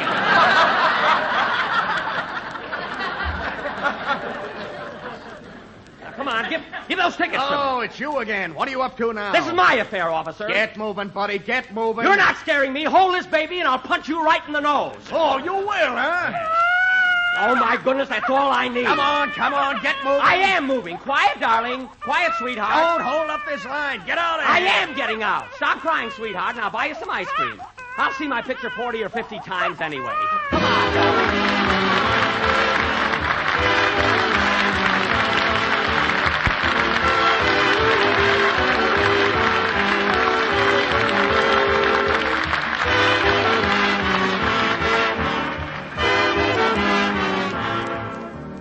Remember the last time you went without breakfast? That awful letdown that you felt? That should have taught you a lesson, that you can't do your best work unless you feel well. And to feel well, you must be well fed. Now, to profit from that little lesson, you might resolve to do just this. See that you take on a nourishing breakfast before you take on your work. And make sure that nourishing breakfast includes delicious, malty-rich Grape Nuts Flakes. Grape Nuts Flakes, you know, are a whole grain cereal. This means they bring you important vitamins of the vital food factors all of us need.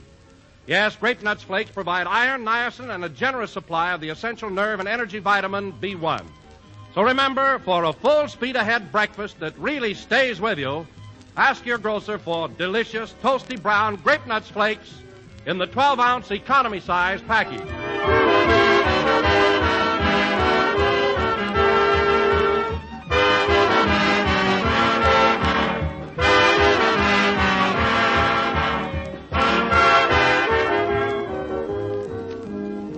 I was the last number of the 8th program in the new Grape Nuts Flake series. And we'll be with you again next Sunday night at the same time. Say, Jack, I heard Eddie Cantor announce that you're going to be on his program this Wednesday. That's right. I've accepted an engagement there. Well, haven't you heard about that new wage ceiling? Who gets money from Candor? Good night, folks.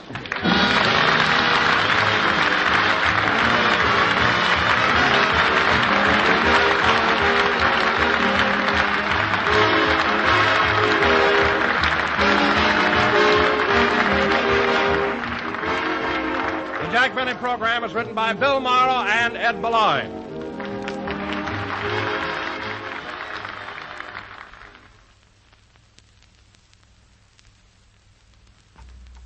Friends, if you like the malty-rich goodness of toasty brown Grape Nuts Flakes, you'll like delicious hot Grape Nuts Wheat Meal, the new hot cereal member of the Grape Nuts family.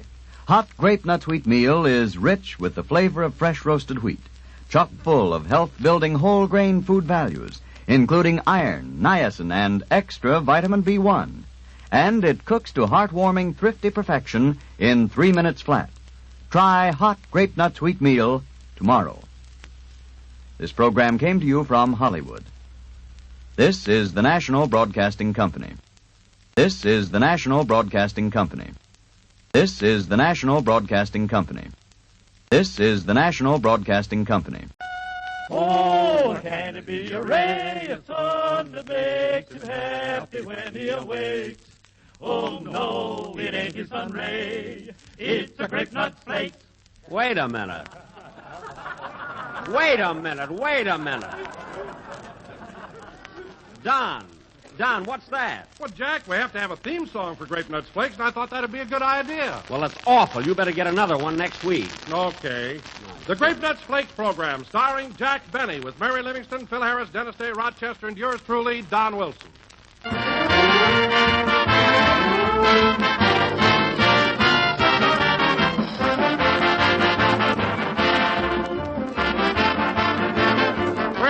This is the way the man of the house sounds before he has breakfast. He opens one eye and groans, oh, what a day, what a day. But wait, give the man of the house a big, tempting bowl full of delicious, toasty brown Grape Nuts Flakes, and then you hear something like this. Oh, boy, what a day, what a day. Same words, same man, but notice the difference. The difference that goes with a swell-tasting breakfast. And it's the makings of a swell-tasting breakfast you get in each big 12-ounce package of Grape Nuts Flakes. Your favorite malty-rich Grape Nuts flavor in toasty brown, tempting flake form. So keep smiling, friends, on the home front with plenty of delicious, sweet-as-a-nut Grape Nuts Flakes.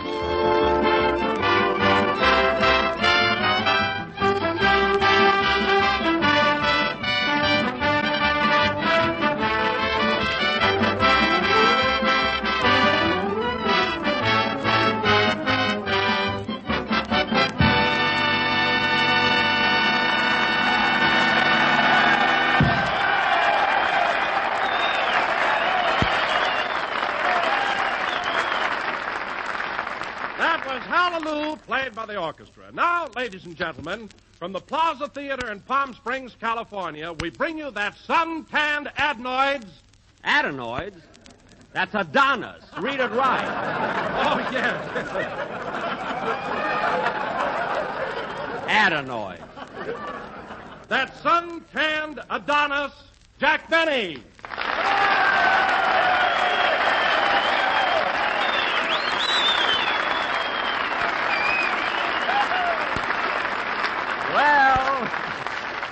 Well, thank you. Hooray for Benny! Thank you, sir. Who is that guy?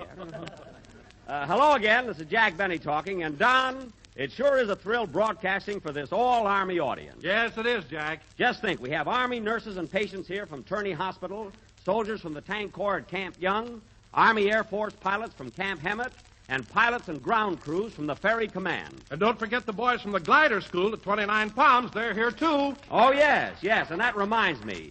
Will you fellas up there in the gliders quit looping around the chandelier? We're broadcasting.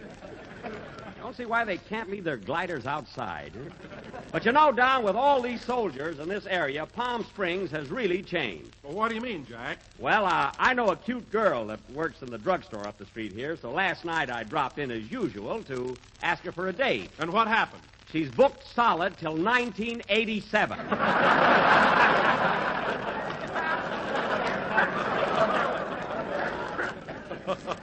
I'll be down to get her in a wheelchair, honey. By the way, Don, where are you stopping here in town? Oh, I'm at the Deep Well Guest Ranch. Oh, at the Deep Well, eh? Yes. Where are you staying, Jack? I'm at the Shallow Bucket Motel.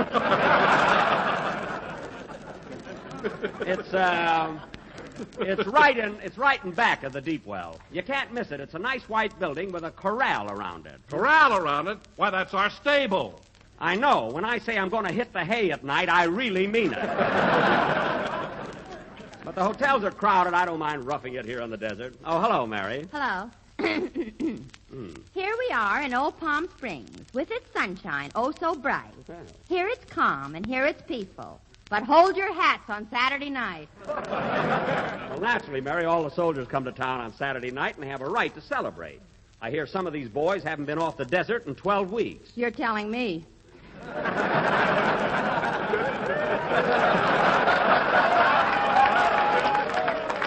Well, we didn't expect a laugh on that one, did we?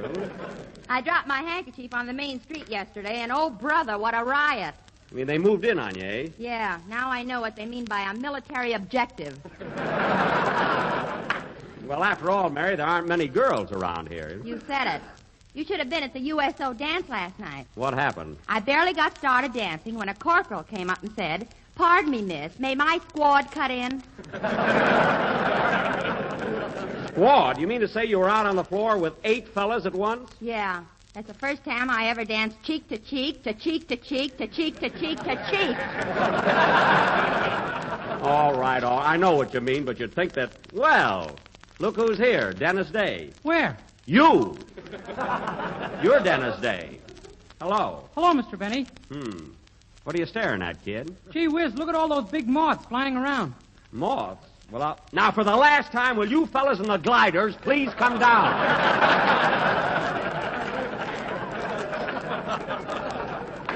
Relax, it's your day off.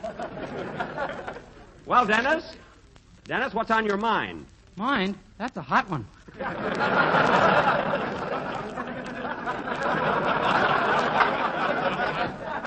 I mean, how do you like it here? Have you been having fun? Yeah, but this town sure has changed. Remember when we were here a year ago and we used to step out with all those pretty girls? Yes, sir. You and I sure played gin rummy last night, didn't we? That we did. How much did I win from you, kid? $300. Oh, yes. I can't understand it. We were only playing for matches. Well, you see, Dennis, those matches represented $10 apiece, and I had them all. When I had them all, a match was a match.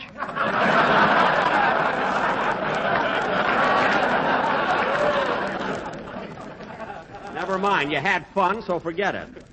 Say, Dennis, did you go around visiting the different camps and sing for the boys like I told you to? Yeah, and you know, Mr. Benny, I saw a lot of tanks at Camp Young, and they're painted all different colors.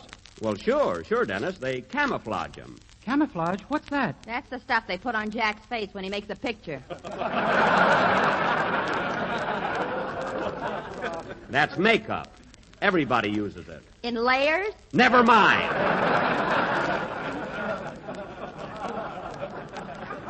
Anyway, it's about time for a band number. Say, Phil, have you got a good hot tune for us? If you're referring to a musical selection, I have one prepared that should be rather euphonious.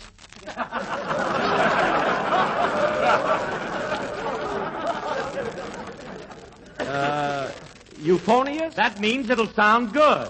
I know. You know now. I knew before. Well, what I want to know is, where did you get that highbrow language? Well, I've been studying English in night school, old boy. Phil, what's a married man with a baby going to night school for? That's the only way I can get out of the house. Well, you ought to stay home. You studied French all last year, and you don't remember a thing. I do, too. Get this. Je, perjurer, don, les pommes, de terre. What does that mean? I went fishing in the mashed potatoes.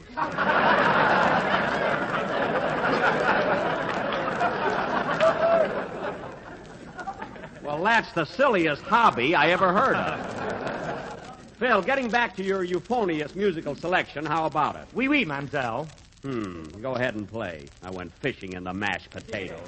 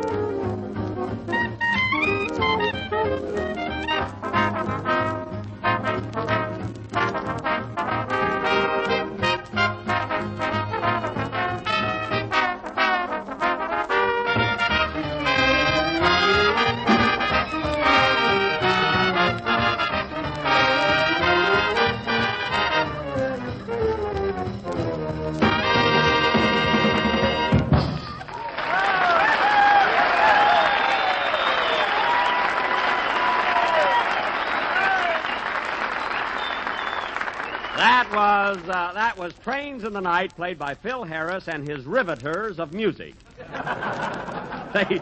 They really hammer it out. So Say, Phil. Say, Phil. Yes, Jackson? Phil, you and the boys are going back to Los Angeles Tuesday, aren't you? Yeah. Well, that's the day gas rationing starts. How are you going to get back? Well, you know that big bus we always ride in? Yes. Well, we're going back. I'm going to put my brass section behind it and let 'em blow. That's the best substitute for gas I've heard of. No kidding, huh? Well, Jack, gas isn't the only thing that's being rationed nowadays. No, there are a lot of things, Don. There's a half a pound of sugar a week, no whipped cream, 1 cup of coffee a day, and meatless Tuesday. But we'll just have to get used to it. Used to it? You've been rehearsing for this all your life. What are you talking about? I've always served a lot of food in my house. Go on. You wouldn't even put a piece of cheese in a mousetrap. I wouldn't, eh? Then how is it I catch 4 or 5 mice a week? Huh? You charm them with a flute. Listen, Mary, if you think I'm bad, you should have been at Eddie Cantor's house with me for Thanksgiving dinner. You had dinner at Cantor's house? Yes. I was on his program Wednesday night, and he didn't give me many jokes, so he invited me to dinner. I guess he didn't want to be a complete louse. Anyway, Eddie, Ida, the 5 daughters, and myself sat down to eat. Did you have turkey, Jackson? Yes, that's the only bird I ever saw that was beaten to death.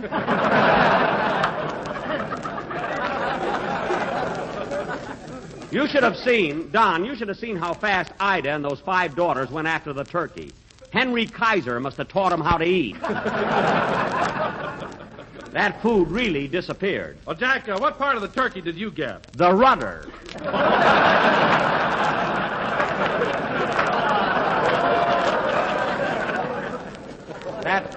That Cantor's really a guy. You know? Well, talking about Thanksgiving dinner, Jack, you should have been over to my house. Yum, yum. What did you have, Don? Well, for breakfast, I had a bowl of toasty brown sweet-as-a-nut grape nuts flakes right out of that 12-ounce economy-sized package. Good, but what did you have for dinner? Then around lunch, I felt hungry again, so I had another dish of grape nuts flakes. But what did you have for dinner? Well, for dinner, I had a great big turkey. Good. And, Jack, Do you know what my turkey was stuffed with? Yes, and I wish this was the $64 question.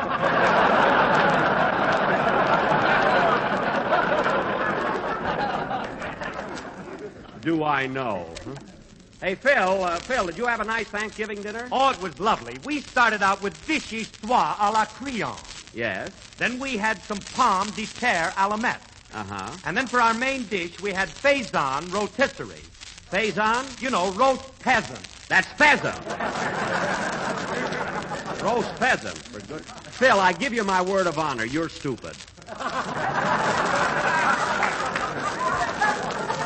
You can believe me. And now, ladies and gentlemen... Can you imagine wading through all that French and then stumbling on a peasant? That's life, Phil. That's life. And now, ladies and gentlemen, for our feature attraction this evening, the Benny Livestock Company. I mean, the Benny Livestock Company.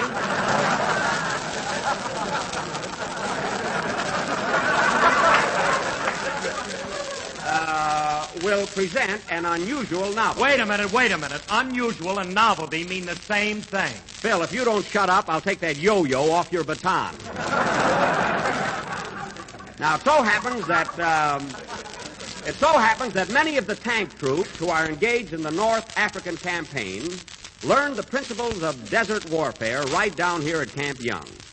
So for our play this evening, we're going to take you to North Africa and show you the amazing adventures of 3 boys who trained at Camp Young and who are now on the Sahara Desert. Am I going to be in this? No, Mary, this is about soldiers. There's no part for a girl. You let me be in your play, or I'll tell all these fellows you live in a stable. They know that already. Do they know you're in there pitching for your room rent?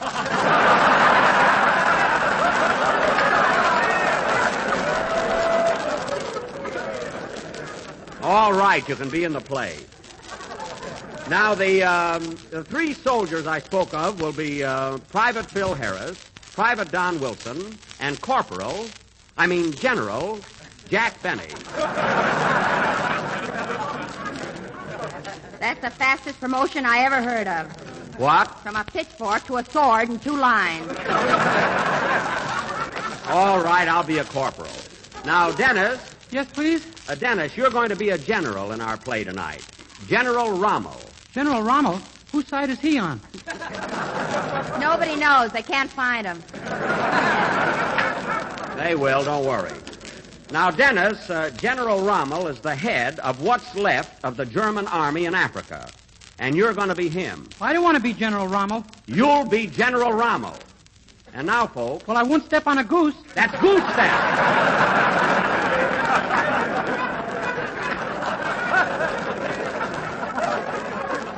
Won't step on a goose. Anyway, you're going to be that German general. It's only a play. And now, folks, this drama will go on immediately after a song by our temperamental tenor. Sing, kid.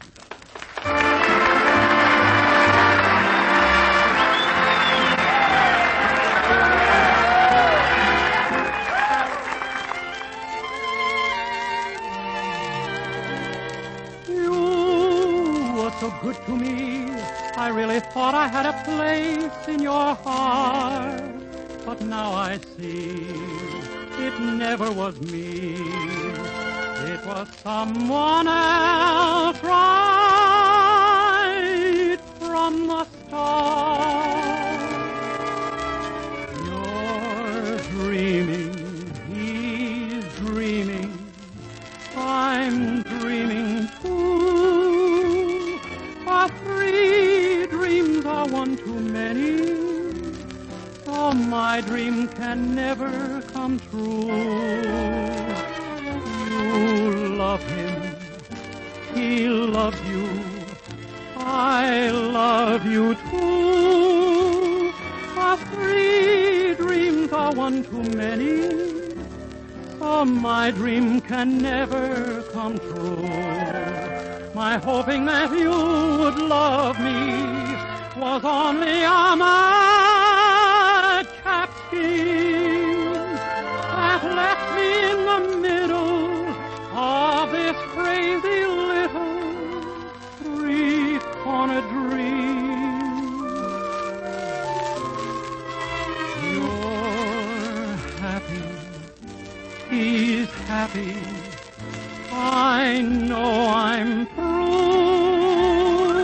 3 dreams are one too many, so I'll give my dream to you.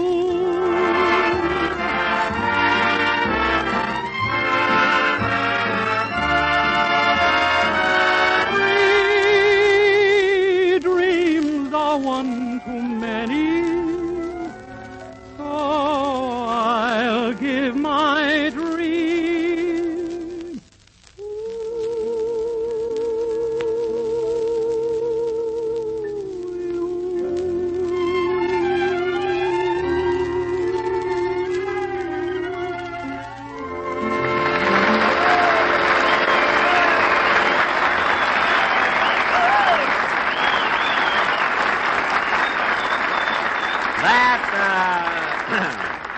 That was 3 Dreams from the forthcoming picture Powers Girls, sung for the first time on the air by Dennis Day. And incidentally, folks, Dennis sings that song in the picture. Yes, sir. Powers Girls. What part did you play it in, Dennis? I was Tilly, the 3rd girl from the left. You were not. Stop showing off. And now, ladies and gentlemen, for our drama of Army life entitled 3 Men in a Tank. So let us journey to North Africa, to the Allied base, in the little town of military secret Morocco. Curtain music.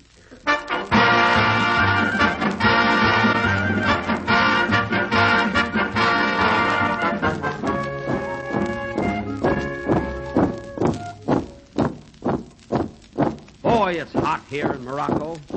Detachment, halt!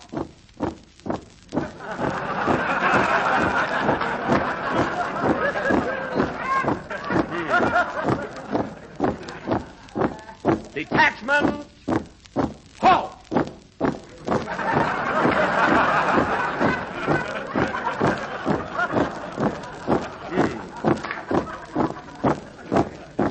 Detachment, halt!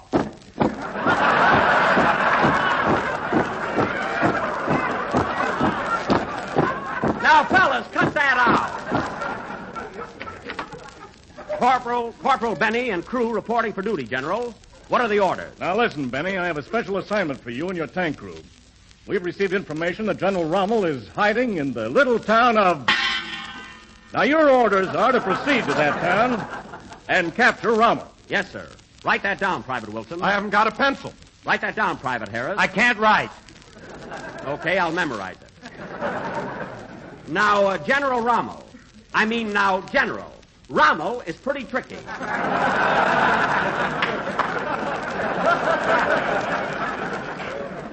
But I'll go on this mission, and I'll capture Rommel, or my name is... Quiet, Ham. Get moving. Yes, sir.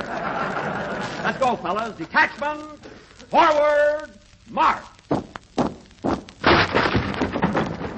Wait till I open the door.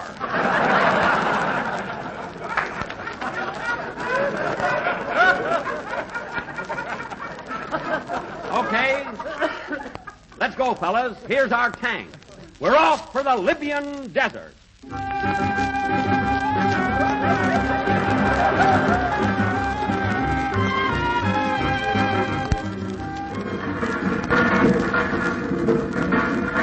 Say, this tank rides pretty good.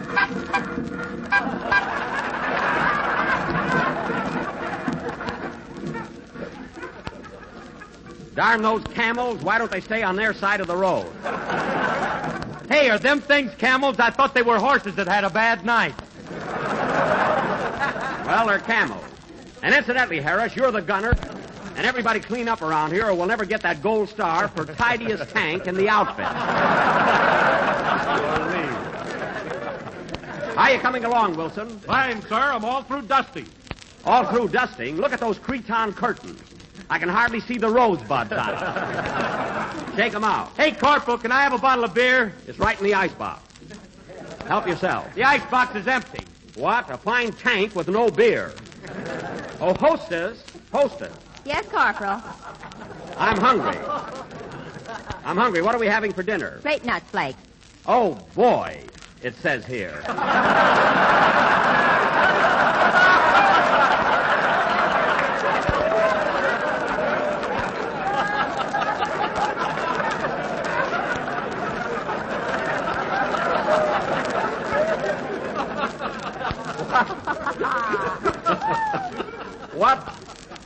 else are we having?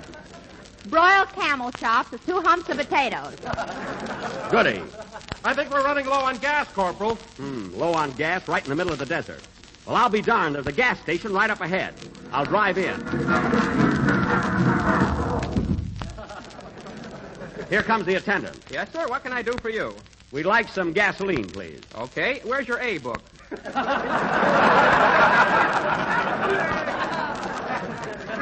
That's not till December 1st. Now fill up my tank.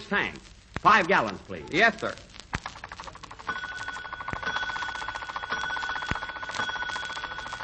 There you are. Good. How much is that? Nothing. This is a mirage.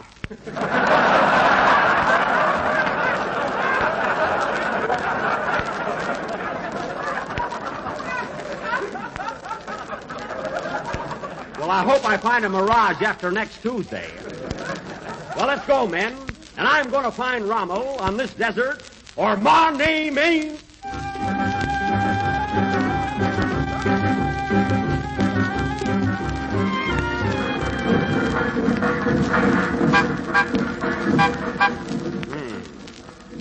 Two days on this desert, no trace of Rommel.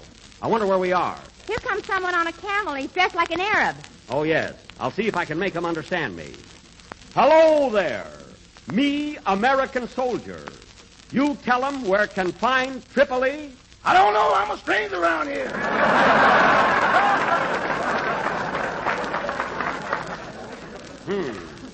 Well, aren't you an Arab? No, sir. I won these bloomers shooting craps.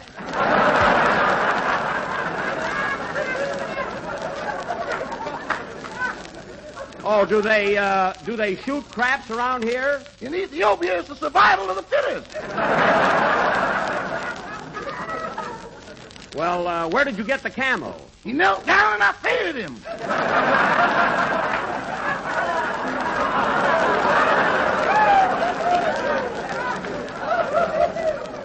Well, now listen, stranger. We're looking for Rommel. Have you seen any Nazis around here? I've worn out 4 razors, if that's what you mean. Good. Then he must be around here somewhere. Well, thanks for the information, mister. So long. So long. I'm a sheik of Arabia, down south in Africa.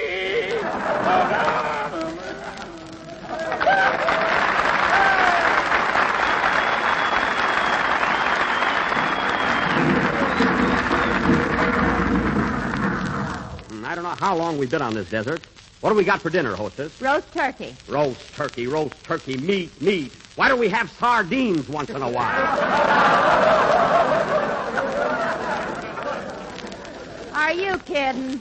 I wonder where we are. Stop the tank, Corporal. There's a signpost up ahead. Oh, yes. Let's see what it says on that signpost. It says Benghazi, 23 miles. El Agalia, 16 miles. Palm Springs Racket Club, 8,000 miles.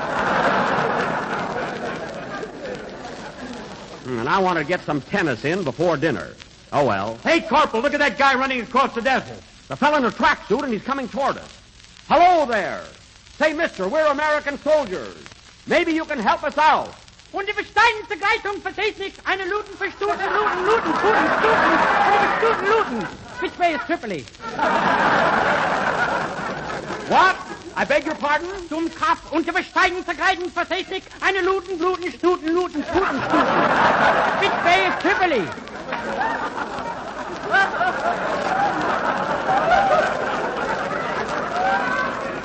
Wait a minute. I know that face. You're General Rommel, and you're under arrest. Arrest? Come on with us. We're American soldiers. Oh, boy, wait till Hitler hears about this. Amerikanische Soldaten, fastgebluten, Geheimnisgelüten und die geheime Staatspolizei right in the Führer's face.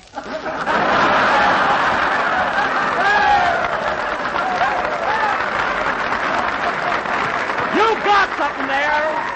Come on, men. We'll get medals for this. You know, friends, when I see a woman step up to a grocer and ask for a big 12-ounce package of delicious, malty-rich grape nut flakes, I know just about what she's thinking. She's thinking of thrifty and nourishing breakfasts. She's thinking of her family's welfare. And now that we're being asked to restrict overmeat consumption, we must all find new ways to balance our meals with foods that are plentiful and thrifty, such as milk and whole grain cereals.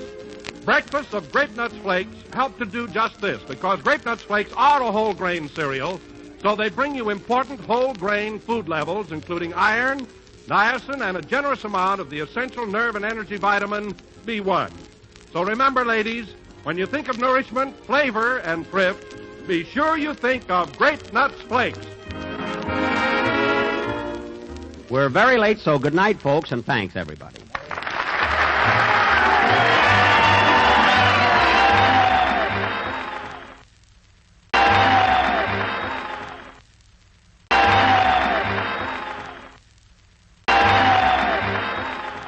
The Grape Nuts Flakes program, starring Jack Benny, with Mary Livingston, Phil Harris, Dennis Day, Rochester, and yours truly, Don Wilson.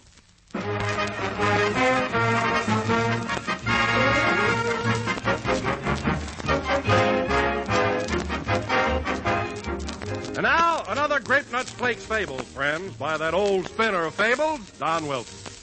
This one's about a little appetite and how he grew. You see, this little appetite was very, very sad because he stayed so small, and he was always going around wailing, woe's me, why can't I grow up and be like other appetites? Then one day a kind lady gave this little appetite a great big tempting bowl full of delicious toasty brown Grape Nuts Flakes, and quick as a wink, that little appetite grew and grew and grew until all at once he said, oh boy, Grape Nuts Flakes, today I am a man. Well, the moral of that fable is just this. If any appetites need special coaxing at your house, the thing to do is to serve plenty of delicious, malty, rich Grape Nuts Flakes. For the distinctive goodness of Grape Nuts Flakes really makes appetites grow. It's the grand, tempting flavor of grape nuts in toasty, brown, crispy flake form. So ask your grocer for Grape Nuts Flakes tomorrow.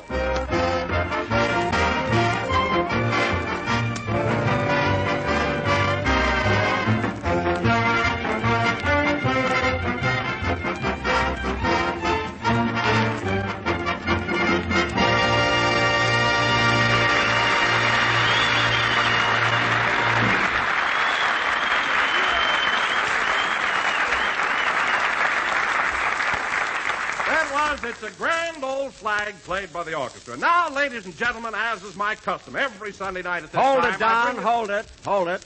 Tonight's introduction is for our good old maestro. Ladies and gentlemen, I'd like to announce that this is the farewell appearance of Phil Harris on this program, as Phil and his band have joined the United States Maritime Service. They're in the Merchant Marine.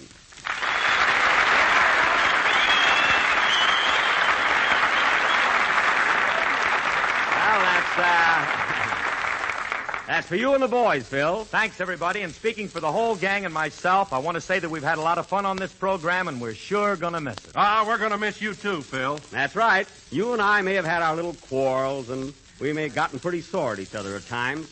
But I'll tell you one thing, Phil. You're the best band leader I ever worked with. Oh, Jackson, you're kidding. I know, but you're leaving tonight.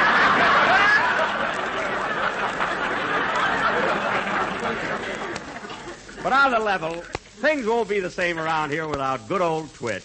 Say, how long you been with me, Phil? 6 years. 6 years. 6 years without a raise. Yes, sir. And now you and the boys are leaving.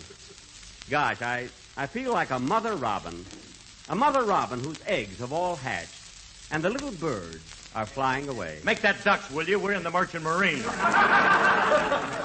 All right, I feel like a mother duck. What'd you just say, Jack? Oh, hello, Mary. I was just telling Phil that I feel like a mother duck. Well, you've got the right feet for it. I don't mean that. I'm being sentimental. Phil and the boys have joined the Maritime Service. Well, congratulations, Phil. Thanks. Hey, Mary, how do you like my new uniform? Pretty natty, ain't it? Yeah. I never thought I'd see the day when you'd wear a coat with pants to match.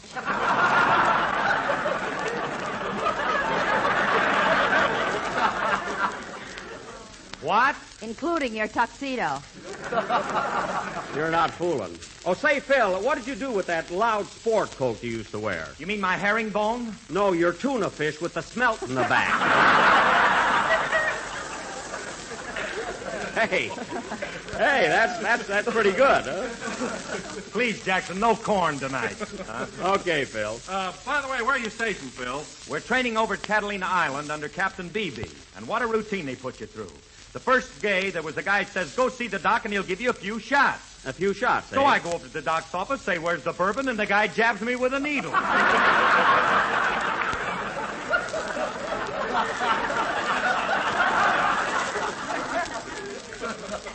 Well, of course. Of course, that's what they meant, shots in the arm. Did the shots bother you, Phil? No, I took them like they was nothing. But when they cut off my curls, I cried like a baby.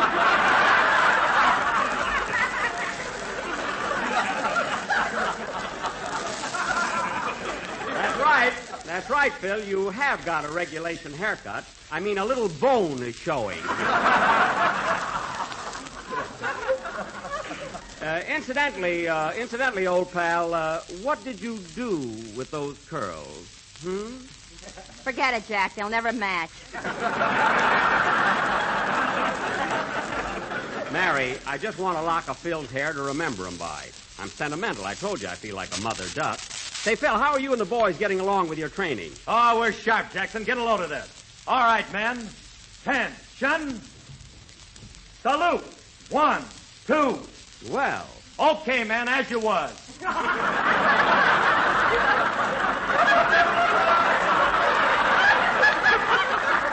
All right, sit down, fellas. Sit down. As you was. Am you sure you didn't make a mistake, Phil? Well, it's a great life, though, Phil, and it'll do you a lot of good. Oh, hello. Hello, Dennis. How are you feeling? Just ducky, Mother. Say, Mr. Benny, I passed Warner Brothers Theater just now, and there's a sign there that says George Washington slept here, staring Ann Sheridan and the world's greatest lover. That's right. Well, gee whiz, I thought you were in that picture. I am. That's me, the world's greatest lover. That's something new, isn't it? No, it's nothing new. It just happens that the studios finally realize that I'm the lover type. The lover type? Yes. Somehow I prefer to think of you as a mother duck. No, don't be silly. And everything you say just rolls off of me. I can go along with a duck. Say, Jack, I saw your picture, and there's just one thing I can't understand. What's that, Don? Well, in those scenes you did with Ann Sheridan, where she was wearing an evening gown, I couldn't see your face. What do you mean? You're always standing behind her. Why was that? Well... Jack had his lines written on her back. Well, I had some long scenes. You try to talk and make love at the same time. Say, Dennis, have you seen my picture yet? No, I haven't, Mr. Benny. You haven't, eh? And now, folks... Am I going to get bumped off? No! I don't care whether you see it or not, you little... What do I care? Now turn around, sing your song. I wouldn't turn around for $1 million. I'm not going to kick you. Now go ahead. Yes, sir. Ladies and gentlemen, I will now Who cares what you sing? Just do it, that's all. I've seen that picture 10 times. He can't see it once.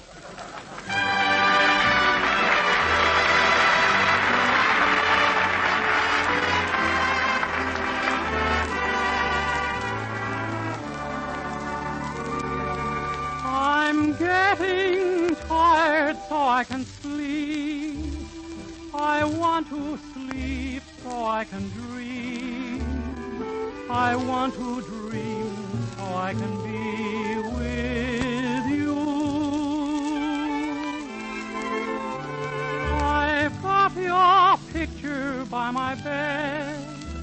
Will soon be placed beneath my head to keep me company the whole night through. For a little while, whatever befalls, I will see you smile till reveille calls. I hope you're tired enough to sleep, and please sleep long enough to dream, and look for me, for I'll be dreaming too of bliss that once were mine. Tender eyes that shine, they will light my way tonight. I'll see you in my dreams. For a little while, whatever befalls, I will see you smile till reveille calls. I hope you're tired enough to sleep, and please sleep long enough to dream, and look for me, for I'll be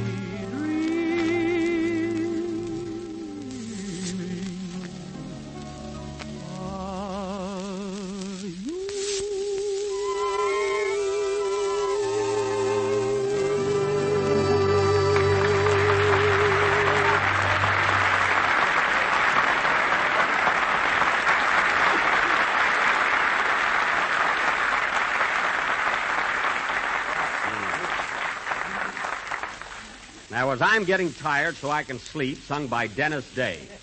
And now, folks, How'd you like my song, Mr. Benny? how'd you like my picture? I told you I didn't see it. Well, I didn't hear your song either. And now, folks... Holy smoke, he's deaf. I am not. And now, folks, I would like to announce that tomorrow we're all leaving for New York. And for the next several weeks, we'll be broadcasting from Army camps, Navy and Marine bases throughout the East. Now, fellas, you must realize how crowded the trains are nowadays and how tough it is to get transportation. So we'll all have to be satisfied with riding in the baggage car. Oh, Jack, your idea'll never work out. Well, we can try it, can't we? What is his idea, Mary? Jack's going to put us in a big crate, and we have to bark when the conductor comes by. Now, that's just plain silly. We're not going to make off like dogs. This is a fine time to tell me I bought a license this morning. You bought a dog license? Mail. Well, naturally. Anyway, we're leaving tomorrow for the East, and that's that. You know, Jackson, me and the boys are sure going to miss going with you. Well, we're going to miss you too, Phil.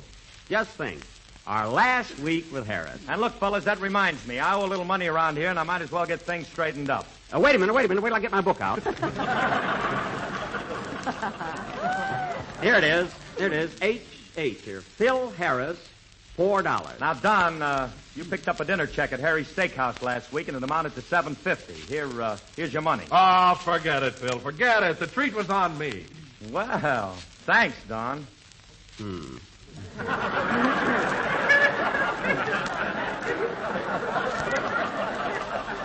And Mary, I had you buy some handkerchiefs for Alice. How much does that come to? Oh, never mind, Phil. Let's call it a little present and forget it.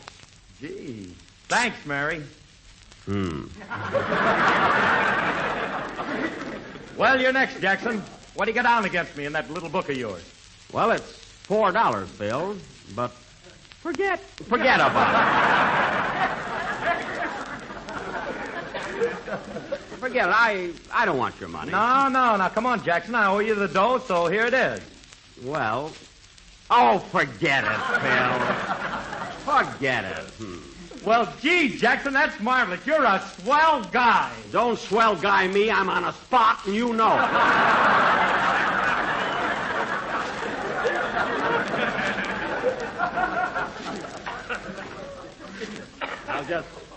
I'll just scratch your name out of this book here. Say, Mr. Benny, how come Mr. Harris owes you $4? Well, 3 years ago, Phil got Jack a date with a girl, and she picked his pocket. she was a tall blonde with the longest fingers. Now, remember, fellas, I'll probably bump into her, but when will I be in Monrovia again?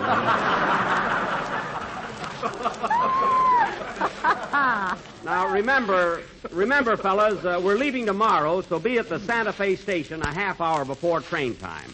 We'll have lunch on the train. Oh, pardon me, Jack, but why can't we make that a late breakfast? A late breakfast? Said he, falling into the trap like an absent-minded elephant. What do you mean, Don? Well, if we can make it breakfast, we can all sit down to a nice big bowl of toasty brown sweet as a nut grape nuts flakes. And do you know what they come in, Jack? No, Don, said Benny with a merry twinkle in his big blue eye.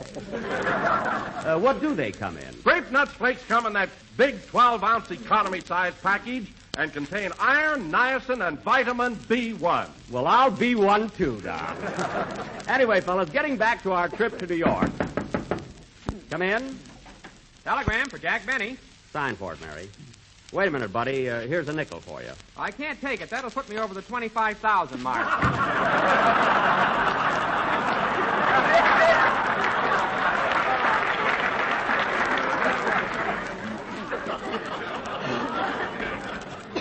I should have known he was wealthy with those ermine leggings. Who's the wire from, Mary? It's from the Acme Plaza Hotel in New York. Oh. It says, Dear Mr. Benny, understand you are coming to New York next week. We have lovely rooms here with a bath on every floor. Just follow the arrow. Oh, yes, the Acme Plaza. We also have dancing nightly in the zebra room. Well. So bring your zebra and have a good time.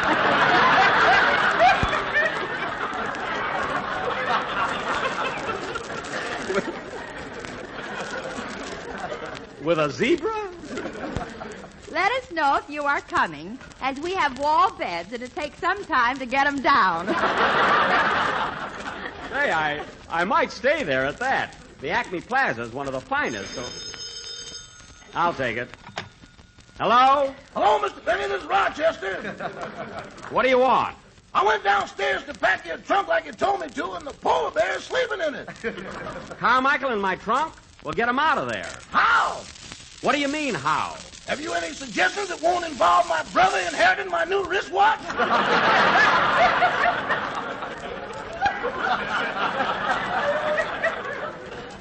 Carmichael won't bite you. Just tickle him and he'll jump out. I wouldn't tickle that bear with Hitler's mustache. All right, then lay out my clothes and I'll pack when I get home. That reminds me, Mr. Benny, you better buy some pajamas. I don't have to buy pajamas. I got 6 pair back from the laundry with my monogram on them. J.B. That was a mistake. They belong to Miss Joan Bennett. Oh, my goodness. You mean to say that last night I slept in girls' pajamas? Boss, you were a vision.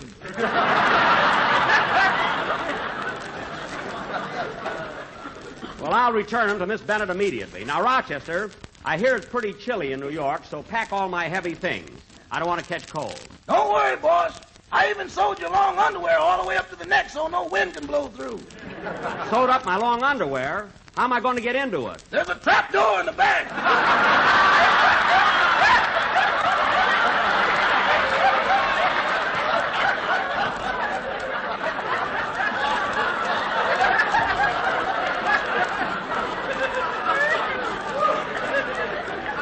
Oh. Well, look.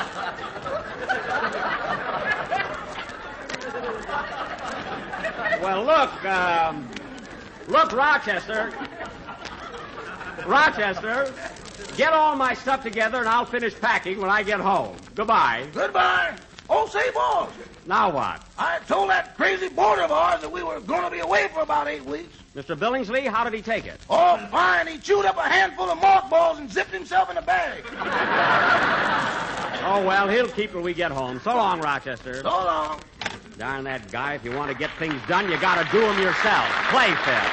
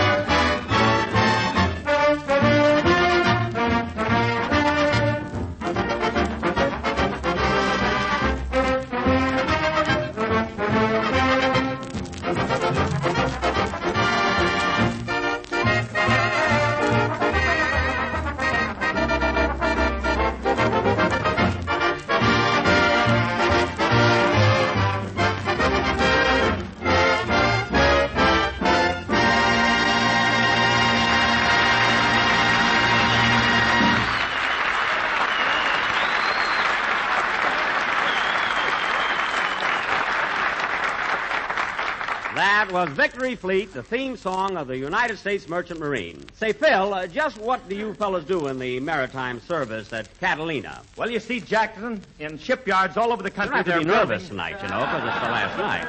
Jackson is the name. You've been saying it 6 May I years. start over again? Yes, you may. Go ahead, Phil. Well, you see, Jackson, in shipyards all over the country, they're building hundreds of Liberty ships. And over at the island, they train the crews that are going to man them. Those cargoes have really got to keep moving. You said it. Now, ladies and gentlemen, for our feature attraction this evening, and as a special tribute to Phil and the boys, we will present a play about the maritime service entitled Liberty Ship. Or pull in your neck, there's a porthole around it. Now, Mary, inasmuch as we're short of actors, you'll have to be a man in our sketch. I don't want to be a man. You'll be a sailor like the rest of us. Okay, Captain Kidd.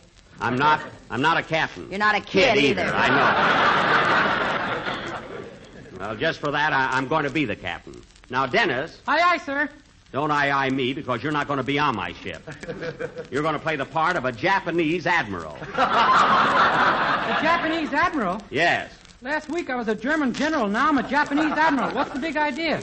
Go see my picture, kid, and you'll get better parts.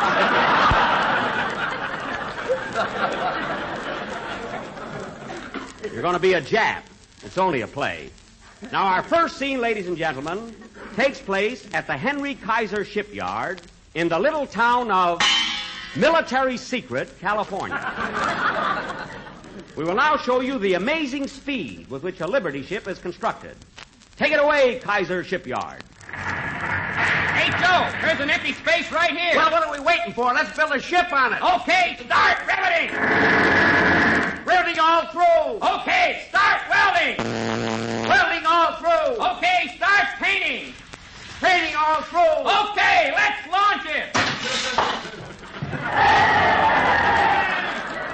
And that, folks, is a typical 5 minutes at a Kaiser shipyard.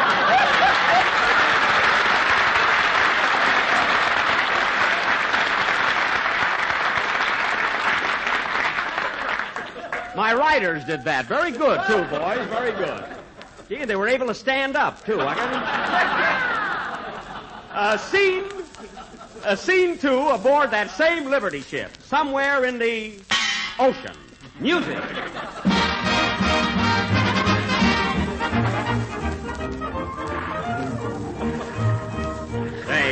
Sailing over the bounding main. Da-diddly-dum-da-dum. Oh, Wilson. Yes, Captain Benny. Did you jib the spinnaker like I told you to? Aye, aye, sir. Good. Did you scuttle the mizzenmast and port the starboard? Aye, aye, sir. Good. Now get busy and deck the swabs. Let's swab the decks. I am the captain here. Get busy. 3 bells already. 3 bells? What's that in regular time, Captain? Yes, sir. Now get busy. Oh, hello, Seaman Livingston. Hello, Cop. That's Cap. And salute. Salute when you address me. Get your hand up to your forehead. Like this? No, higher.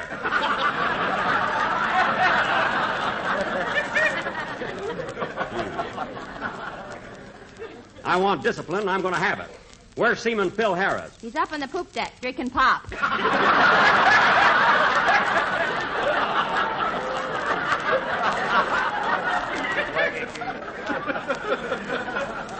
Well,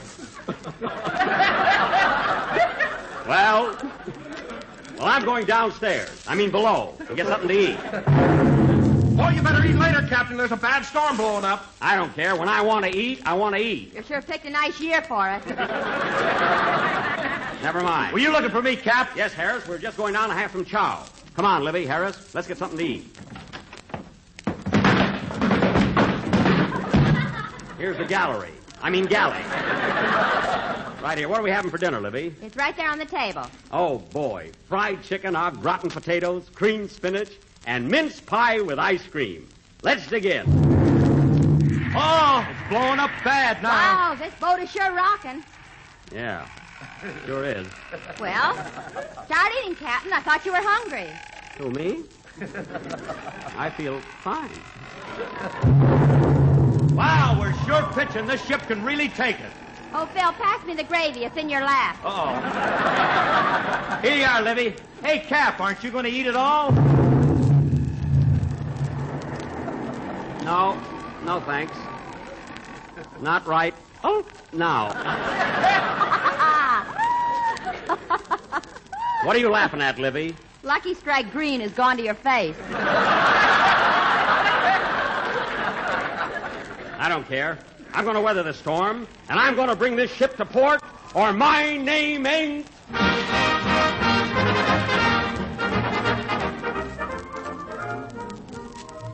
Oh, boy, we're making marvelous time. A couple of more days, and we'll be at the...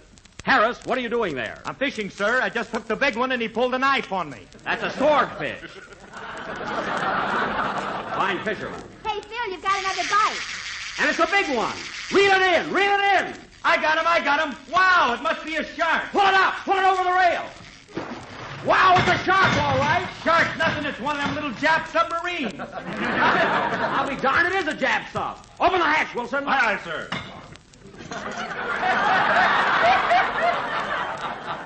Now, come on out, you. Come on out. Hello, peekaboo, please. Thank you very much. It's a Jap. Grab him, Wilson. I got him. Now, listen, you. Hey, Cap, there's someone else in that sub. Oh, yes. Come on out, you. Come on. Hello, how to do? Which way, Tokyo, please? Oh, boy, we got two of them. Now, which one of you is the captain? Me, Captain Yokomoto, Imperial Japanese Navy. Thank you very much.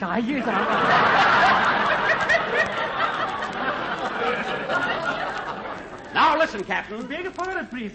Me, Captain Takasuba. Thank you very much. Me, Captain. So sorry, Takasuba. Begging pardon, please, but me, Captain. No, please. Me, Captain.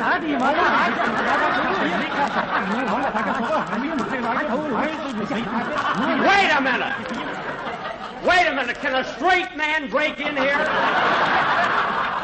Oh, so sorry, please. So sorry. I don't care which one of you is captain. You're both under arrest. Arrest? Yes. Und die verstehen sich ein und verstehen nicht eine Minuten verstuten, eine Minuten und die verstehen sich Pfeifen, Flutenstuten. What? Right in Hirohito's face. Come on, you two. You're going to the brig.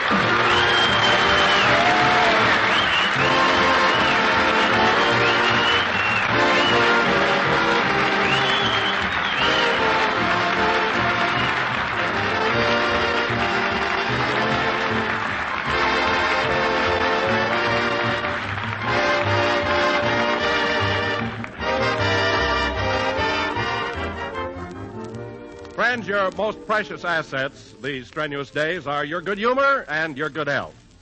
And one way to safeguard both humor and health is to see that your folks get the right start each day with a delicious, nourishing breakfast. For a full share of well-balanced nourishment, make it a breakfast that includes Grape Nuts Flakes. Because well-balanced nourishment is what you get in every helping of toasty brown Grape Nuts Flakes and milk. You get proteins and minerals such as iron, calcium, and phosphorus. And you get 2 of the important B vitamins, niacin and vitamin B1 for good appetite, steady nerves, and energy. So for better health and better humor, you'd better say, I'll take a package of Grape Nuts Flakes.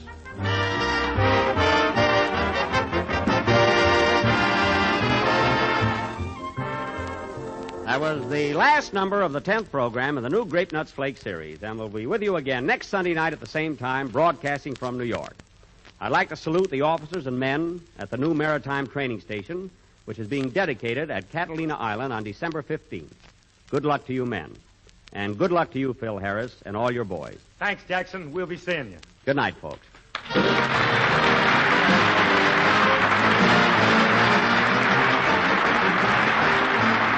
The Jack Benny program is written by Bill Morrow and Ed Malloy.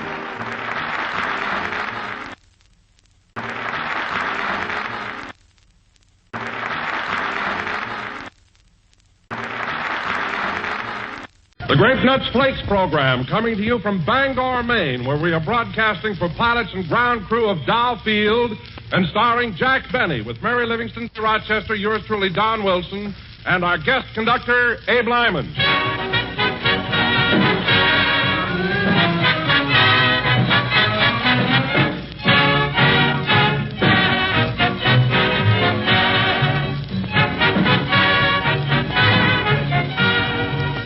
Have you ever noticed the way a man greets his wife before breakfast? He says, Oh, hello, wife.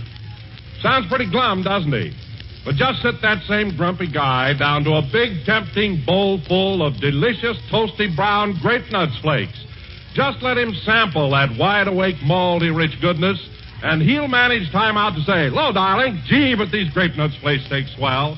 Yes, ma'am, that's the kind of morning magic you can work any day in the week with those delicious, sweet-as-a-nut grape nuts flakes, thanks to the super swell flavor that's so entirely different from any other flake cereal, because it's a rich two-grain blend of sun-ripened wheat and malted barley.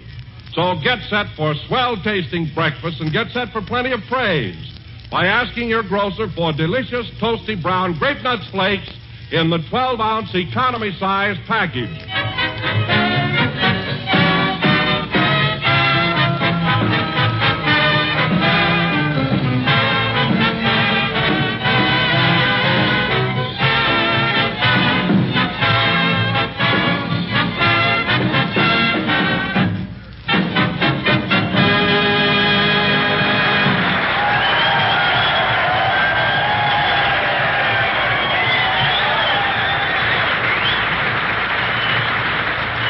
Was me and my buddy played by the orchestra. Now, ladies and gentlemen, from the Bangor Opera House in Bangor, Maine, we bring you a comedian you'll get a big bang out of, Jack Benny.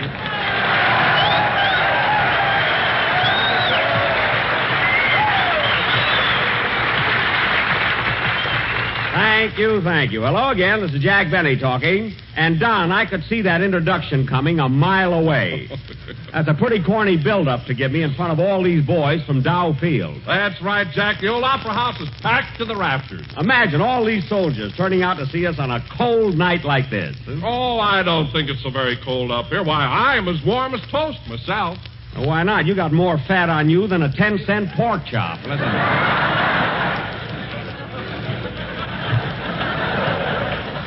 No kidding. Now, wait a minute, Jack. I'm not so fat. Oh, no? I wish I had a nickel for every time your girdle had a nervous breakdown. And don't tell me it isn't cold here. I slept under 12 blankets last night. I felt like the bottom wheat cake. You know, Don, weather like this... Come in. Mr. Benny? Yes? On behalf of the fishermen of Penobscot Bay, I'd like to present you with this real live lobster. Well, thanks very much. I'll have him for dinner. Oh, he's had dinner. Why don't you take him to a movie?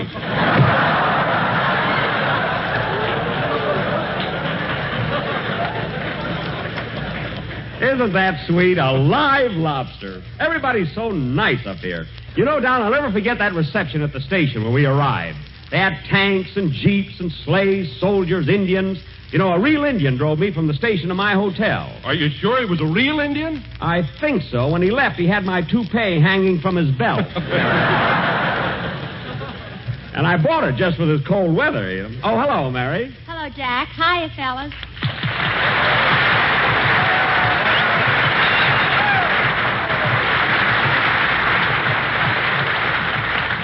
Well, Mary, here we are in Bangor, the easternmost city in the United States. Yeah. Just think, a few weeks ago we were in sunny California, and here we are on the rock-bound coast of Maine. Yes, ma'am. Boy, what a walk. We didn't walk, we took the train. But you know, Mary, the way we've been traveling lately, we're gypsies, regular gypsies. That reminds me. I wish you'd quit playing your fiddle every time we stop off at a railroad station. Oh, the few pennies I pick up hardly pay for the rosin. Forget it. And dangling Dennis Day out of the window on a string. Never mind. People know he's not a monkey. Well, as long as Dennis believes it, that's all that's necessary. Here comes the kid now. Hello, Dennis. Boy, am I sick of peanuts.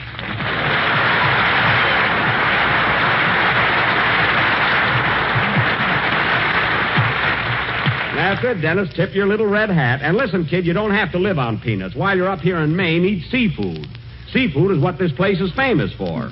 Well, personally, I think they overdo it a little. What do you mean? Well, I ordered breakfast this morning, and the waiter brought me an order of clam and eggs. Well, that's what I mean. Everything is seafood here. Yesterday was my birthday, and they brought me a codfish cake with a candle on it. What? I don't care much for codfish, but the candle was delicious. Well, Dennis, I didn't know yesterday was your birthday. Why didn't you give me a hint and I'd have gotten you a present? Well, gee, I wrote you a note and went up to your room at the Banger House and pinned it onto your pillow. Oh, was that your note? I thought it was from the chambermaid, and I sent her a bottle of perfume. Channel number 5. That's Chanel number 5. This was Channel. It came straight from the Penobscot River.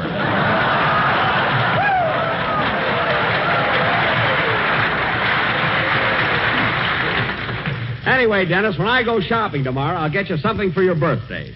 Now, what do you want? Would a gold wristwatch be asking too much? Yes.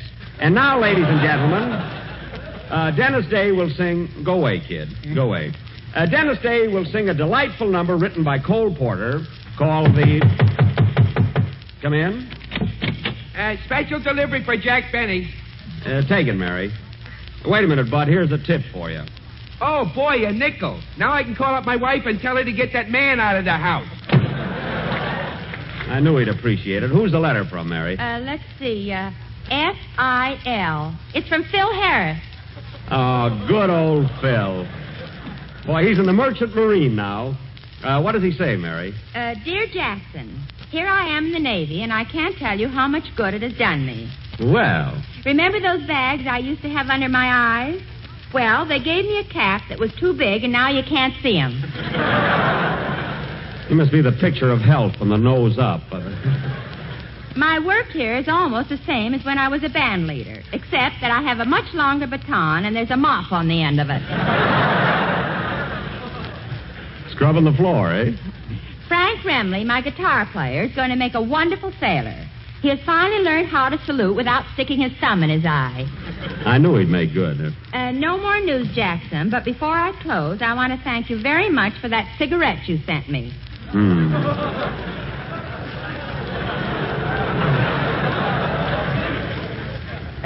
Me and the boys enjoyed it very much. What's he talking about? I sent him a whole package of cigarettes. Happy New Year and love to the whole gang from Barnacle Phil the Sailor. And if you're listening in, Phil, Happy New Year to you and all the boys at Catalina.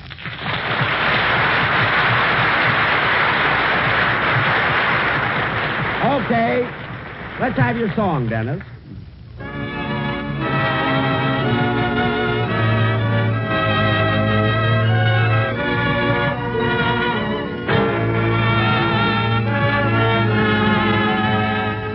You'd be so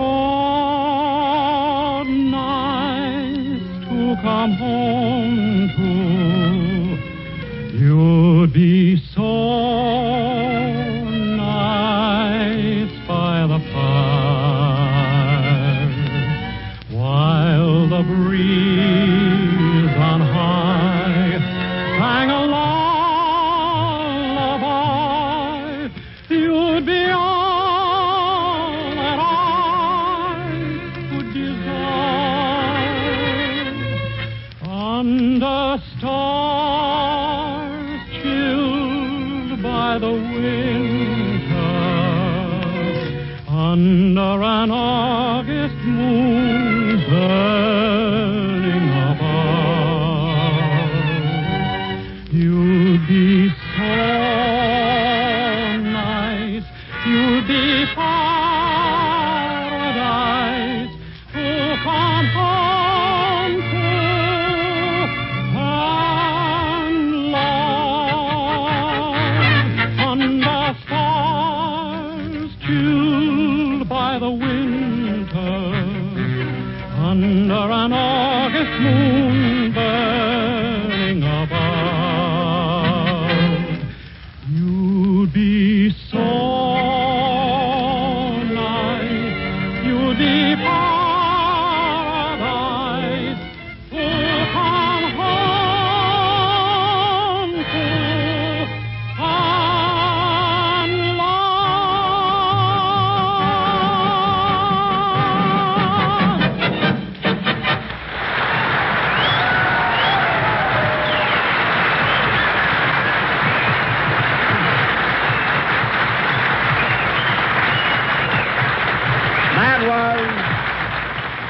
would you be so nice to come home to, sung by Dennis Day. And very good, Dennis. Thanks, Mr. Benny. And I want to dedicate that number to a very sweet girl I met at the Peacock Room last night. Betty Lou Bumgarter. If you remember, Dennis, I introduced you to Miss Bumgarter. I met her first. What do you mean you met her first? You were both sitting at a table, and she came over and took your order. I'm not talking about the waitress. I mean the beautiful girl Dennis and I danced with. And what a dress she had on. Wow. Well, it was a rather daring outfit. One of those strapless evening gowns. I got so nervous I made her put on my suspenders.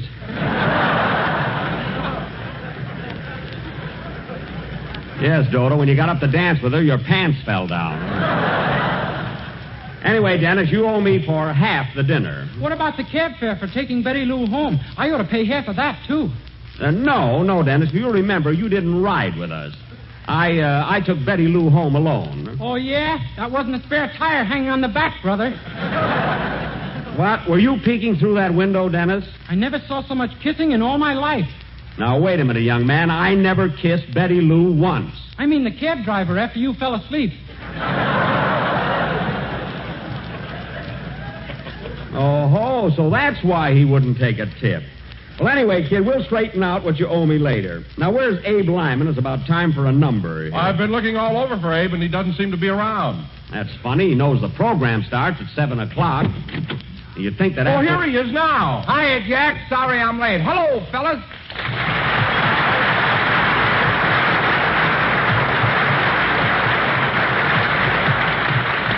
I was wondering why you weren't around, Abe. Where you been? Well, it took me a long time to get here. I'm living over in Bath, 100 miles away. You're living in Bath, Maine? Yeah, I got a room in Bath like you told me to.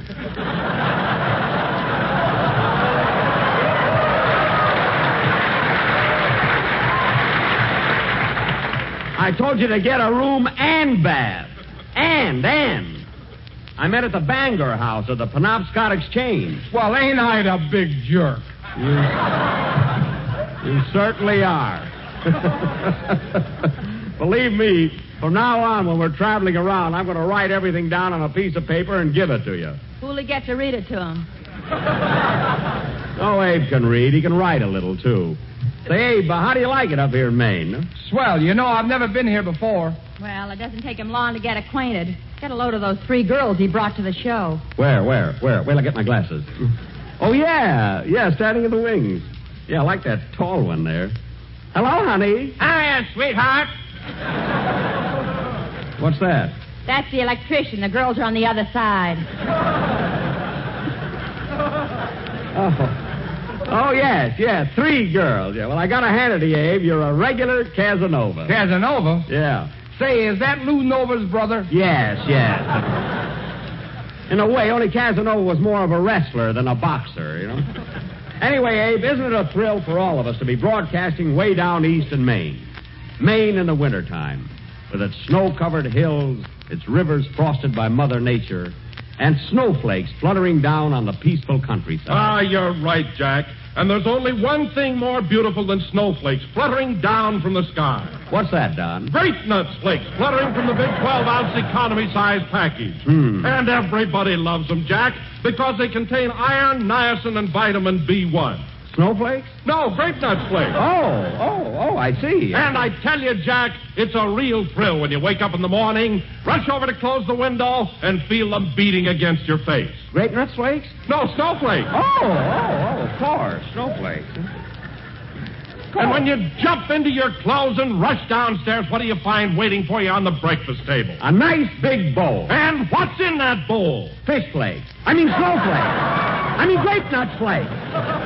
I'll get fired for this. Yes, ladies and gentlemen, a bowl of toasty brown sweeters and a grape nuts flake. 30 years in show business, and I had to make a mistake like that. Play, Lyman. Thank heaven I got a little chicken farm in Waukegan.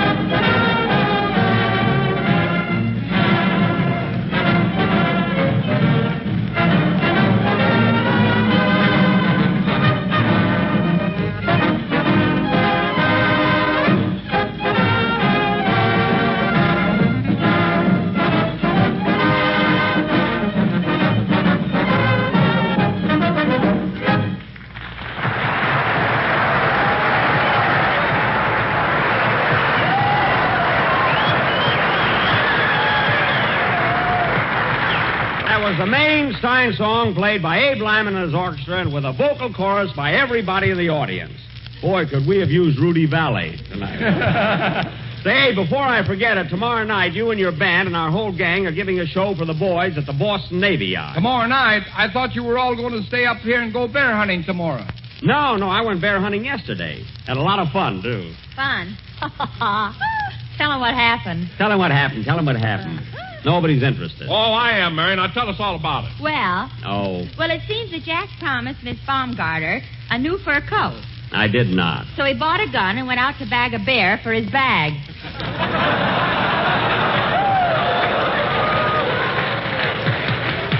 She's not a bag. She's very cute. She got better looking legs than Lieutenant Olson. I heard about that, fellas.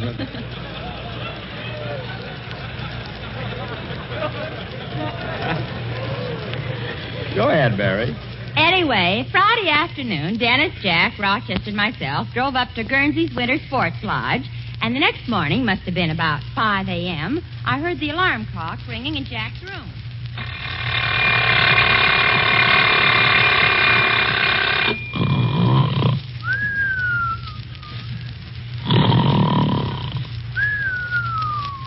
Holy smoke, it's 5 o'clock already. Mr. Benny, wake up.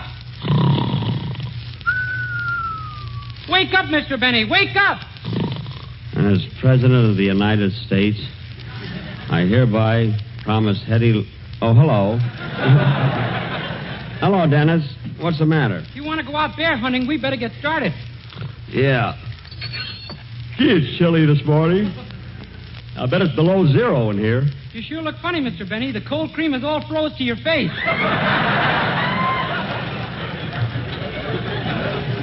Yeah, I feel like I've been varnished. Well, I might as well take my morning shower. A shower? There isn't any hot water. What do I care? I can take it. Well, here goes. I tell you, Dennis,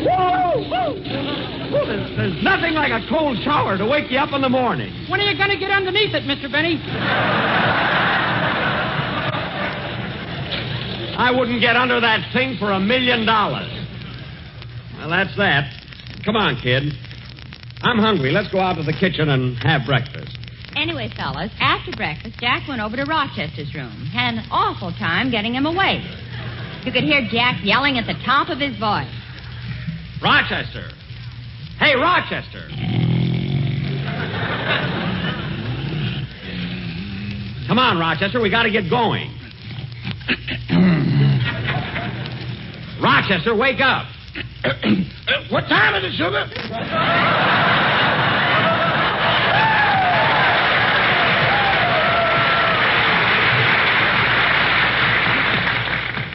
$5:30, and it's me. Now kick those blankets off and get your clothes on. I ain't had my clothes off since we left California. Well, then get up. And listen, what's the idea of wearing those earmuffs in bed? That's so I don't have to look all over for my ears in the morning. Now, Rochester, quit stalling. I'll give you just 3 to get out of that bed. 1, 2, 3. Rochester!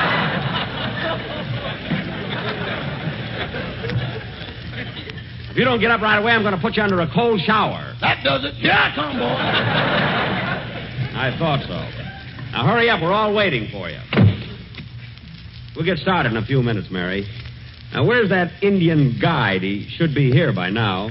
What do you want a guide for? Because they know where the hunting's good. They're leading me right to the bear and the moose and the ducks. I'd sure like to get a mess of ducks. How can you have the heart to shoot a duck when you walk like one? Naturally, I walk a little funny. I'm wearing snowshoes. That must be our guide now. Come in. Well.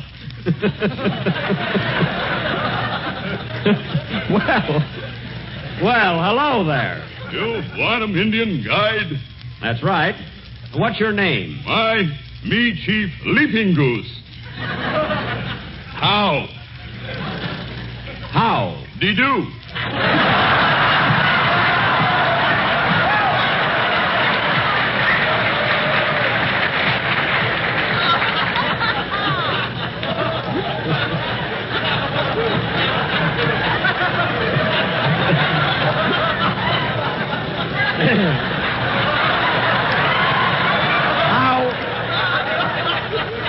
Howdy do.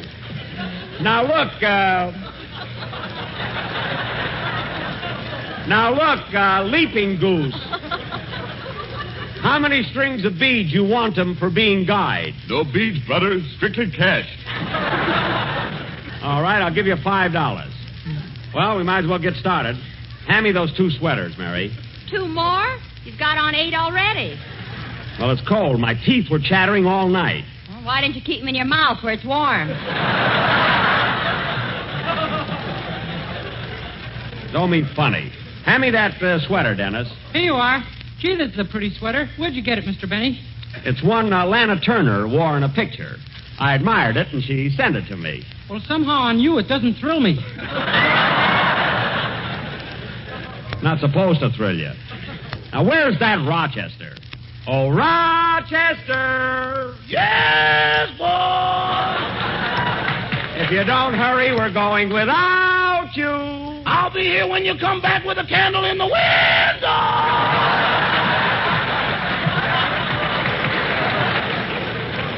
You get out here. Well, come on, Leaping Goose. Let's get our... Leaping Goose. Let's get our equipment together. Oh, boy, we're going bear hunting.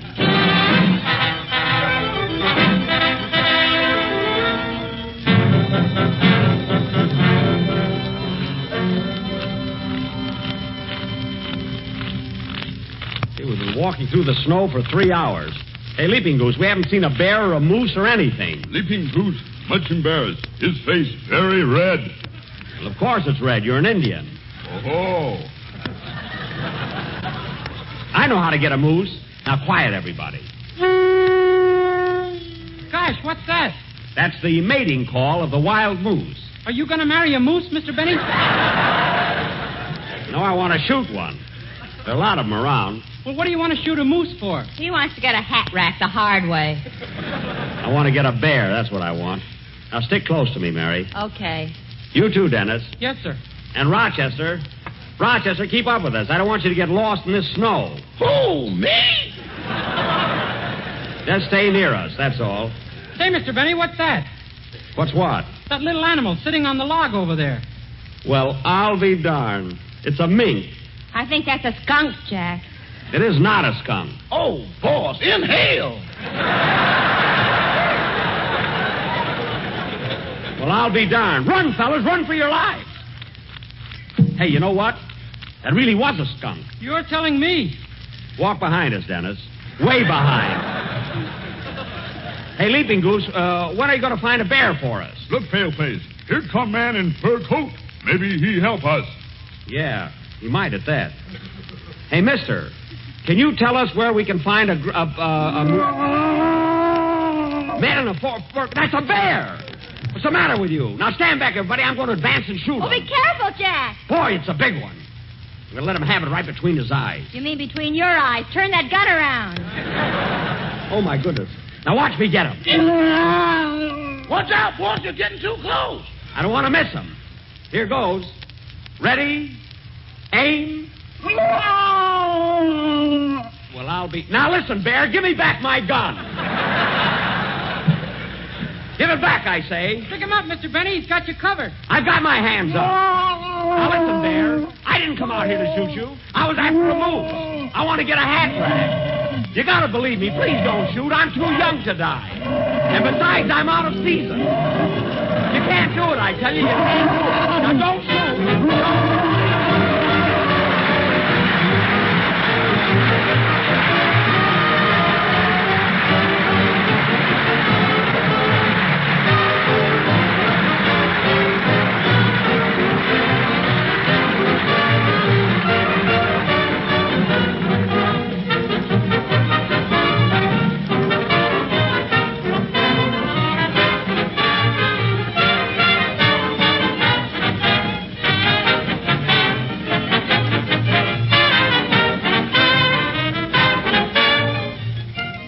Friends, have you ever noticed how proud Grandma feels when she sizes up Junior and says, my, how he's grown? Well, We feel very much the same way about delicious toasty brown grape nuts flakes because, boy, how they've grown. Why, the increase in your purchases of grape nuts flakes during the past 3 years has been more than that of all other ready-to-eat cereals put together. And there's a reason. In fact, 2 big reasons. First, it's the malty, rich, sweet-as-a-nut flavor of grape nuts flakes. Second, it's the grand nourishment you get from grape nuts flakes. You see, they're a whole grain cereal bringing you important vital food factors you find in the natural whole wheat, plus extra vitamin B1. Essential food values recommended as part of your daily diet by our National Nutrition Program. So for delicious, nutritious breakfasts, serve tempting, toasty brown grape nuts flakes, America's fastest growing breakfast cereal.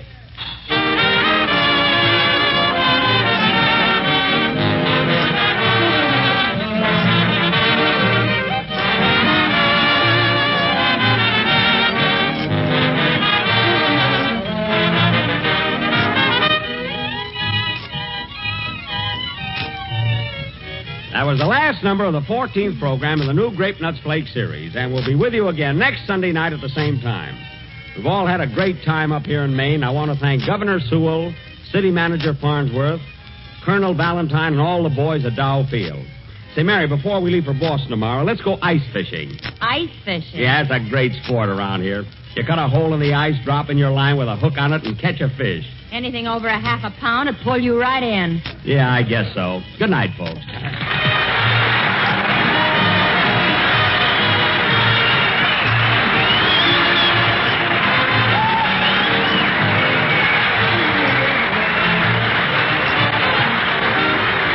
The Jack Benny program is written by Bill Morrow and Ed Beloit.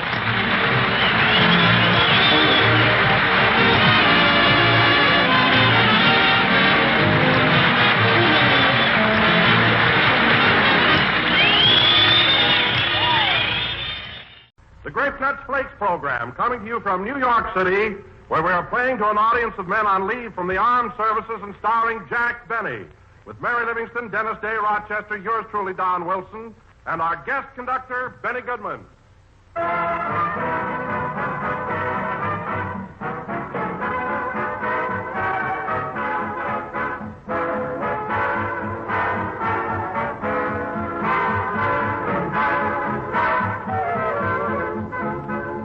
Friends, have you ever noticed how some folks just sleep through their breakfast? Well, they drift to the table, they nibble at nothing, then they float to the station. And then all of a sudden, about halfway to lunch, they're wide awake with that hungry all-gone sensation. Well, here's what to do about that situation. You just bring on a breakfast that stars malty, rich, toasty, brown grape nuts flakes. A bowl full of crisp, tempting, sweet-as-a-nut grape nuts flakes acts as a really grand breakfast time eye-opener. For Grape Nuts Flakes bring you a wide-awake goodness, a flavor that teases your taste. That's because it's an outstanding, rich, 2-grain blend of sun-ripened wheat and malted barley, combined in a very special way. So don't rely on the alarm clock and don't resort to icy showers. Eat up and wake up with delicious, malty, rich Grape Nuts Flakes.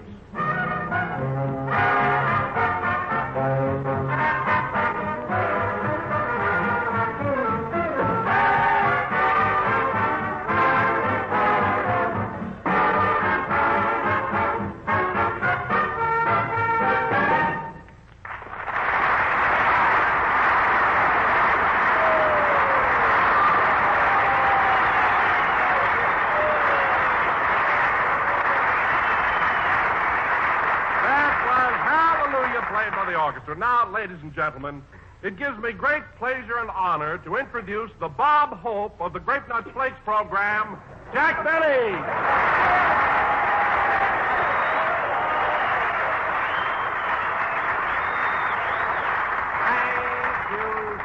Thank you. Hello again. This is Jack Benny talking.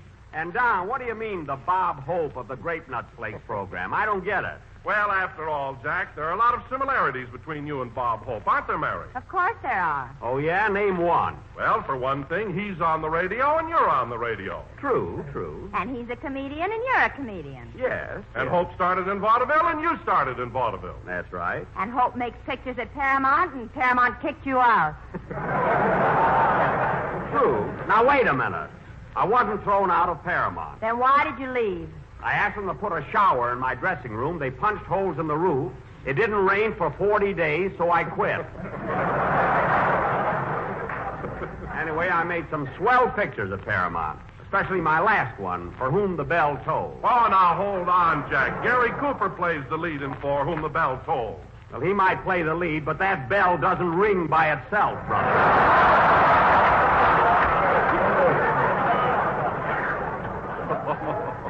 I'm the guy, listen, Don, I'm the guy that pulls that rope. If they had a rope at Paramount, they'd have hung you a long time ago. Oh, what are you talking about? Say, Mr. Benny, I took your violin over to get a new... hello. Hello, Dennis. Hello. Say, Mr. Benny, I took your violin over to get a new bridge put on it like you told me to. What'd you say, Dennis? I said I took your violin over to get a new bridge put on it like you told me to. Oh, a new bridge on my violin, eh? How does it look? Well, I think the man overdid it a little. There's water running under it. Water under the bridge? Let's see that violin. Well, I'll be darned. There is at that. Putting in the goldfish was my idea.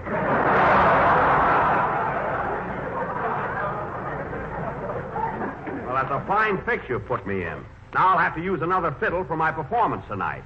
You see, fellas, my agent booked me as the guest violinist on a program later this evening. Well, that's very interesting. What program is it? If they want Jack to play the fiddle, it must be a shortwave broadcast to Tokyo.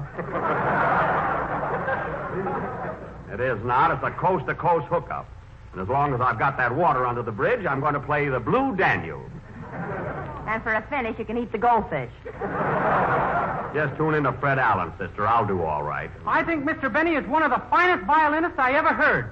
Thanks, Dennis. I've got a job, and I'm going to keep it, by golly.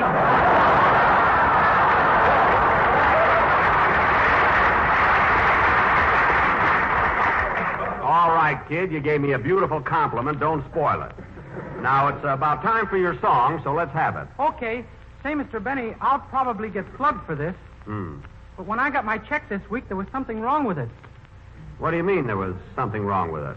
Well, I'll probably get slugged for this. Stop saying that. What was wrong with your check? Well, you took 5% off. What was that for? Oh, well, I'm glad you asked me that, kid. I've been meaning to explain it to you. Mary and Don, you might as well listen to this, too. Since January 1st, 5% of all salaries and wages have been withheld at the source. This has been officially designated as the victory tax. Oh, I get it. You deduct the money from our salaries and send it to Washington. Exactly. Is that clear to you, Dennis? Well, I'll probably get slugged for this. Will you stop saying that? Well, how do I know you turned this money into the government? I have to turn it in. That's the idea of it. And here's another important point for everybody.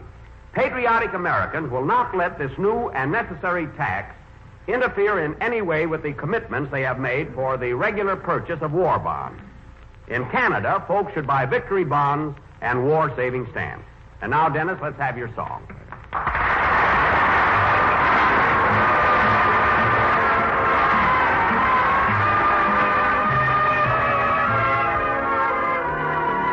Just stand there a moment, darling. You're lovely tonight. For moonlight becomes you. It goes with your hair. You certainly know the right thing to wear.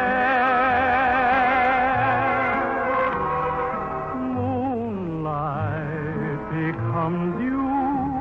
I'm thrilled at the sight, and I could get so romantic tonight. You're all dressed up to go dreaming. Now don't tell me I'm wrong.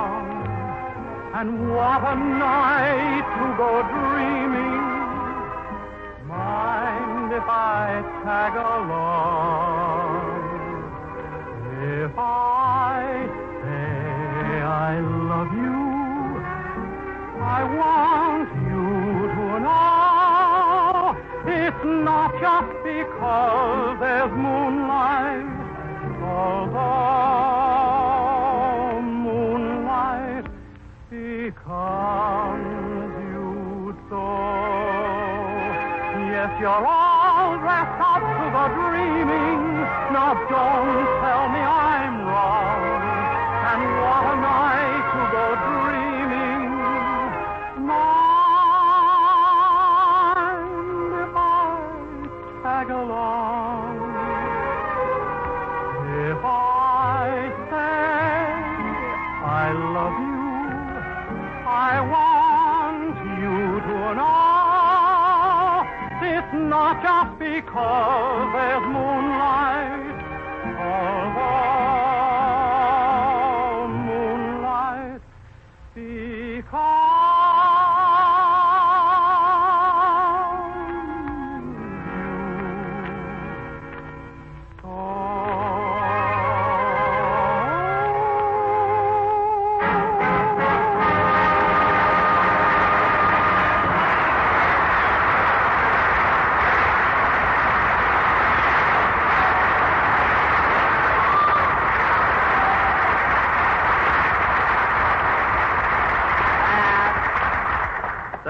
Moonlight Becomes You, sung by Dennis Day, our own Irish Bluebird.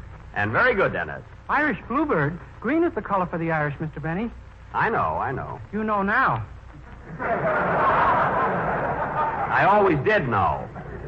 But if you want to be so technical, kid, you're an Irishman that's been out in the cold. You're a little blue. That makes you a bluebird. Well, speaking of birds, Jack, I have a very clever message which involves our feathered friends. Would you like to hear it? Why? Why, surely, Don. Surely. Go ahead. Now, see how many different birds you can pick out. Different birds? Okay. Ladies and gentlemen, you can always sparrow enough money for grape nuts flakes, as they are very pheasant and easy to swallow. Well, there's sparrow, pheasant, and swallow. Go ahead. Whether you're a boy or a gull, you will eagerly await grape nuts flakes each morning. Well, there's gull and eagle. Peacock they contain. Peacock!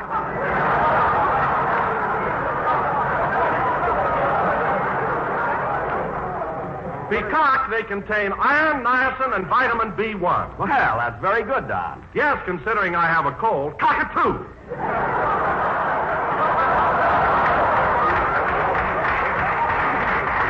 Bless you. And, Don, that was swell. I thrush. Everybody enjoyed it. Hey, I got a bird in there, too. Here comes another one right from the Bronx. Mary. And now, fellas, if you'll excuse me, I think I'll let you handle the rest of the program. I want to drop over and see Phil Baker at the hospital. Phil Baker? Oh, yes, I missed him on his program. What's he in the hospital for? Well, Phil went to the doctor to have his appendix examined. That's right. So he asked the doctor to take it or leave it, and he took it. Well, I don't know if that's exactly the way it happened, but he had his appendix out, and he's a pretty sick guy. Well, if he's so sick, this is no time to try and collect that $64 you didn't win when you were on his program.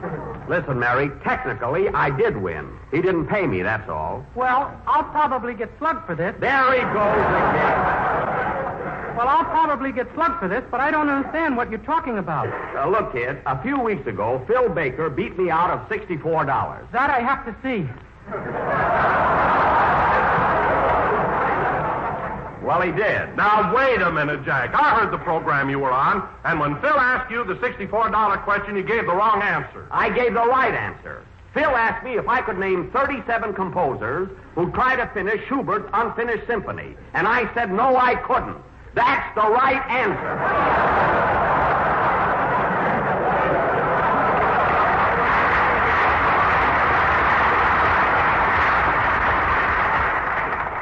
I'm going to the hospital now and straighten this thing out with Baker. Well, you'll never catch him when he's weaker. That's a point in my favor. Can I come along with you, Mr. Benny?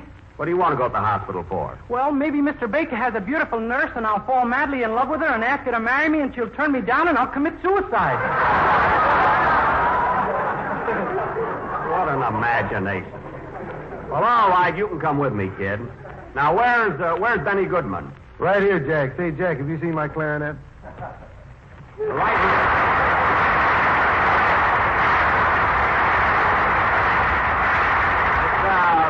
It's right there behind your ear. He wears it like a pencil, folks. Benny, have you got a nice hot tune prepared for us? Yeah, I'm going to play one of the numbers I'm doing at the Paramount Theater this week. Oh, you had to give yourself a little plug, huh? A little advertising, huh? Well, at least my hatband doesn't say movie star on it like yours does.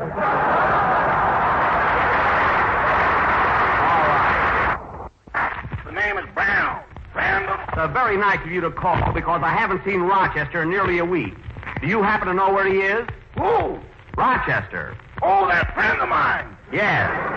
Where's he been? That boy loves you, Mr. Benny. He really does. Uh-huh. Well, he went down to your hotel yesterday morning ready to work. That boy loves you. I know. You said that random. Well, he got right in front of your hotel ready to work when he suddenly realized he'd forgotten his typewriter. His typewriter? What does he need a typewriter for? Doesn't he write your programs?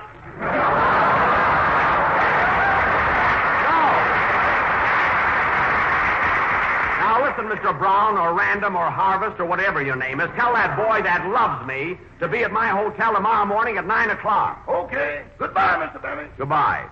Imagine making up such a ridiculous name as Random Harvest Brown. Fine chance he had to fool me. Come on, Dennis, let's go. Wait a minute, I'm going with you. All right, come on. Play, Benny.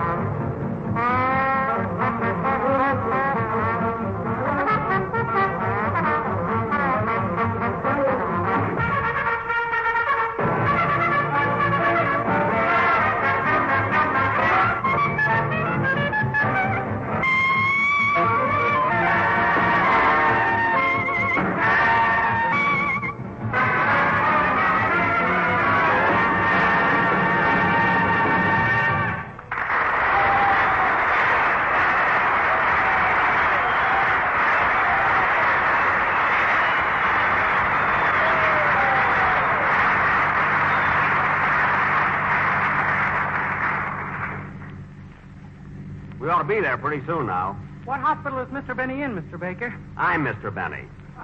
Bill Baker's in the Northwest Side Hospital on 83rd Street. Oh. You know, Mary, if I collect that $64, you and I will go out stepping. I love those nightclubs. You haven't been to a nightclub since the time you drank champagne out of Lillian Russell's slipper. She had a small shoe, but I got loaded. Hey, driver, step on it, will you? Your wish is my command. Well, polite fellow, isn't he? Can't understand why Baker's still in bed. Well, the operation was only 2 weeks ago. Look, when I had my tonsils taken out, I went home the next day. You never left the house. Rochester took them out with a can opener. He used regular instruments. Gee whiz, Mr. Benny, did Rochester really take your tonsils out? There was nothing to it. Snip, snip. Driver, a little faster, please. We want to get there. It is yours to request, mine to obey. Well, thanks. My, isn't he formal? Say, Jack, can't we stop at this little restaurant up here and get something to eat? I'm starving. Me too. We can eat at the hospital. Baker's room will be full of fruit and candy and nuts and everything. Hey, driver, that's the hospital right ahead, isn't it? It is mine to drive, yours to point out. Oh, stop.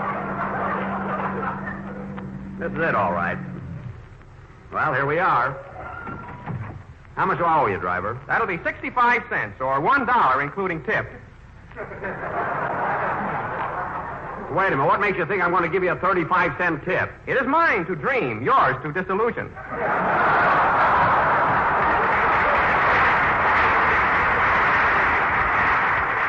Well, just for that, here's $1. Goodbye, driver. Goodbye. If you like me, tell your friend. If not, not. Here's the main entrance. Let's go in. Gee, it's a beautiful hospital. Wow, what a big lobby. Wow, what a big lobby. That echo again. He's got a cold tonight.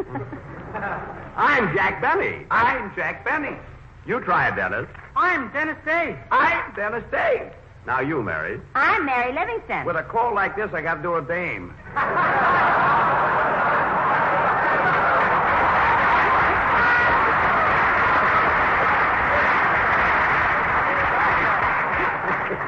Fine echo.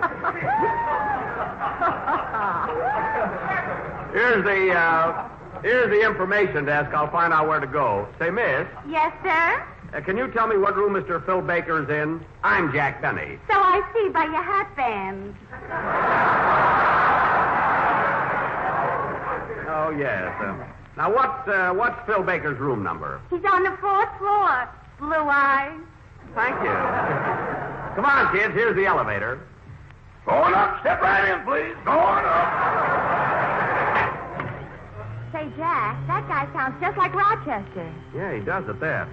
What's your name, buddy? Brown. Random Harvard Brown. Well, I'll be darned. Second floor, sprained ankles, fallen arches, water on the knees, both kidneys, and that noise. That's not us. Going up. I can't get over that voice. Say, Random, do you know a fellow named Rochester? That boy really loves you, Mr. Bennett.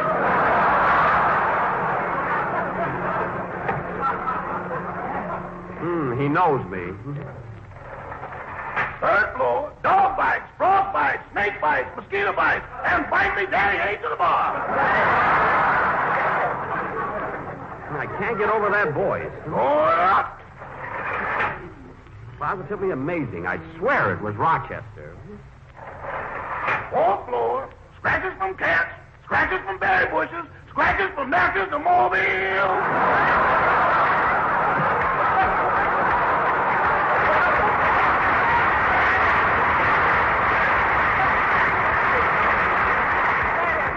And appendix. That's us. Thanks, operator. Oh, I don't operate. I just run the elevator.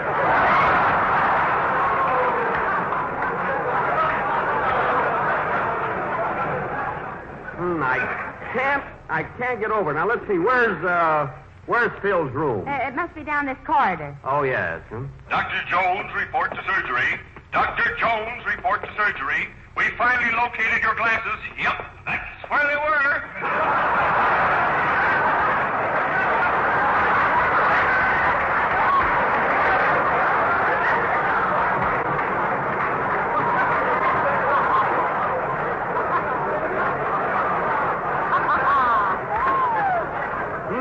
Be very careless, huh? Hey, Mr. Benny, look at that guy running down the hall. Yeah, gee, he looks happy. Yippee! Hooray! Oh, mister, have a cigar. A cigar? Well, does your wife have a baby? No, I'm Dr. Jones. They just found my glasses. I know. I heard about it. I guess this is Phil Baker's room here with the star on the door. Boy, is he hammy. Now, Jack, for heaven's sake, don't mention the $64 right away. Don't worry, I know how to handle it. Well, hello, Phil. How are you? Hello, Phil. Hi, Mr. Baker. Hello, kids. Glad you dropped in.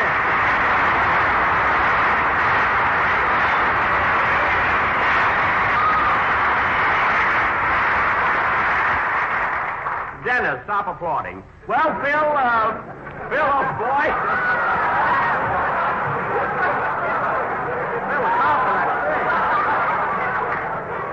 Well, Phil, old boy, you're looking great. How do you feel? Well, I'll probably get slugged for this, but I feel fine. Why should I slug you? I just came up to see how you were getting along, wish you luck, and talk over a little matter of $64. Well, that's sweet of you, Jack, but I don't need any money. Well, you see, Phil, I was talking to my lawyer last week, and he thinks I have a pretty good case. Did you make off like you fell in the subway again? I thought you gave up that racket. I'm not suing the subway. Now, look, Phil, you owe me $64, and I want it right now. Now, come on, hand it over. Jack, will you please take your knee out of my incision? Oh, pardon me. Now, Phil, you give me that $64 or you'll be sorry. Get it? On your program, you'll be sorry. Oh, Jack, be more subtle. Subtle schmuttle. I want my money. Now, Phil. Pardon me, Mr. Baker. Did I give you 3 little white pills about an hour ago? Yes, you did.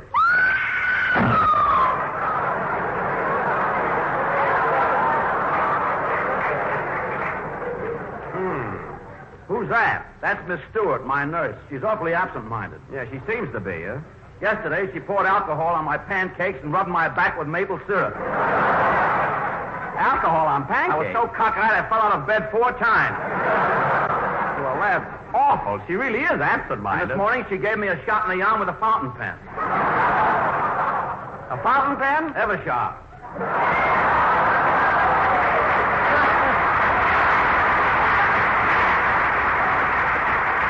That he remembers.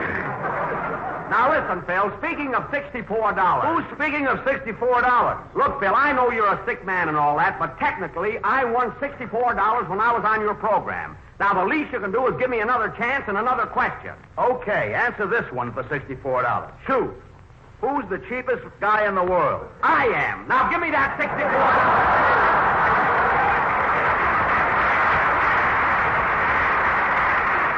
Well, you're wrong, because I'm not going to pay you. Now, listen here, Phil Baker. That must be my doctor. Come in. Well, how's my patient today? What are you doing out of bed, you bad boy? I'm not the patient. That's Baker, lying right there. Oh, well, you look sicker than he does. You got to admit that. I admit nothing.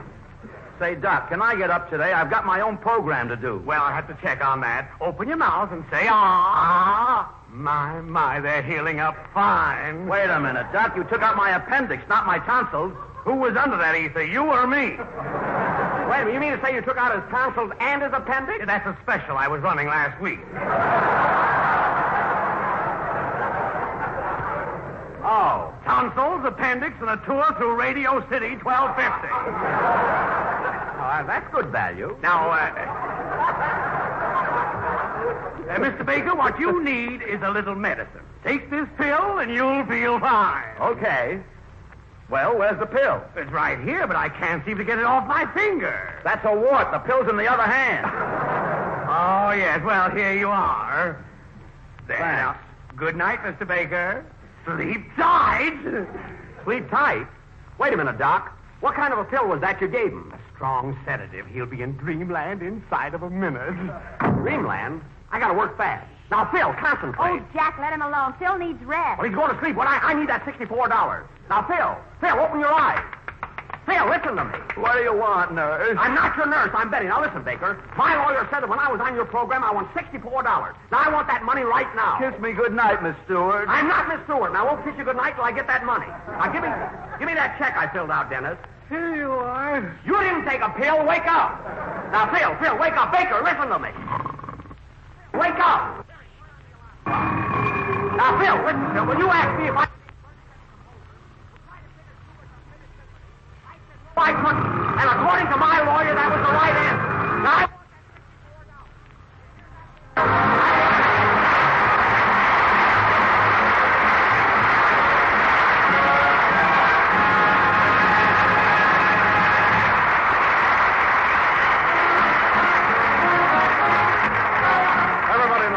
great oaks and little acorns grow, and it's quite an amazing achievement.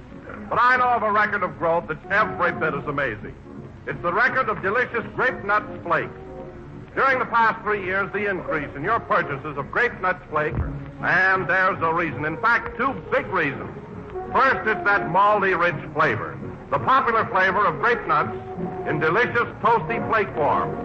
Second, it's that grand nourishment. For Grape Nuts Flakes are a whole grain cereal bringing you important food factors found in the natural whole wheat plus extra vitamin B1. Food values recommended as a part of your daily diet by our National Nutrition Program. So join the swing to better breakfast. Serve delicious, nutritious Grape Nuts Flakes, America's fastest growing breakfast cereal.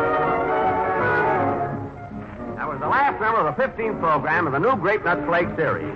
And we'll be with you again next Sunday night at the same time. And I'm very happy to announce that Bill Baker is feeling much better and will return to his own program this evening.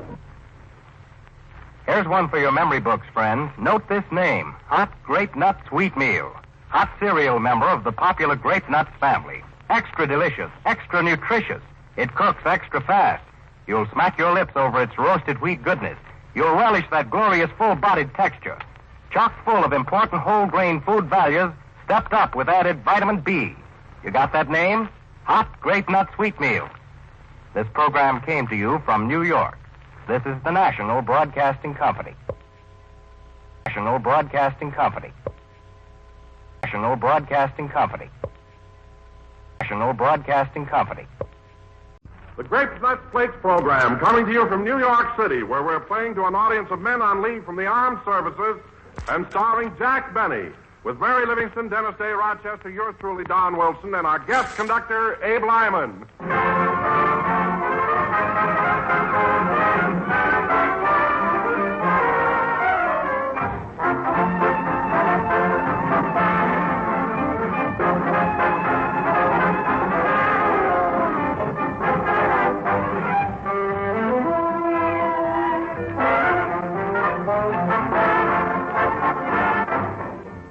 Friends, I met a woman today who has 3 sons on 3 different work shifts. Boy, does that big 12-ounce package of delicious toasty brown Grape Nuts Flakes get a workout at her house, with breakfast time rolling around 3 times a day. Yes, these days, breakfast may come at odd hours, but whenever it comes time for breakfast, it means time for crisp, toasty Grape Nuts Flakes. A breakfast of malty rich, well-tasting, all-around nourishment. Because Grape Nuts Flakes are a whole grain cereal. Now, whole grain cereals are not only health builders, then they're whole grain because they bring you the important food essentials, vital food factors you need, including iron and 2 of the health-building B vitamins, niacin and B1. So get set for the breakfast shift with delicious, nourishing Grape Nuts Flakes.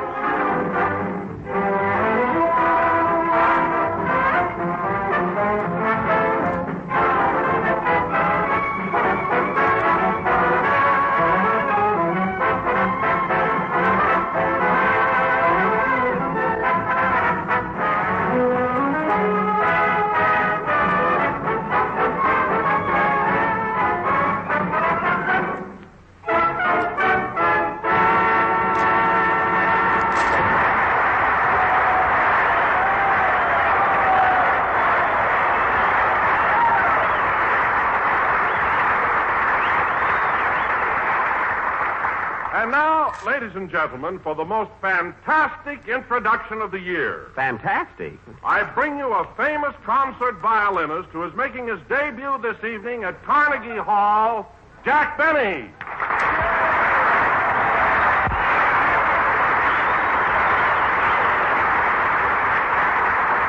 Thank you. Hello again. This is Jack Yasha Benny talking.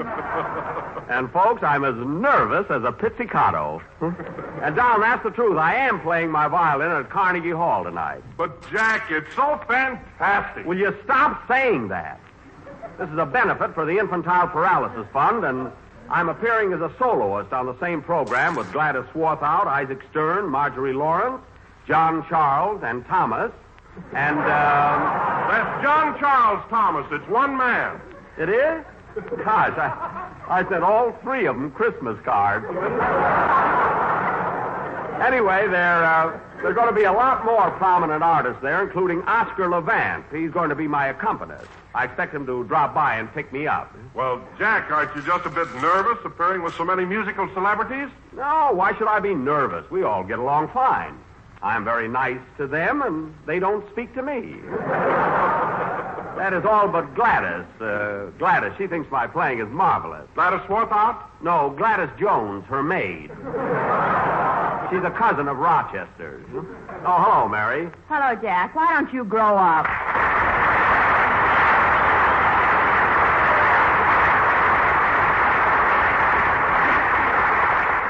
Mary, what do you mean, why don't I grow up? Well, I passed Carnegie Hall just now, and what's the idea of writing your name on all the posters?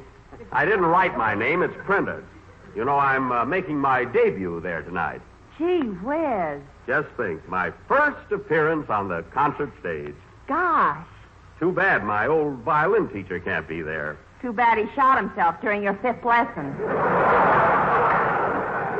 Yeah, I'll never forget that afternoon. I was right in the middle of da-da-da-da-dee-da-dee-da-dee-da-da-da-dee-da, and bang. And I had 5 more lessons coming. By the way, Mary, you're attending the concert tonight, aren't you? Who else is appearing? Well, there's Gladys Swarthout, Isaac Stern, John Charles Thomas. John Charles Thomas. Yeah. You know, Jack, that always sounds funny to me, a man with 3 first names. Yep, John Charles Thomas. Incidentally, it's not commonly known, but I have 3 first names, too. That's right, Jack Jerk Benny.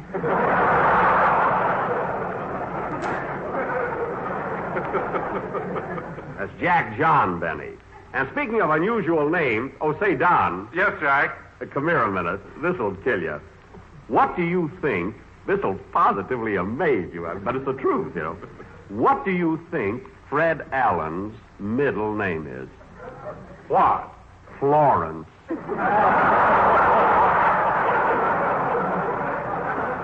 Fred Florence Allen, imagine.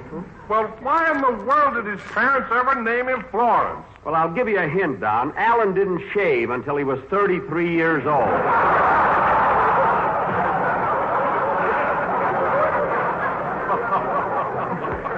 In fact, he still wears his garters above his knees.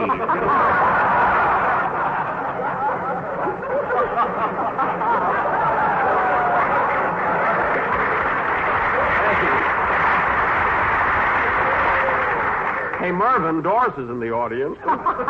No kidding, huh? You should talk about Alan. I saw a picture of you when you were 15 years old and you were playing with dolls. Well, I still have a couple of dolls on my lap now and then, sister. They're still full of sawdust, too. Well, that's the cattiest remark I've ever heard. Speaking of cats, whatever became of that girl you were engaged to? Speaking of cats, what girl? The one with the big grin and the whiskers. Now, cut that out. You're having a jolly time tonight, aren't you? Say, Mr. Benny, is it all right if I take my girl to Oh, her... hello. Hello, Dennis. Hello.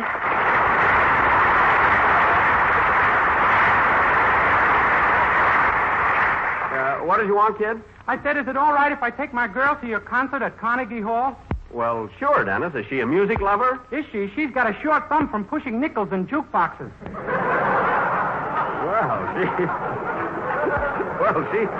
She does like music. Where does your girlfriend live, Dennis? If I knew where she lived, I wouldn't be wasting my time at a concert. Well, you'll enjoy it, Dennis. There are a lot of great artists on the program. There's Jan Pierce, Ezio Pinza, Joseph and Rosina Levine, Deems Taylor. Yeah, and don't forget John Charles and Thomas. Wait a minute. I made that same mistake. It's John Charles Thomas, Dennis. Holy smoke, has he got 4 names? Dennis is you. Oh.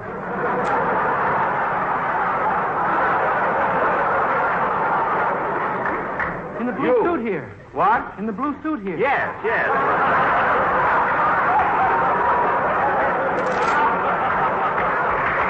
Well, kid. Oh, brother. Well, kid, speaking of John, Charles, and Thomas, how about a song from you, huh? Okay, but I'll never top him. So what? For heaven's sake, I don't expect to top Heifetz.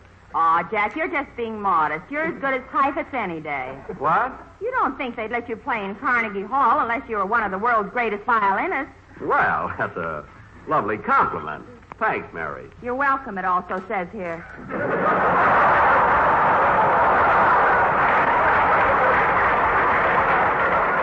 Don't spoil it. You always have to do that. Huh? Well, I don't know about anyone else, but personally, I think Mr. Benny is one of the finest violinists of this earache. That's era. Earache. Well, there's two compliments shot to... Oh, well. Sing, Dennis, and let's get on with the show. Huh? Wait a minute. Come in. Telegram for Jack Benny. Take it, Mary. Wait a minute, buddy. Here's a tip for you. Oh, boy, $50. No use waiting. I got to get new glasses.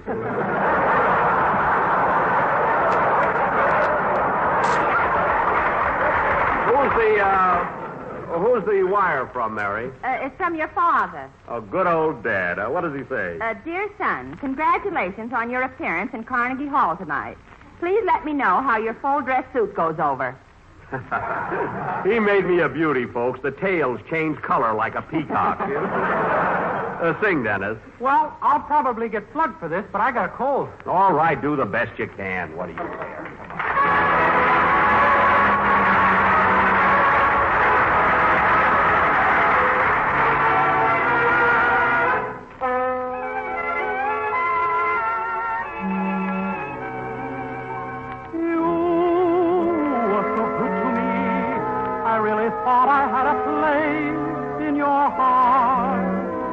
Now I see it never was me.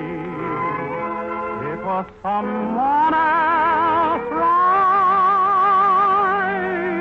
from the start.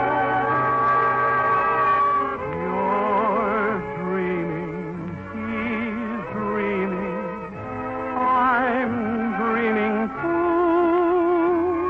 The 3 dreams are one too many.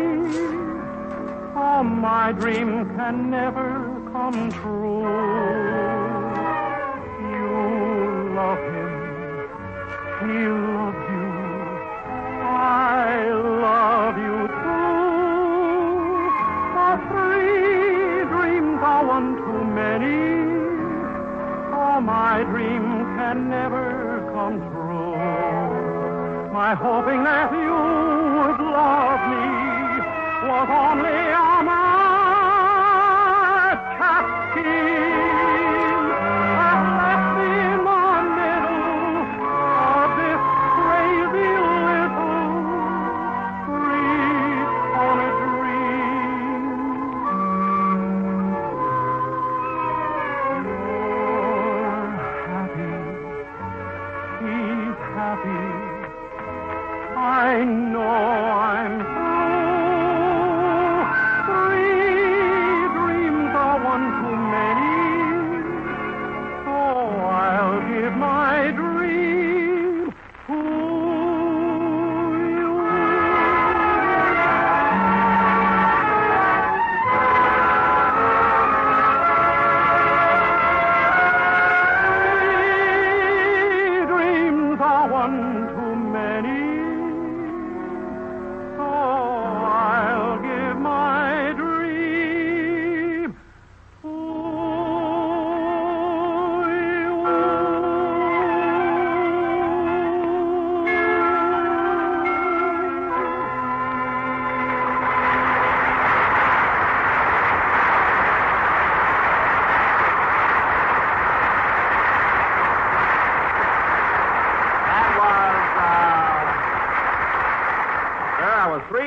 from the picture Powers Girl, sung by Dennis Day. And, Dennis, that's one of the numbers you sing in the picture, isn't it? Yes, sir. You ought to see it, Mr. Benny. I play the part of a fellow who has more money than brains. Oh. It's sure hard to act like you got money, by golly. Well, I imagine it is. Oh, hello, Abe. Hiya, Jack. Abe Lyman, fellas. All right, Abe, stop shaking hands over your head like a prize fighter. What a character. Hey, before I forget it, Jack, congratulations. I hear you're going to play at Canarsie Hall tonight.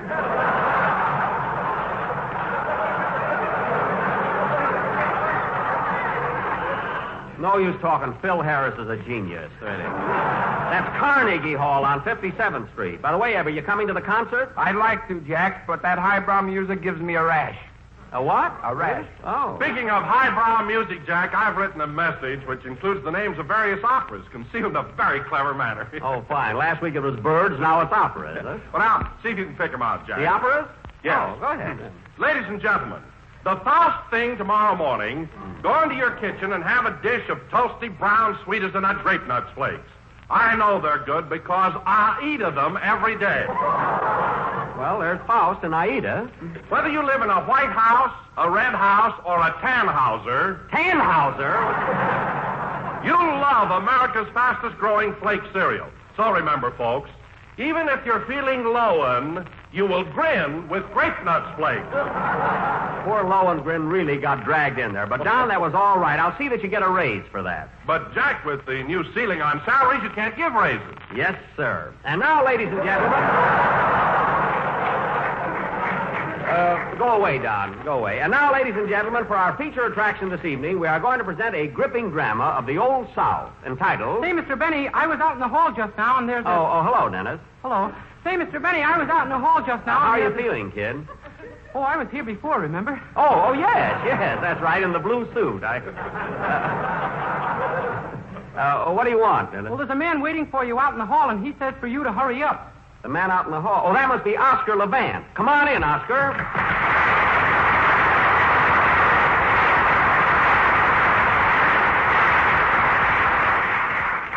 Hello, Jack. Are you all ready? Yes, I'm ready to go. Well, Oscar, I see you're prepared to accompany me on the piano tonight. Do you always wear those white gloves? These are my hands. I just came from the blood bank. Very good. I'll have to watch out for this guy. He's sharper than a buck-tooth. I'll be through here in a few minutes, Oscar. Then we'll hop in a cab and go over to Carnegie Hall. Just think, Benny and Levant playing a duet. Let's walk. Maybe we'll get run over before we get there.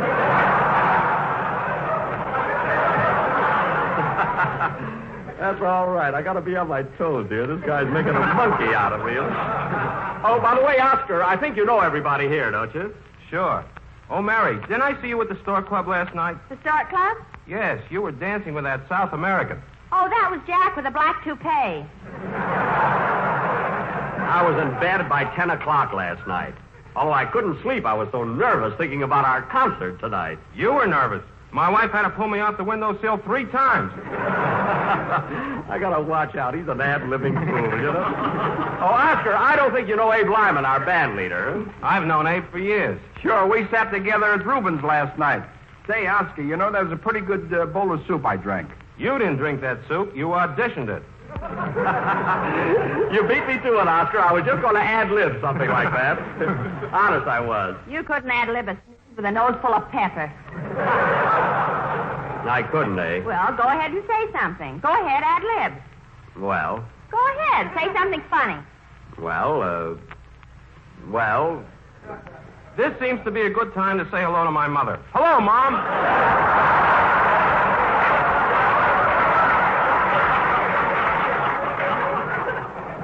Well, I could say something funny, but how can I think with that darn Dennis Day standing there staring at me? Well, that sweat rolling down your forehead fascinates me. I wasn't thinking that hard. Well, anyway, Oscar, stick around. I'll be with you in a minute. And now, ladies and gentlemen, as I start to announce, we're going to do a satire on one of radio's most intelligent and popular programs, Information Please. Wait a minute. You said we were going to do it. Never mind. And we have prevailed upon Mr. Oscar Levant to come over here this evening and be our guest expert. I come over here to pick you up and take you to Carnegie Hall. Well, for heaven's sake, Oscar, as long as you're here, let's have some fun.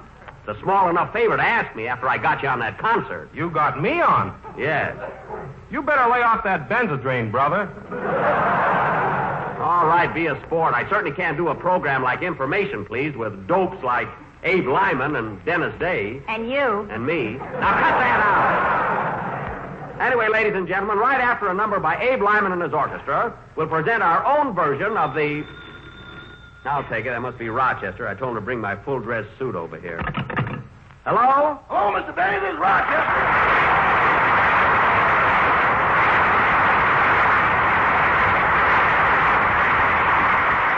Yes, Rochester. I'm just leaving the hotel, boss. I've got your top hat, white tie, and tail. That's tail. Tail. One of them got caught in the elevator.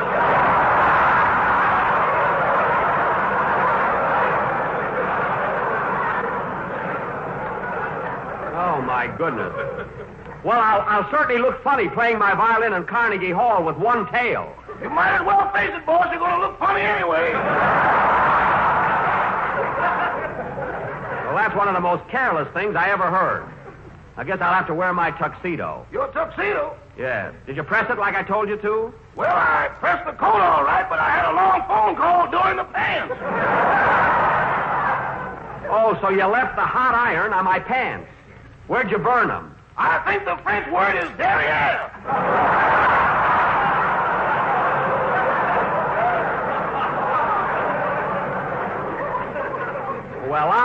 Well, what am I going to do? I can bring along some black paint. Never mind that. I'll just have to be careful how I take my bow. Oh, wait a minute. I have another idea. I think I'll wear my blue serge suit. That blue serge is awful shiny, boss. It is not shiny. I wish I had a diamond that threw off a glare like that. Look, Rochester, no excuses. You get over here right away with my blue serge suit. Goodbye. Goodbye, boss. Sorry, Oscar. I'll have to wear a blue serge suit tonight. Will that be all right? Sure, I'm wearing a leopard skin myself. Very good. What a guy. He's really on the beam. Play, Lyman.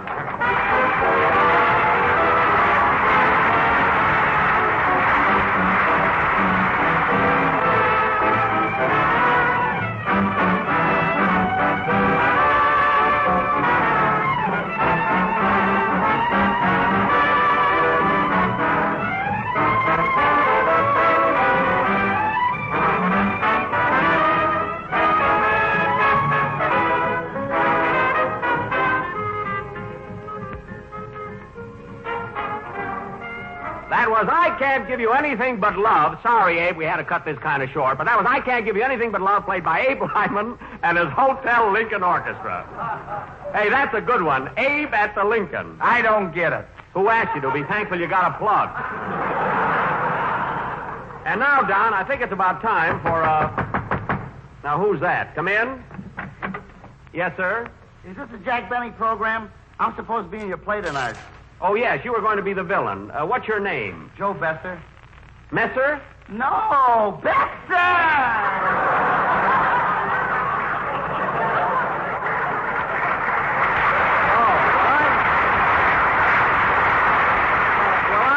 I'm sorry, Mr. Besser. We're not doing a play this evening. Now, wait a minute. I want to act. All right, calm down. I'll find something for you to do. You better, you old crazy you.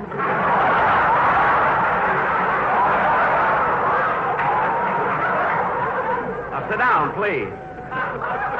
All right, Don, let's get started. And now, folks, we bring you our version of Information, Please, with our noted raconteur, lecturer, and book reviewer of the Breeders' Gazette, Clifton Bennyman. Thank you, Milton Wilson. And now, ladies and gentlemen, I'm sure you all know the rules of Information, Please. I will read several questions submitted by our listeners. And for each question which is not answered by our board of experts, we will give away a page from the Encyclopedia Britannica and one grape nut flake. Are the grape nut flakes here, Mr. Wilson? Yes, sir. The register's loaded. Good. Now, I'd like to have you meet our board of experts. First, Mr. Oscar Levant, noted pianist. Or pianist. Which is it, Oscar? Pianist or pianist? What's the difference? After tonight, I may be washed up. I gotta watch this guy. He's dynamite, huh? Next, Miss Mary Livingston, well-known authority on poetry. Have you a sample for us, Miss Livingston? Twinkle, twinkle, little star, how I wonder what you are. Shining up above so high, don't you know there's a dim out? Very, very good. And now, Mr. Abe Lyman, noted authority on Shakespeare and literary light. There's a dim out there, too. You said it. Mr. Dennis Day, world-famous authority on. On what? And last but not least... Sit down, Dennis. Sit down. Mr. Joe Besser, authority on archaeology, ichthyology, and paleontology. Well, get him! And now, folks, we will proceed... You old crazy you!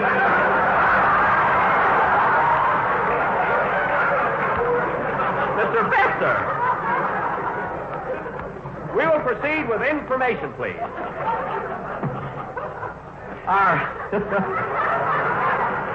Our first question comes from Miss Bernice Butterball of Baked Potato, Idaho.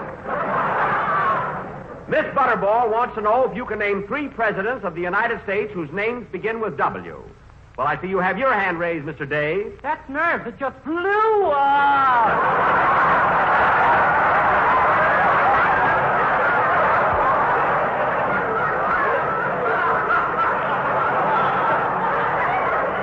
Well, don't you know a president whose name begins with W? Will you give me a hint?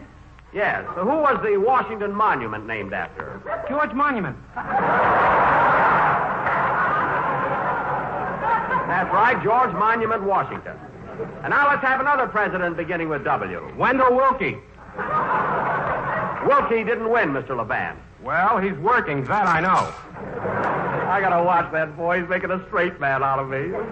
And now, second, a president whose name begins with W. I'm waiting. Mr. Besser, I see you have your hand up. Oh, it's not for that!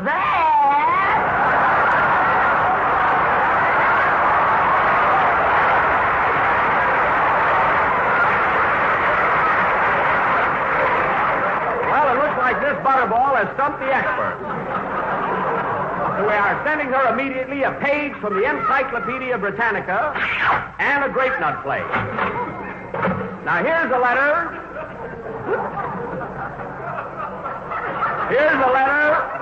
Here's a letter from Dr. Bert Scott of Beverly Hills, California. Dr. Scott is a dentist, and he says, Dear Mr. Benny, I have written, and if you don't remit promptly, I will... Whoop. How did that get? Oh, here's a question from Mr. Joe Jackson of Jackson, Georgia. Mr. Jackson wants to know what the following girls have in common.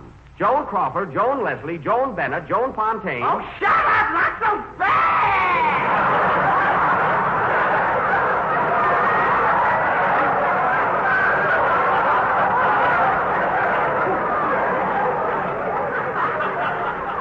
Pardon me. You should know this, Miss Livingston. What have the following movie stars in common? Joan Crawford, Joan Leslie, Joan Bennett, and Joan Fontaine. None of them will work with you. That's so. Well, thanks to your levity, Miss Livingstone, we have lost another page from the encyclopedia and a grape nut plate. Now, here's a question in your field, Mr. Levan. Incidentally, you haven't gotten anything tonight. You're referring to money, of course. I'm referring to answers. Now, I'm going to play a musical selection, and I want you to identify the number. A second.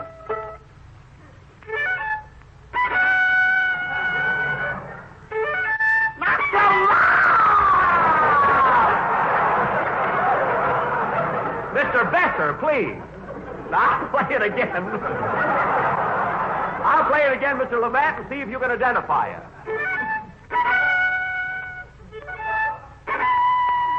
Now, what's the name of that number? Its name is Mud. It used to be Souvenir.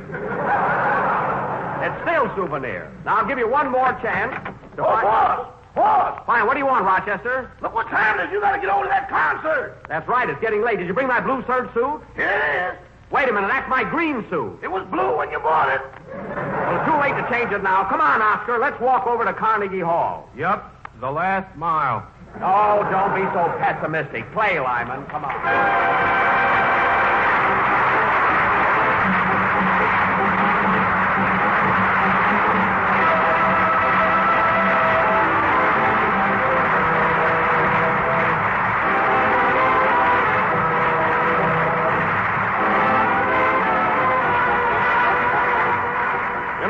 proud parent gets a mighty shock when a youngster shoots up overnight.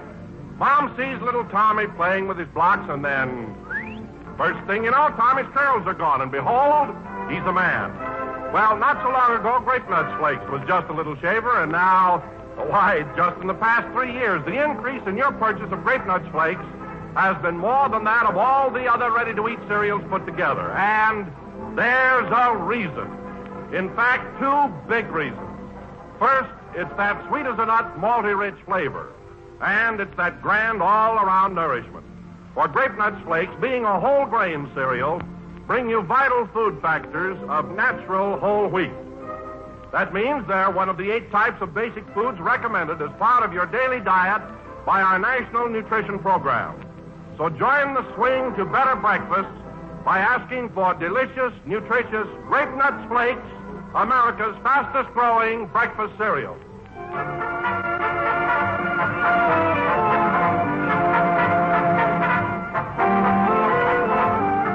That was the last number of the 16th program of the new Grape Nut Flake series. And I want to thank Oscar Levant for appearing here tonight, and also Joe Besser, one of the stars of the Olson and Johnson hit, Sons of Fun. Next Sunday night, folks, we'll be broadcasting from Fort Meade, Maryland. And tomorrow we'll be seeing you boys of the Coast Guard at Manhattan Beach. With my whole gang, including Danny Kaye, the star of Let's Face It. Good night, folks.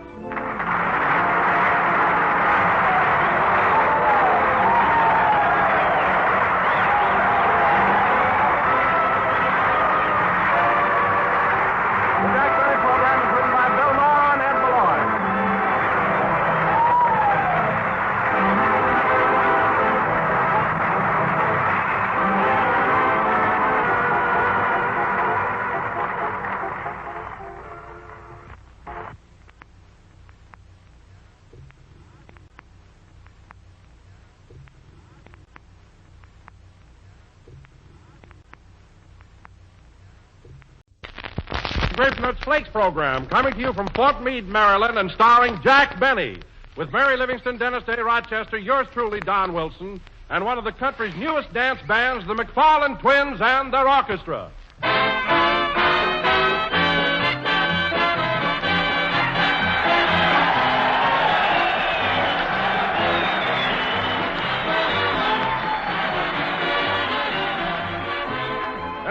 Famed playwright, your old friend Don Shakespeare Wilson, presents a serial in 3 acts.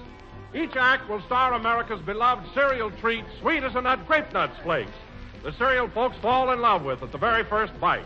Act 1, the scene is breakfast. Mom, Pop, and Little Willie are seated at the breakfast table. And notice, please, in the spotlight, a big 12-ounce economy-size package of delicious, malty, rich Grape Nuts Flakes.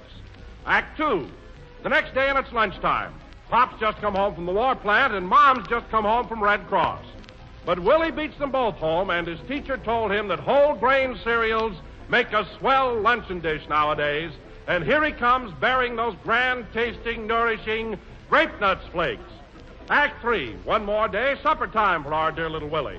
And Mom's there with those crisp, tempting, toasty brown Grape Nuts Flakes.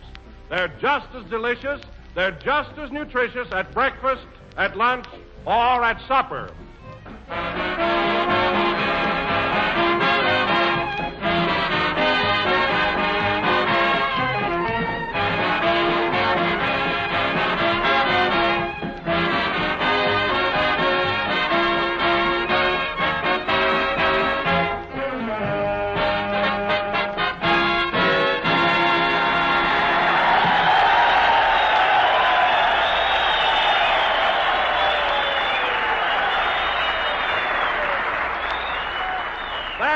With a pack on his back, played by the orchestra.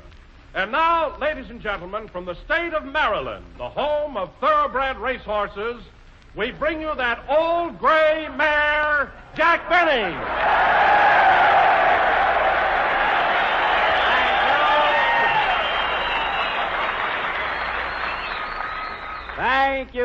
Thank you. Hello again. This is Jack Benny whinnying. And Don, speaking of horses, I wouldn't be surprised if all track records were broken this year. Race horses will run faster than ever before. How do you know? They've got to. It's either that or the meat market.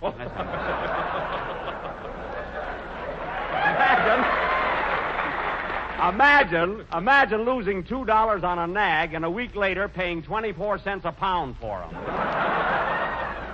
That doesn't seem right. No, it doesn't. Tell me, Jack, is this your first visit to Maryland? Oh, no. I've been here several times, Don. In fact, I got this scar on my chin when I was working at the Oasis Club in Baltimore.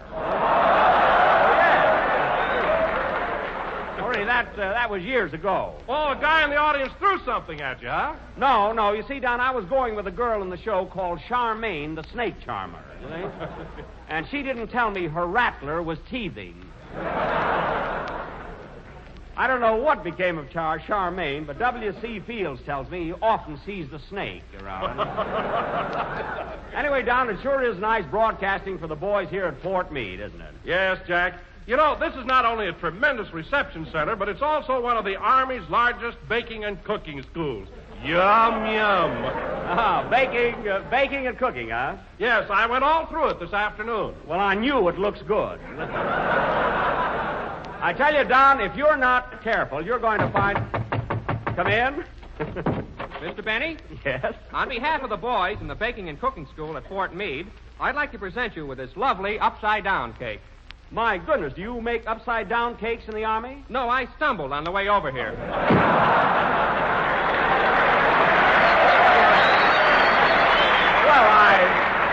I appreciate it anyway. It's a wonderful cake. Oh, hello, Mary. Hello, Jack. What's going on?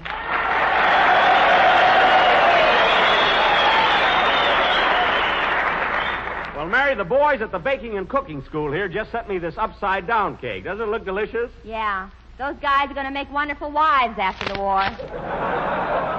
Well, cooking is a darn good trade. You ought to go through this school here, Mary. I did this morning, and you know, Jack, they certainly do things in a big way. Well, naturally, they have to cook in tremendous quantities. You said it. I saw a kettle of soup so big, they had a lighthouse in the middle of it. That I don't believe. Would you believe they stirred it with a speedboat? No, nothing. You just saw a great big kettle of soup. What kind of soup was it, Mary? Cream of elephant. Now cut that out! But you know, one thing, Don, the food here, really, they have marvelous seafood here in Maryland, especially oysters. See, I had 8 dozen oysters for lunch. 8 dozen oysters? Oh, you must be awfully fond of them. It's not that. He promised some dame a pearl necklace. What else can I get a girl gives me so much nourishment? I'll get that necklace, too. Say, Mr. Benny, I was out in the hall just now, and I saw... Oh, hello, Dennis. Hello.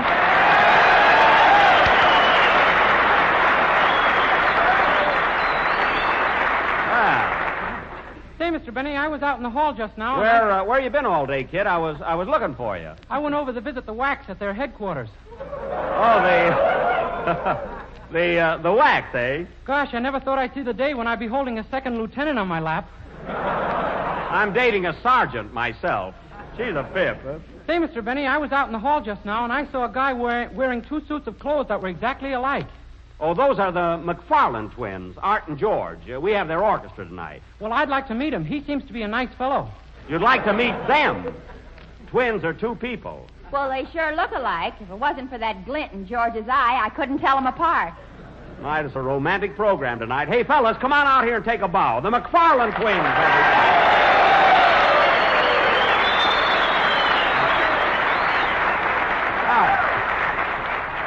Gosh, I can't tell these guys apart myself. Well, fellas, I'm glad to have you on the program. How do you feel? To tell the truth, Mr. Benny, we're a little nervous. A little nervous, eh? Yeah, we didn't sleep a wink last night. Say, I'd like to get things straightened out here. Which one of you is Art and which is George? I'm Art and he's George.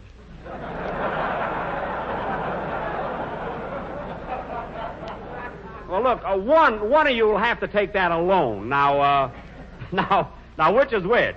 I'm Art and he's George. I'm George and he's Art. I'm Mary and you're Jack. I know. Now, fellas, it's about time for your band number, but first I think our audience would like to know a few facts about you. Now, where were you boys born? Detroit, Michigan. Uh-huh. Well, we got some boys here from Detroit. Whereabouts in Detroit were you born? To tell the truth, Mr. Benny, I was born in a taxi cab. Well. I made the hospital. Oh, then Art is really a few minutes older than you, eh, George? Yeah, I ask his advice about everything. Very good, George. I'm Art. No, I'm Art. Oh, I thought he was George. No, I'm George. What? I can't stand this. I'm going to blow my brains out. Dennis, put down that atomizer.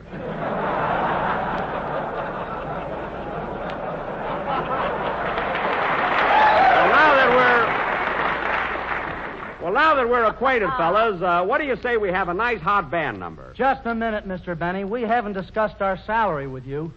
Salary? Go ahead and play, fellas. Hey, we're not playing till we straighten this out. When do we get paid? Well, it's very simple. Sure. Every Monday, Jack invites us up to his hotel for roast turkey. Never mind. And we have to hunt for our money in the dressing. I do that just 1 week for a gag. I got 15 cents and a giblet. All right, let's have your number, fellas, and we'll talk about money later. Come on, boys, let's have it.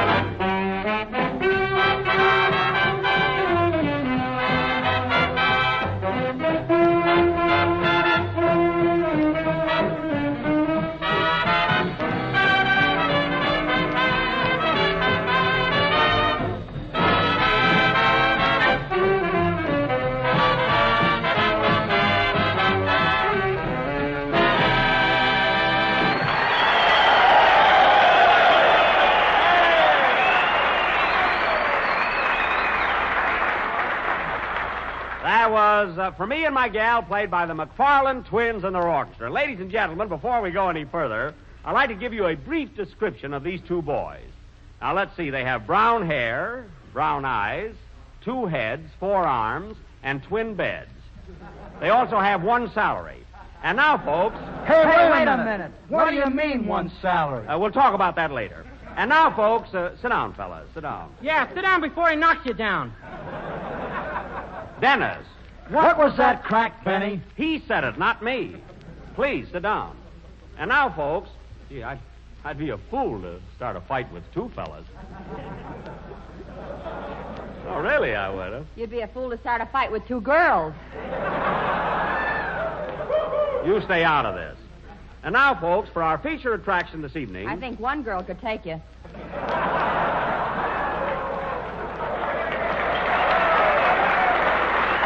What are you guys laughing at out there? Anyway, I'm ignoring that. Now, for our feature attraction this evening, and inasmuch as we are broadcasting only 20 miles from Washington, D.C., we are going to present a modernized version of one of Hollywood's greatest motion pictures, Mr. Smith Goes to Washington. That is, we are going to show you what would happen if a young senator were to arrive in Washington today. In the first place, he'd never get a room. Quiet, that's our plot. I mean it. I'm staying at the Shoreham Hotel in Washington, and I had to take the bridal suite. The bridal suite? What's wrong with that? No groom. Oh. Anyway, Washington is crowded. So is Baltimore, where Dennis and I are staying. I've got lovely accommodations at the Belvedere, Mr. Benny, but the view isn't so hot. Oh, what floor are you on, Dennis? All of them. I've got a cot in the elevator. The elevator? My goodness. Anyway, folks, in our drama... I have my ups and downs, believe me. All right, I'm up and down. In our drama... Always comes in with those things there. In our drama, I will play the part of the young senator from Illinois. Mary will be my secretary, and Don, you're going to be the senator from your home state, Colorado. Well, thanks, Jack. That's very nice of you. Don't mention it. Do you think you can play the part of a senator, Don? Jack, I can just see myself in the Senate chamber now.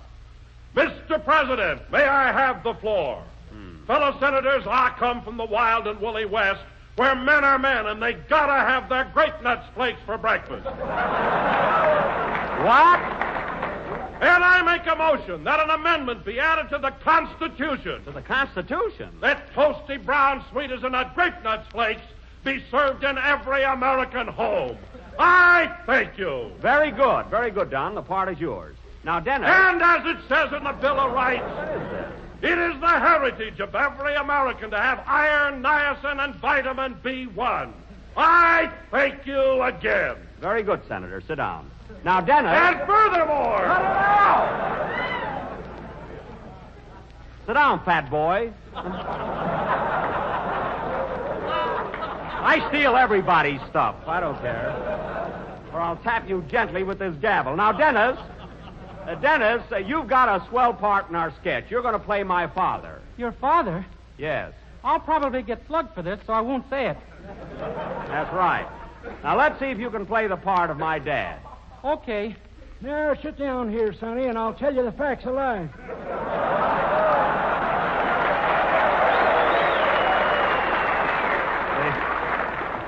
The facts of life? Good. Go ahead. Now I'm stuck. Never mind, you'll do. Anyway, folks, our play will go on immediately after a song by my father, Dennis Day. Go ahead, kid.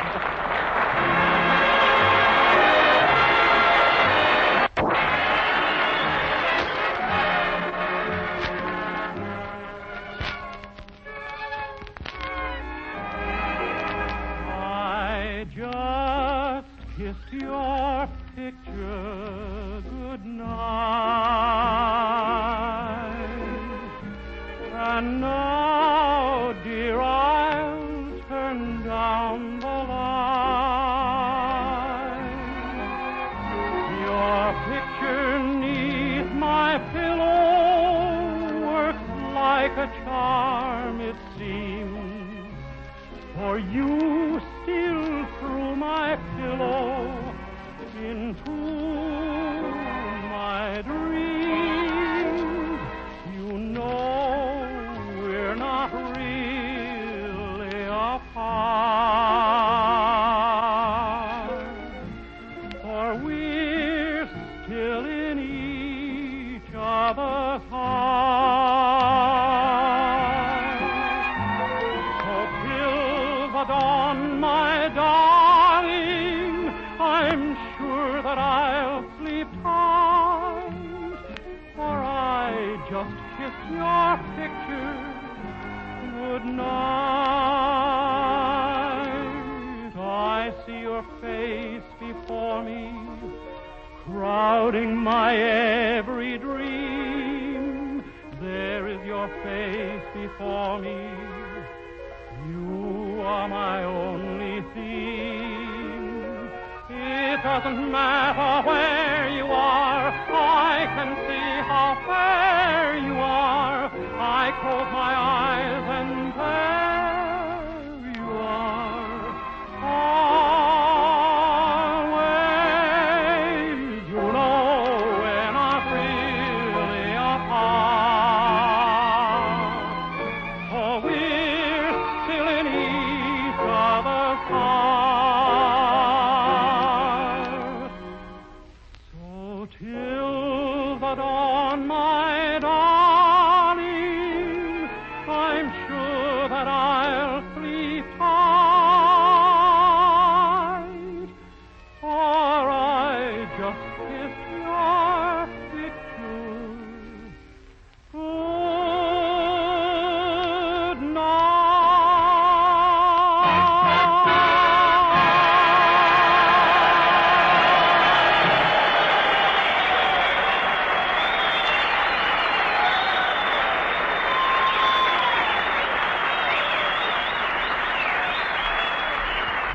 That was I Just Kissed Your Picture Goodnight, sung by Dennis Day. Very good, Dennis. Thank you. Oh, by the way, Mr. Benny, there's something I meant to tell you. Did you hear the plug that Fred Allen gave you on the air last Sunday? Fred Allen gave me a plug? Yeah, I heard it, too. A plug? Well, what did he say? Well, Fred said a policeman stopped some people driving down Broadway last Sunday and said, Hey, don't you know you're not supposed to drive around in your car anymore? Where are you going? Uh-huh. So the driver said, we're going over to see the Jack Benny program. Yeah? And the cop said, well, as long as it's not for pleasure, go ahead.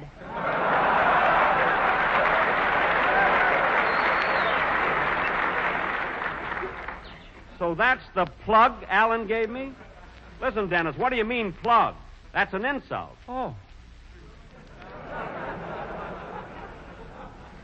And now, ladies and gentlemen... Well, I still think it's nice that we're the only program people can drive to. Oh, quiet.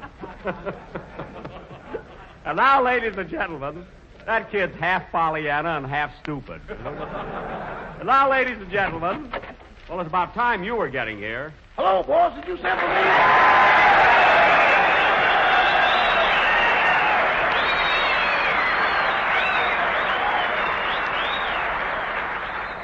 Yes, Rochester, I want you to play a part in our sketch tonight. You're going to be a Pullman porter. A Pullman porter? Don't act so surprised. What did you do before you worked for me? I was president of a bank. Now, wait a minute. What bank were you the president of? The Harlem, put in your money and we'll roll you double and nothing for interest.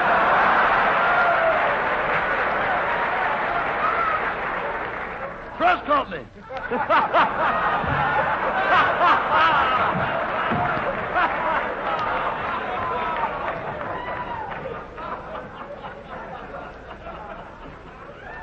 What? Incorporated, limited, and bounce them against the wall. I see. Well, tonight you're going to be a porter on the express train that runs between Chicago and Washington. Can't you make that a local? I got a gal in Pittsburgh. Sorry, Rochester. This will have to be an express. Okay, let's go. I tried, honey.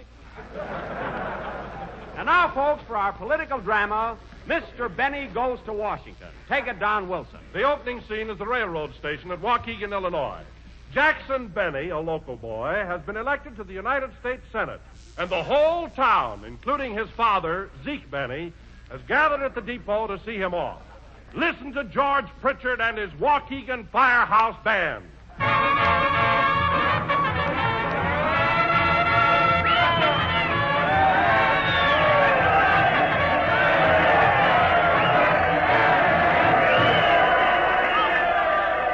Hey, isn't that thrilling, Dad?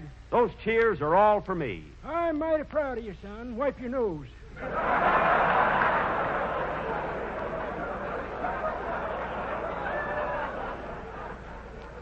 Thank you. Speed! Thank you, folks. Thank you. I sure appreciate your coming down to the station.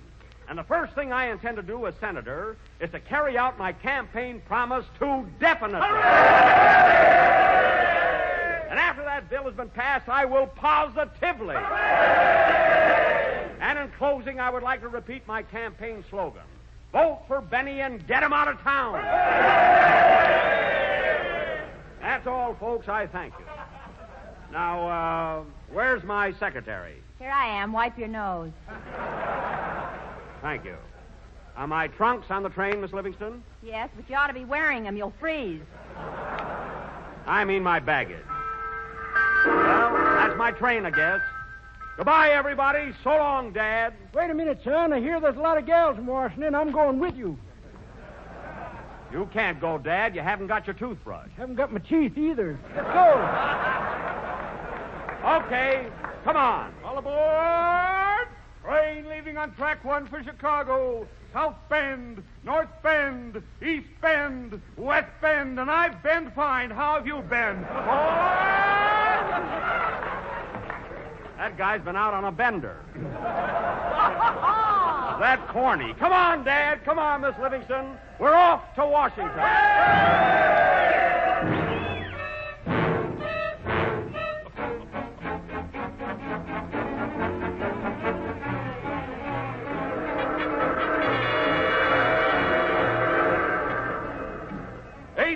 Later, and our young senator is well on his way to the nation's capital. Just think, tomorrow morning I'll be in Washington. Washington, D.C. I've always wondered, son, what does the D.C. stand for? Yes, sir. Well, a senator's got a lot of important things to do. Might as well get started. Take a letter, Miss Livingston. I didn't bring my notebook and pencil. Oh, fine. You've been my secretary for 8 years, and you haven't taken down one word. Well, you haven't said anything. That's so. Just for that, sister, you can get off my lap. And then your father better get off mine. Well, the train's crowded. Now, where's my briefcase? Say, Porter. Yes, Senator? Have you seen my briefcase? I want to get my cough medicine out of it. Was that stuff cough medicine?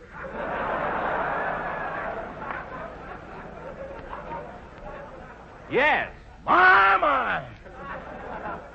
Oh, so you thought it was something else. Well, it says right on the bottle, take two tablespoons. Take 2 tablespoons before retiring. Well, I'm going to bed. I don't know what about you. We both need rehearsing there. What? Good night, Senator. Oh, well, I can get some more medicine in Washington tomorrow morning. Before we get there, will you please take off those spats that say vote for Benny on them? Oh, yes, I wore those to get the midget vote. I think I'll rehearse my speech for the Senate. Fellow senators, I am here today to plead for the Waukegan bill. A bill that will provide for... Hooray. Hooray!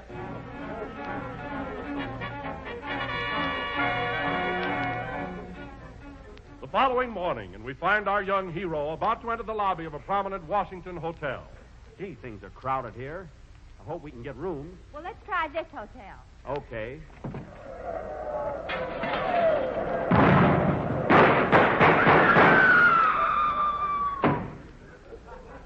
Well, they're full. I can see that.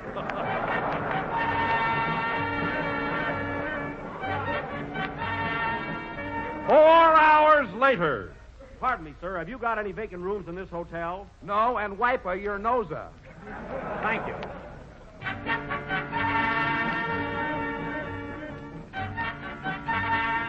Three days later. This looks like a new place. Pardon me. Can we get rooms here for tonight? We have no rooms. We have no suite. We haven't even got a seat. But that's the way it always goes. I'm sorry, sir, and wipe your nose. Thank you.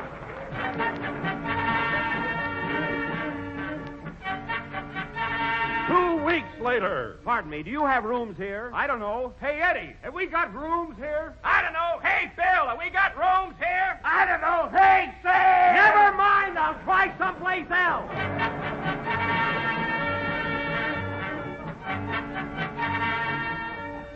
One month later, and our weary group is still on the march. Walking. I'll never get to the Senate. Look, Senator, there's a nice hotel, and it doesn't seem crowded. Where? Right ahead of us. See that sign? Hotel Vacancy. That's vacancy. It means they got rooms. Let's go in. At last we found a place. I'll speak to the clerk. Pardon me, sir. I wonder if you have any... Hello, stranger.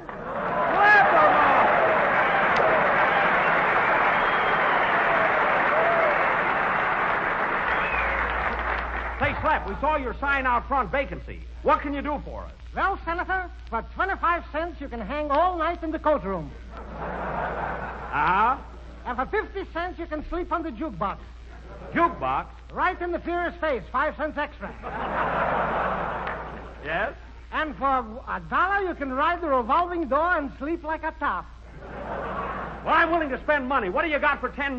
For $10, I'll sell you this brick. A brick? What am I going to do with that? You can break my window and sleep in jail. Okay, give it to me. Come on, Dad. Come on, Miss Livingston. We're off to the clink.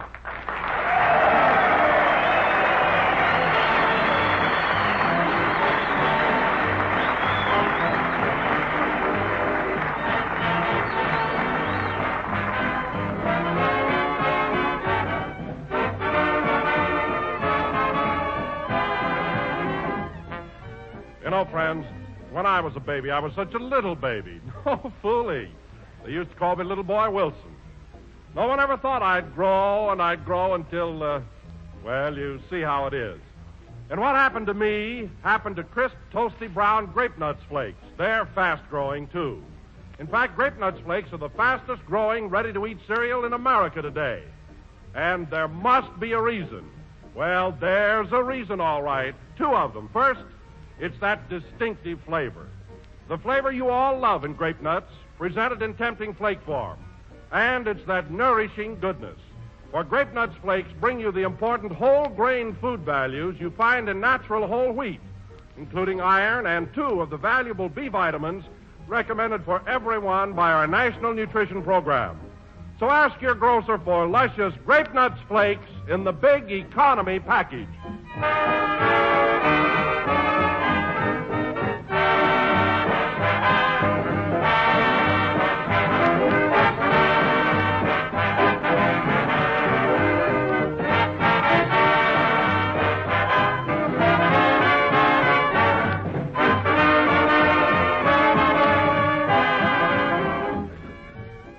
That was the last number of the 17th program of the new Grape Nuts Flakes series. And we'll be with you again next Sunday night, broadcasting from the Marine base at Quantico, Virginia. Tomorrow night, we'll be seeing you boys at the U.S. Naval Station at Bainbridge, Maryland, with the whole gang, including Danny Kaye, the star of Let's Face It. Also hope to be in Washington for the President's Ball. Good night, Joni.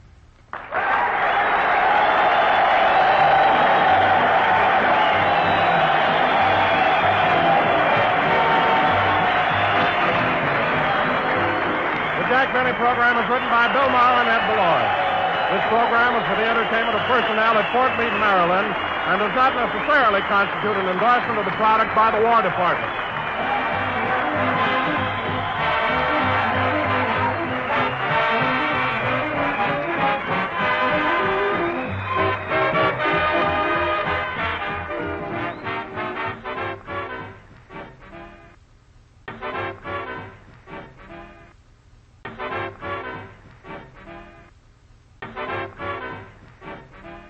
Grape Nuts Flakes program, coming to you from the United States Marine base at Quantico, Virginia, and starring Jack Benny, with Mary Livingston, Dennis Day, Rochester, yours truly, Don Wilson, and the McFarland Twins and their orchestra.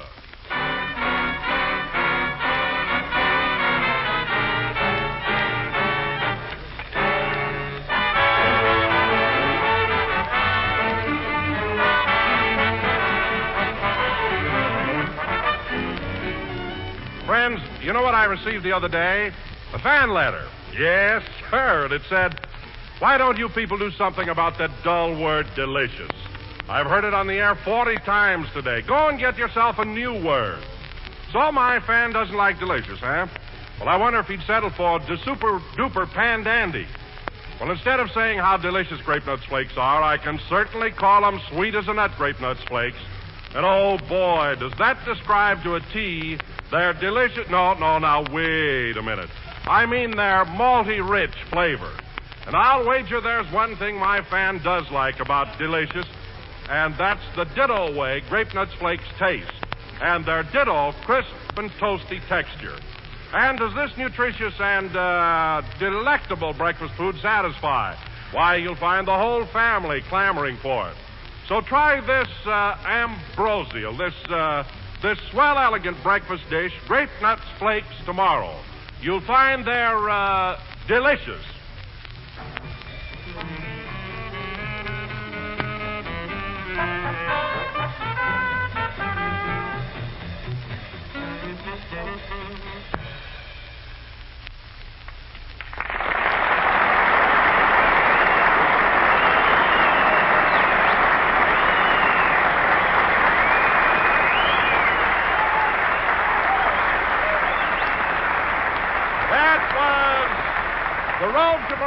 Played by the orchestra. Now, ladies and gentlemen, from Quantico, Virginia, where we're broadcasting to the world's roughest, toughest fighting men, the United States Marines. You said it.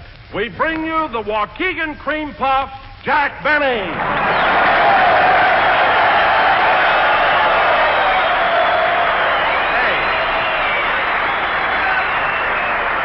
Thank you. Hey, what happened to that first number there? My goodness. I thought Phil Harris was back with us again. I mean, what the... hello again. This is Jack Benny speaking. And Don, you can talk about my gray hair, and you can kid me about being, shall I say, conservative. But when you call me a cream puff, that's going too far. Why, when I was a young fella in Waukegan, everybody used to call me the Mangler. The Mangler? My goodness, why did they call you that? I used to crush strawberries at a soda fountain. I was the best jerk they had. Soda, of course. And talk about being tough. Why, Don, would you believe it? When I was only 8 years old, I had a fight with a kid who was over 12. And what happened? I knocked her cold.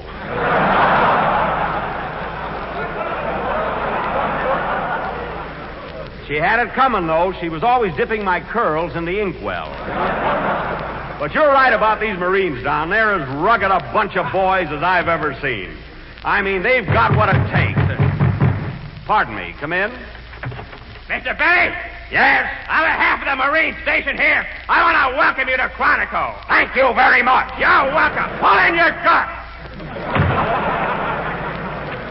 Yes, sir. Gee, these guys are really in condition, aren't they, Don? Yes, they certainly are. By the way, Jack, how's Mary's cold? Is she going to be on the program tonight?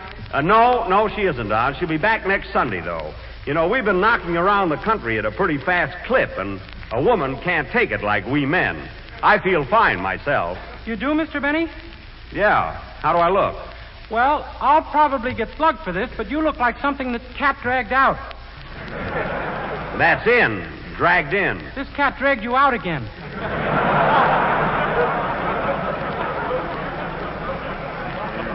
Never mind. Hello, Dennis. Hello.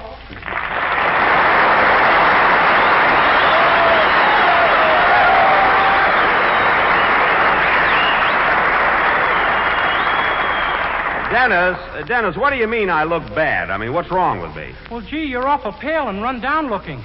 Well, sure I'm pale. I ruined my sun lamp trying to make waffles in it. What else is wrong? Remember this morning on the train when you were shaving? Yeah? Well, you cut yourself and no blood came out. Yikes!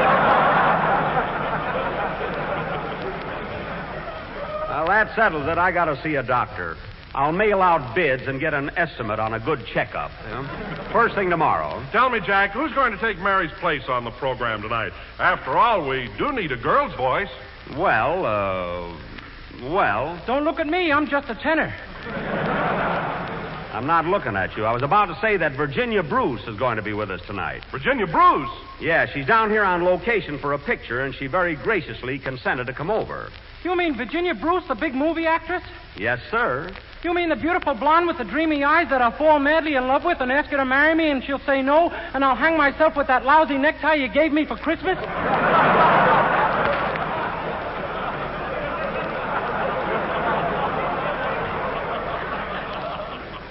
Oh, boy, what an imagination that kid's got.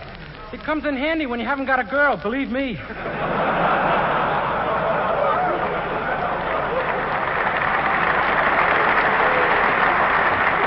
All right.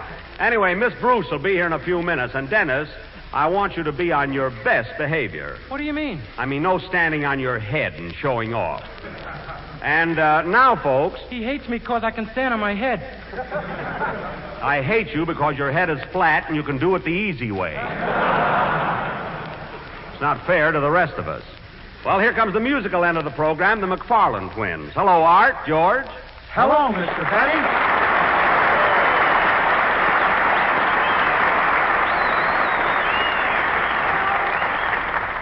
Gee, these two boys do look exactly alike. If George didn't owe me $5, I couldn't tell them apart. By the way, George, when are you going to pay me that money? Right now. I'm tired of wearing this ring in my nose. Well, I had to mark you. I didn't want to get that old runaround, you know. Now, fellas, Virginia Bruce should be here pretty soon, so in the meantime, let's have your band number. Gee, is Virginia Bruce going to be on this program? That's right. I think she's terrific. Don't you, George? I think she's terrific. Don't you, Art? I think she's terrific. Don't you, Dennis? Dennis, stop talking to yourself. Now, come on, fellas, let's have that band number and put some real stuff in it.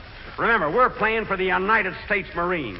A bunch of red-blooded, raring-tearing guys. Eh, Sergeant Wilson? You said it, buddy. Now tell these guys what you had for breakfast this morning. Toasty brown, sweet as a nut, grape nuts flakes, of course. Of course what? Of course, sir. That's more like it. And what do these grape nuts flakes come in? A big 12-ounce economy-sized package. Sir. Right. And what does grape nuts flakes contain? Iron, niacin, and vitamin B1.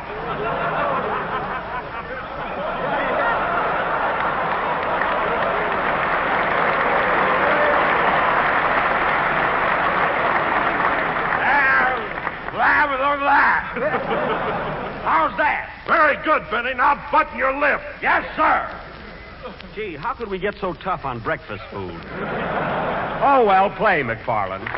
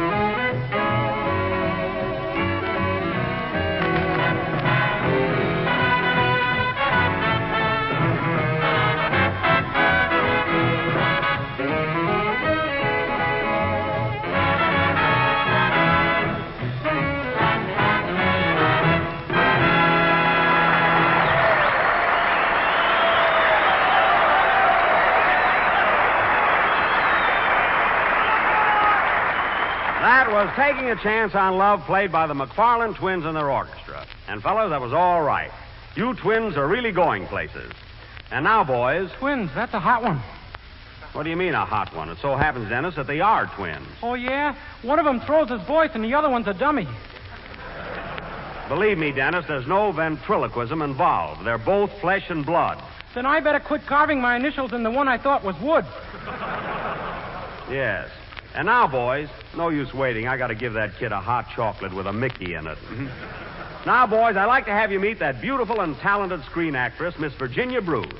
Come on over here and take a bow, Virginia. Thank you, Jack. Hi, fellas.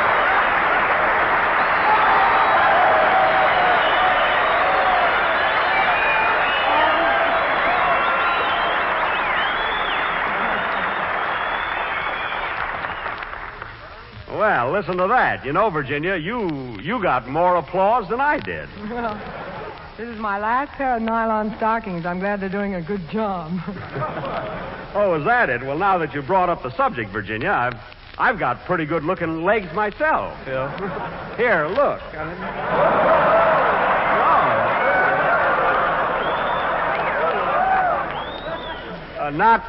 Not bad, eh?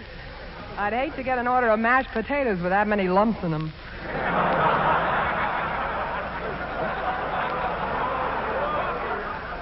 Well, I've been taking vitamin pills, and they don't dissolve, you know? But, I don't know. I think my legs are gorgeous.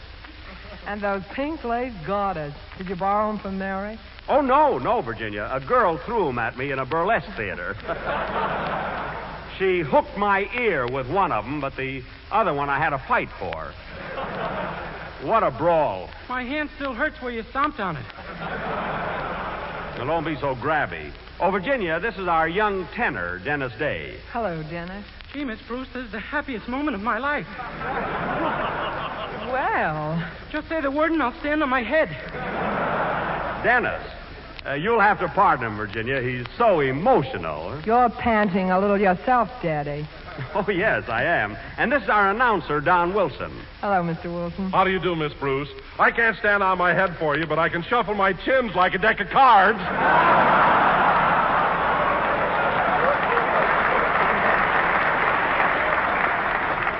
Don, don't act like a schoolboy. Get a load of them, fellas. Huckleberry Hippo. And now, Virginia, I'd like you to meet the twins, Art and George. I'm glad to know you, boys. Same here. See, aren't they cute, Virginia? My goodness, Jack, I didn't know you had twins. Oh, they're not mine. They're the McFarland twins. By the way, Virginia, I understand you're down here making a picture. How's it coming along? Well, we haven't started shooting yet. Mr. Ratoff, the director, is looking over typical Southern locations. Oh, you mean Gregory Ratoff? Yes, you ought to meet him, Jack. He has the cutest Russian dialect. Oh, I know Ratoff and his dialect. We're old friends. Did you tell Gregory you were going to be on my program tonight? Certainly. What'd he say? Watch out, Virginia. He's old, but he's a wolf. Well, I do have my romantic moments. By the way, Virginia, speaking of pictures I've been in... Who's speaking of pictures you've been in? I am. You see, I've got a new one coming out pretty soon called The Meanest Man in the World. A nice title, isn't it? Yeah. But, Jack, that doesn't fit you at all. Why, good heavens, you're not the meanest man in the world. I'm not? Of course not. How could anyone be mean who has such a sweet, friendly smile? Well, And big blue eyes that are always twinkling. Well, my eyes have been compared to the waters of the Minnetonka. What else, Virginia? Well, we've already mentioned your lumpy legs. Oh, those are vitamin pills, you know. I'm just kidding, Jack. You're really one of the nicest, sweetest, kindest, most considerate... Most lovable? Wait for me. Oh, pardon me. You know, Virginia, it's funny that all the time we've been in Hollywood, you and I have never made a picture together. You know, you'd think that... Come on, Virginia, let's get going. Hey, that sounds like Ratoff. What's he doing here? Oh, he came to pick me up. We're interviewing several local boys to play opposite me in the picture. Oh, you mean you haven't got a leading man yet? No. We're looking for a young fellow with one of those charming Southern accents. Well, shut my mouth, honey child. Why'd you all say so sooner? How's that sound, Virginia? Like a minstrel show, but maybe Ratoff will like it. It's a cinch. When he hears me talking like this, he'll come right... Open that door or I break it down. I'm a Russian and I'm advancing. Come on in, Gregory.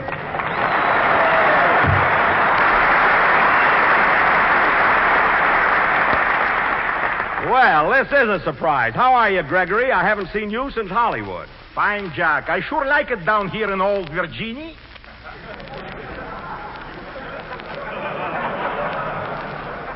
In old Virginia? That's what we all Southerns call Kentucky. That's what you call Virginia. Say, Gregory, how's your picture coming along? It will be colossal, stupendous. It even might make some money. Say, that sounds like it's going to be an epic. If it's only an epic, I'll blow my brains out. Say, Jack, how can I miss? I've got the most beautiful leading lady. All we need now is a Southern boy for the part of the hero. I see. Well, I think I can help you out. Listen to this. Your search is ended, sir. I'm at your service. How does that sound? Like a minstrel show, but maybe I like it. Good. Now, look, Gregory, have you got the script with you? Right in my pocket. Well, now I'm going over in the corner and study this, and right after Dennis's number... Wait a minute, I'll take it. Hello? Hello, Mr. Benny, this is Rochester.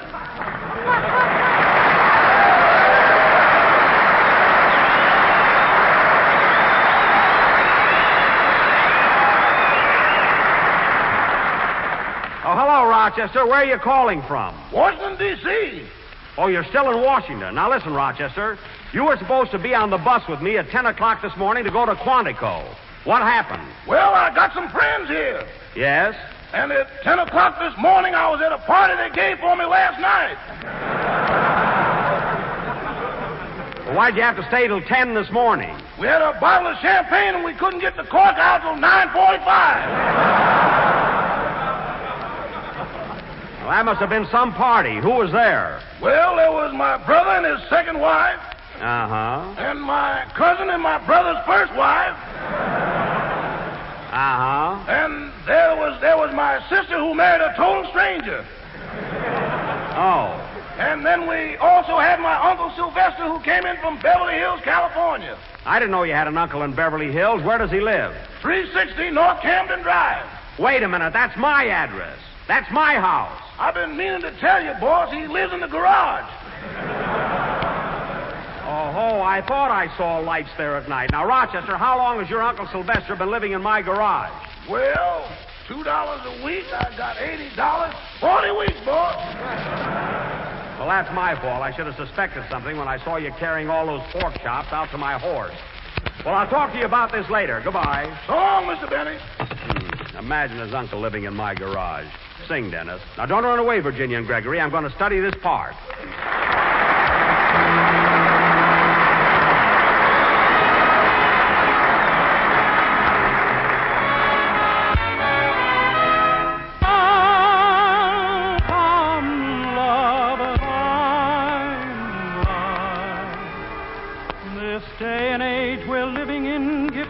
For apprehension, with speed and new invention, and things like third dimension, that we get a trifle weary with Mr. Einstein's theory. So we must get down to earth at times, relax, relieve the tension. No matter what the progress, or what may it be proved, the simple facts of life are such they cannot be removed. You must remember this. A kiss is still a kiss. A sigh is just a sigh. The fundamental things apply as time goes by.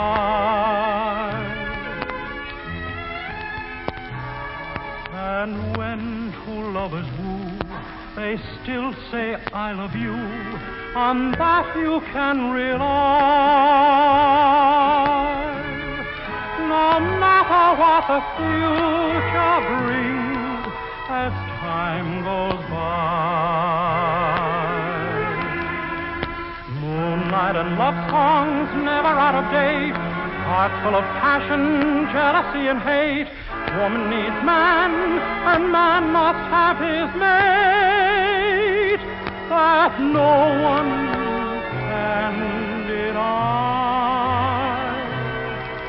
It's still the same old story, a fight for love and glory, a case of do or die.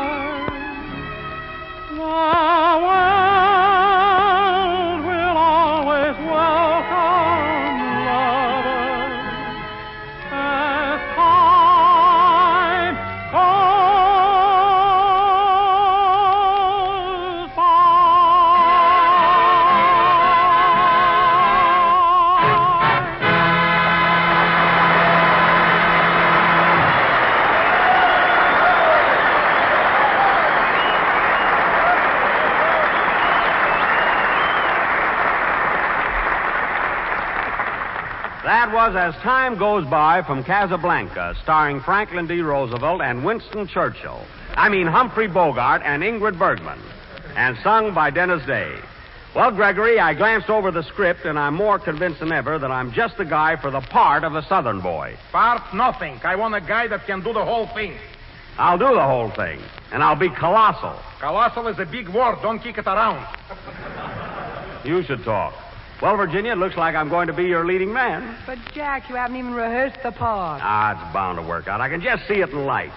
Virginia Bruce and Jack Benny in a Gregory Ratoff production. Leave my name out of it. Now, wait a minute, Gregory. Don't run me down till you try me.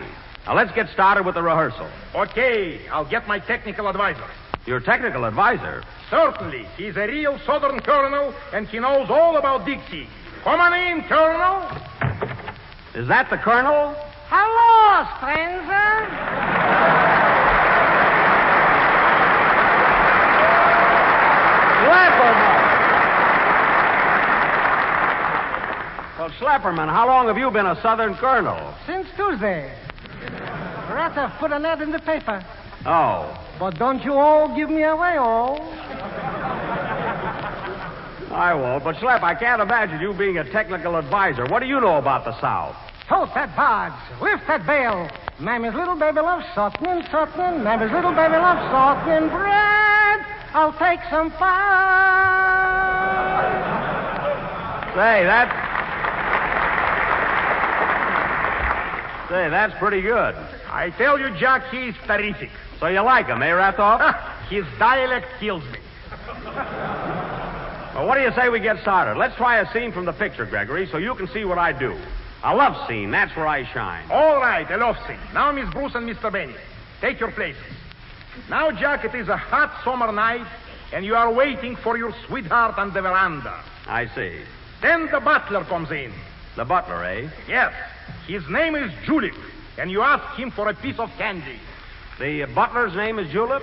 Look, it says right here, bring me a mint, Julep.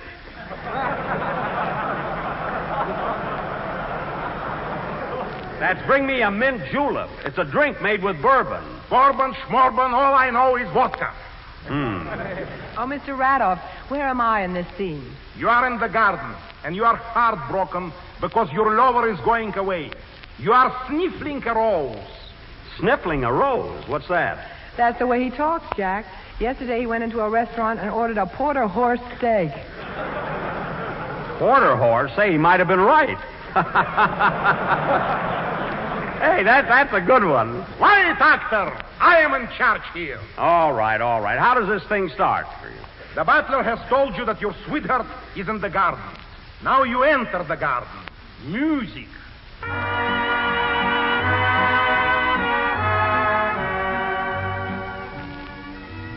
Oh, Magnolia. Magnolia, honey. Where are you all? I'm over here by the bird bath, sugar. Oh, if you're taking a bath, I'll come back later.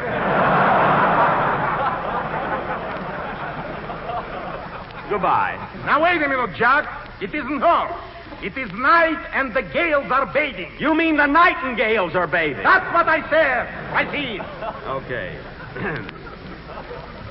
Magnolia, honey, I'm a-leaving tonight. But before I go, there's something I gotta ask you. Yes, Finch Bottom? Finch Bottom? Magnolia, honey, I want you to do me the honor of becoming my wife. Your wife? Oh, Finch Bottom. Kiss me, Magnolia. Kiss me. Kiss me, Magnolia. Kiss me. Well, go ahead, Jack. Kiss her. How can I kiss her when she keeps ducking? Hold still, will you, Virginia?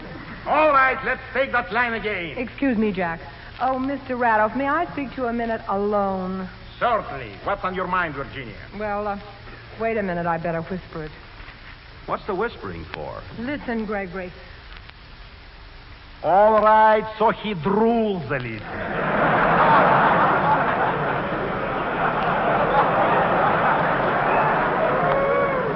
Cut out the whispering. Now, come on over here, Virginia, and let's do this love scene. You better tell him, Gregory. Sorry, Jack, you cannot have the part. What do you mean I can't have the part? In Russia, we are very direct. You stink. What? Colossally. Now, wait a minute, Gregory. Listen, Virginia, I can do this love scene if you'll just give me a chance. But, Jack, you're so violent, so passionate. Passionate? Look, there's steam all over your glasses.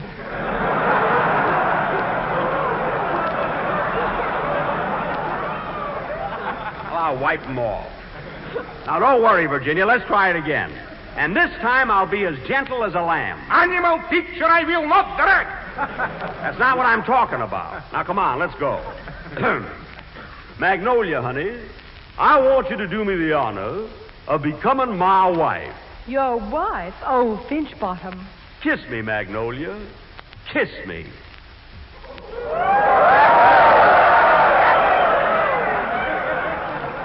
How was that, Virginia? Do I get the part or not? Wow, you certainly do as far as I'm concerned. That's great. Now kiss Gregory and see what he says.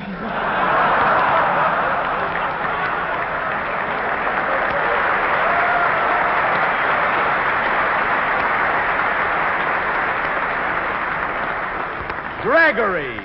Kiss me, Finch and Bottom. Kiss me. Now cut that out. Oh, what's the use? Play McFarland.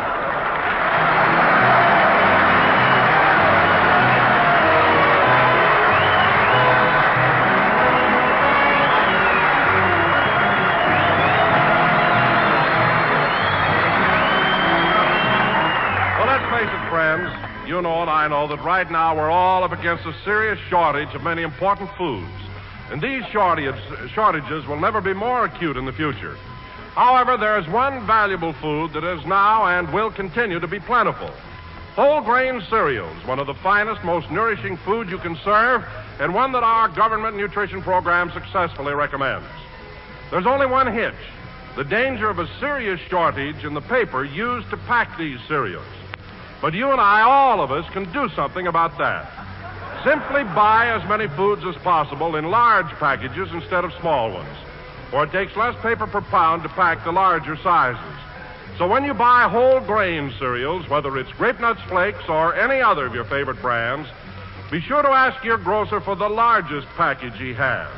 You'll be saving paper, and so you'll help to make sure that there will be enough of these nourishing whole grain cereals to go around. And incidentally, you'll find that you save money, too, when you buy the larger package.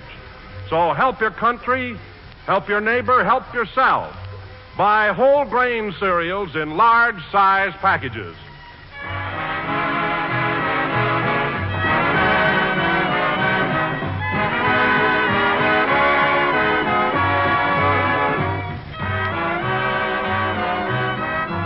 That was the last number of the 18th program in the new Grape Nuts Flakes series, and we'll be with you again next Sunday night at the same time. I want to thank Miss Bruce and Mr. Ratoff for appearing on our program tonight. Miss Bruce will be with us tomorrow when we do a show for you Army boys at Newport News, Virginia, and also Tuesday for your Navy boys at Norfolk. Good night, Dow. Good night, everybody. This program is for the entertainment of the personnel at the United States Marine Base at Quantico, Virginia, and does not necessarily constitute an endorsement of the product by the Navy Department.